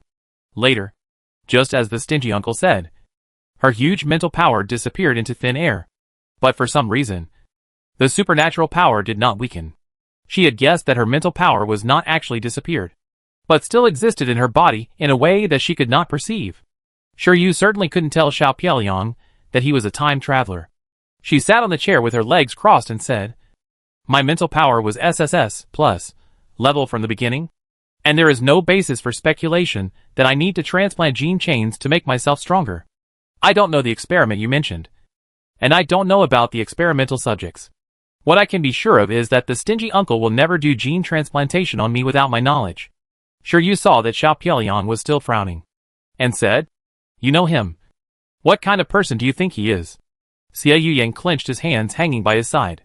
Shiryu sighed. There were too many secrets in the stingy uncle. But Shiryu felt that he treated her sincerely, and did not mix any feelings of exploitation. Shiryu didn't know why he gave her the God of War. But since he gave her such an important thing, it must be because he had no one he trusted more. She connected her mental power to Ares' mecha ring and said fiercely, "Ares, I know you have AI. Be honest and come out by yourself." Shiryu had driven more than one mecha before, and she clearly felt that Ares was different from other mechas. The feeling of fighting side by side was different from the cold weapons. A blue light flashed across Ares' mecha ring, and Shiryu continued to say fiercely, "If you don't come out, I will be angry." Finally, the blue light became brighter, and a mechanical voice appeared, "Shiryu, the gene carrier, will get wrinkles when angry, and wrinkles will make you ugly. After getting ugly, you will get old quickly, and you will not be able to get married after being ugly and old. Shiryu, Fuck. Trash. Shut up. What does gene carrier mean?" Shiryu decided to stay calm and not argue with Trash. "It means the carrier of genes," Ares said without emotion. Shiryu, What a bullshit. Wait. What gene carrier? Lancer gene? No way. She was slapped in the face so quickly. Shiryu coughed heavily when he noticed Xiao Piaoyang's eyes on him. Did I really receive gene transplantation? The God of War doesn't know. What's the use of you? Shiryu said bluntly. The God of War was silent. As Shiryu thought about it, a light bulb lit up in front of his head. How did you bind me in the first place? The God of War had something to say now. Identity identification binding. How do you have my identity in your system? Dr. Shirji is the first sequence driver. Shiryu is the second sequence driver. Dr. Shirji is disqualified from driving. And Shiryu is the first sequence driver. Can it be done this way? Isn't it said that the more advanced the mecha, the more private it is, and it can only be bound to one driver? Shiryu cast a puzzled look at Xiao Piaoyang. If she remembered correctly, Xiao Piaoyang seemed to know a lot about the God of War. Xie Yuyan shook his head. He had only seen the first draft of Ares and some of the simulation test data, and did not know the specific design of Ares. Just like he did not know that Ares was equipped with AI. And it was a very advanced AI. They were stuck in a stalemate. The only one who knew whether she had transplanted genes was the stingy uncle. Where did the stingy uncle go? Shiryu asked. The God of War doesn't know. Shiryu did not scold him this time. And continued, how did he send it to me by express delivery? The God of War doesn't know. You don't know anything. Go to sleep. Shiryu touched his chin and thought for a while. Squinting his eyes and looking at Xiao Piaoyang. Do you know where the stingy uncle went? Xie Yuyan's eyelashes trembled. And he whispered, I don't know. Shiryu was angry. She leaned over and grabbed his wrist, asking, You really don't know? Xie Yuyan nodded. She stopped asking and just stared at him. After a long while, she saw that he was still as calm as a dead pig. So she had to sit back on the chair and cross her legs. Then why did you run so fast just now? I was the one who knew that I was a test subject. Why are you going crazy for me? Sure, you didn't really care whether she was a test subject or not. As long as she could survive. What would it matter if she had a gene transplanted? However, Xiao Piaoyang seemed to mind. He was overly sensitive and obsessed with the word test subject. In fact, you are the test subject, right? The moment he asked the question, sure, you noticed that his hand hanging by his side tightened. You said that the stingy uncle can be regarded as your father because he created you and once performed a gene transplant on you. Right? But the gene transplant failed. And your genes collapsed. But it seems that the collapse is not so serious. You can use gene repair drugs to maintain a normal life. She seemed to be unaware that the words she said were like sharp knives, cutting Xie Yuyan's body, making him overwhelmed. You mentioned the God of War plan, but you didn't say who proposed the plan. In fact, it is easy to guess that it is your father Xie Liqin? So you were so excited when you saw the emblem I drew for you. You saw that emblem in his study, and subconsciously thought that he was still continuing to do genetic experiments. You went to Hylian Star not because of the communication that the stingy uncle gave you. He would not expose me to others. There is only one possibility. The stingy uncle was caught by Xie Liqin, and even found that he had lived on Hylian Star. And you didn't know how to know this. So you went to Hylian Star together. At that time, the subordinates around Xiao Piaoyang, who were not on the same side with him, could illustrate this point. You hate genetic research. You can't help the evil. So you didn't take the God of War from me, and even help me hide it. Unfortunately, the plan can't keep up with the changes. The existence of the God of War, and me, in the Winter Star incident, was still known to others. Xie Liqin didn't have anyone arrest me. Nor did he come to find me. What did you say to him? She was answered with silence. Sure, you clenched his fists and continued to ask. This time, you hurriedly ran from the battlefield and brought the judgment number. Obviously, you plan to come and leave immediately. What are you doing? Come to confront me? To mess with my mentality? Sure, you asked 3 questions in a row with a gnashing feeling. Finally, she stood up angrily. I'm afraid that it's not just Xie Liqin who is involved in this Grey Star incident. What is the attitude of the federal parliament towards me? You refused to say anything when I asked you before? This time you came and told me everything. Why? Are you afraid that you won't have the chance to say it in the future? What did you do for me? The last word was shouted out by Shiryu, looking at Xie Yuyan, who was silent. She was so angry that her chest heaved. How could he really endure it? He thought that he would take on everything just because the people of the Federation shouted "Thank Commander" and praised him as a hero? It was like this on the Aquamarine Star. It was like this during the rescue on the Winter Star. And it is still like this now. He remained silent. Sure, you didn't want to pay attention to him anymore. She was about to walk out angrily, but was suddenly grabbed by the wrist. He whispered, "I'm sorry." There was silence in the command room. After a long time, sure you heard him say, "Next time, when we meet again, I will take you to find the doctor." His response was the hand that pulled away.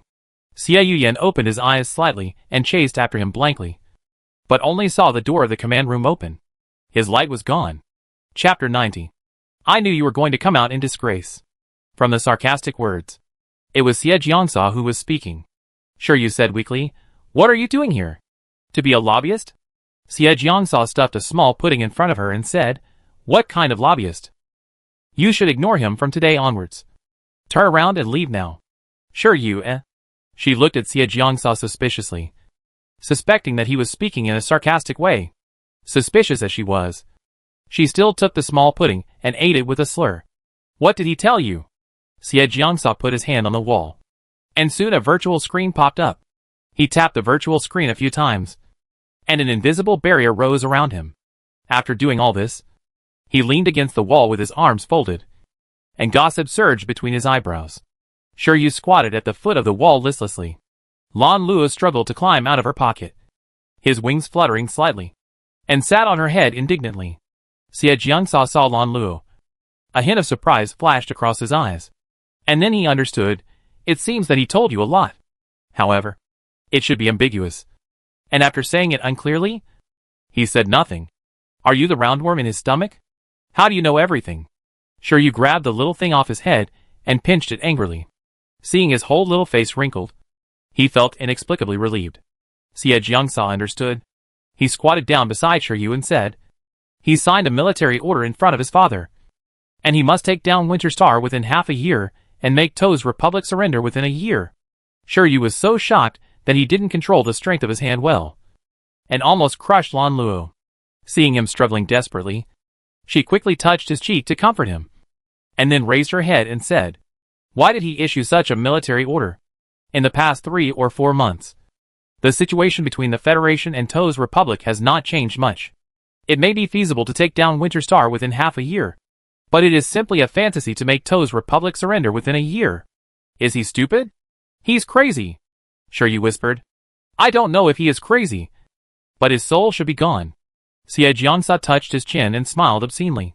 Shiryu probably didn't understand, and looked at him speechlessly. Why don't you stop him?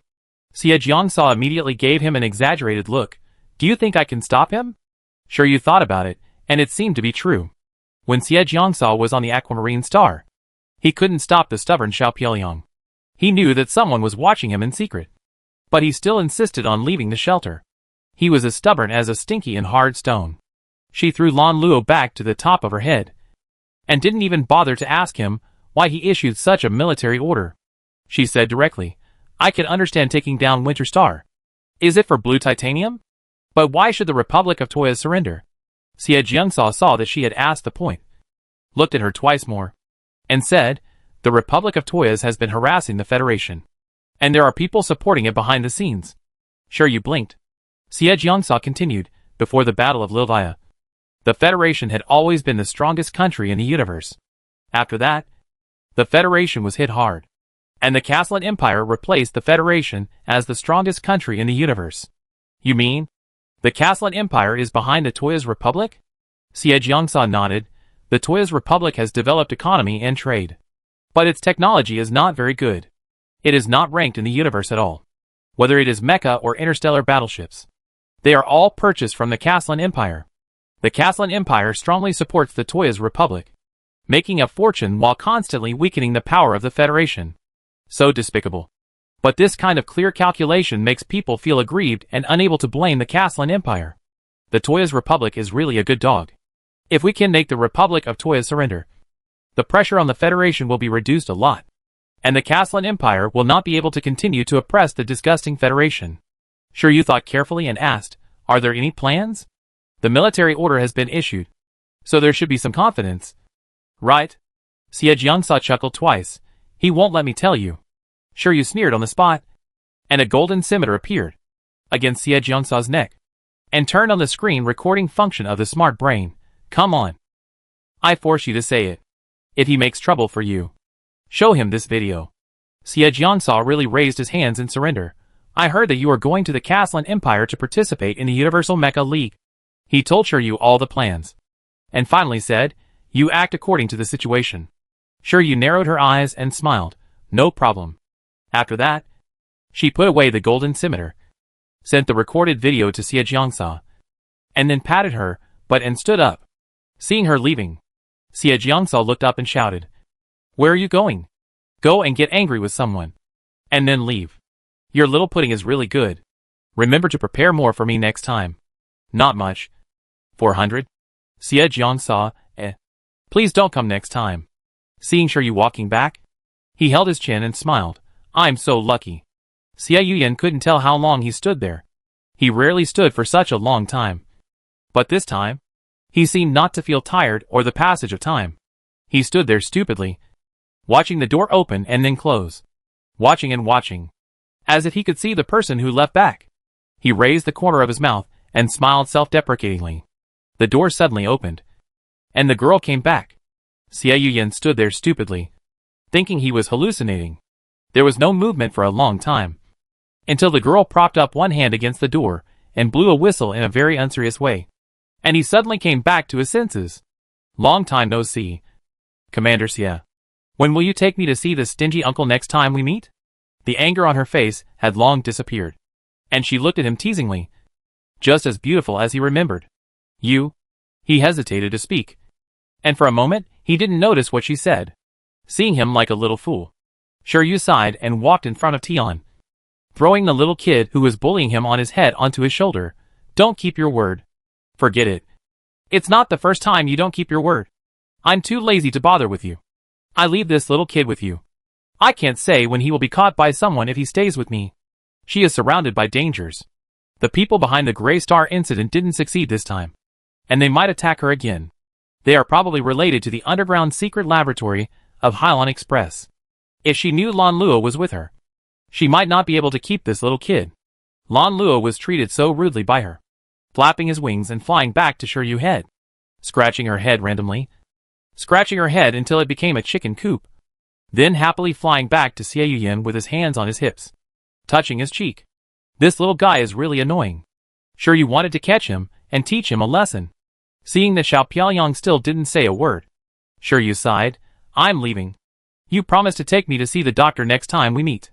Don't toss yourself. You run around with a fever. I admit it if you don't lean on the wall. Don't always ignore advice. Although Xie Jiangsa is not very reliable, he still has nothing to say about your affairs. As she spoke, she muttered, mumbling in her mouth, waving her hand while mumbling and walking out. She took a few steps, and her wrist was held again.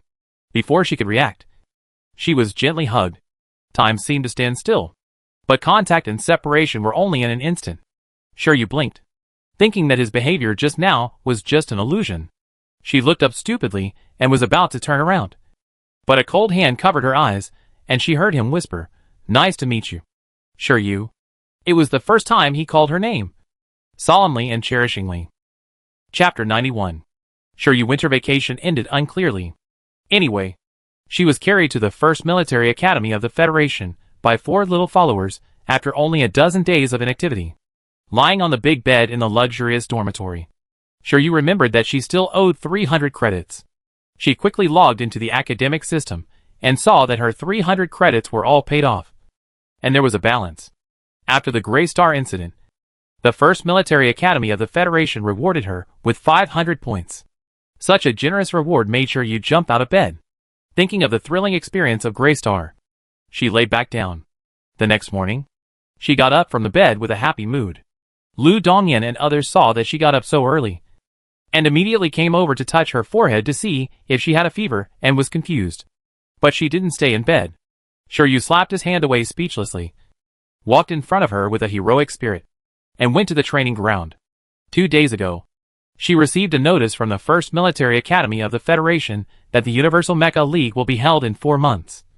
And the military academy students participating in this competition need to undergo 3 months of training. The participating countries can send a maximum of 10,000 representatives, and the age of the representatives shall not exceed 20 years old. In the allocation of quotas for the Universal Mecha League by the Federation, Each of the 7 major military academies of the Federation has 100 places for recommendation, and the remaining places are selected from students who meet the requirements of all military academies in the Federation. The selection will take a total of 1 month, and finally confirm the final list of participants in the Universal Mecha League.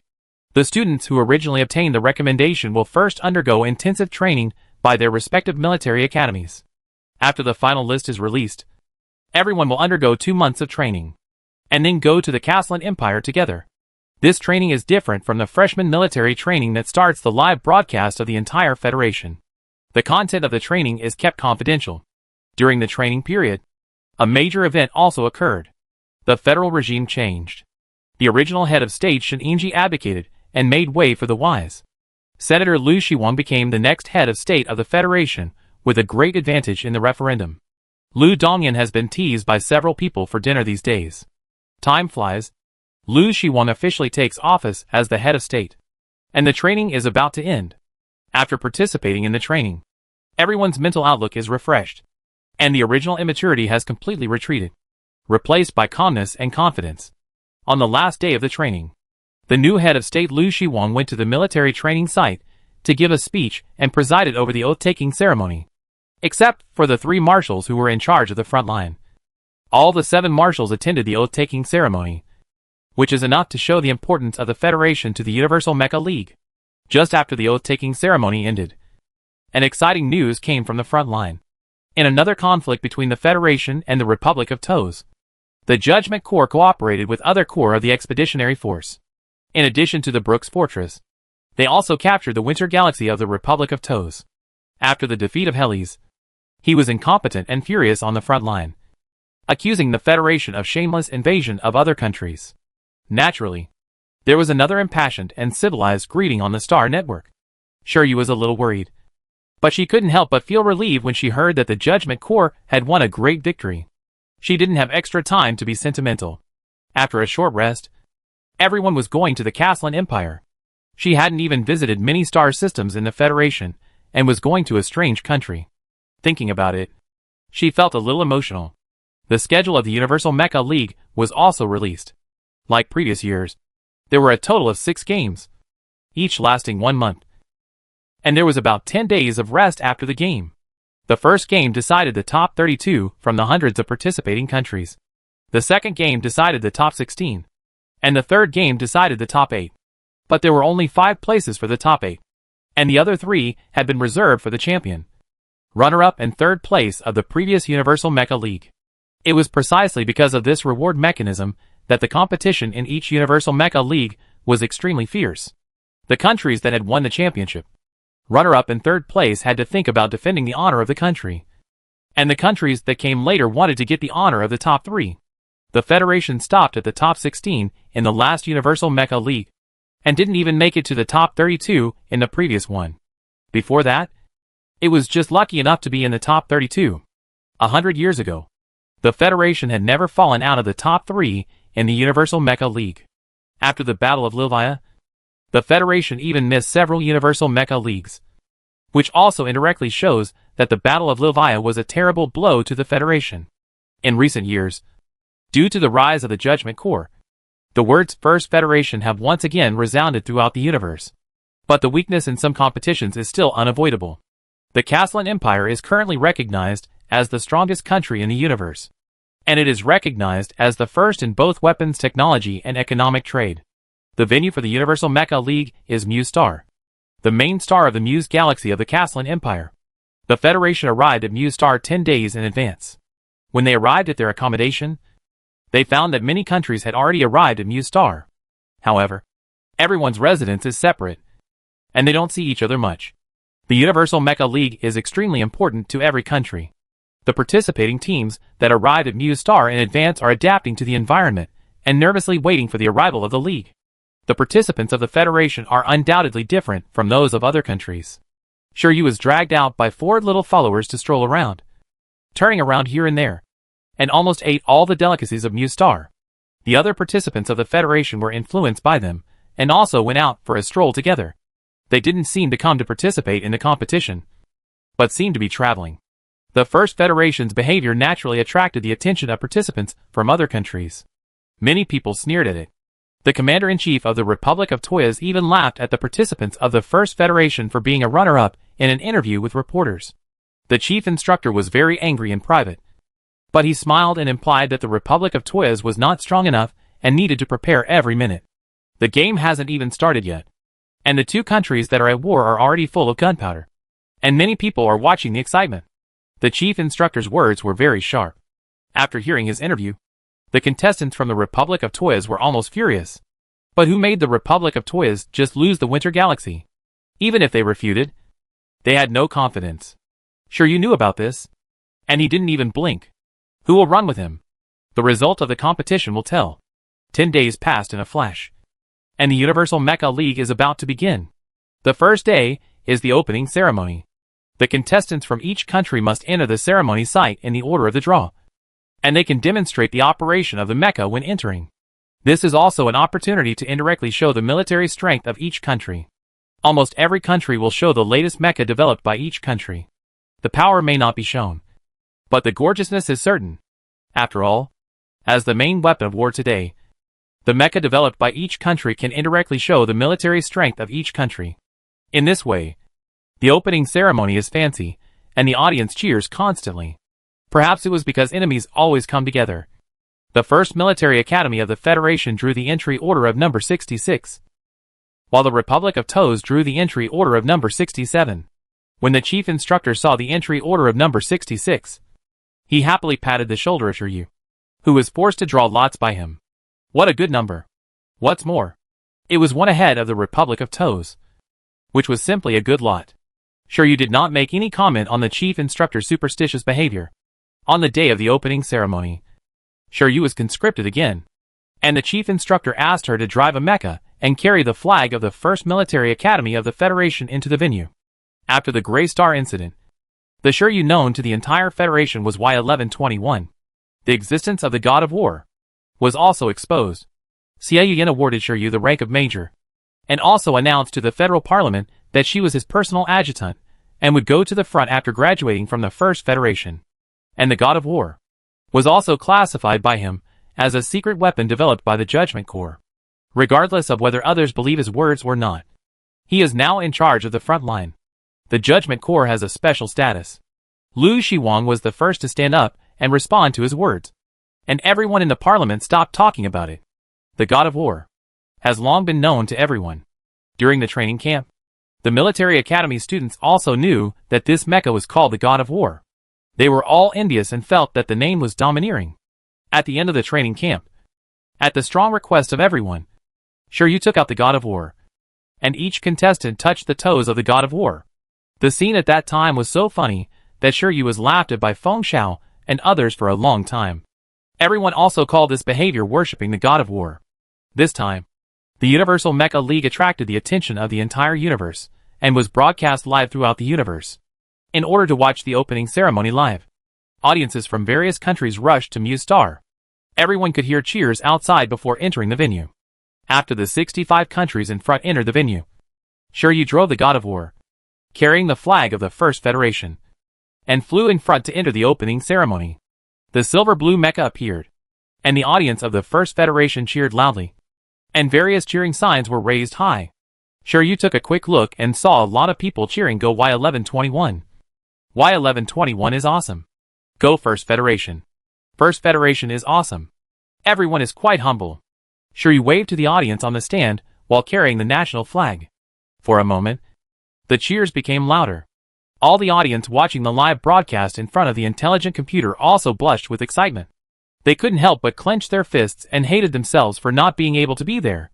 At this moment, a crimson mecha crashed from behind, and it was about to hit the God of War. Or more accurately, the flag in the hands of the God of War.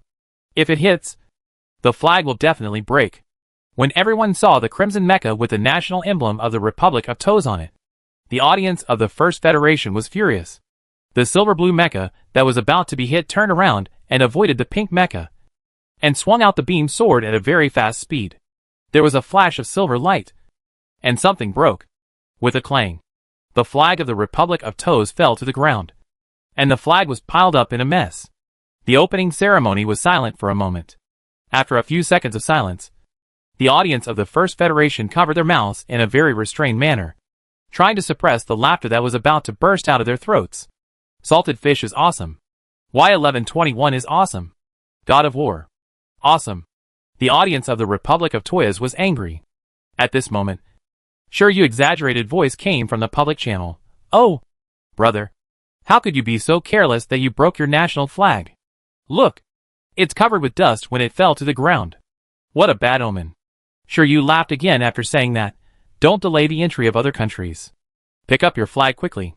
After saying that, she flashed behind the Crimson Mecha, raised her leg without hesitation, and stepped on the Crimson Mecha with one foot. With a heavy bang, the Crimson Mecha and the flag of the Republic of Toyas fell to the ground together. Arrogant! So arrogant! As expected of salted fish. Well done! Chapter 92. How could the Republic of Toyas, who had lost so much face, let it go? The Crimson Mecha reacted and immediately took out its weapon to kill Shiryu. Shiryu opened the public channel and screamed, and drove the God of War to the side of the Caslan Empire's organizer's guard, and said exaggeratedly, Colonel, look at the people of the Republic of Toyas.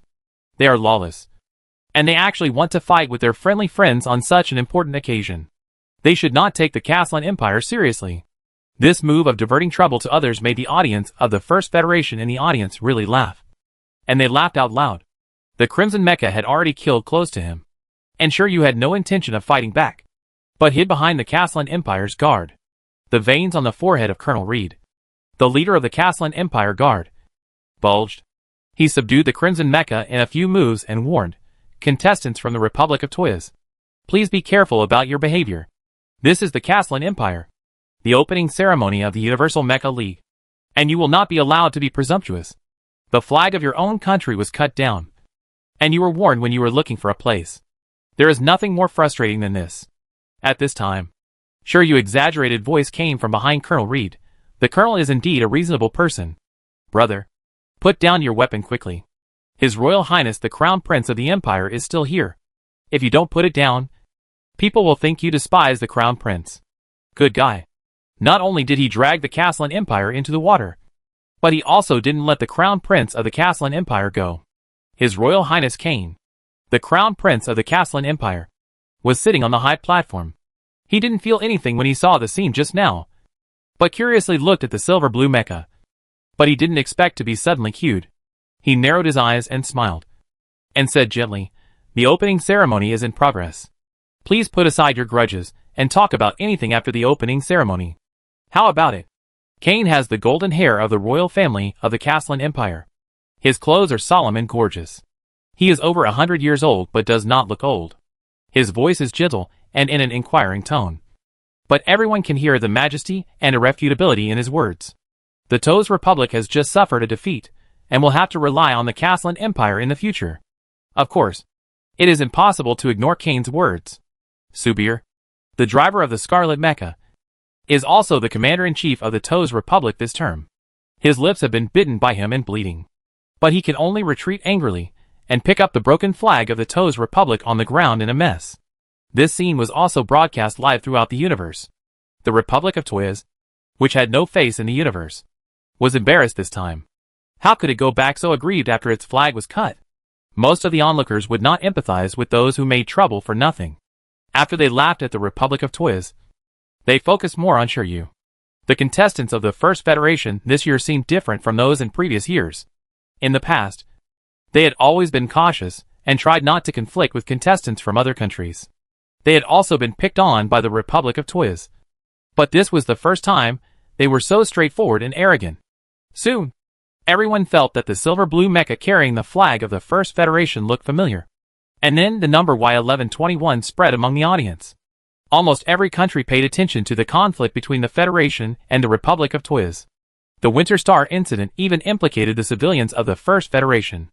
At that time, reporters from various countries on the scene came out in droves and directly broadcast the whole incident. Many people have seen the power of the silver-blue mecha.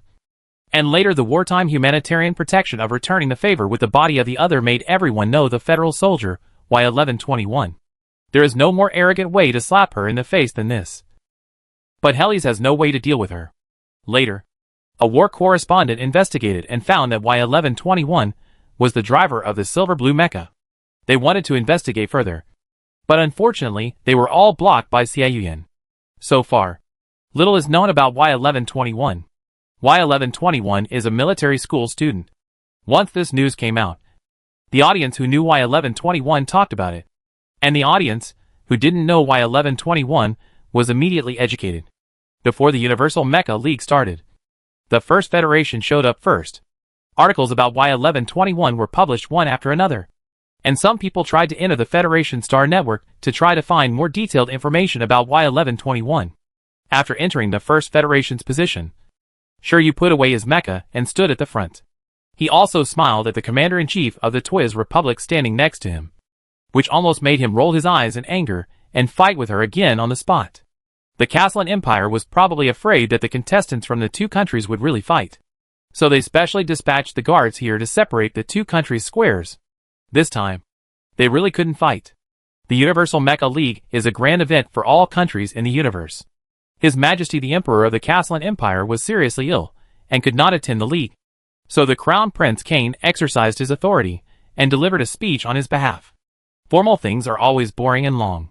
Shiryu just wanted to doze off after listening to them, and she really had no self-control when it came to sleeping. Soon, she squinted her eyes.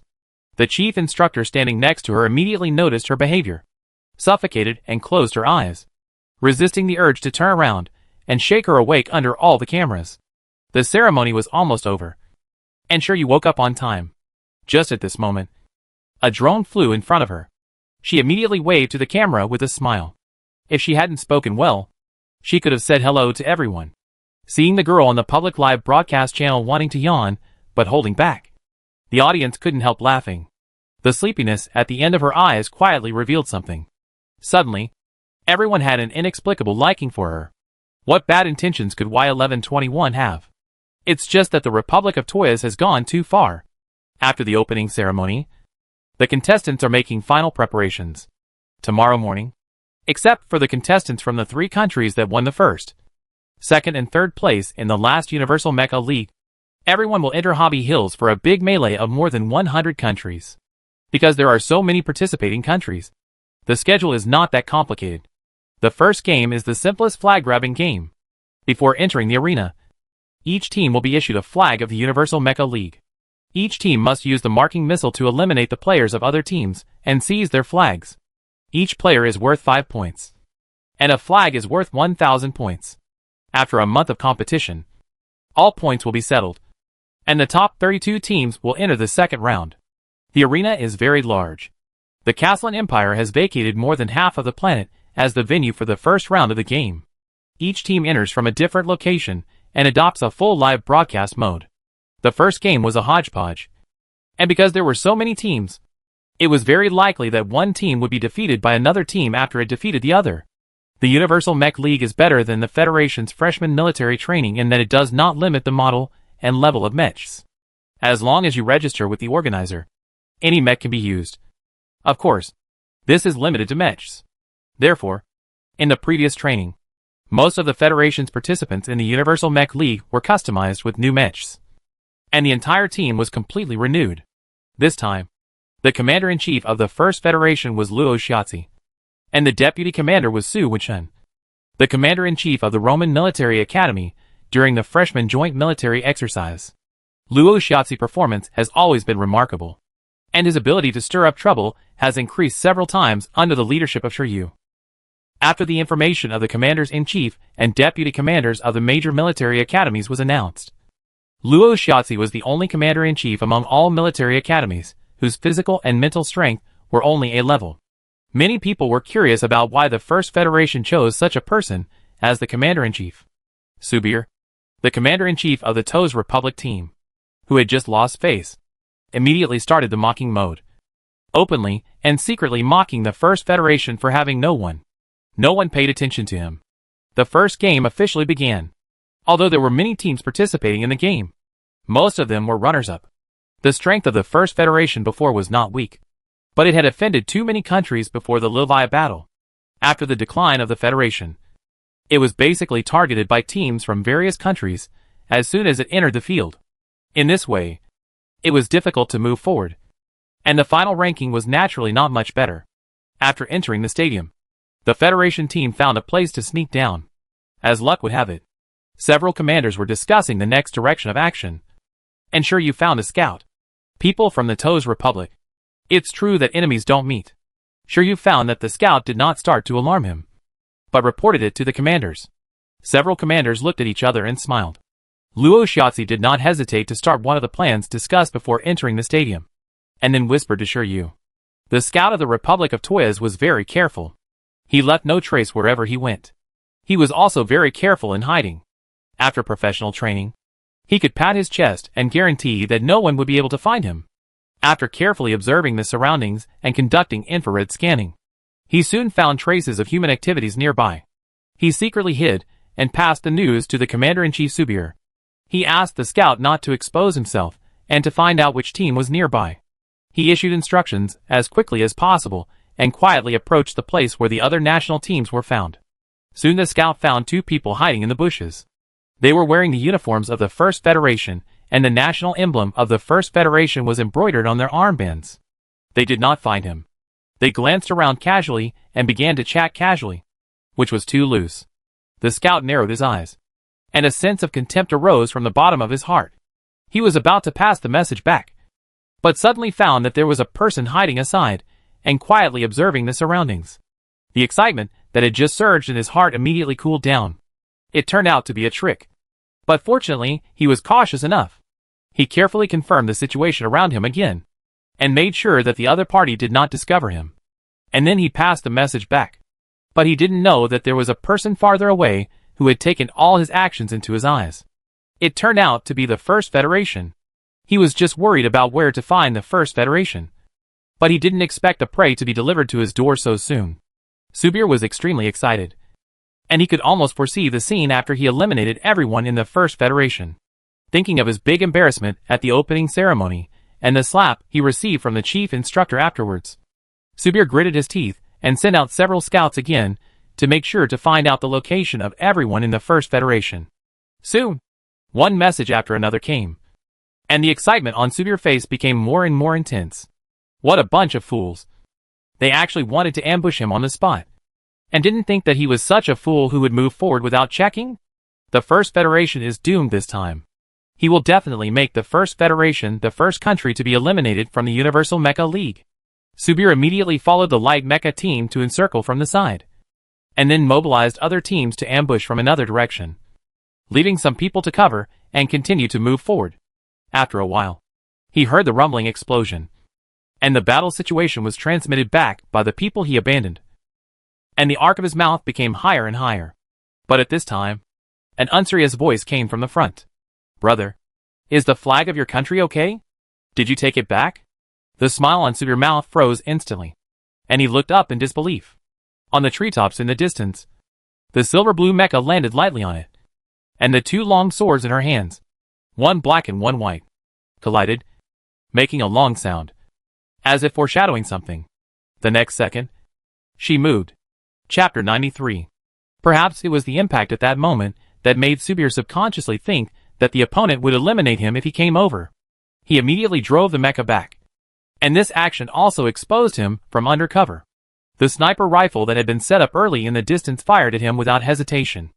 A gunshot rang through the mountains and forests. Subir, who was confident that he would eliminate all the people in the First Federation a second ago, became the first person to be eliminated from the Universal Mecha League. The Commander-in-Chief was eliminated, and the team of the Republic of Toyas immediately became chaotic. Then the Deputy Commander was sniped, and all the commanders of the command group were eliminated. The participating teams of the Republic of Toyas were completely in chaos. The First Federation sent all the members of the Tolstoy team out of the game at a speed that was overwhelming. The audience watching the live broadcasts of the two teams were stunned, and even the public channel broadcast this almost one-sided confrontation. The Federation Star Network was bustling. You, I am worthy of being you. The Great Federation is invincible. Towiasi Bis, you dare to laugh at our Luoluo for not having a high mental power level. I will send you out with a backhand. Ha ha. Well done. Congratulations to Towiasi for becoming the first country to get a rest card in this session. Unlike the various joys of the Federation Star Network, The audience of the Republic of Toyas went completely crazy. Before this, they had always believed that the Republic of Toyas could enter the top 8, because the Republic of Toyas entered the top 16 in the last Universal Mecha League. This time, their team configuration is higher than 5 years ago, and the contestants are also more powerful. But no one expected that they would become the first country to be eliminated in the Universal Mecha League. This is a shame. There has never been such a shameful record in the history of the Republic of Toyas. At the opening ceremony, Subir failed to make trouble for Shiryu, but his national flag was cut off instead. He has already been in the domestic new network line public opinion. Now he is greedy for merit and reckless. And he was eliminated before he even played half of the team's strength. But in just a few minutes, the matter fermented, and he was abused in the country. All the fans who had boasted about him before turned from fans to haters. And the words they cursed were as bad as they could be, no matter how the outside world fermented. The game continued. After the first federation dealt with the participating team of the Republic of Toyas, it did not leave immediately, but scattered and ambushed again in a place a little further away from here. Not long after, a team rushed here, and it was unknown whether they wanted to take advantage of the leak, but they were ambushed halfway through the rush, and the first federation sent them all out at a very small cost. In just a few hours, the first federation won 2 flags and ranked first in points. The participating teams could not check the standings, so they naturally did not know that the first federation had left everyone behind. Kane had been watching the game for several hours. Next to him sat his youngest brother, Zayuzal, who was also the commander-in-chief of the Castellan Empire team this time. The Castellan Empire was the first in the last Universal Mecha League and did not need to participate in the competition before the quarterfinals. Zayuzal is known as the most outstanding commander of the Castellan Empire. He once commanded the war on the front line when he was in middle school. Many people compared him with Xiaoyan, who rose strongly in the first federation. Some even predicted that he would be the second Xiaoyan. Kane smiled at the scoreboard and asked Zayuzal beside him, "What do you think?" Zayuzal had the same short blonde hair as him. His eyes stayed on the silver-blue mecha on the live screen. Hearing him ask this, he raised his hand to support his chin and smiled with interest. "I feel that this competition will be very interesting." He was not nervous about having a strong opponent. For him, opponents are to be defeated, not to be panicked and feared. Kane's smile deepened. He stood up and straightened his clothes and said, "I know you will say this. I look forward to meeting her on the field." "Brother, who do you think will win between me and her?" Zayuzal's eyes did not move away from the virtual screen, as if asking this question was just casual. Kane smiled and said, "Before that, you have to worry about whether she will be eliminated by other teams. If the competition is about individual strength, Shiryu is undoubtedly the best in this session of the Universal Mecha League, and there are only a handful of people who are qualified to be her opponents. But this is a team competition, and the team is the basis of victory. The bravery of one person can never determine the honor of a country." Xiozea laughed muffledly when he heard him say this. She will be the most interesting opponent. Obviously, Xiozea did not think that the first federation could not enter the quarterfinals. Kane patted his shoulder gently and left the room. He still had a lot of things to do. His Majesty the Emperor was ill in bed, and all government affairs were on him. Seeing Kane leave, Xiozea's eyes fell on his back, and his green pupils gradually condensed into a deep, and finally moved back to look at the live broadcast. The First Federation's battle plan was flexible and changeable. No one could predict what they would do next. The number of viewers in the live broadcast room increased. Even viewers from other countries came around after their countries were eliminated, wanting to see how far the First Federation could go. Soon they discovered that Shiryu had never made a move. She existed like a bait, and every time she appeared, she gave the enemy a great shock. It was not that no team wanted to shoot her down, but the speed of the God of War was too fast. She played all kinds of tricks with the black and white sword in her hand. The marked missiles were in front of her, but they could be cut in half and exploded in the air, and she could not be marked at all. The outside world has conducted a lot of research on this beautiful and gorgeous silver blue mecha, and tried to obtain detailed information. Someone secretly flipped into the Federation Star Network, trying to find out whether it was a mecha model that the Federation had announced. But unfortunately, no information was found. Only a few photos. Thinking that the Federation was not as technologically advanced as the Castellan Empire, the countries that were paying attention to this game had other plans in mind. As the competition went on day by day, The First Federation ranked first in the standings from the first day, which no one expected. Everyone thought that the First Federation would take advantage of the situation and fight harder and harder. But they secretly hid when there were 10 days left in the competition, and would never take action unless they encountered an excellent opportunity. Everyone was stunned, and soon realized that this was the smart move of the First Federation. They killed the participating teams of 2 countries on the first day and got their competition flags, which means that half of the qualification quota has been obtained. In the next 10 days, they continue to pick up leaks, holding 5 pieces of chess in their hands, and like playing guerrilla warfare. When they encountered other participating teams, they earned a wave of points and ran away, which was slippery. According to the safest average score calculation, they have already obtained the qualification for promotion, and there is no need to take risks for this. If they encounter other participating teams to unite against them like in previous years, they will be eliminated by accident and the competition flag will be taken away, which will not be worth the loss. After the First Federation stopped making trouble, everyone felt that the whole game was boring. After finally getting through the first round, the audience was unhappy when they thought about having to wait another day for the next round. The First Federation won the first place in the first game, which was unexpected by all the participating teams. After the points were counted, everyone looked at the First Federation and the multidimensional United States with only 1 point difference in astonishment. Feeling a little subtle, Luo Xiaozi frowned and saw that there was only 1 extra point, and was a little dissatisfied. This scene happened to be captured by a drone and broadcast live. After the points were counted, Kane announced the top 32 countries in the standings. The teams that successfully advanced were naturally excited, and the eliminated teams could not hide the disappointment on their faces. Subir looked at the last place of the Republic of Toys on the standings and the huge 0 points, and his face became a little uglier under the heavy dark circles. He looked at the First Federation with resentment, and saw that they were all smiling, and heard them discussing who would treat them to dinner later, and their faces were even darker and terrifying. The people of the First Federation are just a bunch of trash, who can only fish in troubled waters. Such a group of people actually won the first place in the first round of the competition. It is simply shameful. Subir left on the spot. At this time, Shiryu puzzled voice came from behind him. Brother Su, your mental state does not look good? Why are there so many dark circles under your eyes? Didn't you get eliminated early? Is a month not enough for you to rest? A series of rhetorical questions turned into sharp steel knives that stabbed into Subir's chest. He gritted his teeth and resisted the urge to turn around. But the people behind him still didn't let him go. But it doesn't matter. You have nothing to do with the next game. You can sleep peacefully. Unlike me, I have to be caught in a meeting to discuss the next battle plan after returning. It's too painful. Too painful. This sentence kept spinning in Subir's mind. He glared and fell to the ground with a thud. He fainted with anger. Chapter 94. Subir fainted at the scene of the first round of the competition results announcement.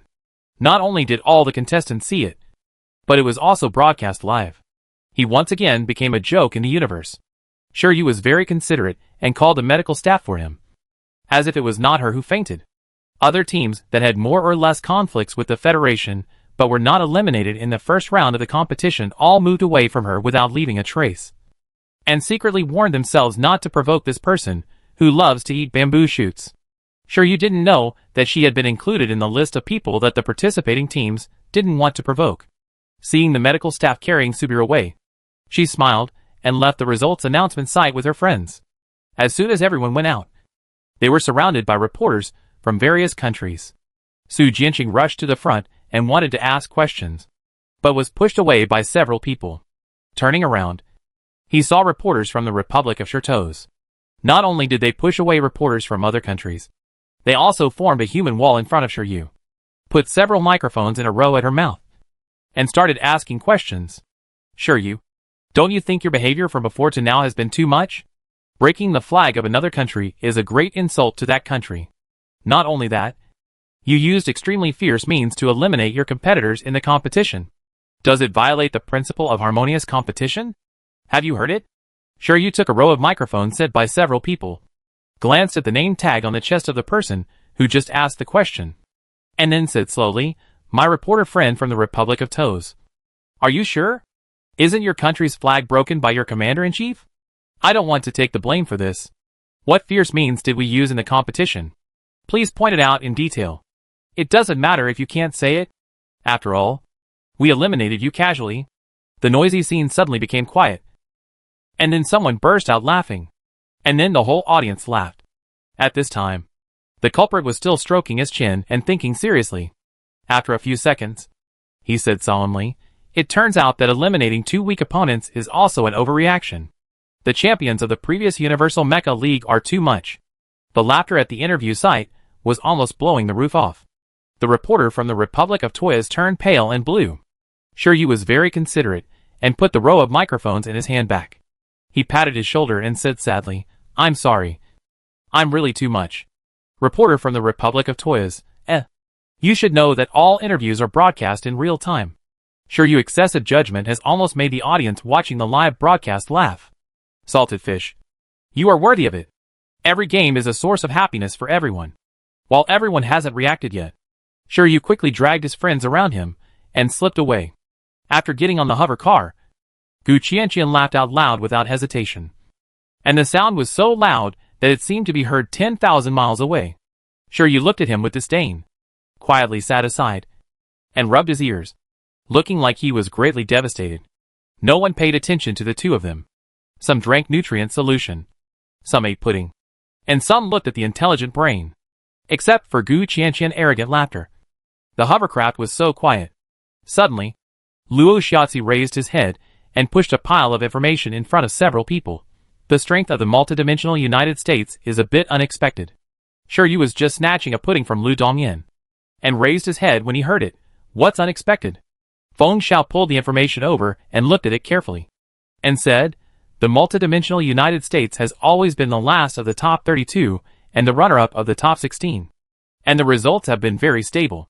This stability is really not meant to be a compliment. But it is not ridiculed either. Luo Shiatsi nodded and said, and if you look at their core members, their mental power levels are generally not high, hovering between S and SS levels. And only the Commander-in-Chief is SSS level. Looking at the information of the rest of them, they are not short of SSS level members. But these people are marginalized, which is really a bit strange. Except Luo Shiatsi. All 10 commanders in the First Federation Command Group have SSS level mental power. And all 100 members of the main team also have SSS level mental power. To be frank, as long as national conditions allow, SSS level contestants are definitely the first choice. Luo Shiatsi, who only has A-level mental power, has attracted a lot of attention as the Commander-in-Chief of the First Federation. There is a gap between A-level and SSS level. And IQ has nothing to do with mental power level. But mental power level limits the performance of mechas. The Commander-in-Chief is too important to a team. He is basically the enemy's primary target and has no self-protection ability. Once sniped, it is a heavy blow to the participating team. The instructors took this issue into consideration and thought about placing Luo Shiatsi in the command group instead of making him the chief commander. However, other commanders in the command group can participate in the formulation of the plan and raise reasonable questions. But whether or not to adopt the plan is the judgment of the chief commander.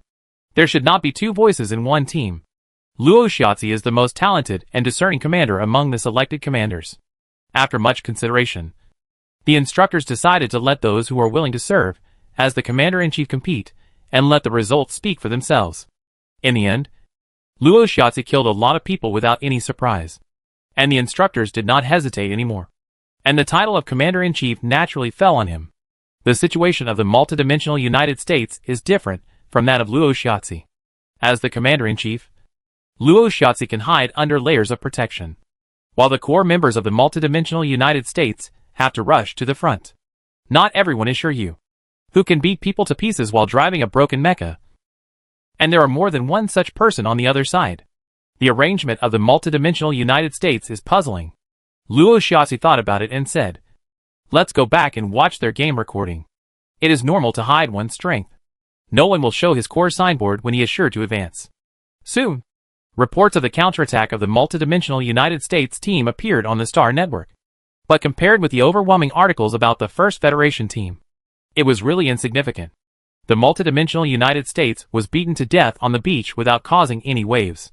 Luo Shiatsi quickly raised this doubt in the command group. And the deputy commander Su Wenshin was the first to frown. Are they hiding their strength? As he asked. He began to retrieve the information of the contestants from various countries that had been investigated before, as well as the previous competitions. The multidimensional United States is not a very powerful country. 100 years ago, it was still a vassal of the First Federation. There is a shortage of domestic talents. The situation in recent decades has been better, but not much better. The configuration of the previous participating teams was also uneven. It is not ruled out that there is such a possibility. The participating teams cannot see the points ranking list, so naturally they cannot know whether they will be eliminated. But they can estimate how many points they need to qualify through the average algorithm. Luo Xiaozi didn't want to be so high profile and get the first place in the points list in the first game. But the situation of this competition was a bit beyond his expectations. The scores of the top few teams were very close, and there was no situation where the teams of any country were stronger. Therefore, the high-profile behavior of the First Federation stood out among all the teams. Are everyone hiding their strength? Everyone began to watch the recordings of various military academies. The 10-day break was not enough for each country to study all the teams thoroughly. Luo Xiaozi frowned even more after watching the replay of the live broadcast of the multidimensional United States. The luck of the multidimensional United States was surprisingly good. All the teams they met were defeated and scattered soldiers. They got a lot of points without much effort. From this live broadcast, it was impossible to see their specific strength. After guessing, I thought I could see something from the live broadcast, but I didn't expect to see nothing. Despite this, Luo Xiaozi still carefully looked at the information of the main members of the multidimensional United States and the marginalized SSS level members. This look really revealed the problem. Those marginalized SSS level contestants were all people who immigrated to the multidimensional United States from the Caslan Empire. People with SSS level mental power are valuable resources in any country. It is not easy to immigrate. There are more than 20 immigrants who have changed their nationality in the team of the multidimensional United States. Luo Xiaozi quickly checked their immigration time again, all in the past 1 or 2 years. This discovery made everyone look at each other in bewilderment. Did the multidimensional United States invite foreign aid? I am afraid that this foreign aid is not just a matter for the multidimensional United States. The competition system for the second game was announced. The venue of the competition is on a resource star in the Caslan Empire. One of the tasks of all participating teams is to pick up ore. When Sure you heard about this competition system, his first reaction was that he was going to be a gold miner.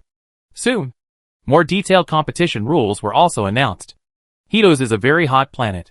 There are volcanoes all over the planet. Volcanoes often erupt.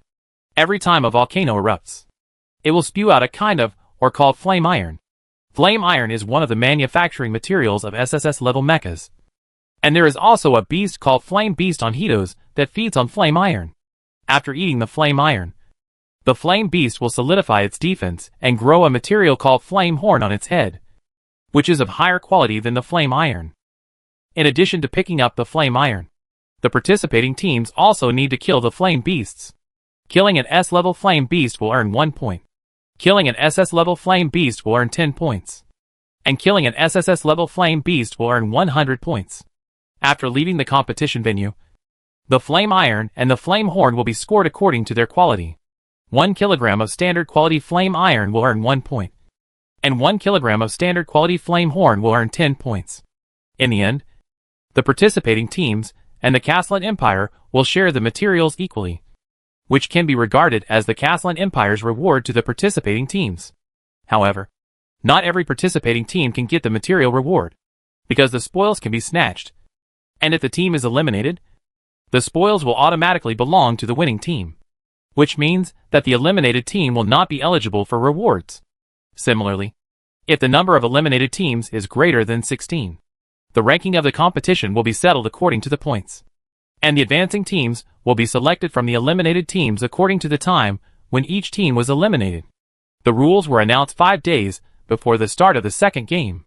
The league organizers were very considerate and distributed a detailed guide to the Hito Star and a picture book of flame beasts to each team, and even marked which place would have a higher probability of producing flame iron, clearly wanting to have a fierce battle. 10 days later, Kane announced the start of the second round of competition, and all teams entered the competition venue.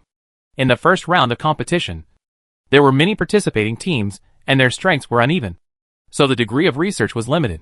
However, after a round of competition, No matter how much each participating team hid, they would reveal something. As the first place in the previous round of competition, the First Federation was undoubtedly the focus of everyone's attention.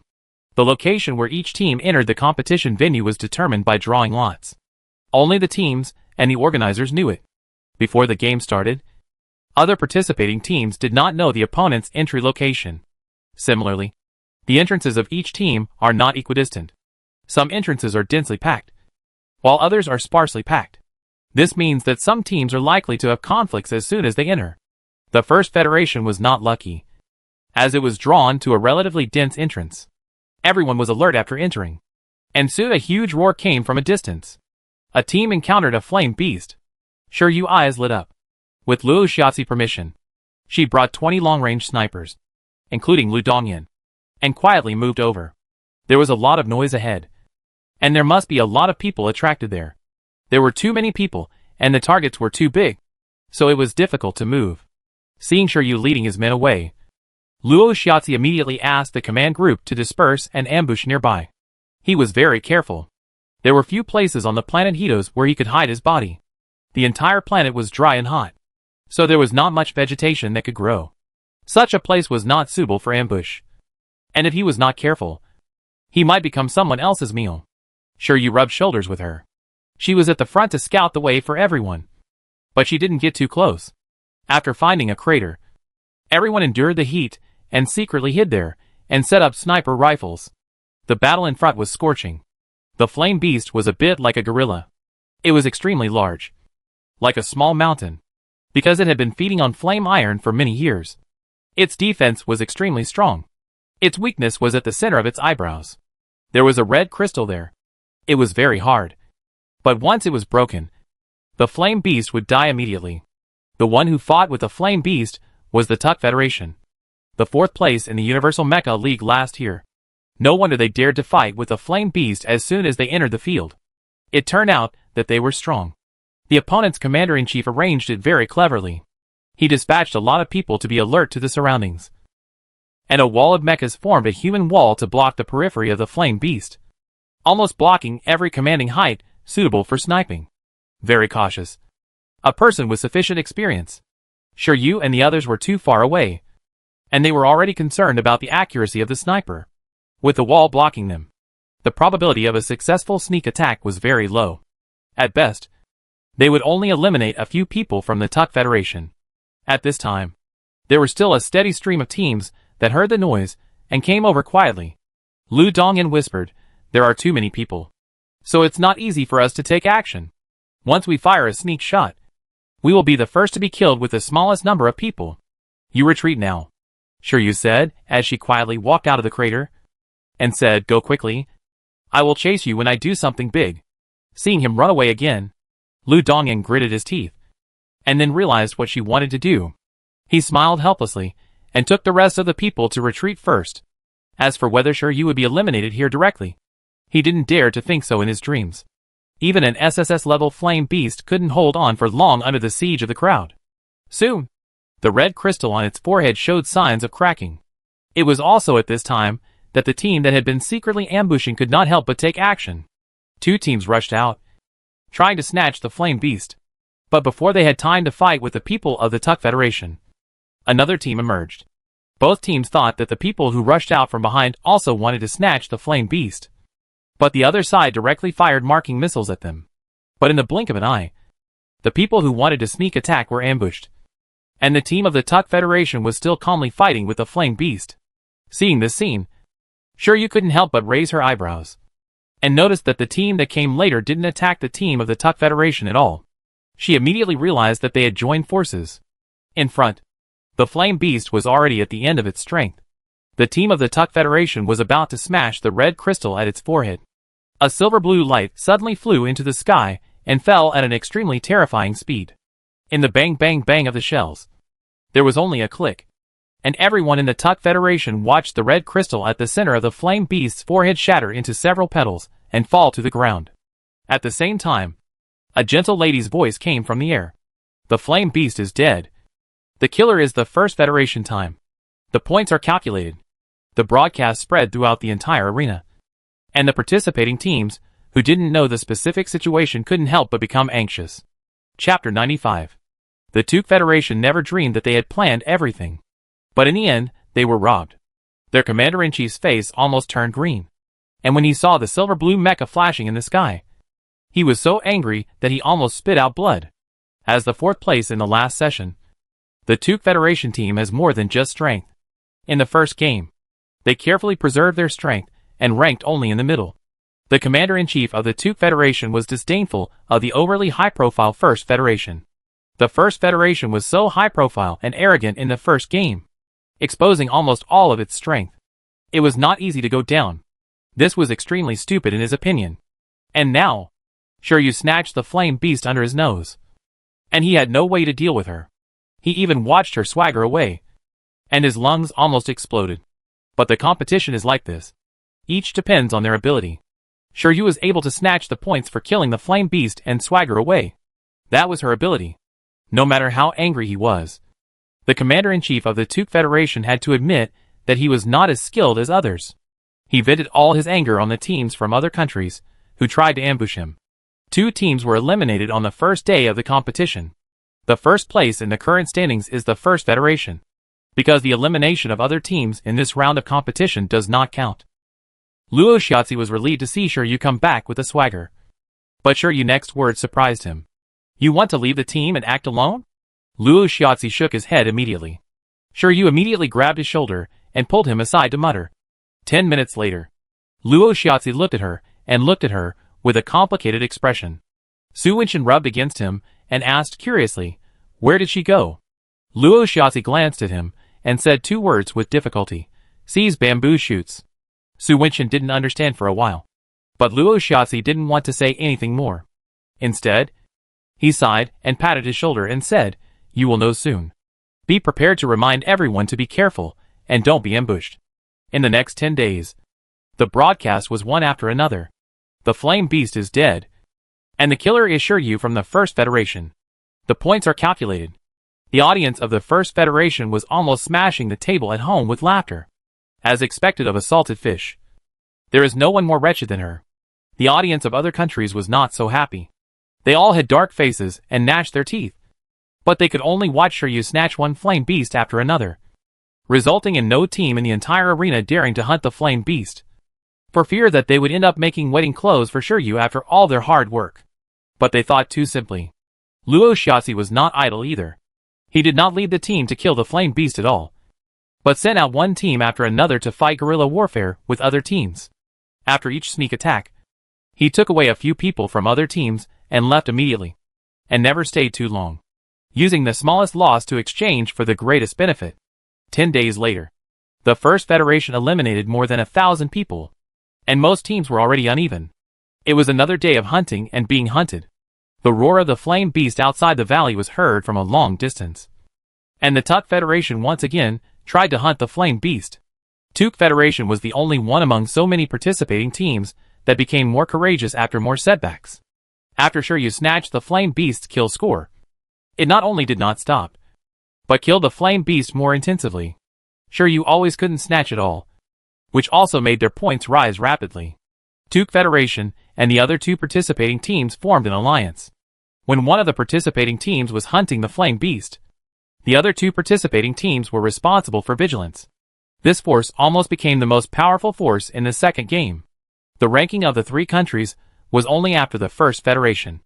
Moreover, they had a lot of flame iron and flame horns. They were confident that after going out, the final points ranking would exceed the First Federation. Originally, they just wanted to get a mid-level result. But Shiryu interference made the participating teams of the 3 countries want to trample the First Federation under their feet. And they gritted their teeth and accelerated the speed of killing flame beasts. When the red crystal on the forehead of the flame beast was about to shatter, a bullet flew from a distance. The commander-in-chief of the Took Federation's eyes lit up. He didn't care that the flame beast's kill score was robbed again. He did not hesitate to pull the signal flare. With a bang, the signal flare exploded in the sky. At the same time, thick dust was raised on the ground. One after another, the mechas fired marking missiles without thinking. Dense marking missiles flew from all directions and headed straight for the silver-blue mecha. Shiryu knew that someone was waiting for her here. But she didn't expect so much. She was not in a hurry to dodge all the tracking missiles. The virtual particle wings behind the god of war vibrated. And the silver-blue mecha that everyone had locked in the simulated sandbox disappeared. Everyone didn't even have time to be surprised. And they were hit by the marking missiles that fell down after losing the locked target. The sound of bangs and bangs came one after another. And the audience in front of the live broadcast room were stunned. Who would have thought that so many participating teams would gather here to try to ambush you? And in the end, they would be eliminated by the marked missiles they launched. This wave of operations caused heavy losses to the major teams. Shiryu, who was controlling the god of war, and turned on the particle virtualization mode to enter the stealth state, did not expect that things would change so dramatically. She raised the corners of her mouth, and did not leave immediately. Instead, she came to a crater, set up a sniper rifle, aimed at the commander-in-chief of the Tuck Federation in the messy crowd, and fired a shot. After receiving the prompt that the other party was eliminated, Shiryu immediately changed her place, and fired another shot. The commander-in-chief of another team was also eliminated. She fired several shots in a row. Each shot was fatal. When everyone reacted, the commander-in-chief was almost eliminated. When they tried to find Shiryu, they found that he had already disappeared. The remaining people almost fainted, but they knew that if they missed the first attack, they would most likely be killed by Shiryu if they tried to chase him again. The teams that had come to surround Shiryu went back to their own homes one by one. And the commander-in-chief of the Tuck Federation, who was eliminated, never dreamed that he would be eliminated like this. It was not until he was connected to the hovercraft that he came to his senses in a daze. But as soon as he stepped on the hovercraft, he heard the rumbling explosion in front of him. Looking from the sky, countless marking missiles were dropped, and one after another was eliminated. The people of the First Federation were actually lying in ambush nearby. While everyone was relaxed, they chose the 2 or 3 countries with the strongest combat power to attack, and eliminated them in the blink of an eye. They didn't want to fight. And after launching the marking missiles, they didn't care how many people were eliminated. And they all ran away. This is probably the most shameless contestant encountered since the establishment of the Universal Mecha League. There has never been a history of one person and a military academy messing up the entire game. The Universal Mecha League is considered serious by everyone. Every participating team is very serious and cautious, fearing that they will be sent away if they make a mistake and bring shame to their country. But the people of the First Federation, the mentality of messing with the Republic of Toyas at the beginning was fine. But the second game broke the mentality of all the participants. On the 15th day of the competition, as long as a participating team found the traces of the participants of the First Federation, they would fire a flare without hesitation. And the participating team that saw the flare would definitely rush there as fast as possible. All the spectators who watched the game found that the game had completely changed. Everyone was no longer obsessed with how to get points, but thought about how to get the First Federation out. It happened that the First Federation did not suffer much loss under such a siege. They were divided into small pieces and slippery. If they could not escape, they would definitely cause the greatest damage with the least number of people. What's more terrifying is that no one knows when Shiryu will appear, and where he will shoot cold guns. 3 days before the end of the game, someone was surprised to find that there was still a team on the field that was very well preserved. That was the second in the standings of the previous game, the multidimensional United States. They still had more than 8,000 people left. This data was so complete that it was terrifying for all the teams in the entire game. Even the First Federation, which was the most capable of causing trouble, only had more than 4,000 people left. The multidimensional United States made a crazy effort in the last 3 days, and the broadcasts of their hunting of flame beasts could be heard less than an hour later. The major participating teams, which had been exhausted mentally, actually wanted to go and snatch the flame beasts of the multidimensional United States after listening to these broadcasts. Since it was so miserable, how could anyone be spared? Everyone must suffer together. The First Federation had already snatched enough flame beasts, and there were also flame irons and flame horns from the eliminated teams. Although it was not known how many points the flame irons and flame horns could calculate, the huge number told them that the First Federation would definitely advance steadily. Shiryu supported here and there for many days, and was a little tired. He didn't plan to play against other teams. But the day before the end of the second game, the participating teams of the First Federation and the multidimensional United States met on a narrow road. All the audience in the live broadcast room became excited. wanting to see which team would be the most troublesome and the most silent in the second game. Who would be the better team in the end? Once the First Federation was eliminated, the Flame Iron and Flame Horn they had obtained for so many days would all belong to the multidimensional United States. The same is true in reverse. Luo Shiatsi felt that the multidimensional United States was not simple, and didn't want to get entangled with them. But the multidimensional United States didn't seem to intend to let the First Federation go. Seeing that the First Federation was about to retreat, the other side was still forcing them. And it seemed that this battle had to be fought. The audience in front of the live broadcast room became nervous. The First Federation and the multidimensional United States fought. An ID named Dreaming of Being a Salted Fish posted this message in the public channel, along with the coordinates and a battle video. No one cared who she was. The teams, whose mentality was broken, rushed to the place where the fight was taking place with great enthusiasm, and indeed saw the two teams fighting. The battle had reached a fever pitch. The silver-blue mecha wielded two long swords, eliminating one contestant after another from the multidimensional United States. All the participating teams that rushed over were rubbing their hands, waiting for the two teams to fight almost to the end, and then coming out to harvest heads. But they were also very careful not to reveal their tracks. The fight over there was even more fierce. Many people were eliminated from both sides. Seeing that the two teams had less than 3,000 people left, the restless teams launched marking missiles frantically. Seeing countless marking missiles bombarding the silver-blue mecha, everyone couldn't help but jump for joy. In the next second, the people who got the prompt became even crazier. They pressed the public channel and shouted, "Sure you is eliminated. Everyone, eliminate all the people in the First Federation." They rushed out and killed the remaining people in the First Federation and the multidimensional United States without hesitation. When everyone was fighting together, countless marked missiles rushed out from the ground and hit all the people who rushed out. The rumbling sound was endless. A little further away, 3 people were sitting in the crater of the volcano biting nutrient solution. It's really hard for Luo Luo and Xianyu. It's not unfair for them to sacrifice. Feng Xiao finished the last mouthful of nutrient solution, shook his head and sighed. Lu Dongyan held a nutrient solution in his mouth and another in his hand, and spun it in a circle quite skillfully. The First Federation will always remember their sacrifice. Gu Qianqian opened another nutrient solution and rolled his eyes at the two of them. It's just elimination. Why are you talking so tragically? Feng Xiao put away the garbage, clapped his hands, stood up, and stretched. Let's go. The game is over early. 3 lucky survivors. Chapter 96. As the boss with the highest hatred value. Sure you would not be eliminated and could not lead everyone out. Lu Dongyan and the other 2 had not performed well in this competition, so they did not appear in the queue. Others would not be surprised and just thought that they were eliminated at some point. Luo Shiatsi took advantage of this and repeated the old trick.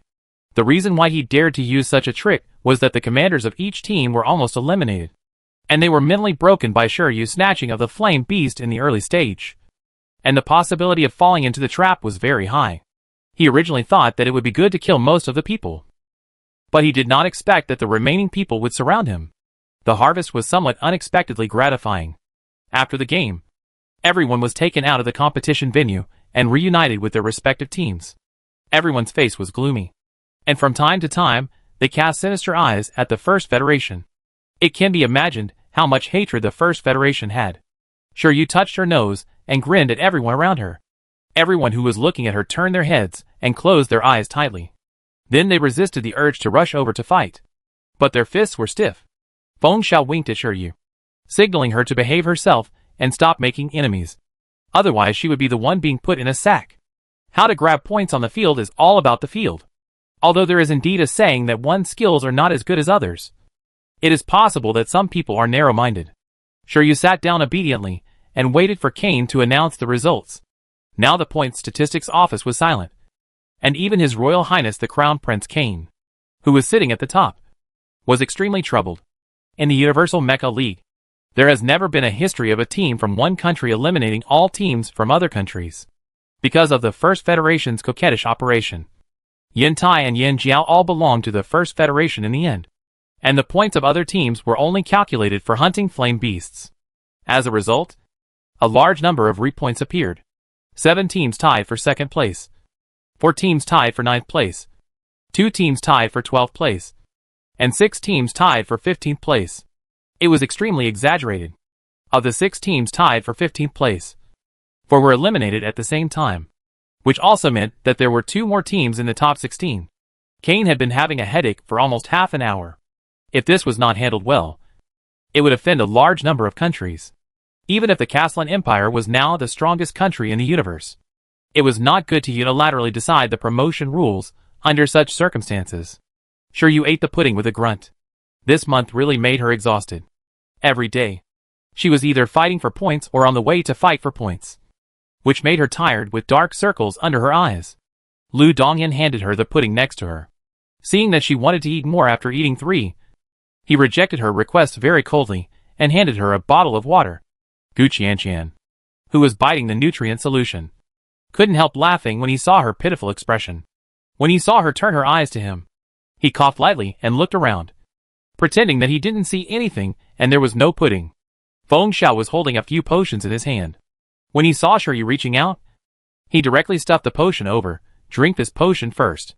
Driving a mecha for a long time is a huge burden on both mental strength and body, and needs conditioning.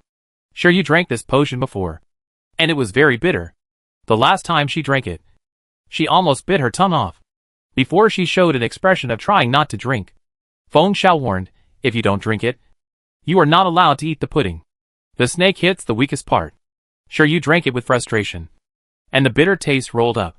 Luo Xiaozi, who was sitting opposite her, pulled out his mind from the intelligent brain and handed her a small pudding attentively. When handing it over, he accidentally touched the virtual screen and cancelled the private mode before Lu Dongyan confiscated the pudding. Shiryu quickly opened it and put it in her mouth. The sweet and soft feeling slowly suppressed the bitterness, and the bitterness accumulated on her taste buds disappeared. Lolo, you are really the best Luo in the world. When she said this, 2 tears almost squeezed out of her eyes. She was absolutely moved. Luo Xiaozi coughed lightly under the eager eyes of Feng Xiao and Lu Dongyan. Just as he was about to speak, Gu Qianqian, who was sitting next to him, suddenly uttered a light Lolo. Why did you change your ID to Spider? His voice was neither loud nor soft, and several people just heard it. Shiryu said while biting the pudding, he can change his ID to whatever he wants. Just like my ID is still dream of being a salted fish.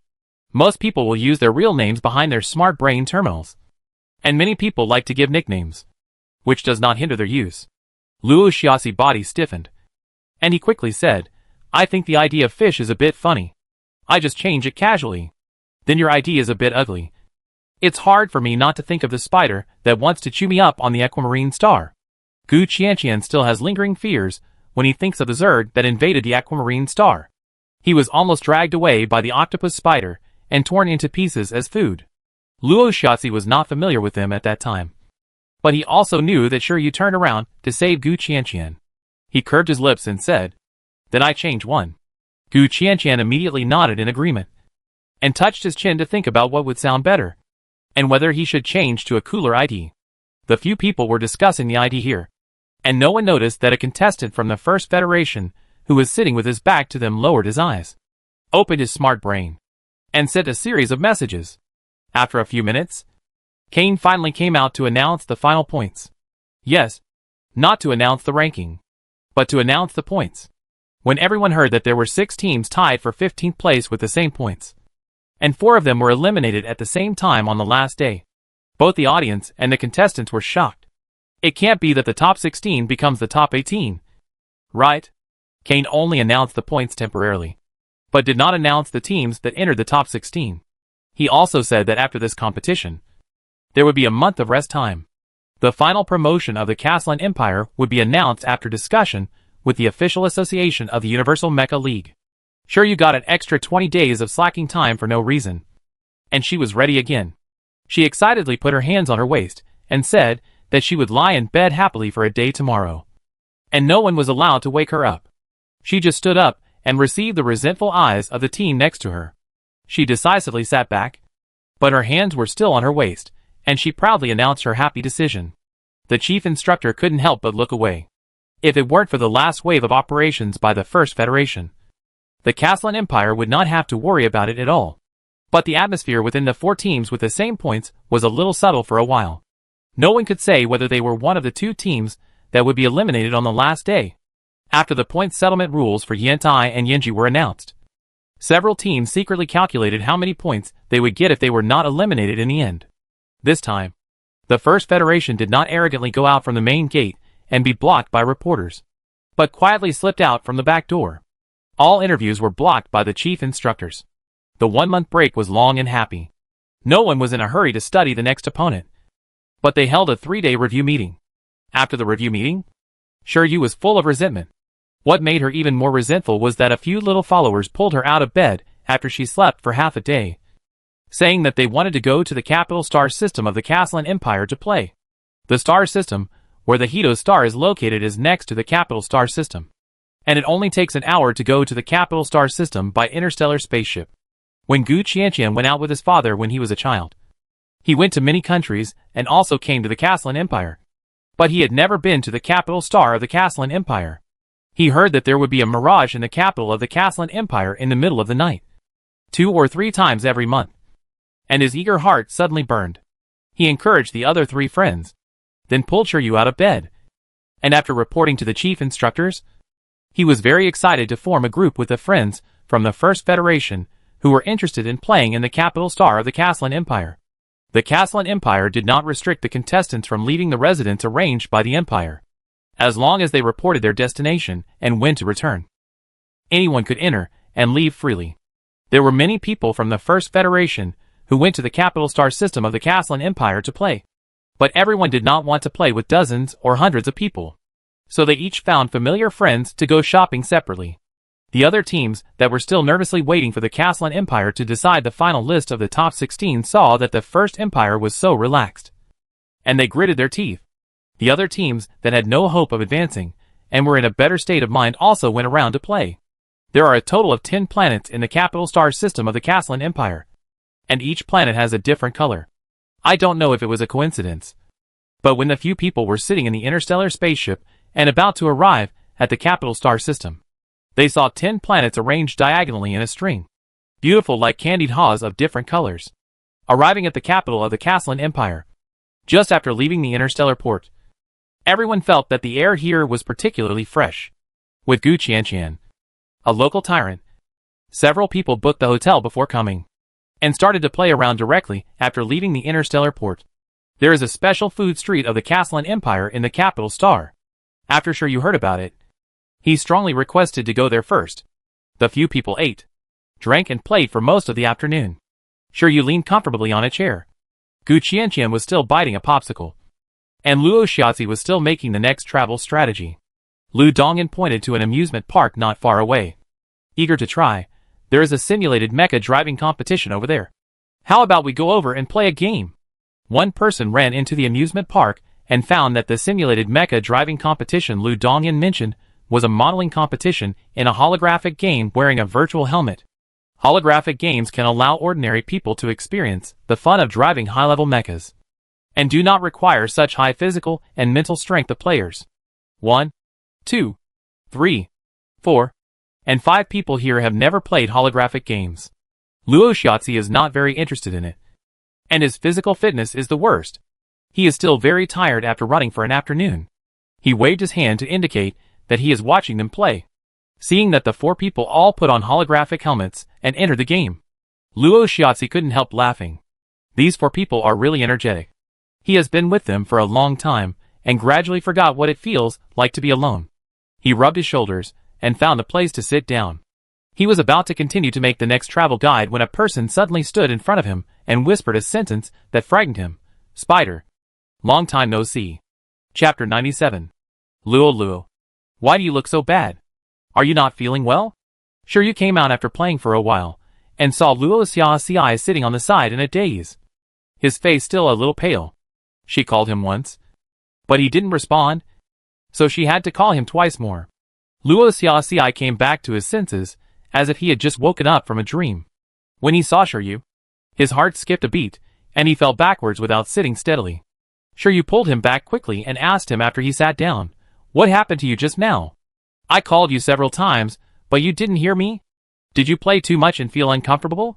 Luo Xiaoxi forced a smile and nodded, a little bit. Maybe I was too tired from the previous competition. And I didn't rest well before I came out to play. So I'm a little tired. Hearing him say this, Shiryu immediately became worried. Sit for a while. I go call Qian Deshao and the others over. Shiryu said, as he trotted over to the few people who were still having fun and pulled them back one by one. Gu Qianqian was the most exaggerated one. He rushed over and looked Luo Xiaoxi up and down. Luo. Where do you feel uncomfortable? It's all my fault. I should have known not to pull you out to play. It's still not too late to play after the game. Luo Xiaoxi was about to say that it was nothing serious. Feng Xiao sat next to him, carefully checked him, and said, It's nothing serious. Maybe you have a little heat stroke after playing for a long time today. Stretch out your hand, and I give you an injection. It's summer in the capital star of the Castellan Empire, and the sun is not small today. Luo Xiaoxi obediently stretched out his hand, his eyes drooping, covering up the complexity that surged in them. Feng Xiao acupuncture didn't hurt at all.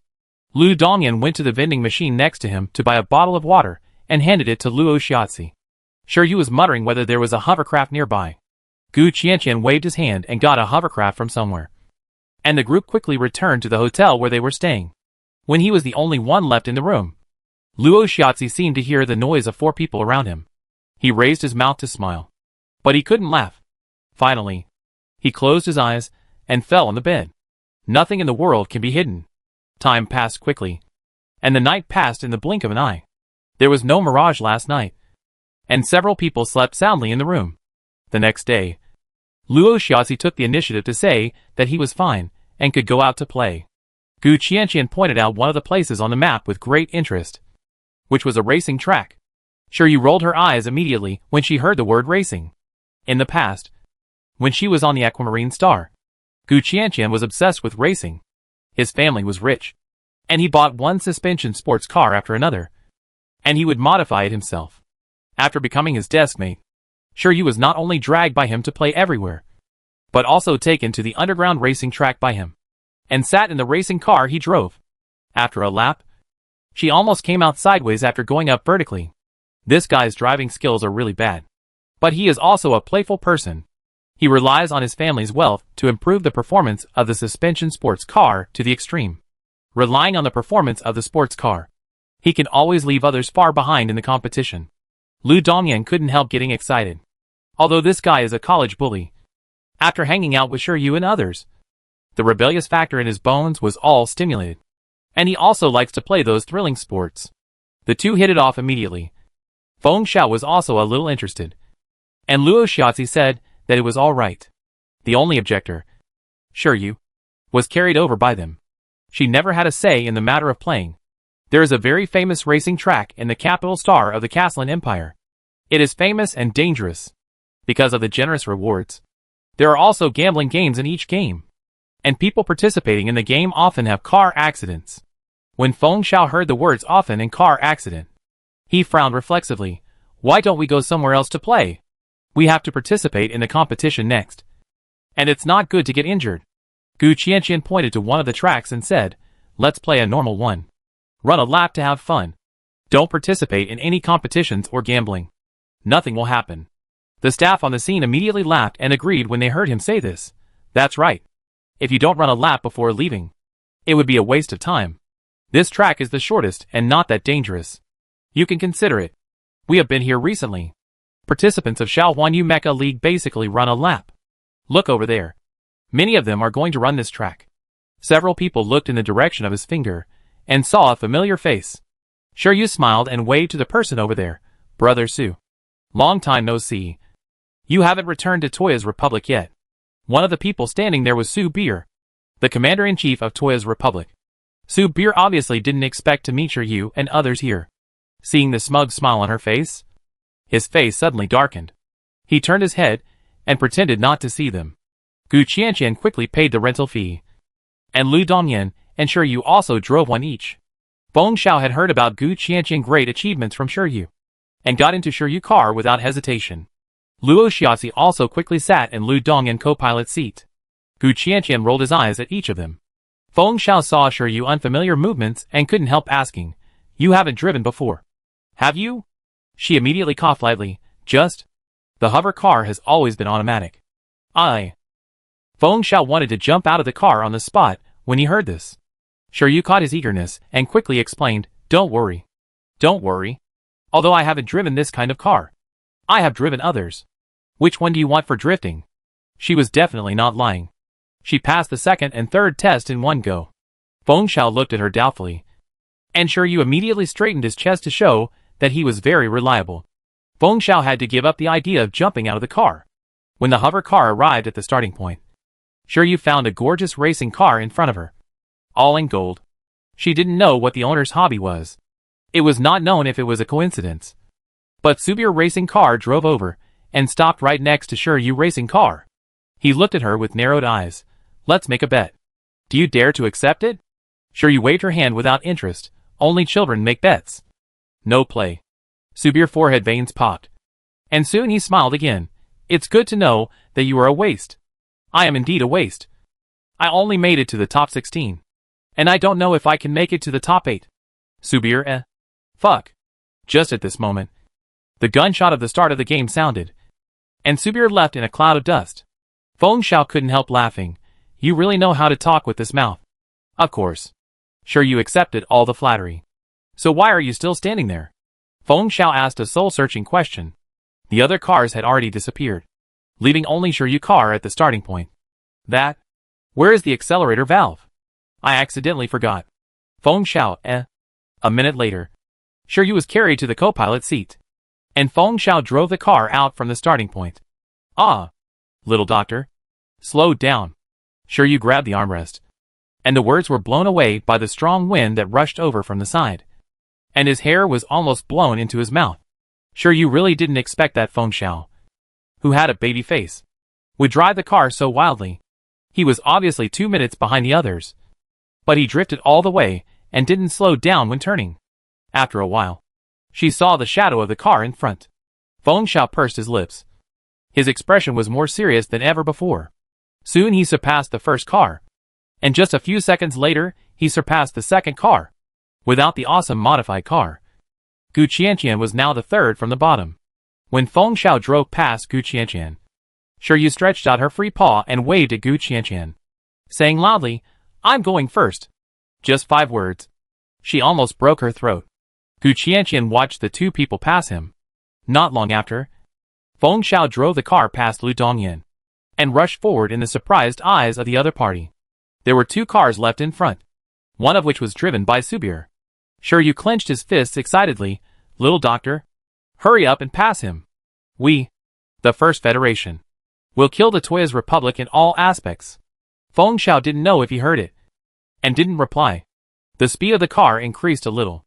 This kind of excitement of turning without slowing down is really difficult for ordinary people to experience. Soon, the car and the car driven by Subir approached each other. Shiryu tried to speak, and a gust of wind ate into her mouth, almost blowing her mouth crooked. She immediately covered her mouth and sat down obediently. But she didn't forget to tilt her head to one side to take a look at him when she passed Subir. As the car was about to overtake, the rear of the car in front of him tilted and blocked Feng Xiao. Feng Xiao tried to overtake from the side, but the rear of the car in front of him tilted again, and each time it blocked the front with great precision, leaving only half of the car body space. Extremely cunning and wretched. Feng Xiao frowned.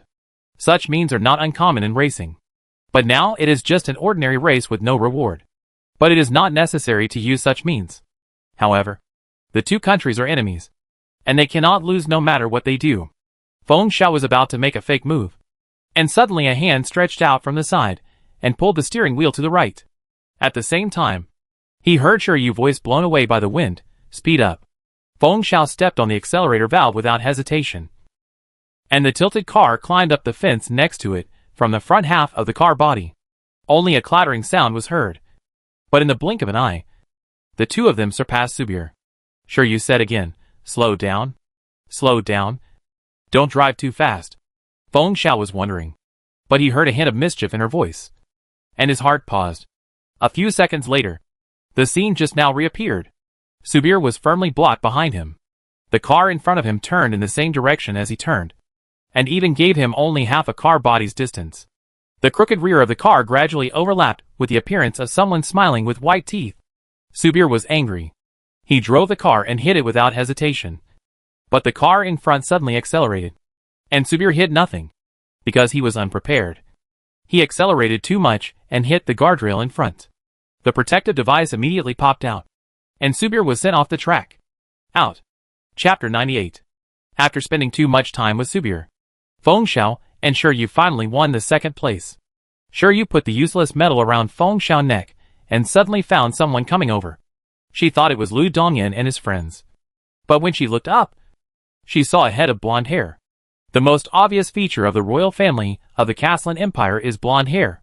Kane's blonde hair is pretty good. And it fits his elegant aristocratic temperament. The boy in front of him was wearing an ordinary racing suit. And his facial features were 50% similar to Kane. Fengxiao narrowed his eyes. Hello. I'm Zayuzal. The blonde boy stretched out his hand to Shiryu. He said you in his words. But his eyes were only on Shiryu. And his purpose was very clear. Shiryu turned his mind around. And soon remembered that during the training, the instructors asked them to be extremely vigilant against the commander-in-chief of the Castellan Empire's participating team. She raised her eyebrows. This was Zayuzal, the youngest prince of the Castellan Empire, who was recognized by many countries as comparable to Xiao Piaoyang. Shiryu did not immediately extend her hand, but took a step back, carefully looked him up and down, and then shook hands with him. He was not as pretty as Xiao Piaoyang, and his temperament was not as elegant as Xiao Piaoyang. He had the aura of a royal aristocrat, and was not approachable at all. Conclusion, he was completely incomparable to Xiao Piaoyang. After she gently shook hands with Zayuzal, he said, I didn't expect to meet you here. We are really destined. There will be a banquet in my mansion tonight. You are welcome to come. As Zayuzal spoke, he took out the invitation letter from the space bag and handed it to Shiryu. She politely said thank you, and took the invitation letter, and saw that the names of the 5 of them were clearly written inside. Good guy. It seems that it was not a sudden idea, but a premeditated one. I'm afraid that the news was delivered to Zayuzal as soon as they arrived at the capital star. Xiozur did not hide his intentions at all. After sending the invitation, he smiled and waved to the others. It's just an ordinary banquet. But you must come. Lu Dongyan and the others came over and saw him walking away. They stared at the invitation and Shiryu hand curiously. What happened? Fengxiao simply told them what happened just now. And they frowned at the same time. Shiryu touched his chin and said, he doesn't want to trick us all over and kill us to solve the biggest competitor of this Universal Mecha League? The 4 of them gave her a few nods at the same time. Such an outrageous guess. Probably only she could say it out loud. Xiozur is not a fool. Luo Xiaoxi's brain beeped. And there was a message coming in. He naturally opened the brain to look at it. The moment he saw the message, his body became stiff. Several people were still discussing what Xiozur was thinking. And no one noticed his abnormality at this moment. He turned off the intelligent brain. And several people whispered and came up with the results. And unanimously decided to go to this Hongmen banquet. Lolo, what do you think? Shiryu looked up and asked. I think it's okay. Zayuzal didn't participate in the competition before. But he must have seen our performance in the first 2 games. He may want to spy on military intelligence. Shiryu nodded, then go. In the blink of an eye, it was night, and several people followed the hovercraft navigation to the venue of the banquet. They came a little late, and there were no guests at the intersection of the banquet. The venue of the banquet was an open-air garden on the top floor of the building. Before coming, Gu Qianqian was still screaming that the unique scenery of the capital star of the Castellan Empire would appear tonight. A mirage. This is not a rare thing for people living in the capital star. But Shiryu is quite rare. At the banquet, everyone was dressed in suits and leather shoes. And the 5 people in casual clothes undoubtedly looked particularly abrupt. And their casual clothes were extremely ordinary. And it was impossible to tell what brand they were, or who designed them. The Castellan Empire is divided into nobles and commoners. It is also the strongest country in the universe. The nobles like to enjoy themselves and often hold banquets of all sizes. The organizer of this banquet is the Imperial Prince Zayuzal. And most of the participants are nobles. These nobles are proud of their etiquette and upbringing. Seeing a few people enter the banquet hall and eat and drink around the table, and talk while eating, many people frowned and asked about their identities, wondering if there were any messy people who took the opportunity to sneak into the banquet hall. The 5 people are strangers. The current team of the Castellan Empire has not yet appeared in the Universal Mecha League. The nobles of the Castellan Empire are proud of the record of the Castellan Empire's 5 Universal Mecha League Championships. They disdain all games outside the quarterfinals. There are very few people who watch them, and they don't know them. The 5 people didn't know that they were disliked and despised. Shiryu looked at the beautiful little puddings on the table.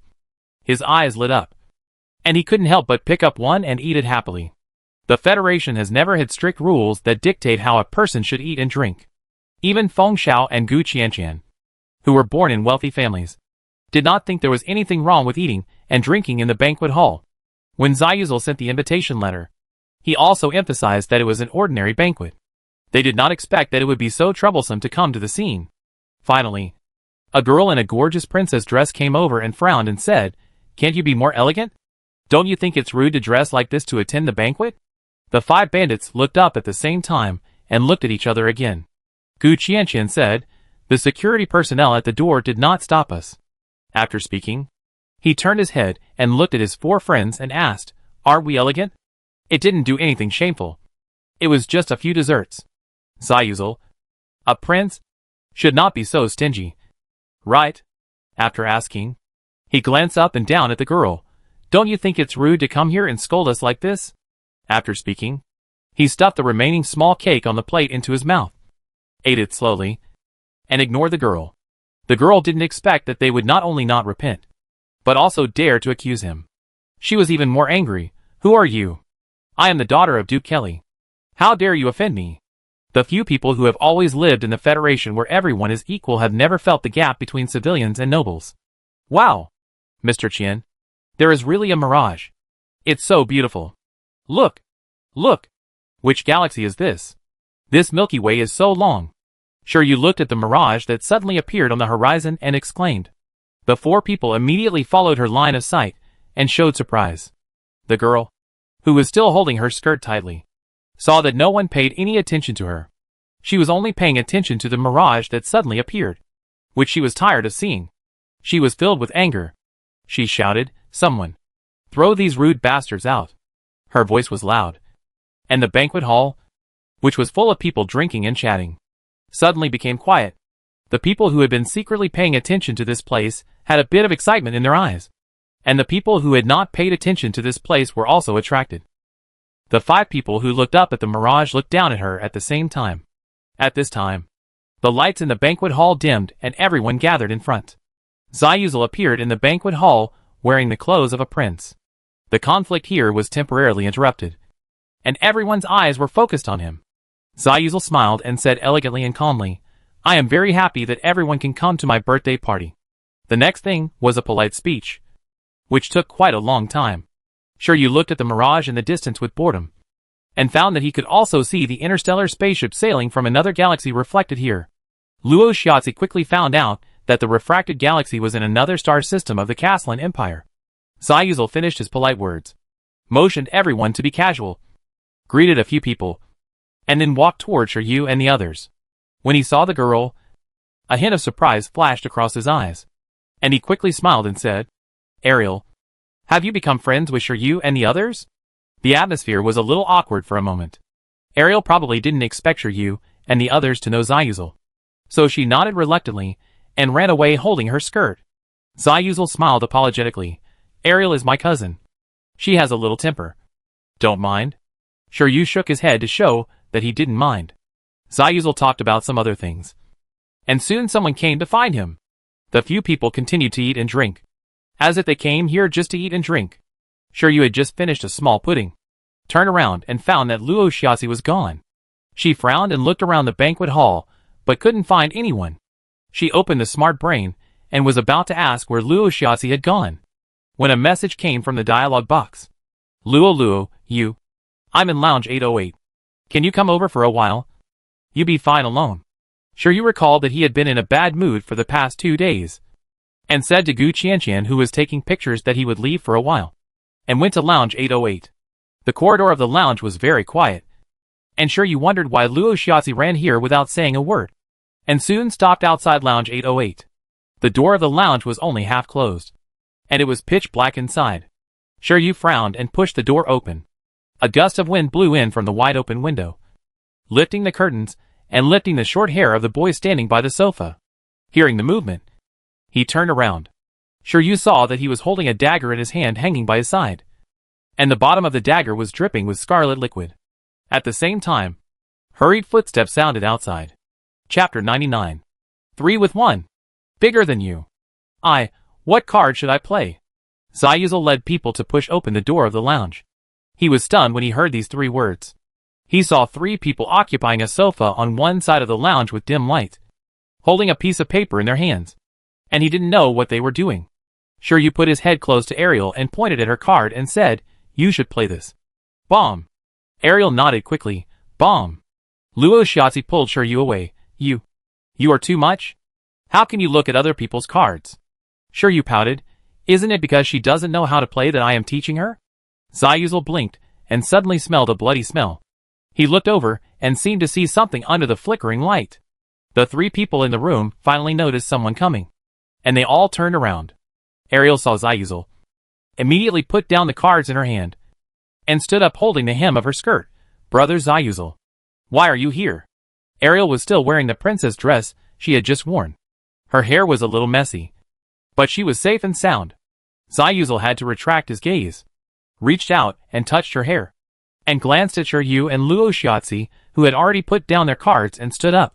I just received an anonymous email, and the email said that someone wanted to hurt you in the lounge. Ariel, are you okay? Zayuzel said, and raised his head and looked at the 2 people again. The meaning of scrutiny was very obvious, and his peripheral vision swept behind the sofa. Ariel exclaimed slightly, covered her mouth with her hand, and said in surprise, Brother Zayuzel, who sent you an email?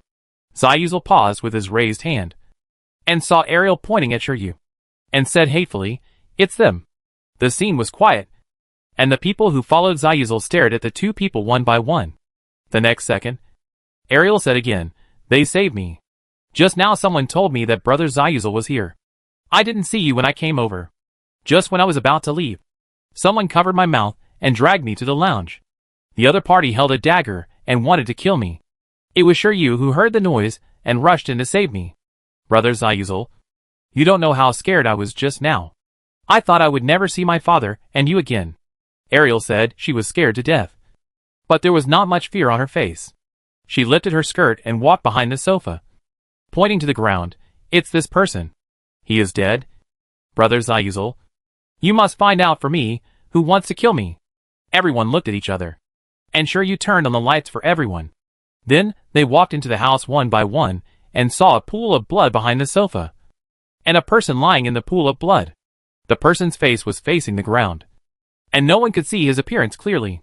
For a moment, the emotions in everyone's hearts became more weird. A person died here, and Ariel, who was to be killed, could still play games happily with 2 people from the First Federation as if nothing had happened? She still had a smile on her face. Zayuzel quickly reacted and said, thank you too. Come on. Call the guards immediately to find out the identity of this person and how he got here. He gave instructions in an orderly manner, and invited Shiryu and the other 2 to another lounge and entertained them well. When Lu Dongyan and the other 2 came over, they saw Shiryu and Luo Shiatsi leading Ariel to shout for the king bomb, and they all showed eyes that could not bear to look directly. Ariel seemed to be addicted to playing landlord, and she was not good at it but loved to play. She grabbed Shiryu and the others, and did not allow them to leave. The Duke's daughter was almost assassinated in Prince Zayuzel's mansion. The news should have spread quickly, but it was blocked.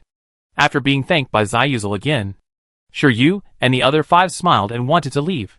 Ariel took the initiative to lift her skirt to see them off. Before getting on the hovercraft, Ariel stepped forward and said, you said that as long as I help you, you will tell me who wants to kill me. Shiryu hooked his finger at her, and Ariel stepped forward. Shiryu leaned close to her ear and slowly uttered 3 words. Her pupils dilated and she said without hesitation, this is impossible. Shiryu didn't care whether she believed it or not. She took a step back and sat on the back seat of the hovercraft, and said slowly, Miss Ariel, what's the benefit of lying to you? It's you who will die today. With our ability, leaving the lounge is not a problem. Saving you is just because we can't bear to see a life disappear. After she finished speaking, she raised her head and said meaningfully, we are from the First Federation, and the Castellan Empire has always intended to intervene in the disputes between the Toya's Republic and the Federation. Seeing the shock on Ariel's face, Shiryu waved his hand and said, "Sometimes, sacrificing one person can easily achieve the goal. Think about what you did when you saw us." Conflict. The floating car door closed, and a cool breeze blew in, sending chills down Ariel's spine. "Although I still don't understand what happened. Will she believe what you said?" Gu Qianqian asked, holding his chin. Shiryu stretched, listening to the crackling of bones, and then leaned back on the chair. "It doesn't matter whether she believes it or not. What's important is that she has begun to doubt, and will think that we are framed. After all, in this matter, no matter from which angle you look at it, we are the ones who suffer." Ariel's father is Duke Kelly. He has a high military rank and a high voice in the army, and he has always advocated foreign wars. As long as she is willing, she can easily learn from Duke Kelly that the Empire wants to intervene in the war between the Federation and the Republic of Thors. "You know a lot," Feng Xiao said with a smile. Shiryu smiled awkwardly. The reason why she knew this was that Xie Jiangsa told her when she went to find Xiao Piaoyang last time. Lu Dongyan's eyes moved back and forth between Shiryu and Luo Xiaozi, and finally stopped at Shiryu. His eyes not very friendly. "Shouldn't you two explain what happened tonight?"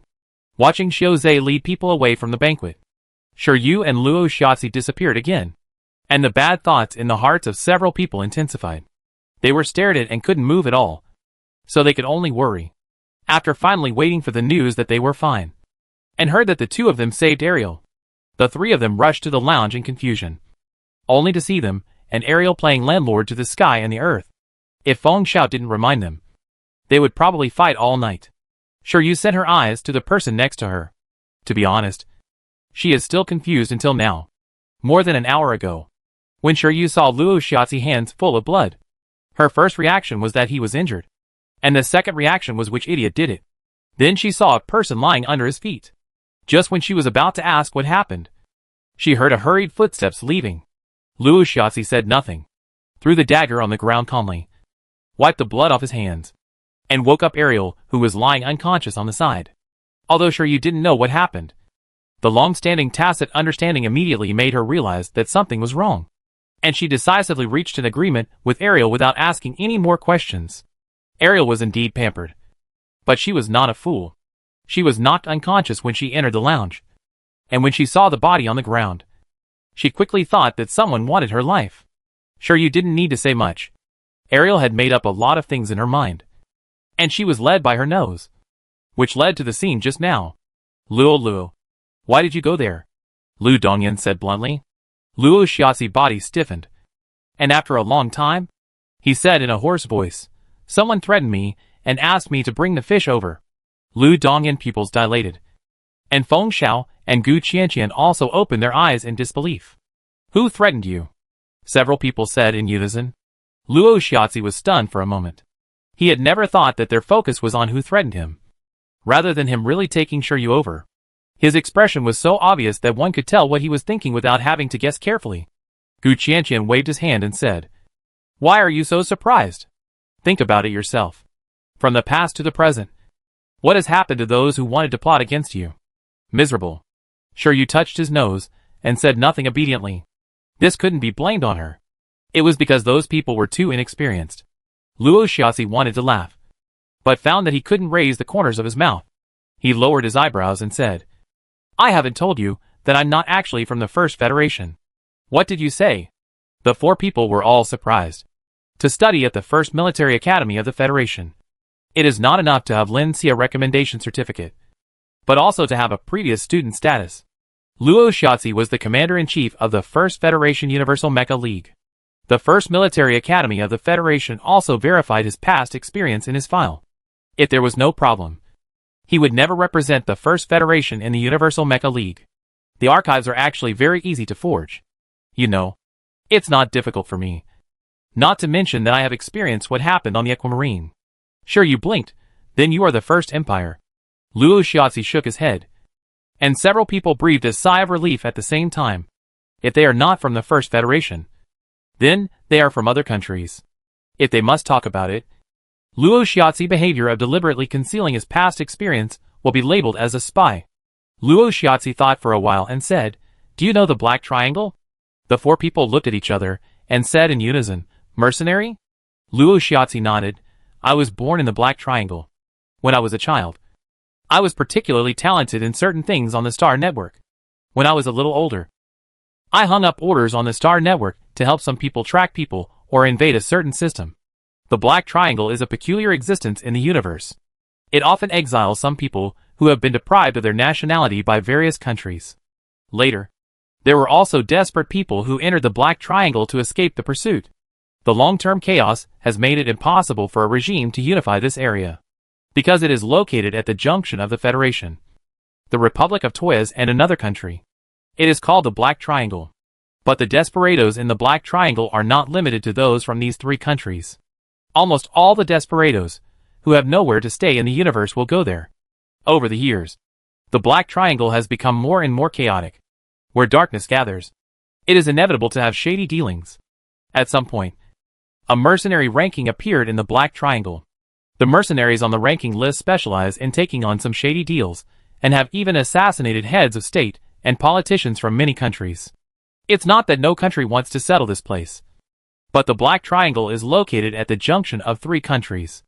It is impossible for distant countries to intervene and solve the Black Triangle from afar. And it is impossible for the three countries at the junction to watch the Black Triangle fall into the hands of other countries. The Federation also wanted to take action, but the Republic of Toes has always been at odds with the Federation. And the other Korite Federation has always been a muddy existence, leaning towards the weak side when the strong side is strong. The Black Triangle has existed until now in such a strange relationship. Luo Shiatsi took a deep breath and revealed his biggest secret. "Spider is my code name." Feng Xiao seemed to remember something, turned on the smart brain, and rolled his fingers on the virtual screen for a while. He soon stopped and looked at the smart brain in surprise, then looked up at Luo Shiatsi. "You are the third spider on the Black Triangle mercenary ranking list?" "Fuck. Third?" Gu Qianqian couldn't help but swear on the spot. His father was once assassinated by the Black Triangle mercenaries. At that time, his cousin Gu Mingzhan happened to be there and found clues. The mercenaries failed and were killed.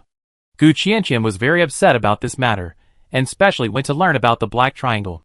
Of course, he knew how terrible it was to be ranked third in the Black Triangle. No, Spider was already on the mercenary rankings 50 years ago. And you're not even 20 yet. The last Spider was my teacher. He died unexpectedly a few years ago, and I inherited his code name," Luo Shiatsi said, and looked up at Shiryu again. "Sorry. Fish." Shiryu stretched out his claws. 200 little puddings. Bygones be bygones. I want 300. Gu Qianqian joined in the fun and didn't mind making a big deal. Lu Dongyan also stretched out his hand. I want 400. Then I want 500. Feng Xiao was not polite. Luo Shiatsi's eyes were slightly red. He lowered his head, trying to cover up his loss of composure, and a handkerchief was handed over by the side. Shiryu. After handing over the handkerchief, she put her hands on the back of her head. What else? Luo Shiatsi was about to speak. Feng Xiao suddenly interrupted. More than 2 years ago, the Black Triangle reported that the spider was dead. What happened? He held the handkerchief and said, "It is related to the invasion of the Zerg on Hylon Star. I appeared in Hylon for the butterfly specimen in the Gu family exhibition hall."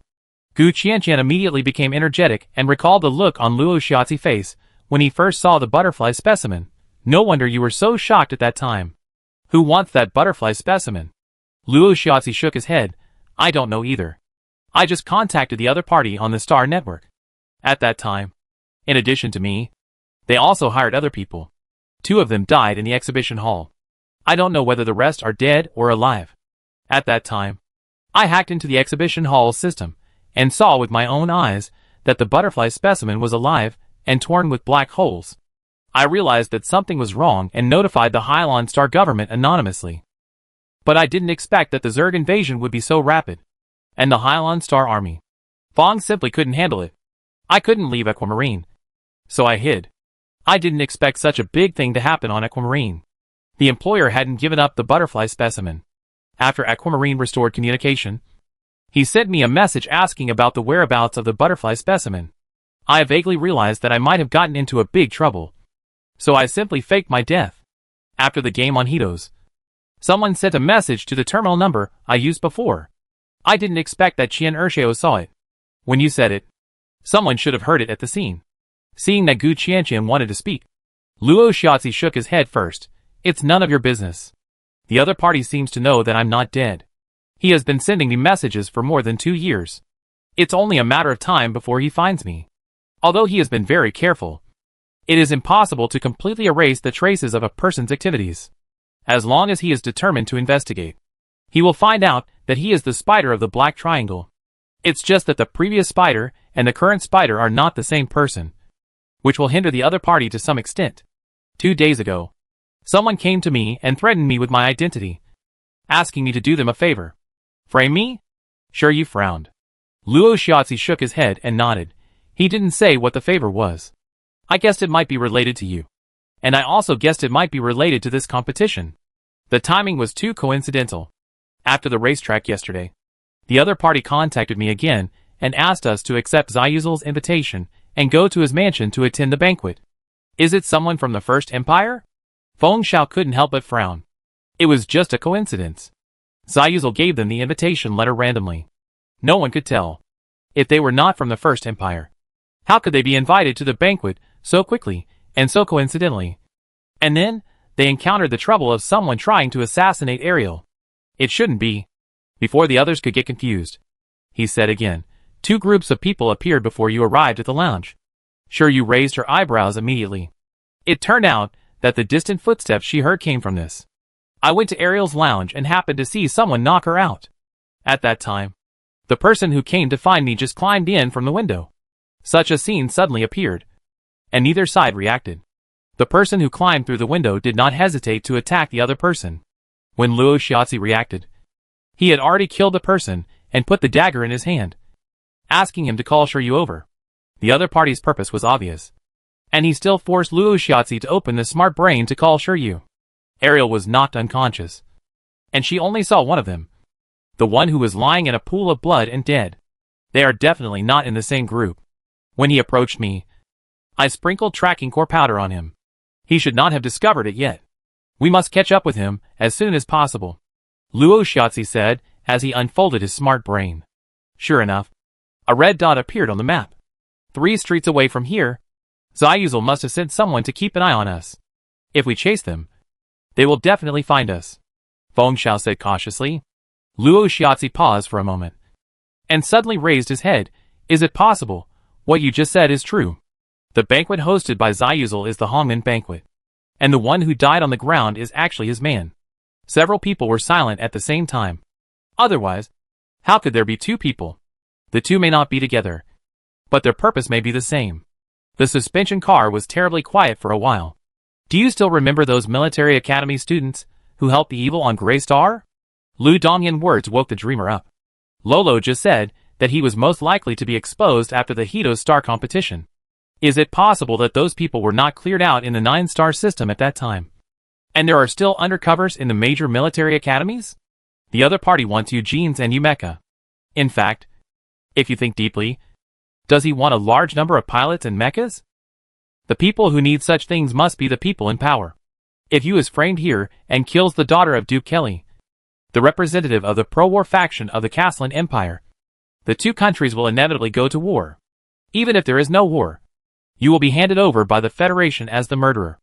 The other party probably didn't expect that someone in the Caslan Empire had the same idea as him and wanted to use this to go to war with the First Federation. Thinking of this, several people couldn't help but feel a chill in their spines. The Federation is still at war with the Toya's Republic. If the Caslan Empire declares war on the Federation and fights on 2 fronts, the Federation will definitely not be able to support it.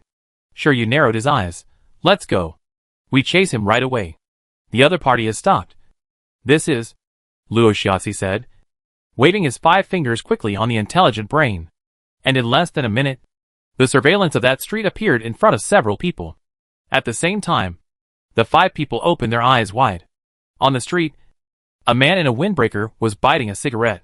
He stomped his feet on the street and looked around, as if waiting for someone. It was also at this time that a man in a hat walked past him. But in the blink of an eye, a bloodline appeared on the man's neck, and then he fell to the ground with a bang.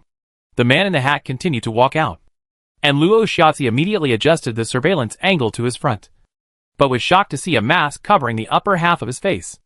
The other party seemed to have discovered something, and suddenly raised his head, revealing a big and terrifying smile.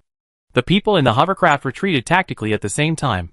He opened his mouth, raised his white-gloved hand to adjust his hat, and gently made a mouth shape, "Goodbye." The next second, the virtual screen went black. Fuck. Isn't this guy too arrogant? Killing people in the street? And he dares to provoke us. Gu Qianqian clenched his fists. Sure, you felt a little strange. She frowned and said, I seem to have seen this person somewhere. Several people immediately looked at her. Feng Xiao couldn't help but ask, how did you notice it? It's just a strange sense of familiarity. I must have seen him, but I definitely haven't paid close attention to him. Think about it carefully, Gu Qianqian urged. Sure, you frowned and thought for a while, and felt that she seemed to have grasped something. It happened that her brain sounded at this time, and instantly shattered the little thoughts she had condensed. It was the chief instructor's communication. As soon as the communication was connected, the chief instructor's roar came immediately. You guys come back to me quickly. You can still cause trouble in just 2 days. You are really amazing. Sure, you was about to look up at his friends when the chief instructor said, What are you looking at? I've already bought your tickets. The spaceship will take off in half an hour. Don't let me come and catch you in person. Several people nodded hurriedly, rushed straight to the interstellar port under the cover of night, and returned to Hito's star pitifully. The chief instructor was still awake and was waiting for them. Several people sneaked into the door quietly and were caught red-handed. When they saw the chief instructor, they stood at attention one by one. The chief instructor looked them up and down, and he breathed a sigh of relief in his heart. His face was extremely serious and he said, How dare you go to Ziyuzel's banquet casually? Do you know that this is the Caslan Empire? Every move you make represents the Federation. If something happens, no one can protect you. Several people immediately nodded like chickens pecking at rice. Seeing that they were obedient, the chief instructor's anger subsided a little.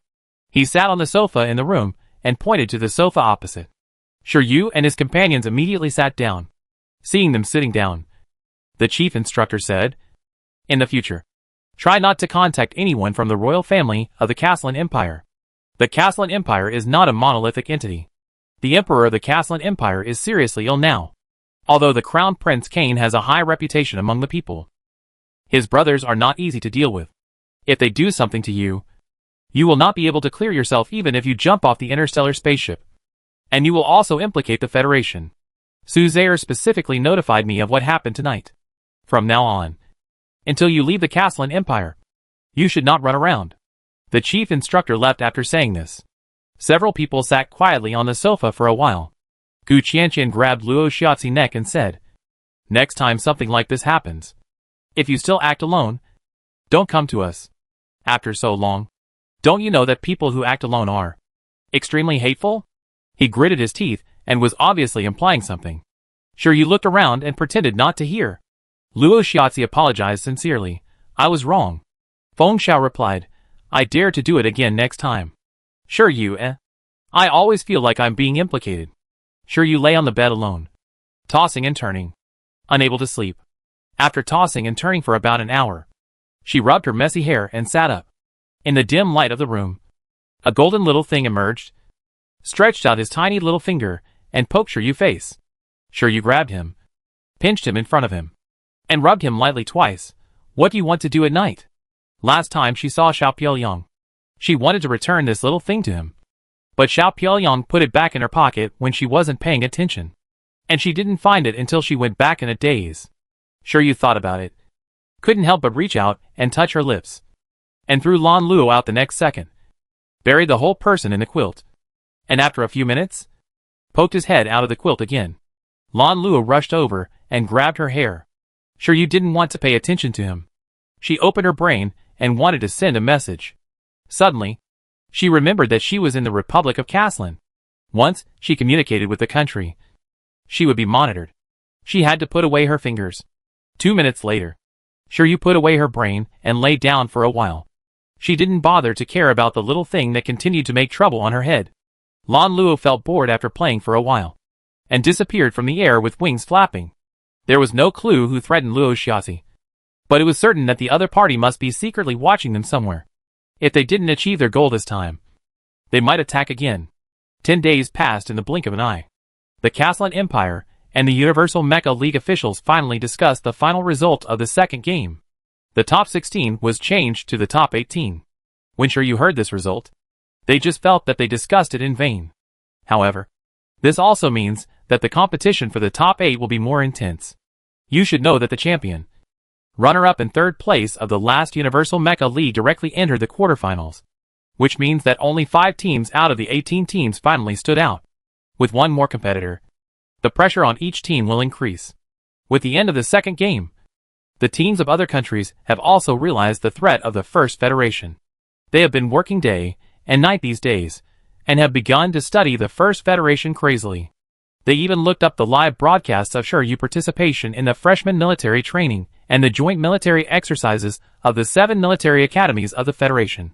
When they saw that the tricks used by the First Federation on the Hito's star field were the same ones they had used before, the participating teams that were deceived almost went berserk. If they had studied the First Federation before, they would not have died so miserably in the last game. Everyone deeply remembered the idea of dreaming of being a salted fish. At the same time, the venue of the quarterfinals was announced, which was an abandoned space fortress in the Caslan Empire, which also meant that all participants would enter space. The difficulty of competing in space is higher. Some people who are invincible on the ground cannot adapt to the weightless environment in space. Will their combat effectiveness be greatly weakened? The specific rules of the competition will not be announced until the day of the competition. During this period, all participating teams can freely study the Slake Fortress. This is also the first time that a space competition venue has appeared in the Universal Mecha League. Once the venue was announced, there was a lot of discussion on the Star Network. After the venue was determined, all participating teams used the simulated cockpit for training crazily. The simulation degree of the simulated cockpit is very high and can completely simulate the space environment. Many participating teams did not expect the Universal Mecha League to be so unexpected. Some participating teams have not even conducted space training at all. The First Federation has conducted space training, but it did not take much time. Now, each of them is forced by the chief instructor to train in the simulated cockpit. It is estimated that the organizers also took this into consideration.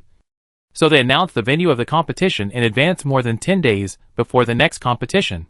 Otherwise, if the venue and rules of the competition are announced temporarily, they will be scolded by audiences from various countries. There was a competition in the underwater arena in the history of the Universal Mecha League, and there was no advance notice. The record of that Universal Mecha League was simply terrible, which indirectly caused all the members of the organizer to be scolded and dared not go out. More than 10 days passed in the blink of an eye, and all the participating teams entered the interstellar spaceship prepared by the Caslan Empire one day in advance to go to the competition venue. When they arrived near the Slake Fortress, everyone found that the fortress was not abandoned at all. There were many patrol ships floating around nearby, and there were mechas roaming around the fortress. At the same time, the rules of the third game were announced. Fortress Battle.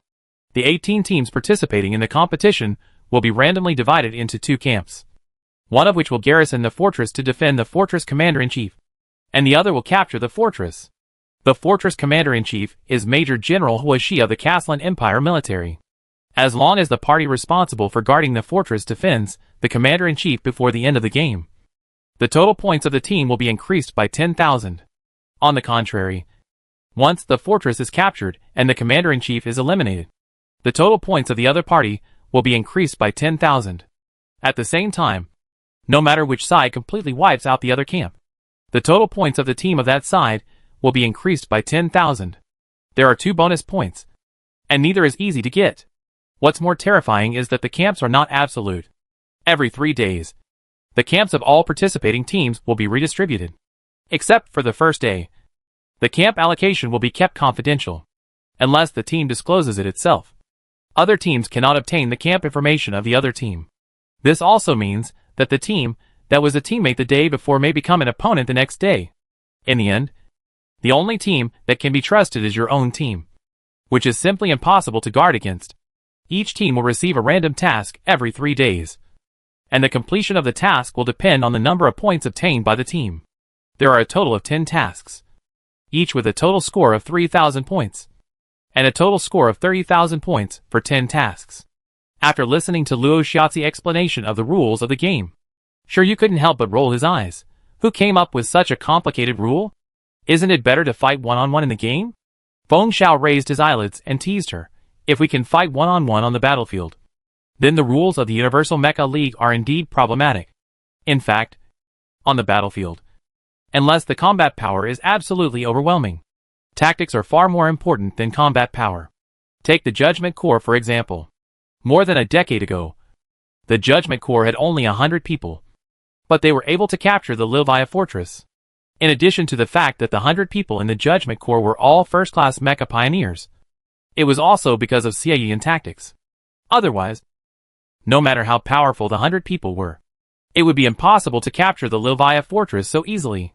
Lu Dongyan also raised his hand and said, I think they came up with this rule 9 out of 10 times to deal with you. A team cannot defend the fortress, nor can it capture the fortress.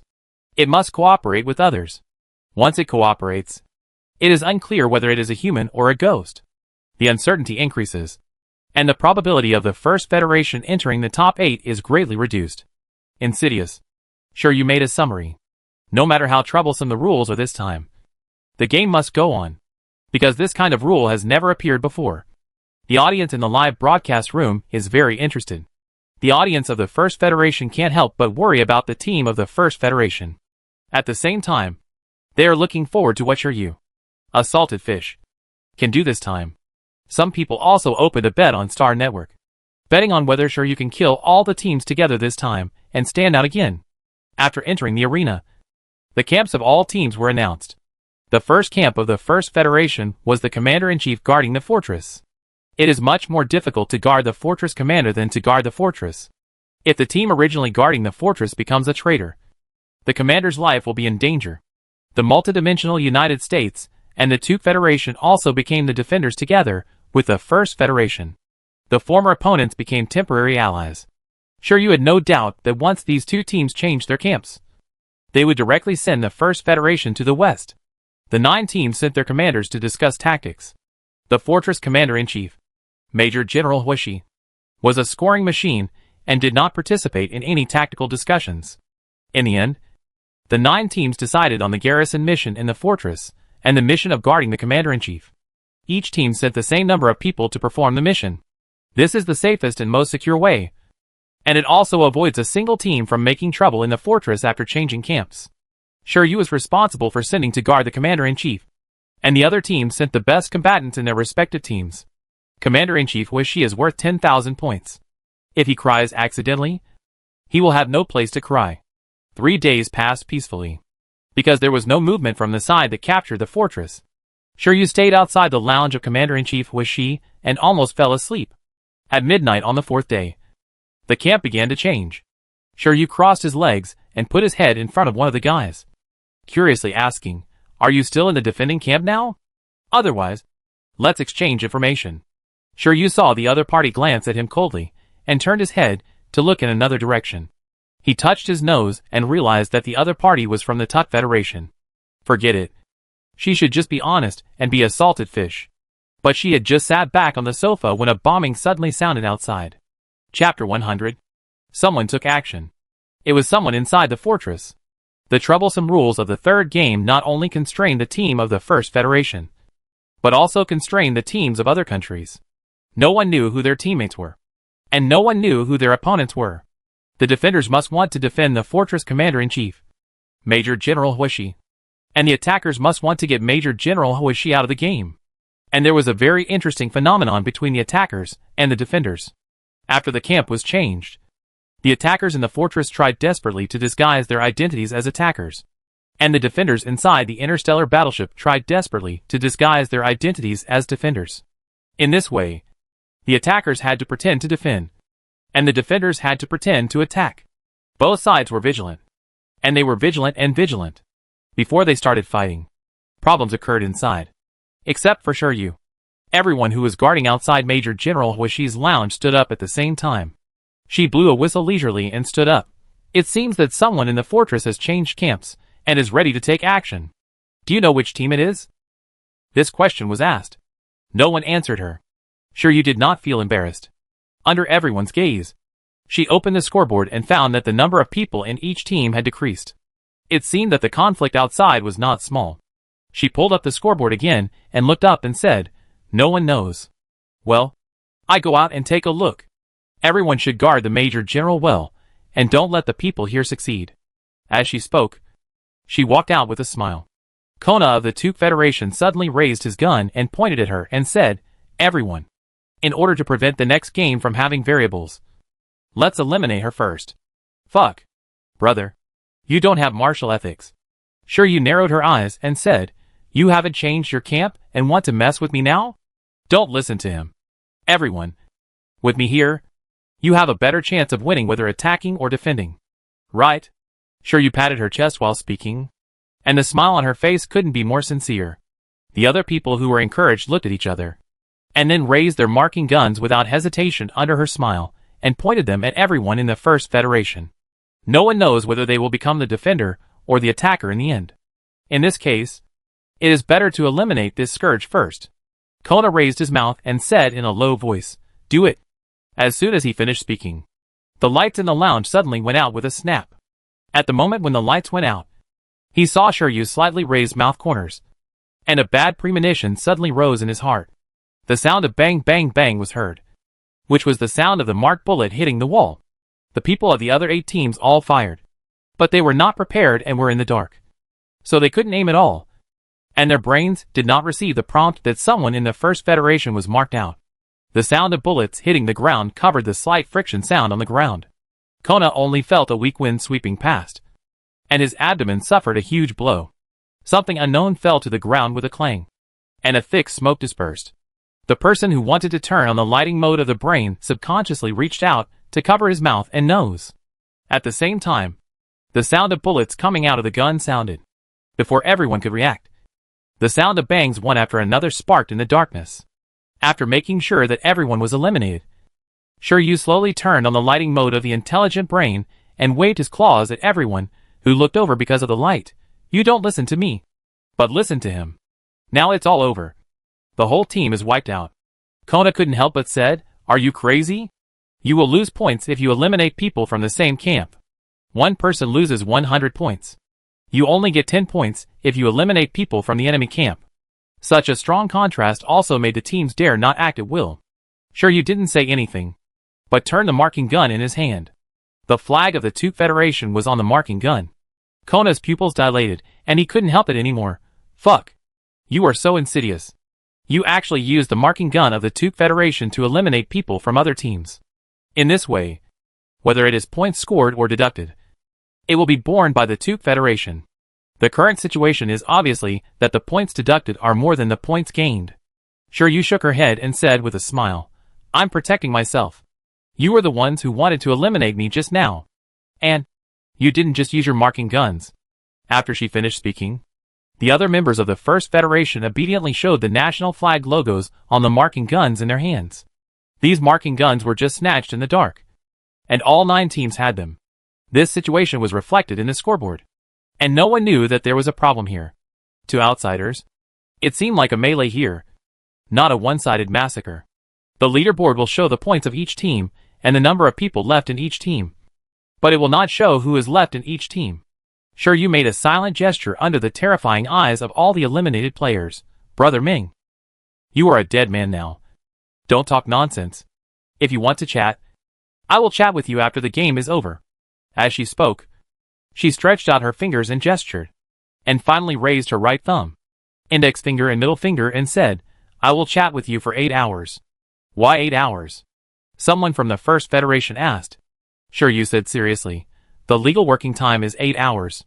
Everyone, she said slowly and sat on the sofa, pulled up Kona's arm, and opened his smart brain notification interface. This interface is specially used to notify the contestants of the Universal Mecha League, and there are only very simple encryption settings. Shiryu followed what Luo Shiatsi taught her before and easily broke the encryption. Others from the First Federation also found people who could barely cope with it and broke the encryption.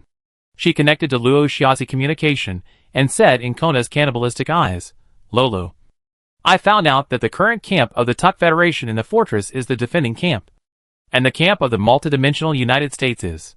2 of the teams changed camps and became the attacking camp, since the teams of the attacking and defending sides are conserved. This means that there are also 2 teams in the attacking camp that have become the defending camp. You should know that this lounge brings together people from 9 teams, which also means that there are 9 countries in the live broadcast lounge. All the viewers in the live broadcast room were stunned. They never thought that Shiryu would be so despicable and insidious. This trick not only confused the audience, but also successfully caught the enemy camp. It was extremely despicable. The audience of the First Federation has been boasting wildly, and they all want to go out of the territory of the First Federation and show off in front of other countries. Look! Our contestants in the First Federation are so smart. Blow up. But after being shocked and proud, someone soon raised doubts. The First Federation's actions are indeed brilliant, but there is a fatal loophole. None of the 10 people in the First Federation were eliminated. As long as the commander-in-chief of other teams is not stupid, he can guess with his knees that it is the First Federation that is making trouble. Soon someone pulled out the scoreboard, and everyone noticed that the number of people in each team on the scoreboard has decreased. WTF, WTF, WTF. It was the explosion just now. The bomb that the First Federation secretly arranged just now caused a riot. I was wondering why they were in the defending camp. So why did they create a riot in the fortress? It turned out to be like this. Awesome. First cause a riot to confuse the audience and make the people in the attacking camp lose their composure. Look at the surveillance. The people from the First Federation also took action. Several key points were eliminated by the people from other teams using the same method by the people from the First Federation. In this way, no one could tell who started the fight. When the First Federation found out which team was the attacking camp, they attacked without hesitation, and the people were eliminated, and the points were rising. In this way, other teams would only think that the First Federation had discovered the attacking team first and took the lead. At the same time that the First Federation started to take action, Luo Shiatsi pulled the other 2 commanders in the defending camp in the fortress into a group. After proving that the First Federation was still the defending camp, he pointed the finger at the team that had changed camps. Such a blatant internal cleanup stunned the audience in the live broadcast room. Someone in the live broadcast room raised a question. MOUU. Why did he only pull 2 people from the defending camp? If everyone joins together, wouldn't it be faster to solve the problem? Someone soon came out to analyze. Ha ha, this is the smart way. If he pulls all the teams together, maybe the remaining teams will pull a group to exclude him and take down the First Federation first. One by one, the analysis emperors popped up, and after the intention of the First Federation emerged, they began to guess the next development. Almost every country's audience was unconsciously attracted to the First Federation, and they all wanted to see how this game would end. Seeing that the 2 commanders were still hesitating, Luo Shiatsi smiled and sent a message. Luo Shiatsi, if you don't want points, I will go to other teams to cooperate. I think other teams won't think the points are too much. As soon as these words came out, the 2 commanders who were still hesitating frowned high and cursed Luo Shiatsi for being insidious and cunning in their hearts. Looking at the scoreboard again, the points of the First Federation continued to rise, and the 2 gritted their teeth and had to agree. The conflict intensified, and soon, other teams also learned about the 2 teams that turned to the attacking camp. The 2 unprepared teams were beaten to a panic with 7 against 2. Half of the people were eliminated soon, and the remaining people had to drive the mecha to escape from the fortress. The team in the fortress wanted to chase, but Luo Shiatsi said that it was not a good idea to chase the desperate enemy, lest the attackers who were eyeing outside would find an opportunity to attack. His words made sense, but the commanders of several teams subconsciously doubted it. The development of things was full of drama. It was already a day after the end of this tug-of-war. The people who escaped from the fortress had no supplies, and soon realized that if the mecha they were driving drifted in the universe, it would not take long for them to be eliminated because of the depletion of supplies. The commanders of the 2 teams discussed, and simply went to the attacking warship. After representatives of each team met with the attack Major General Huishi, they started the second meeting since entering the fortress.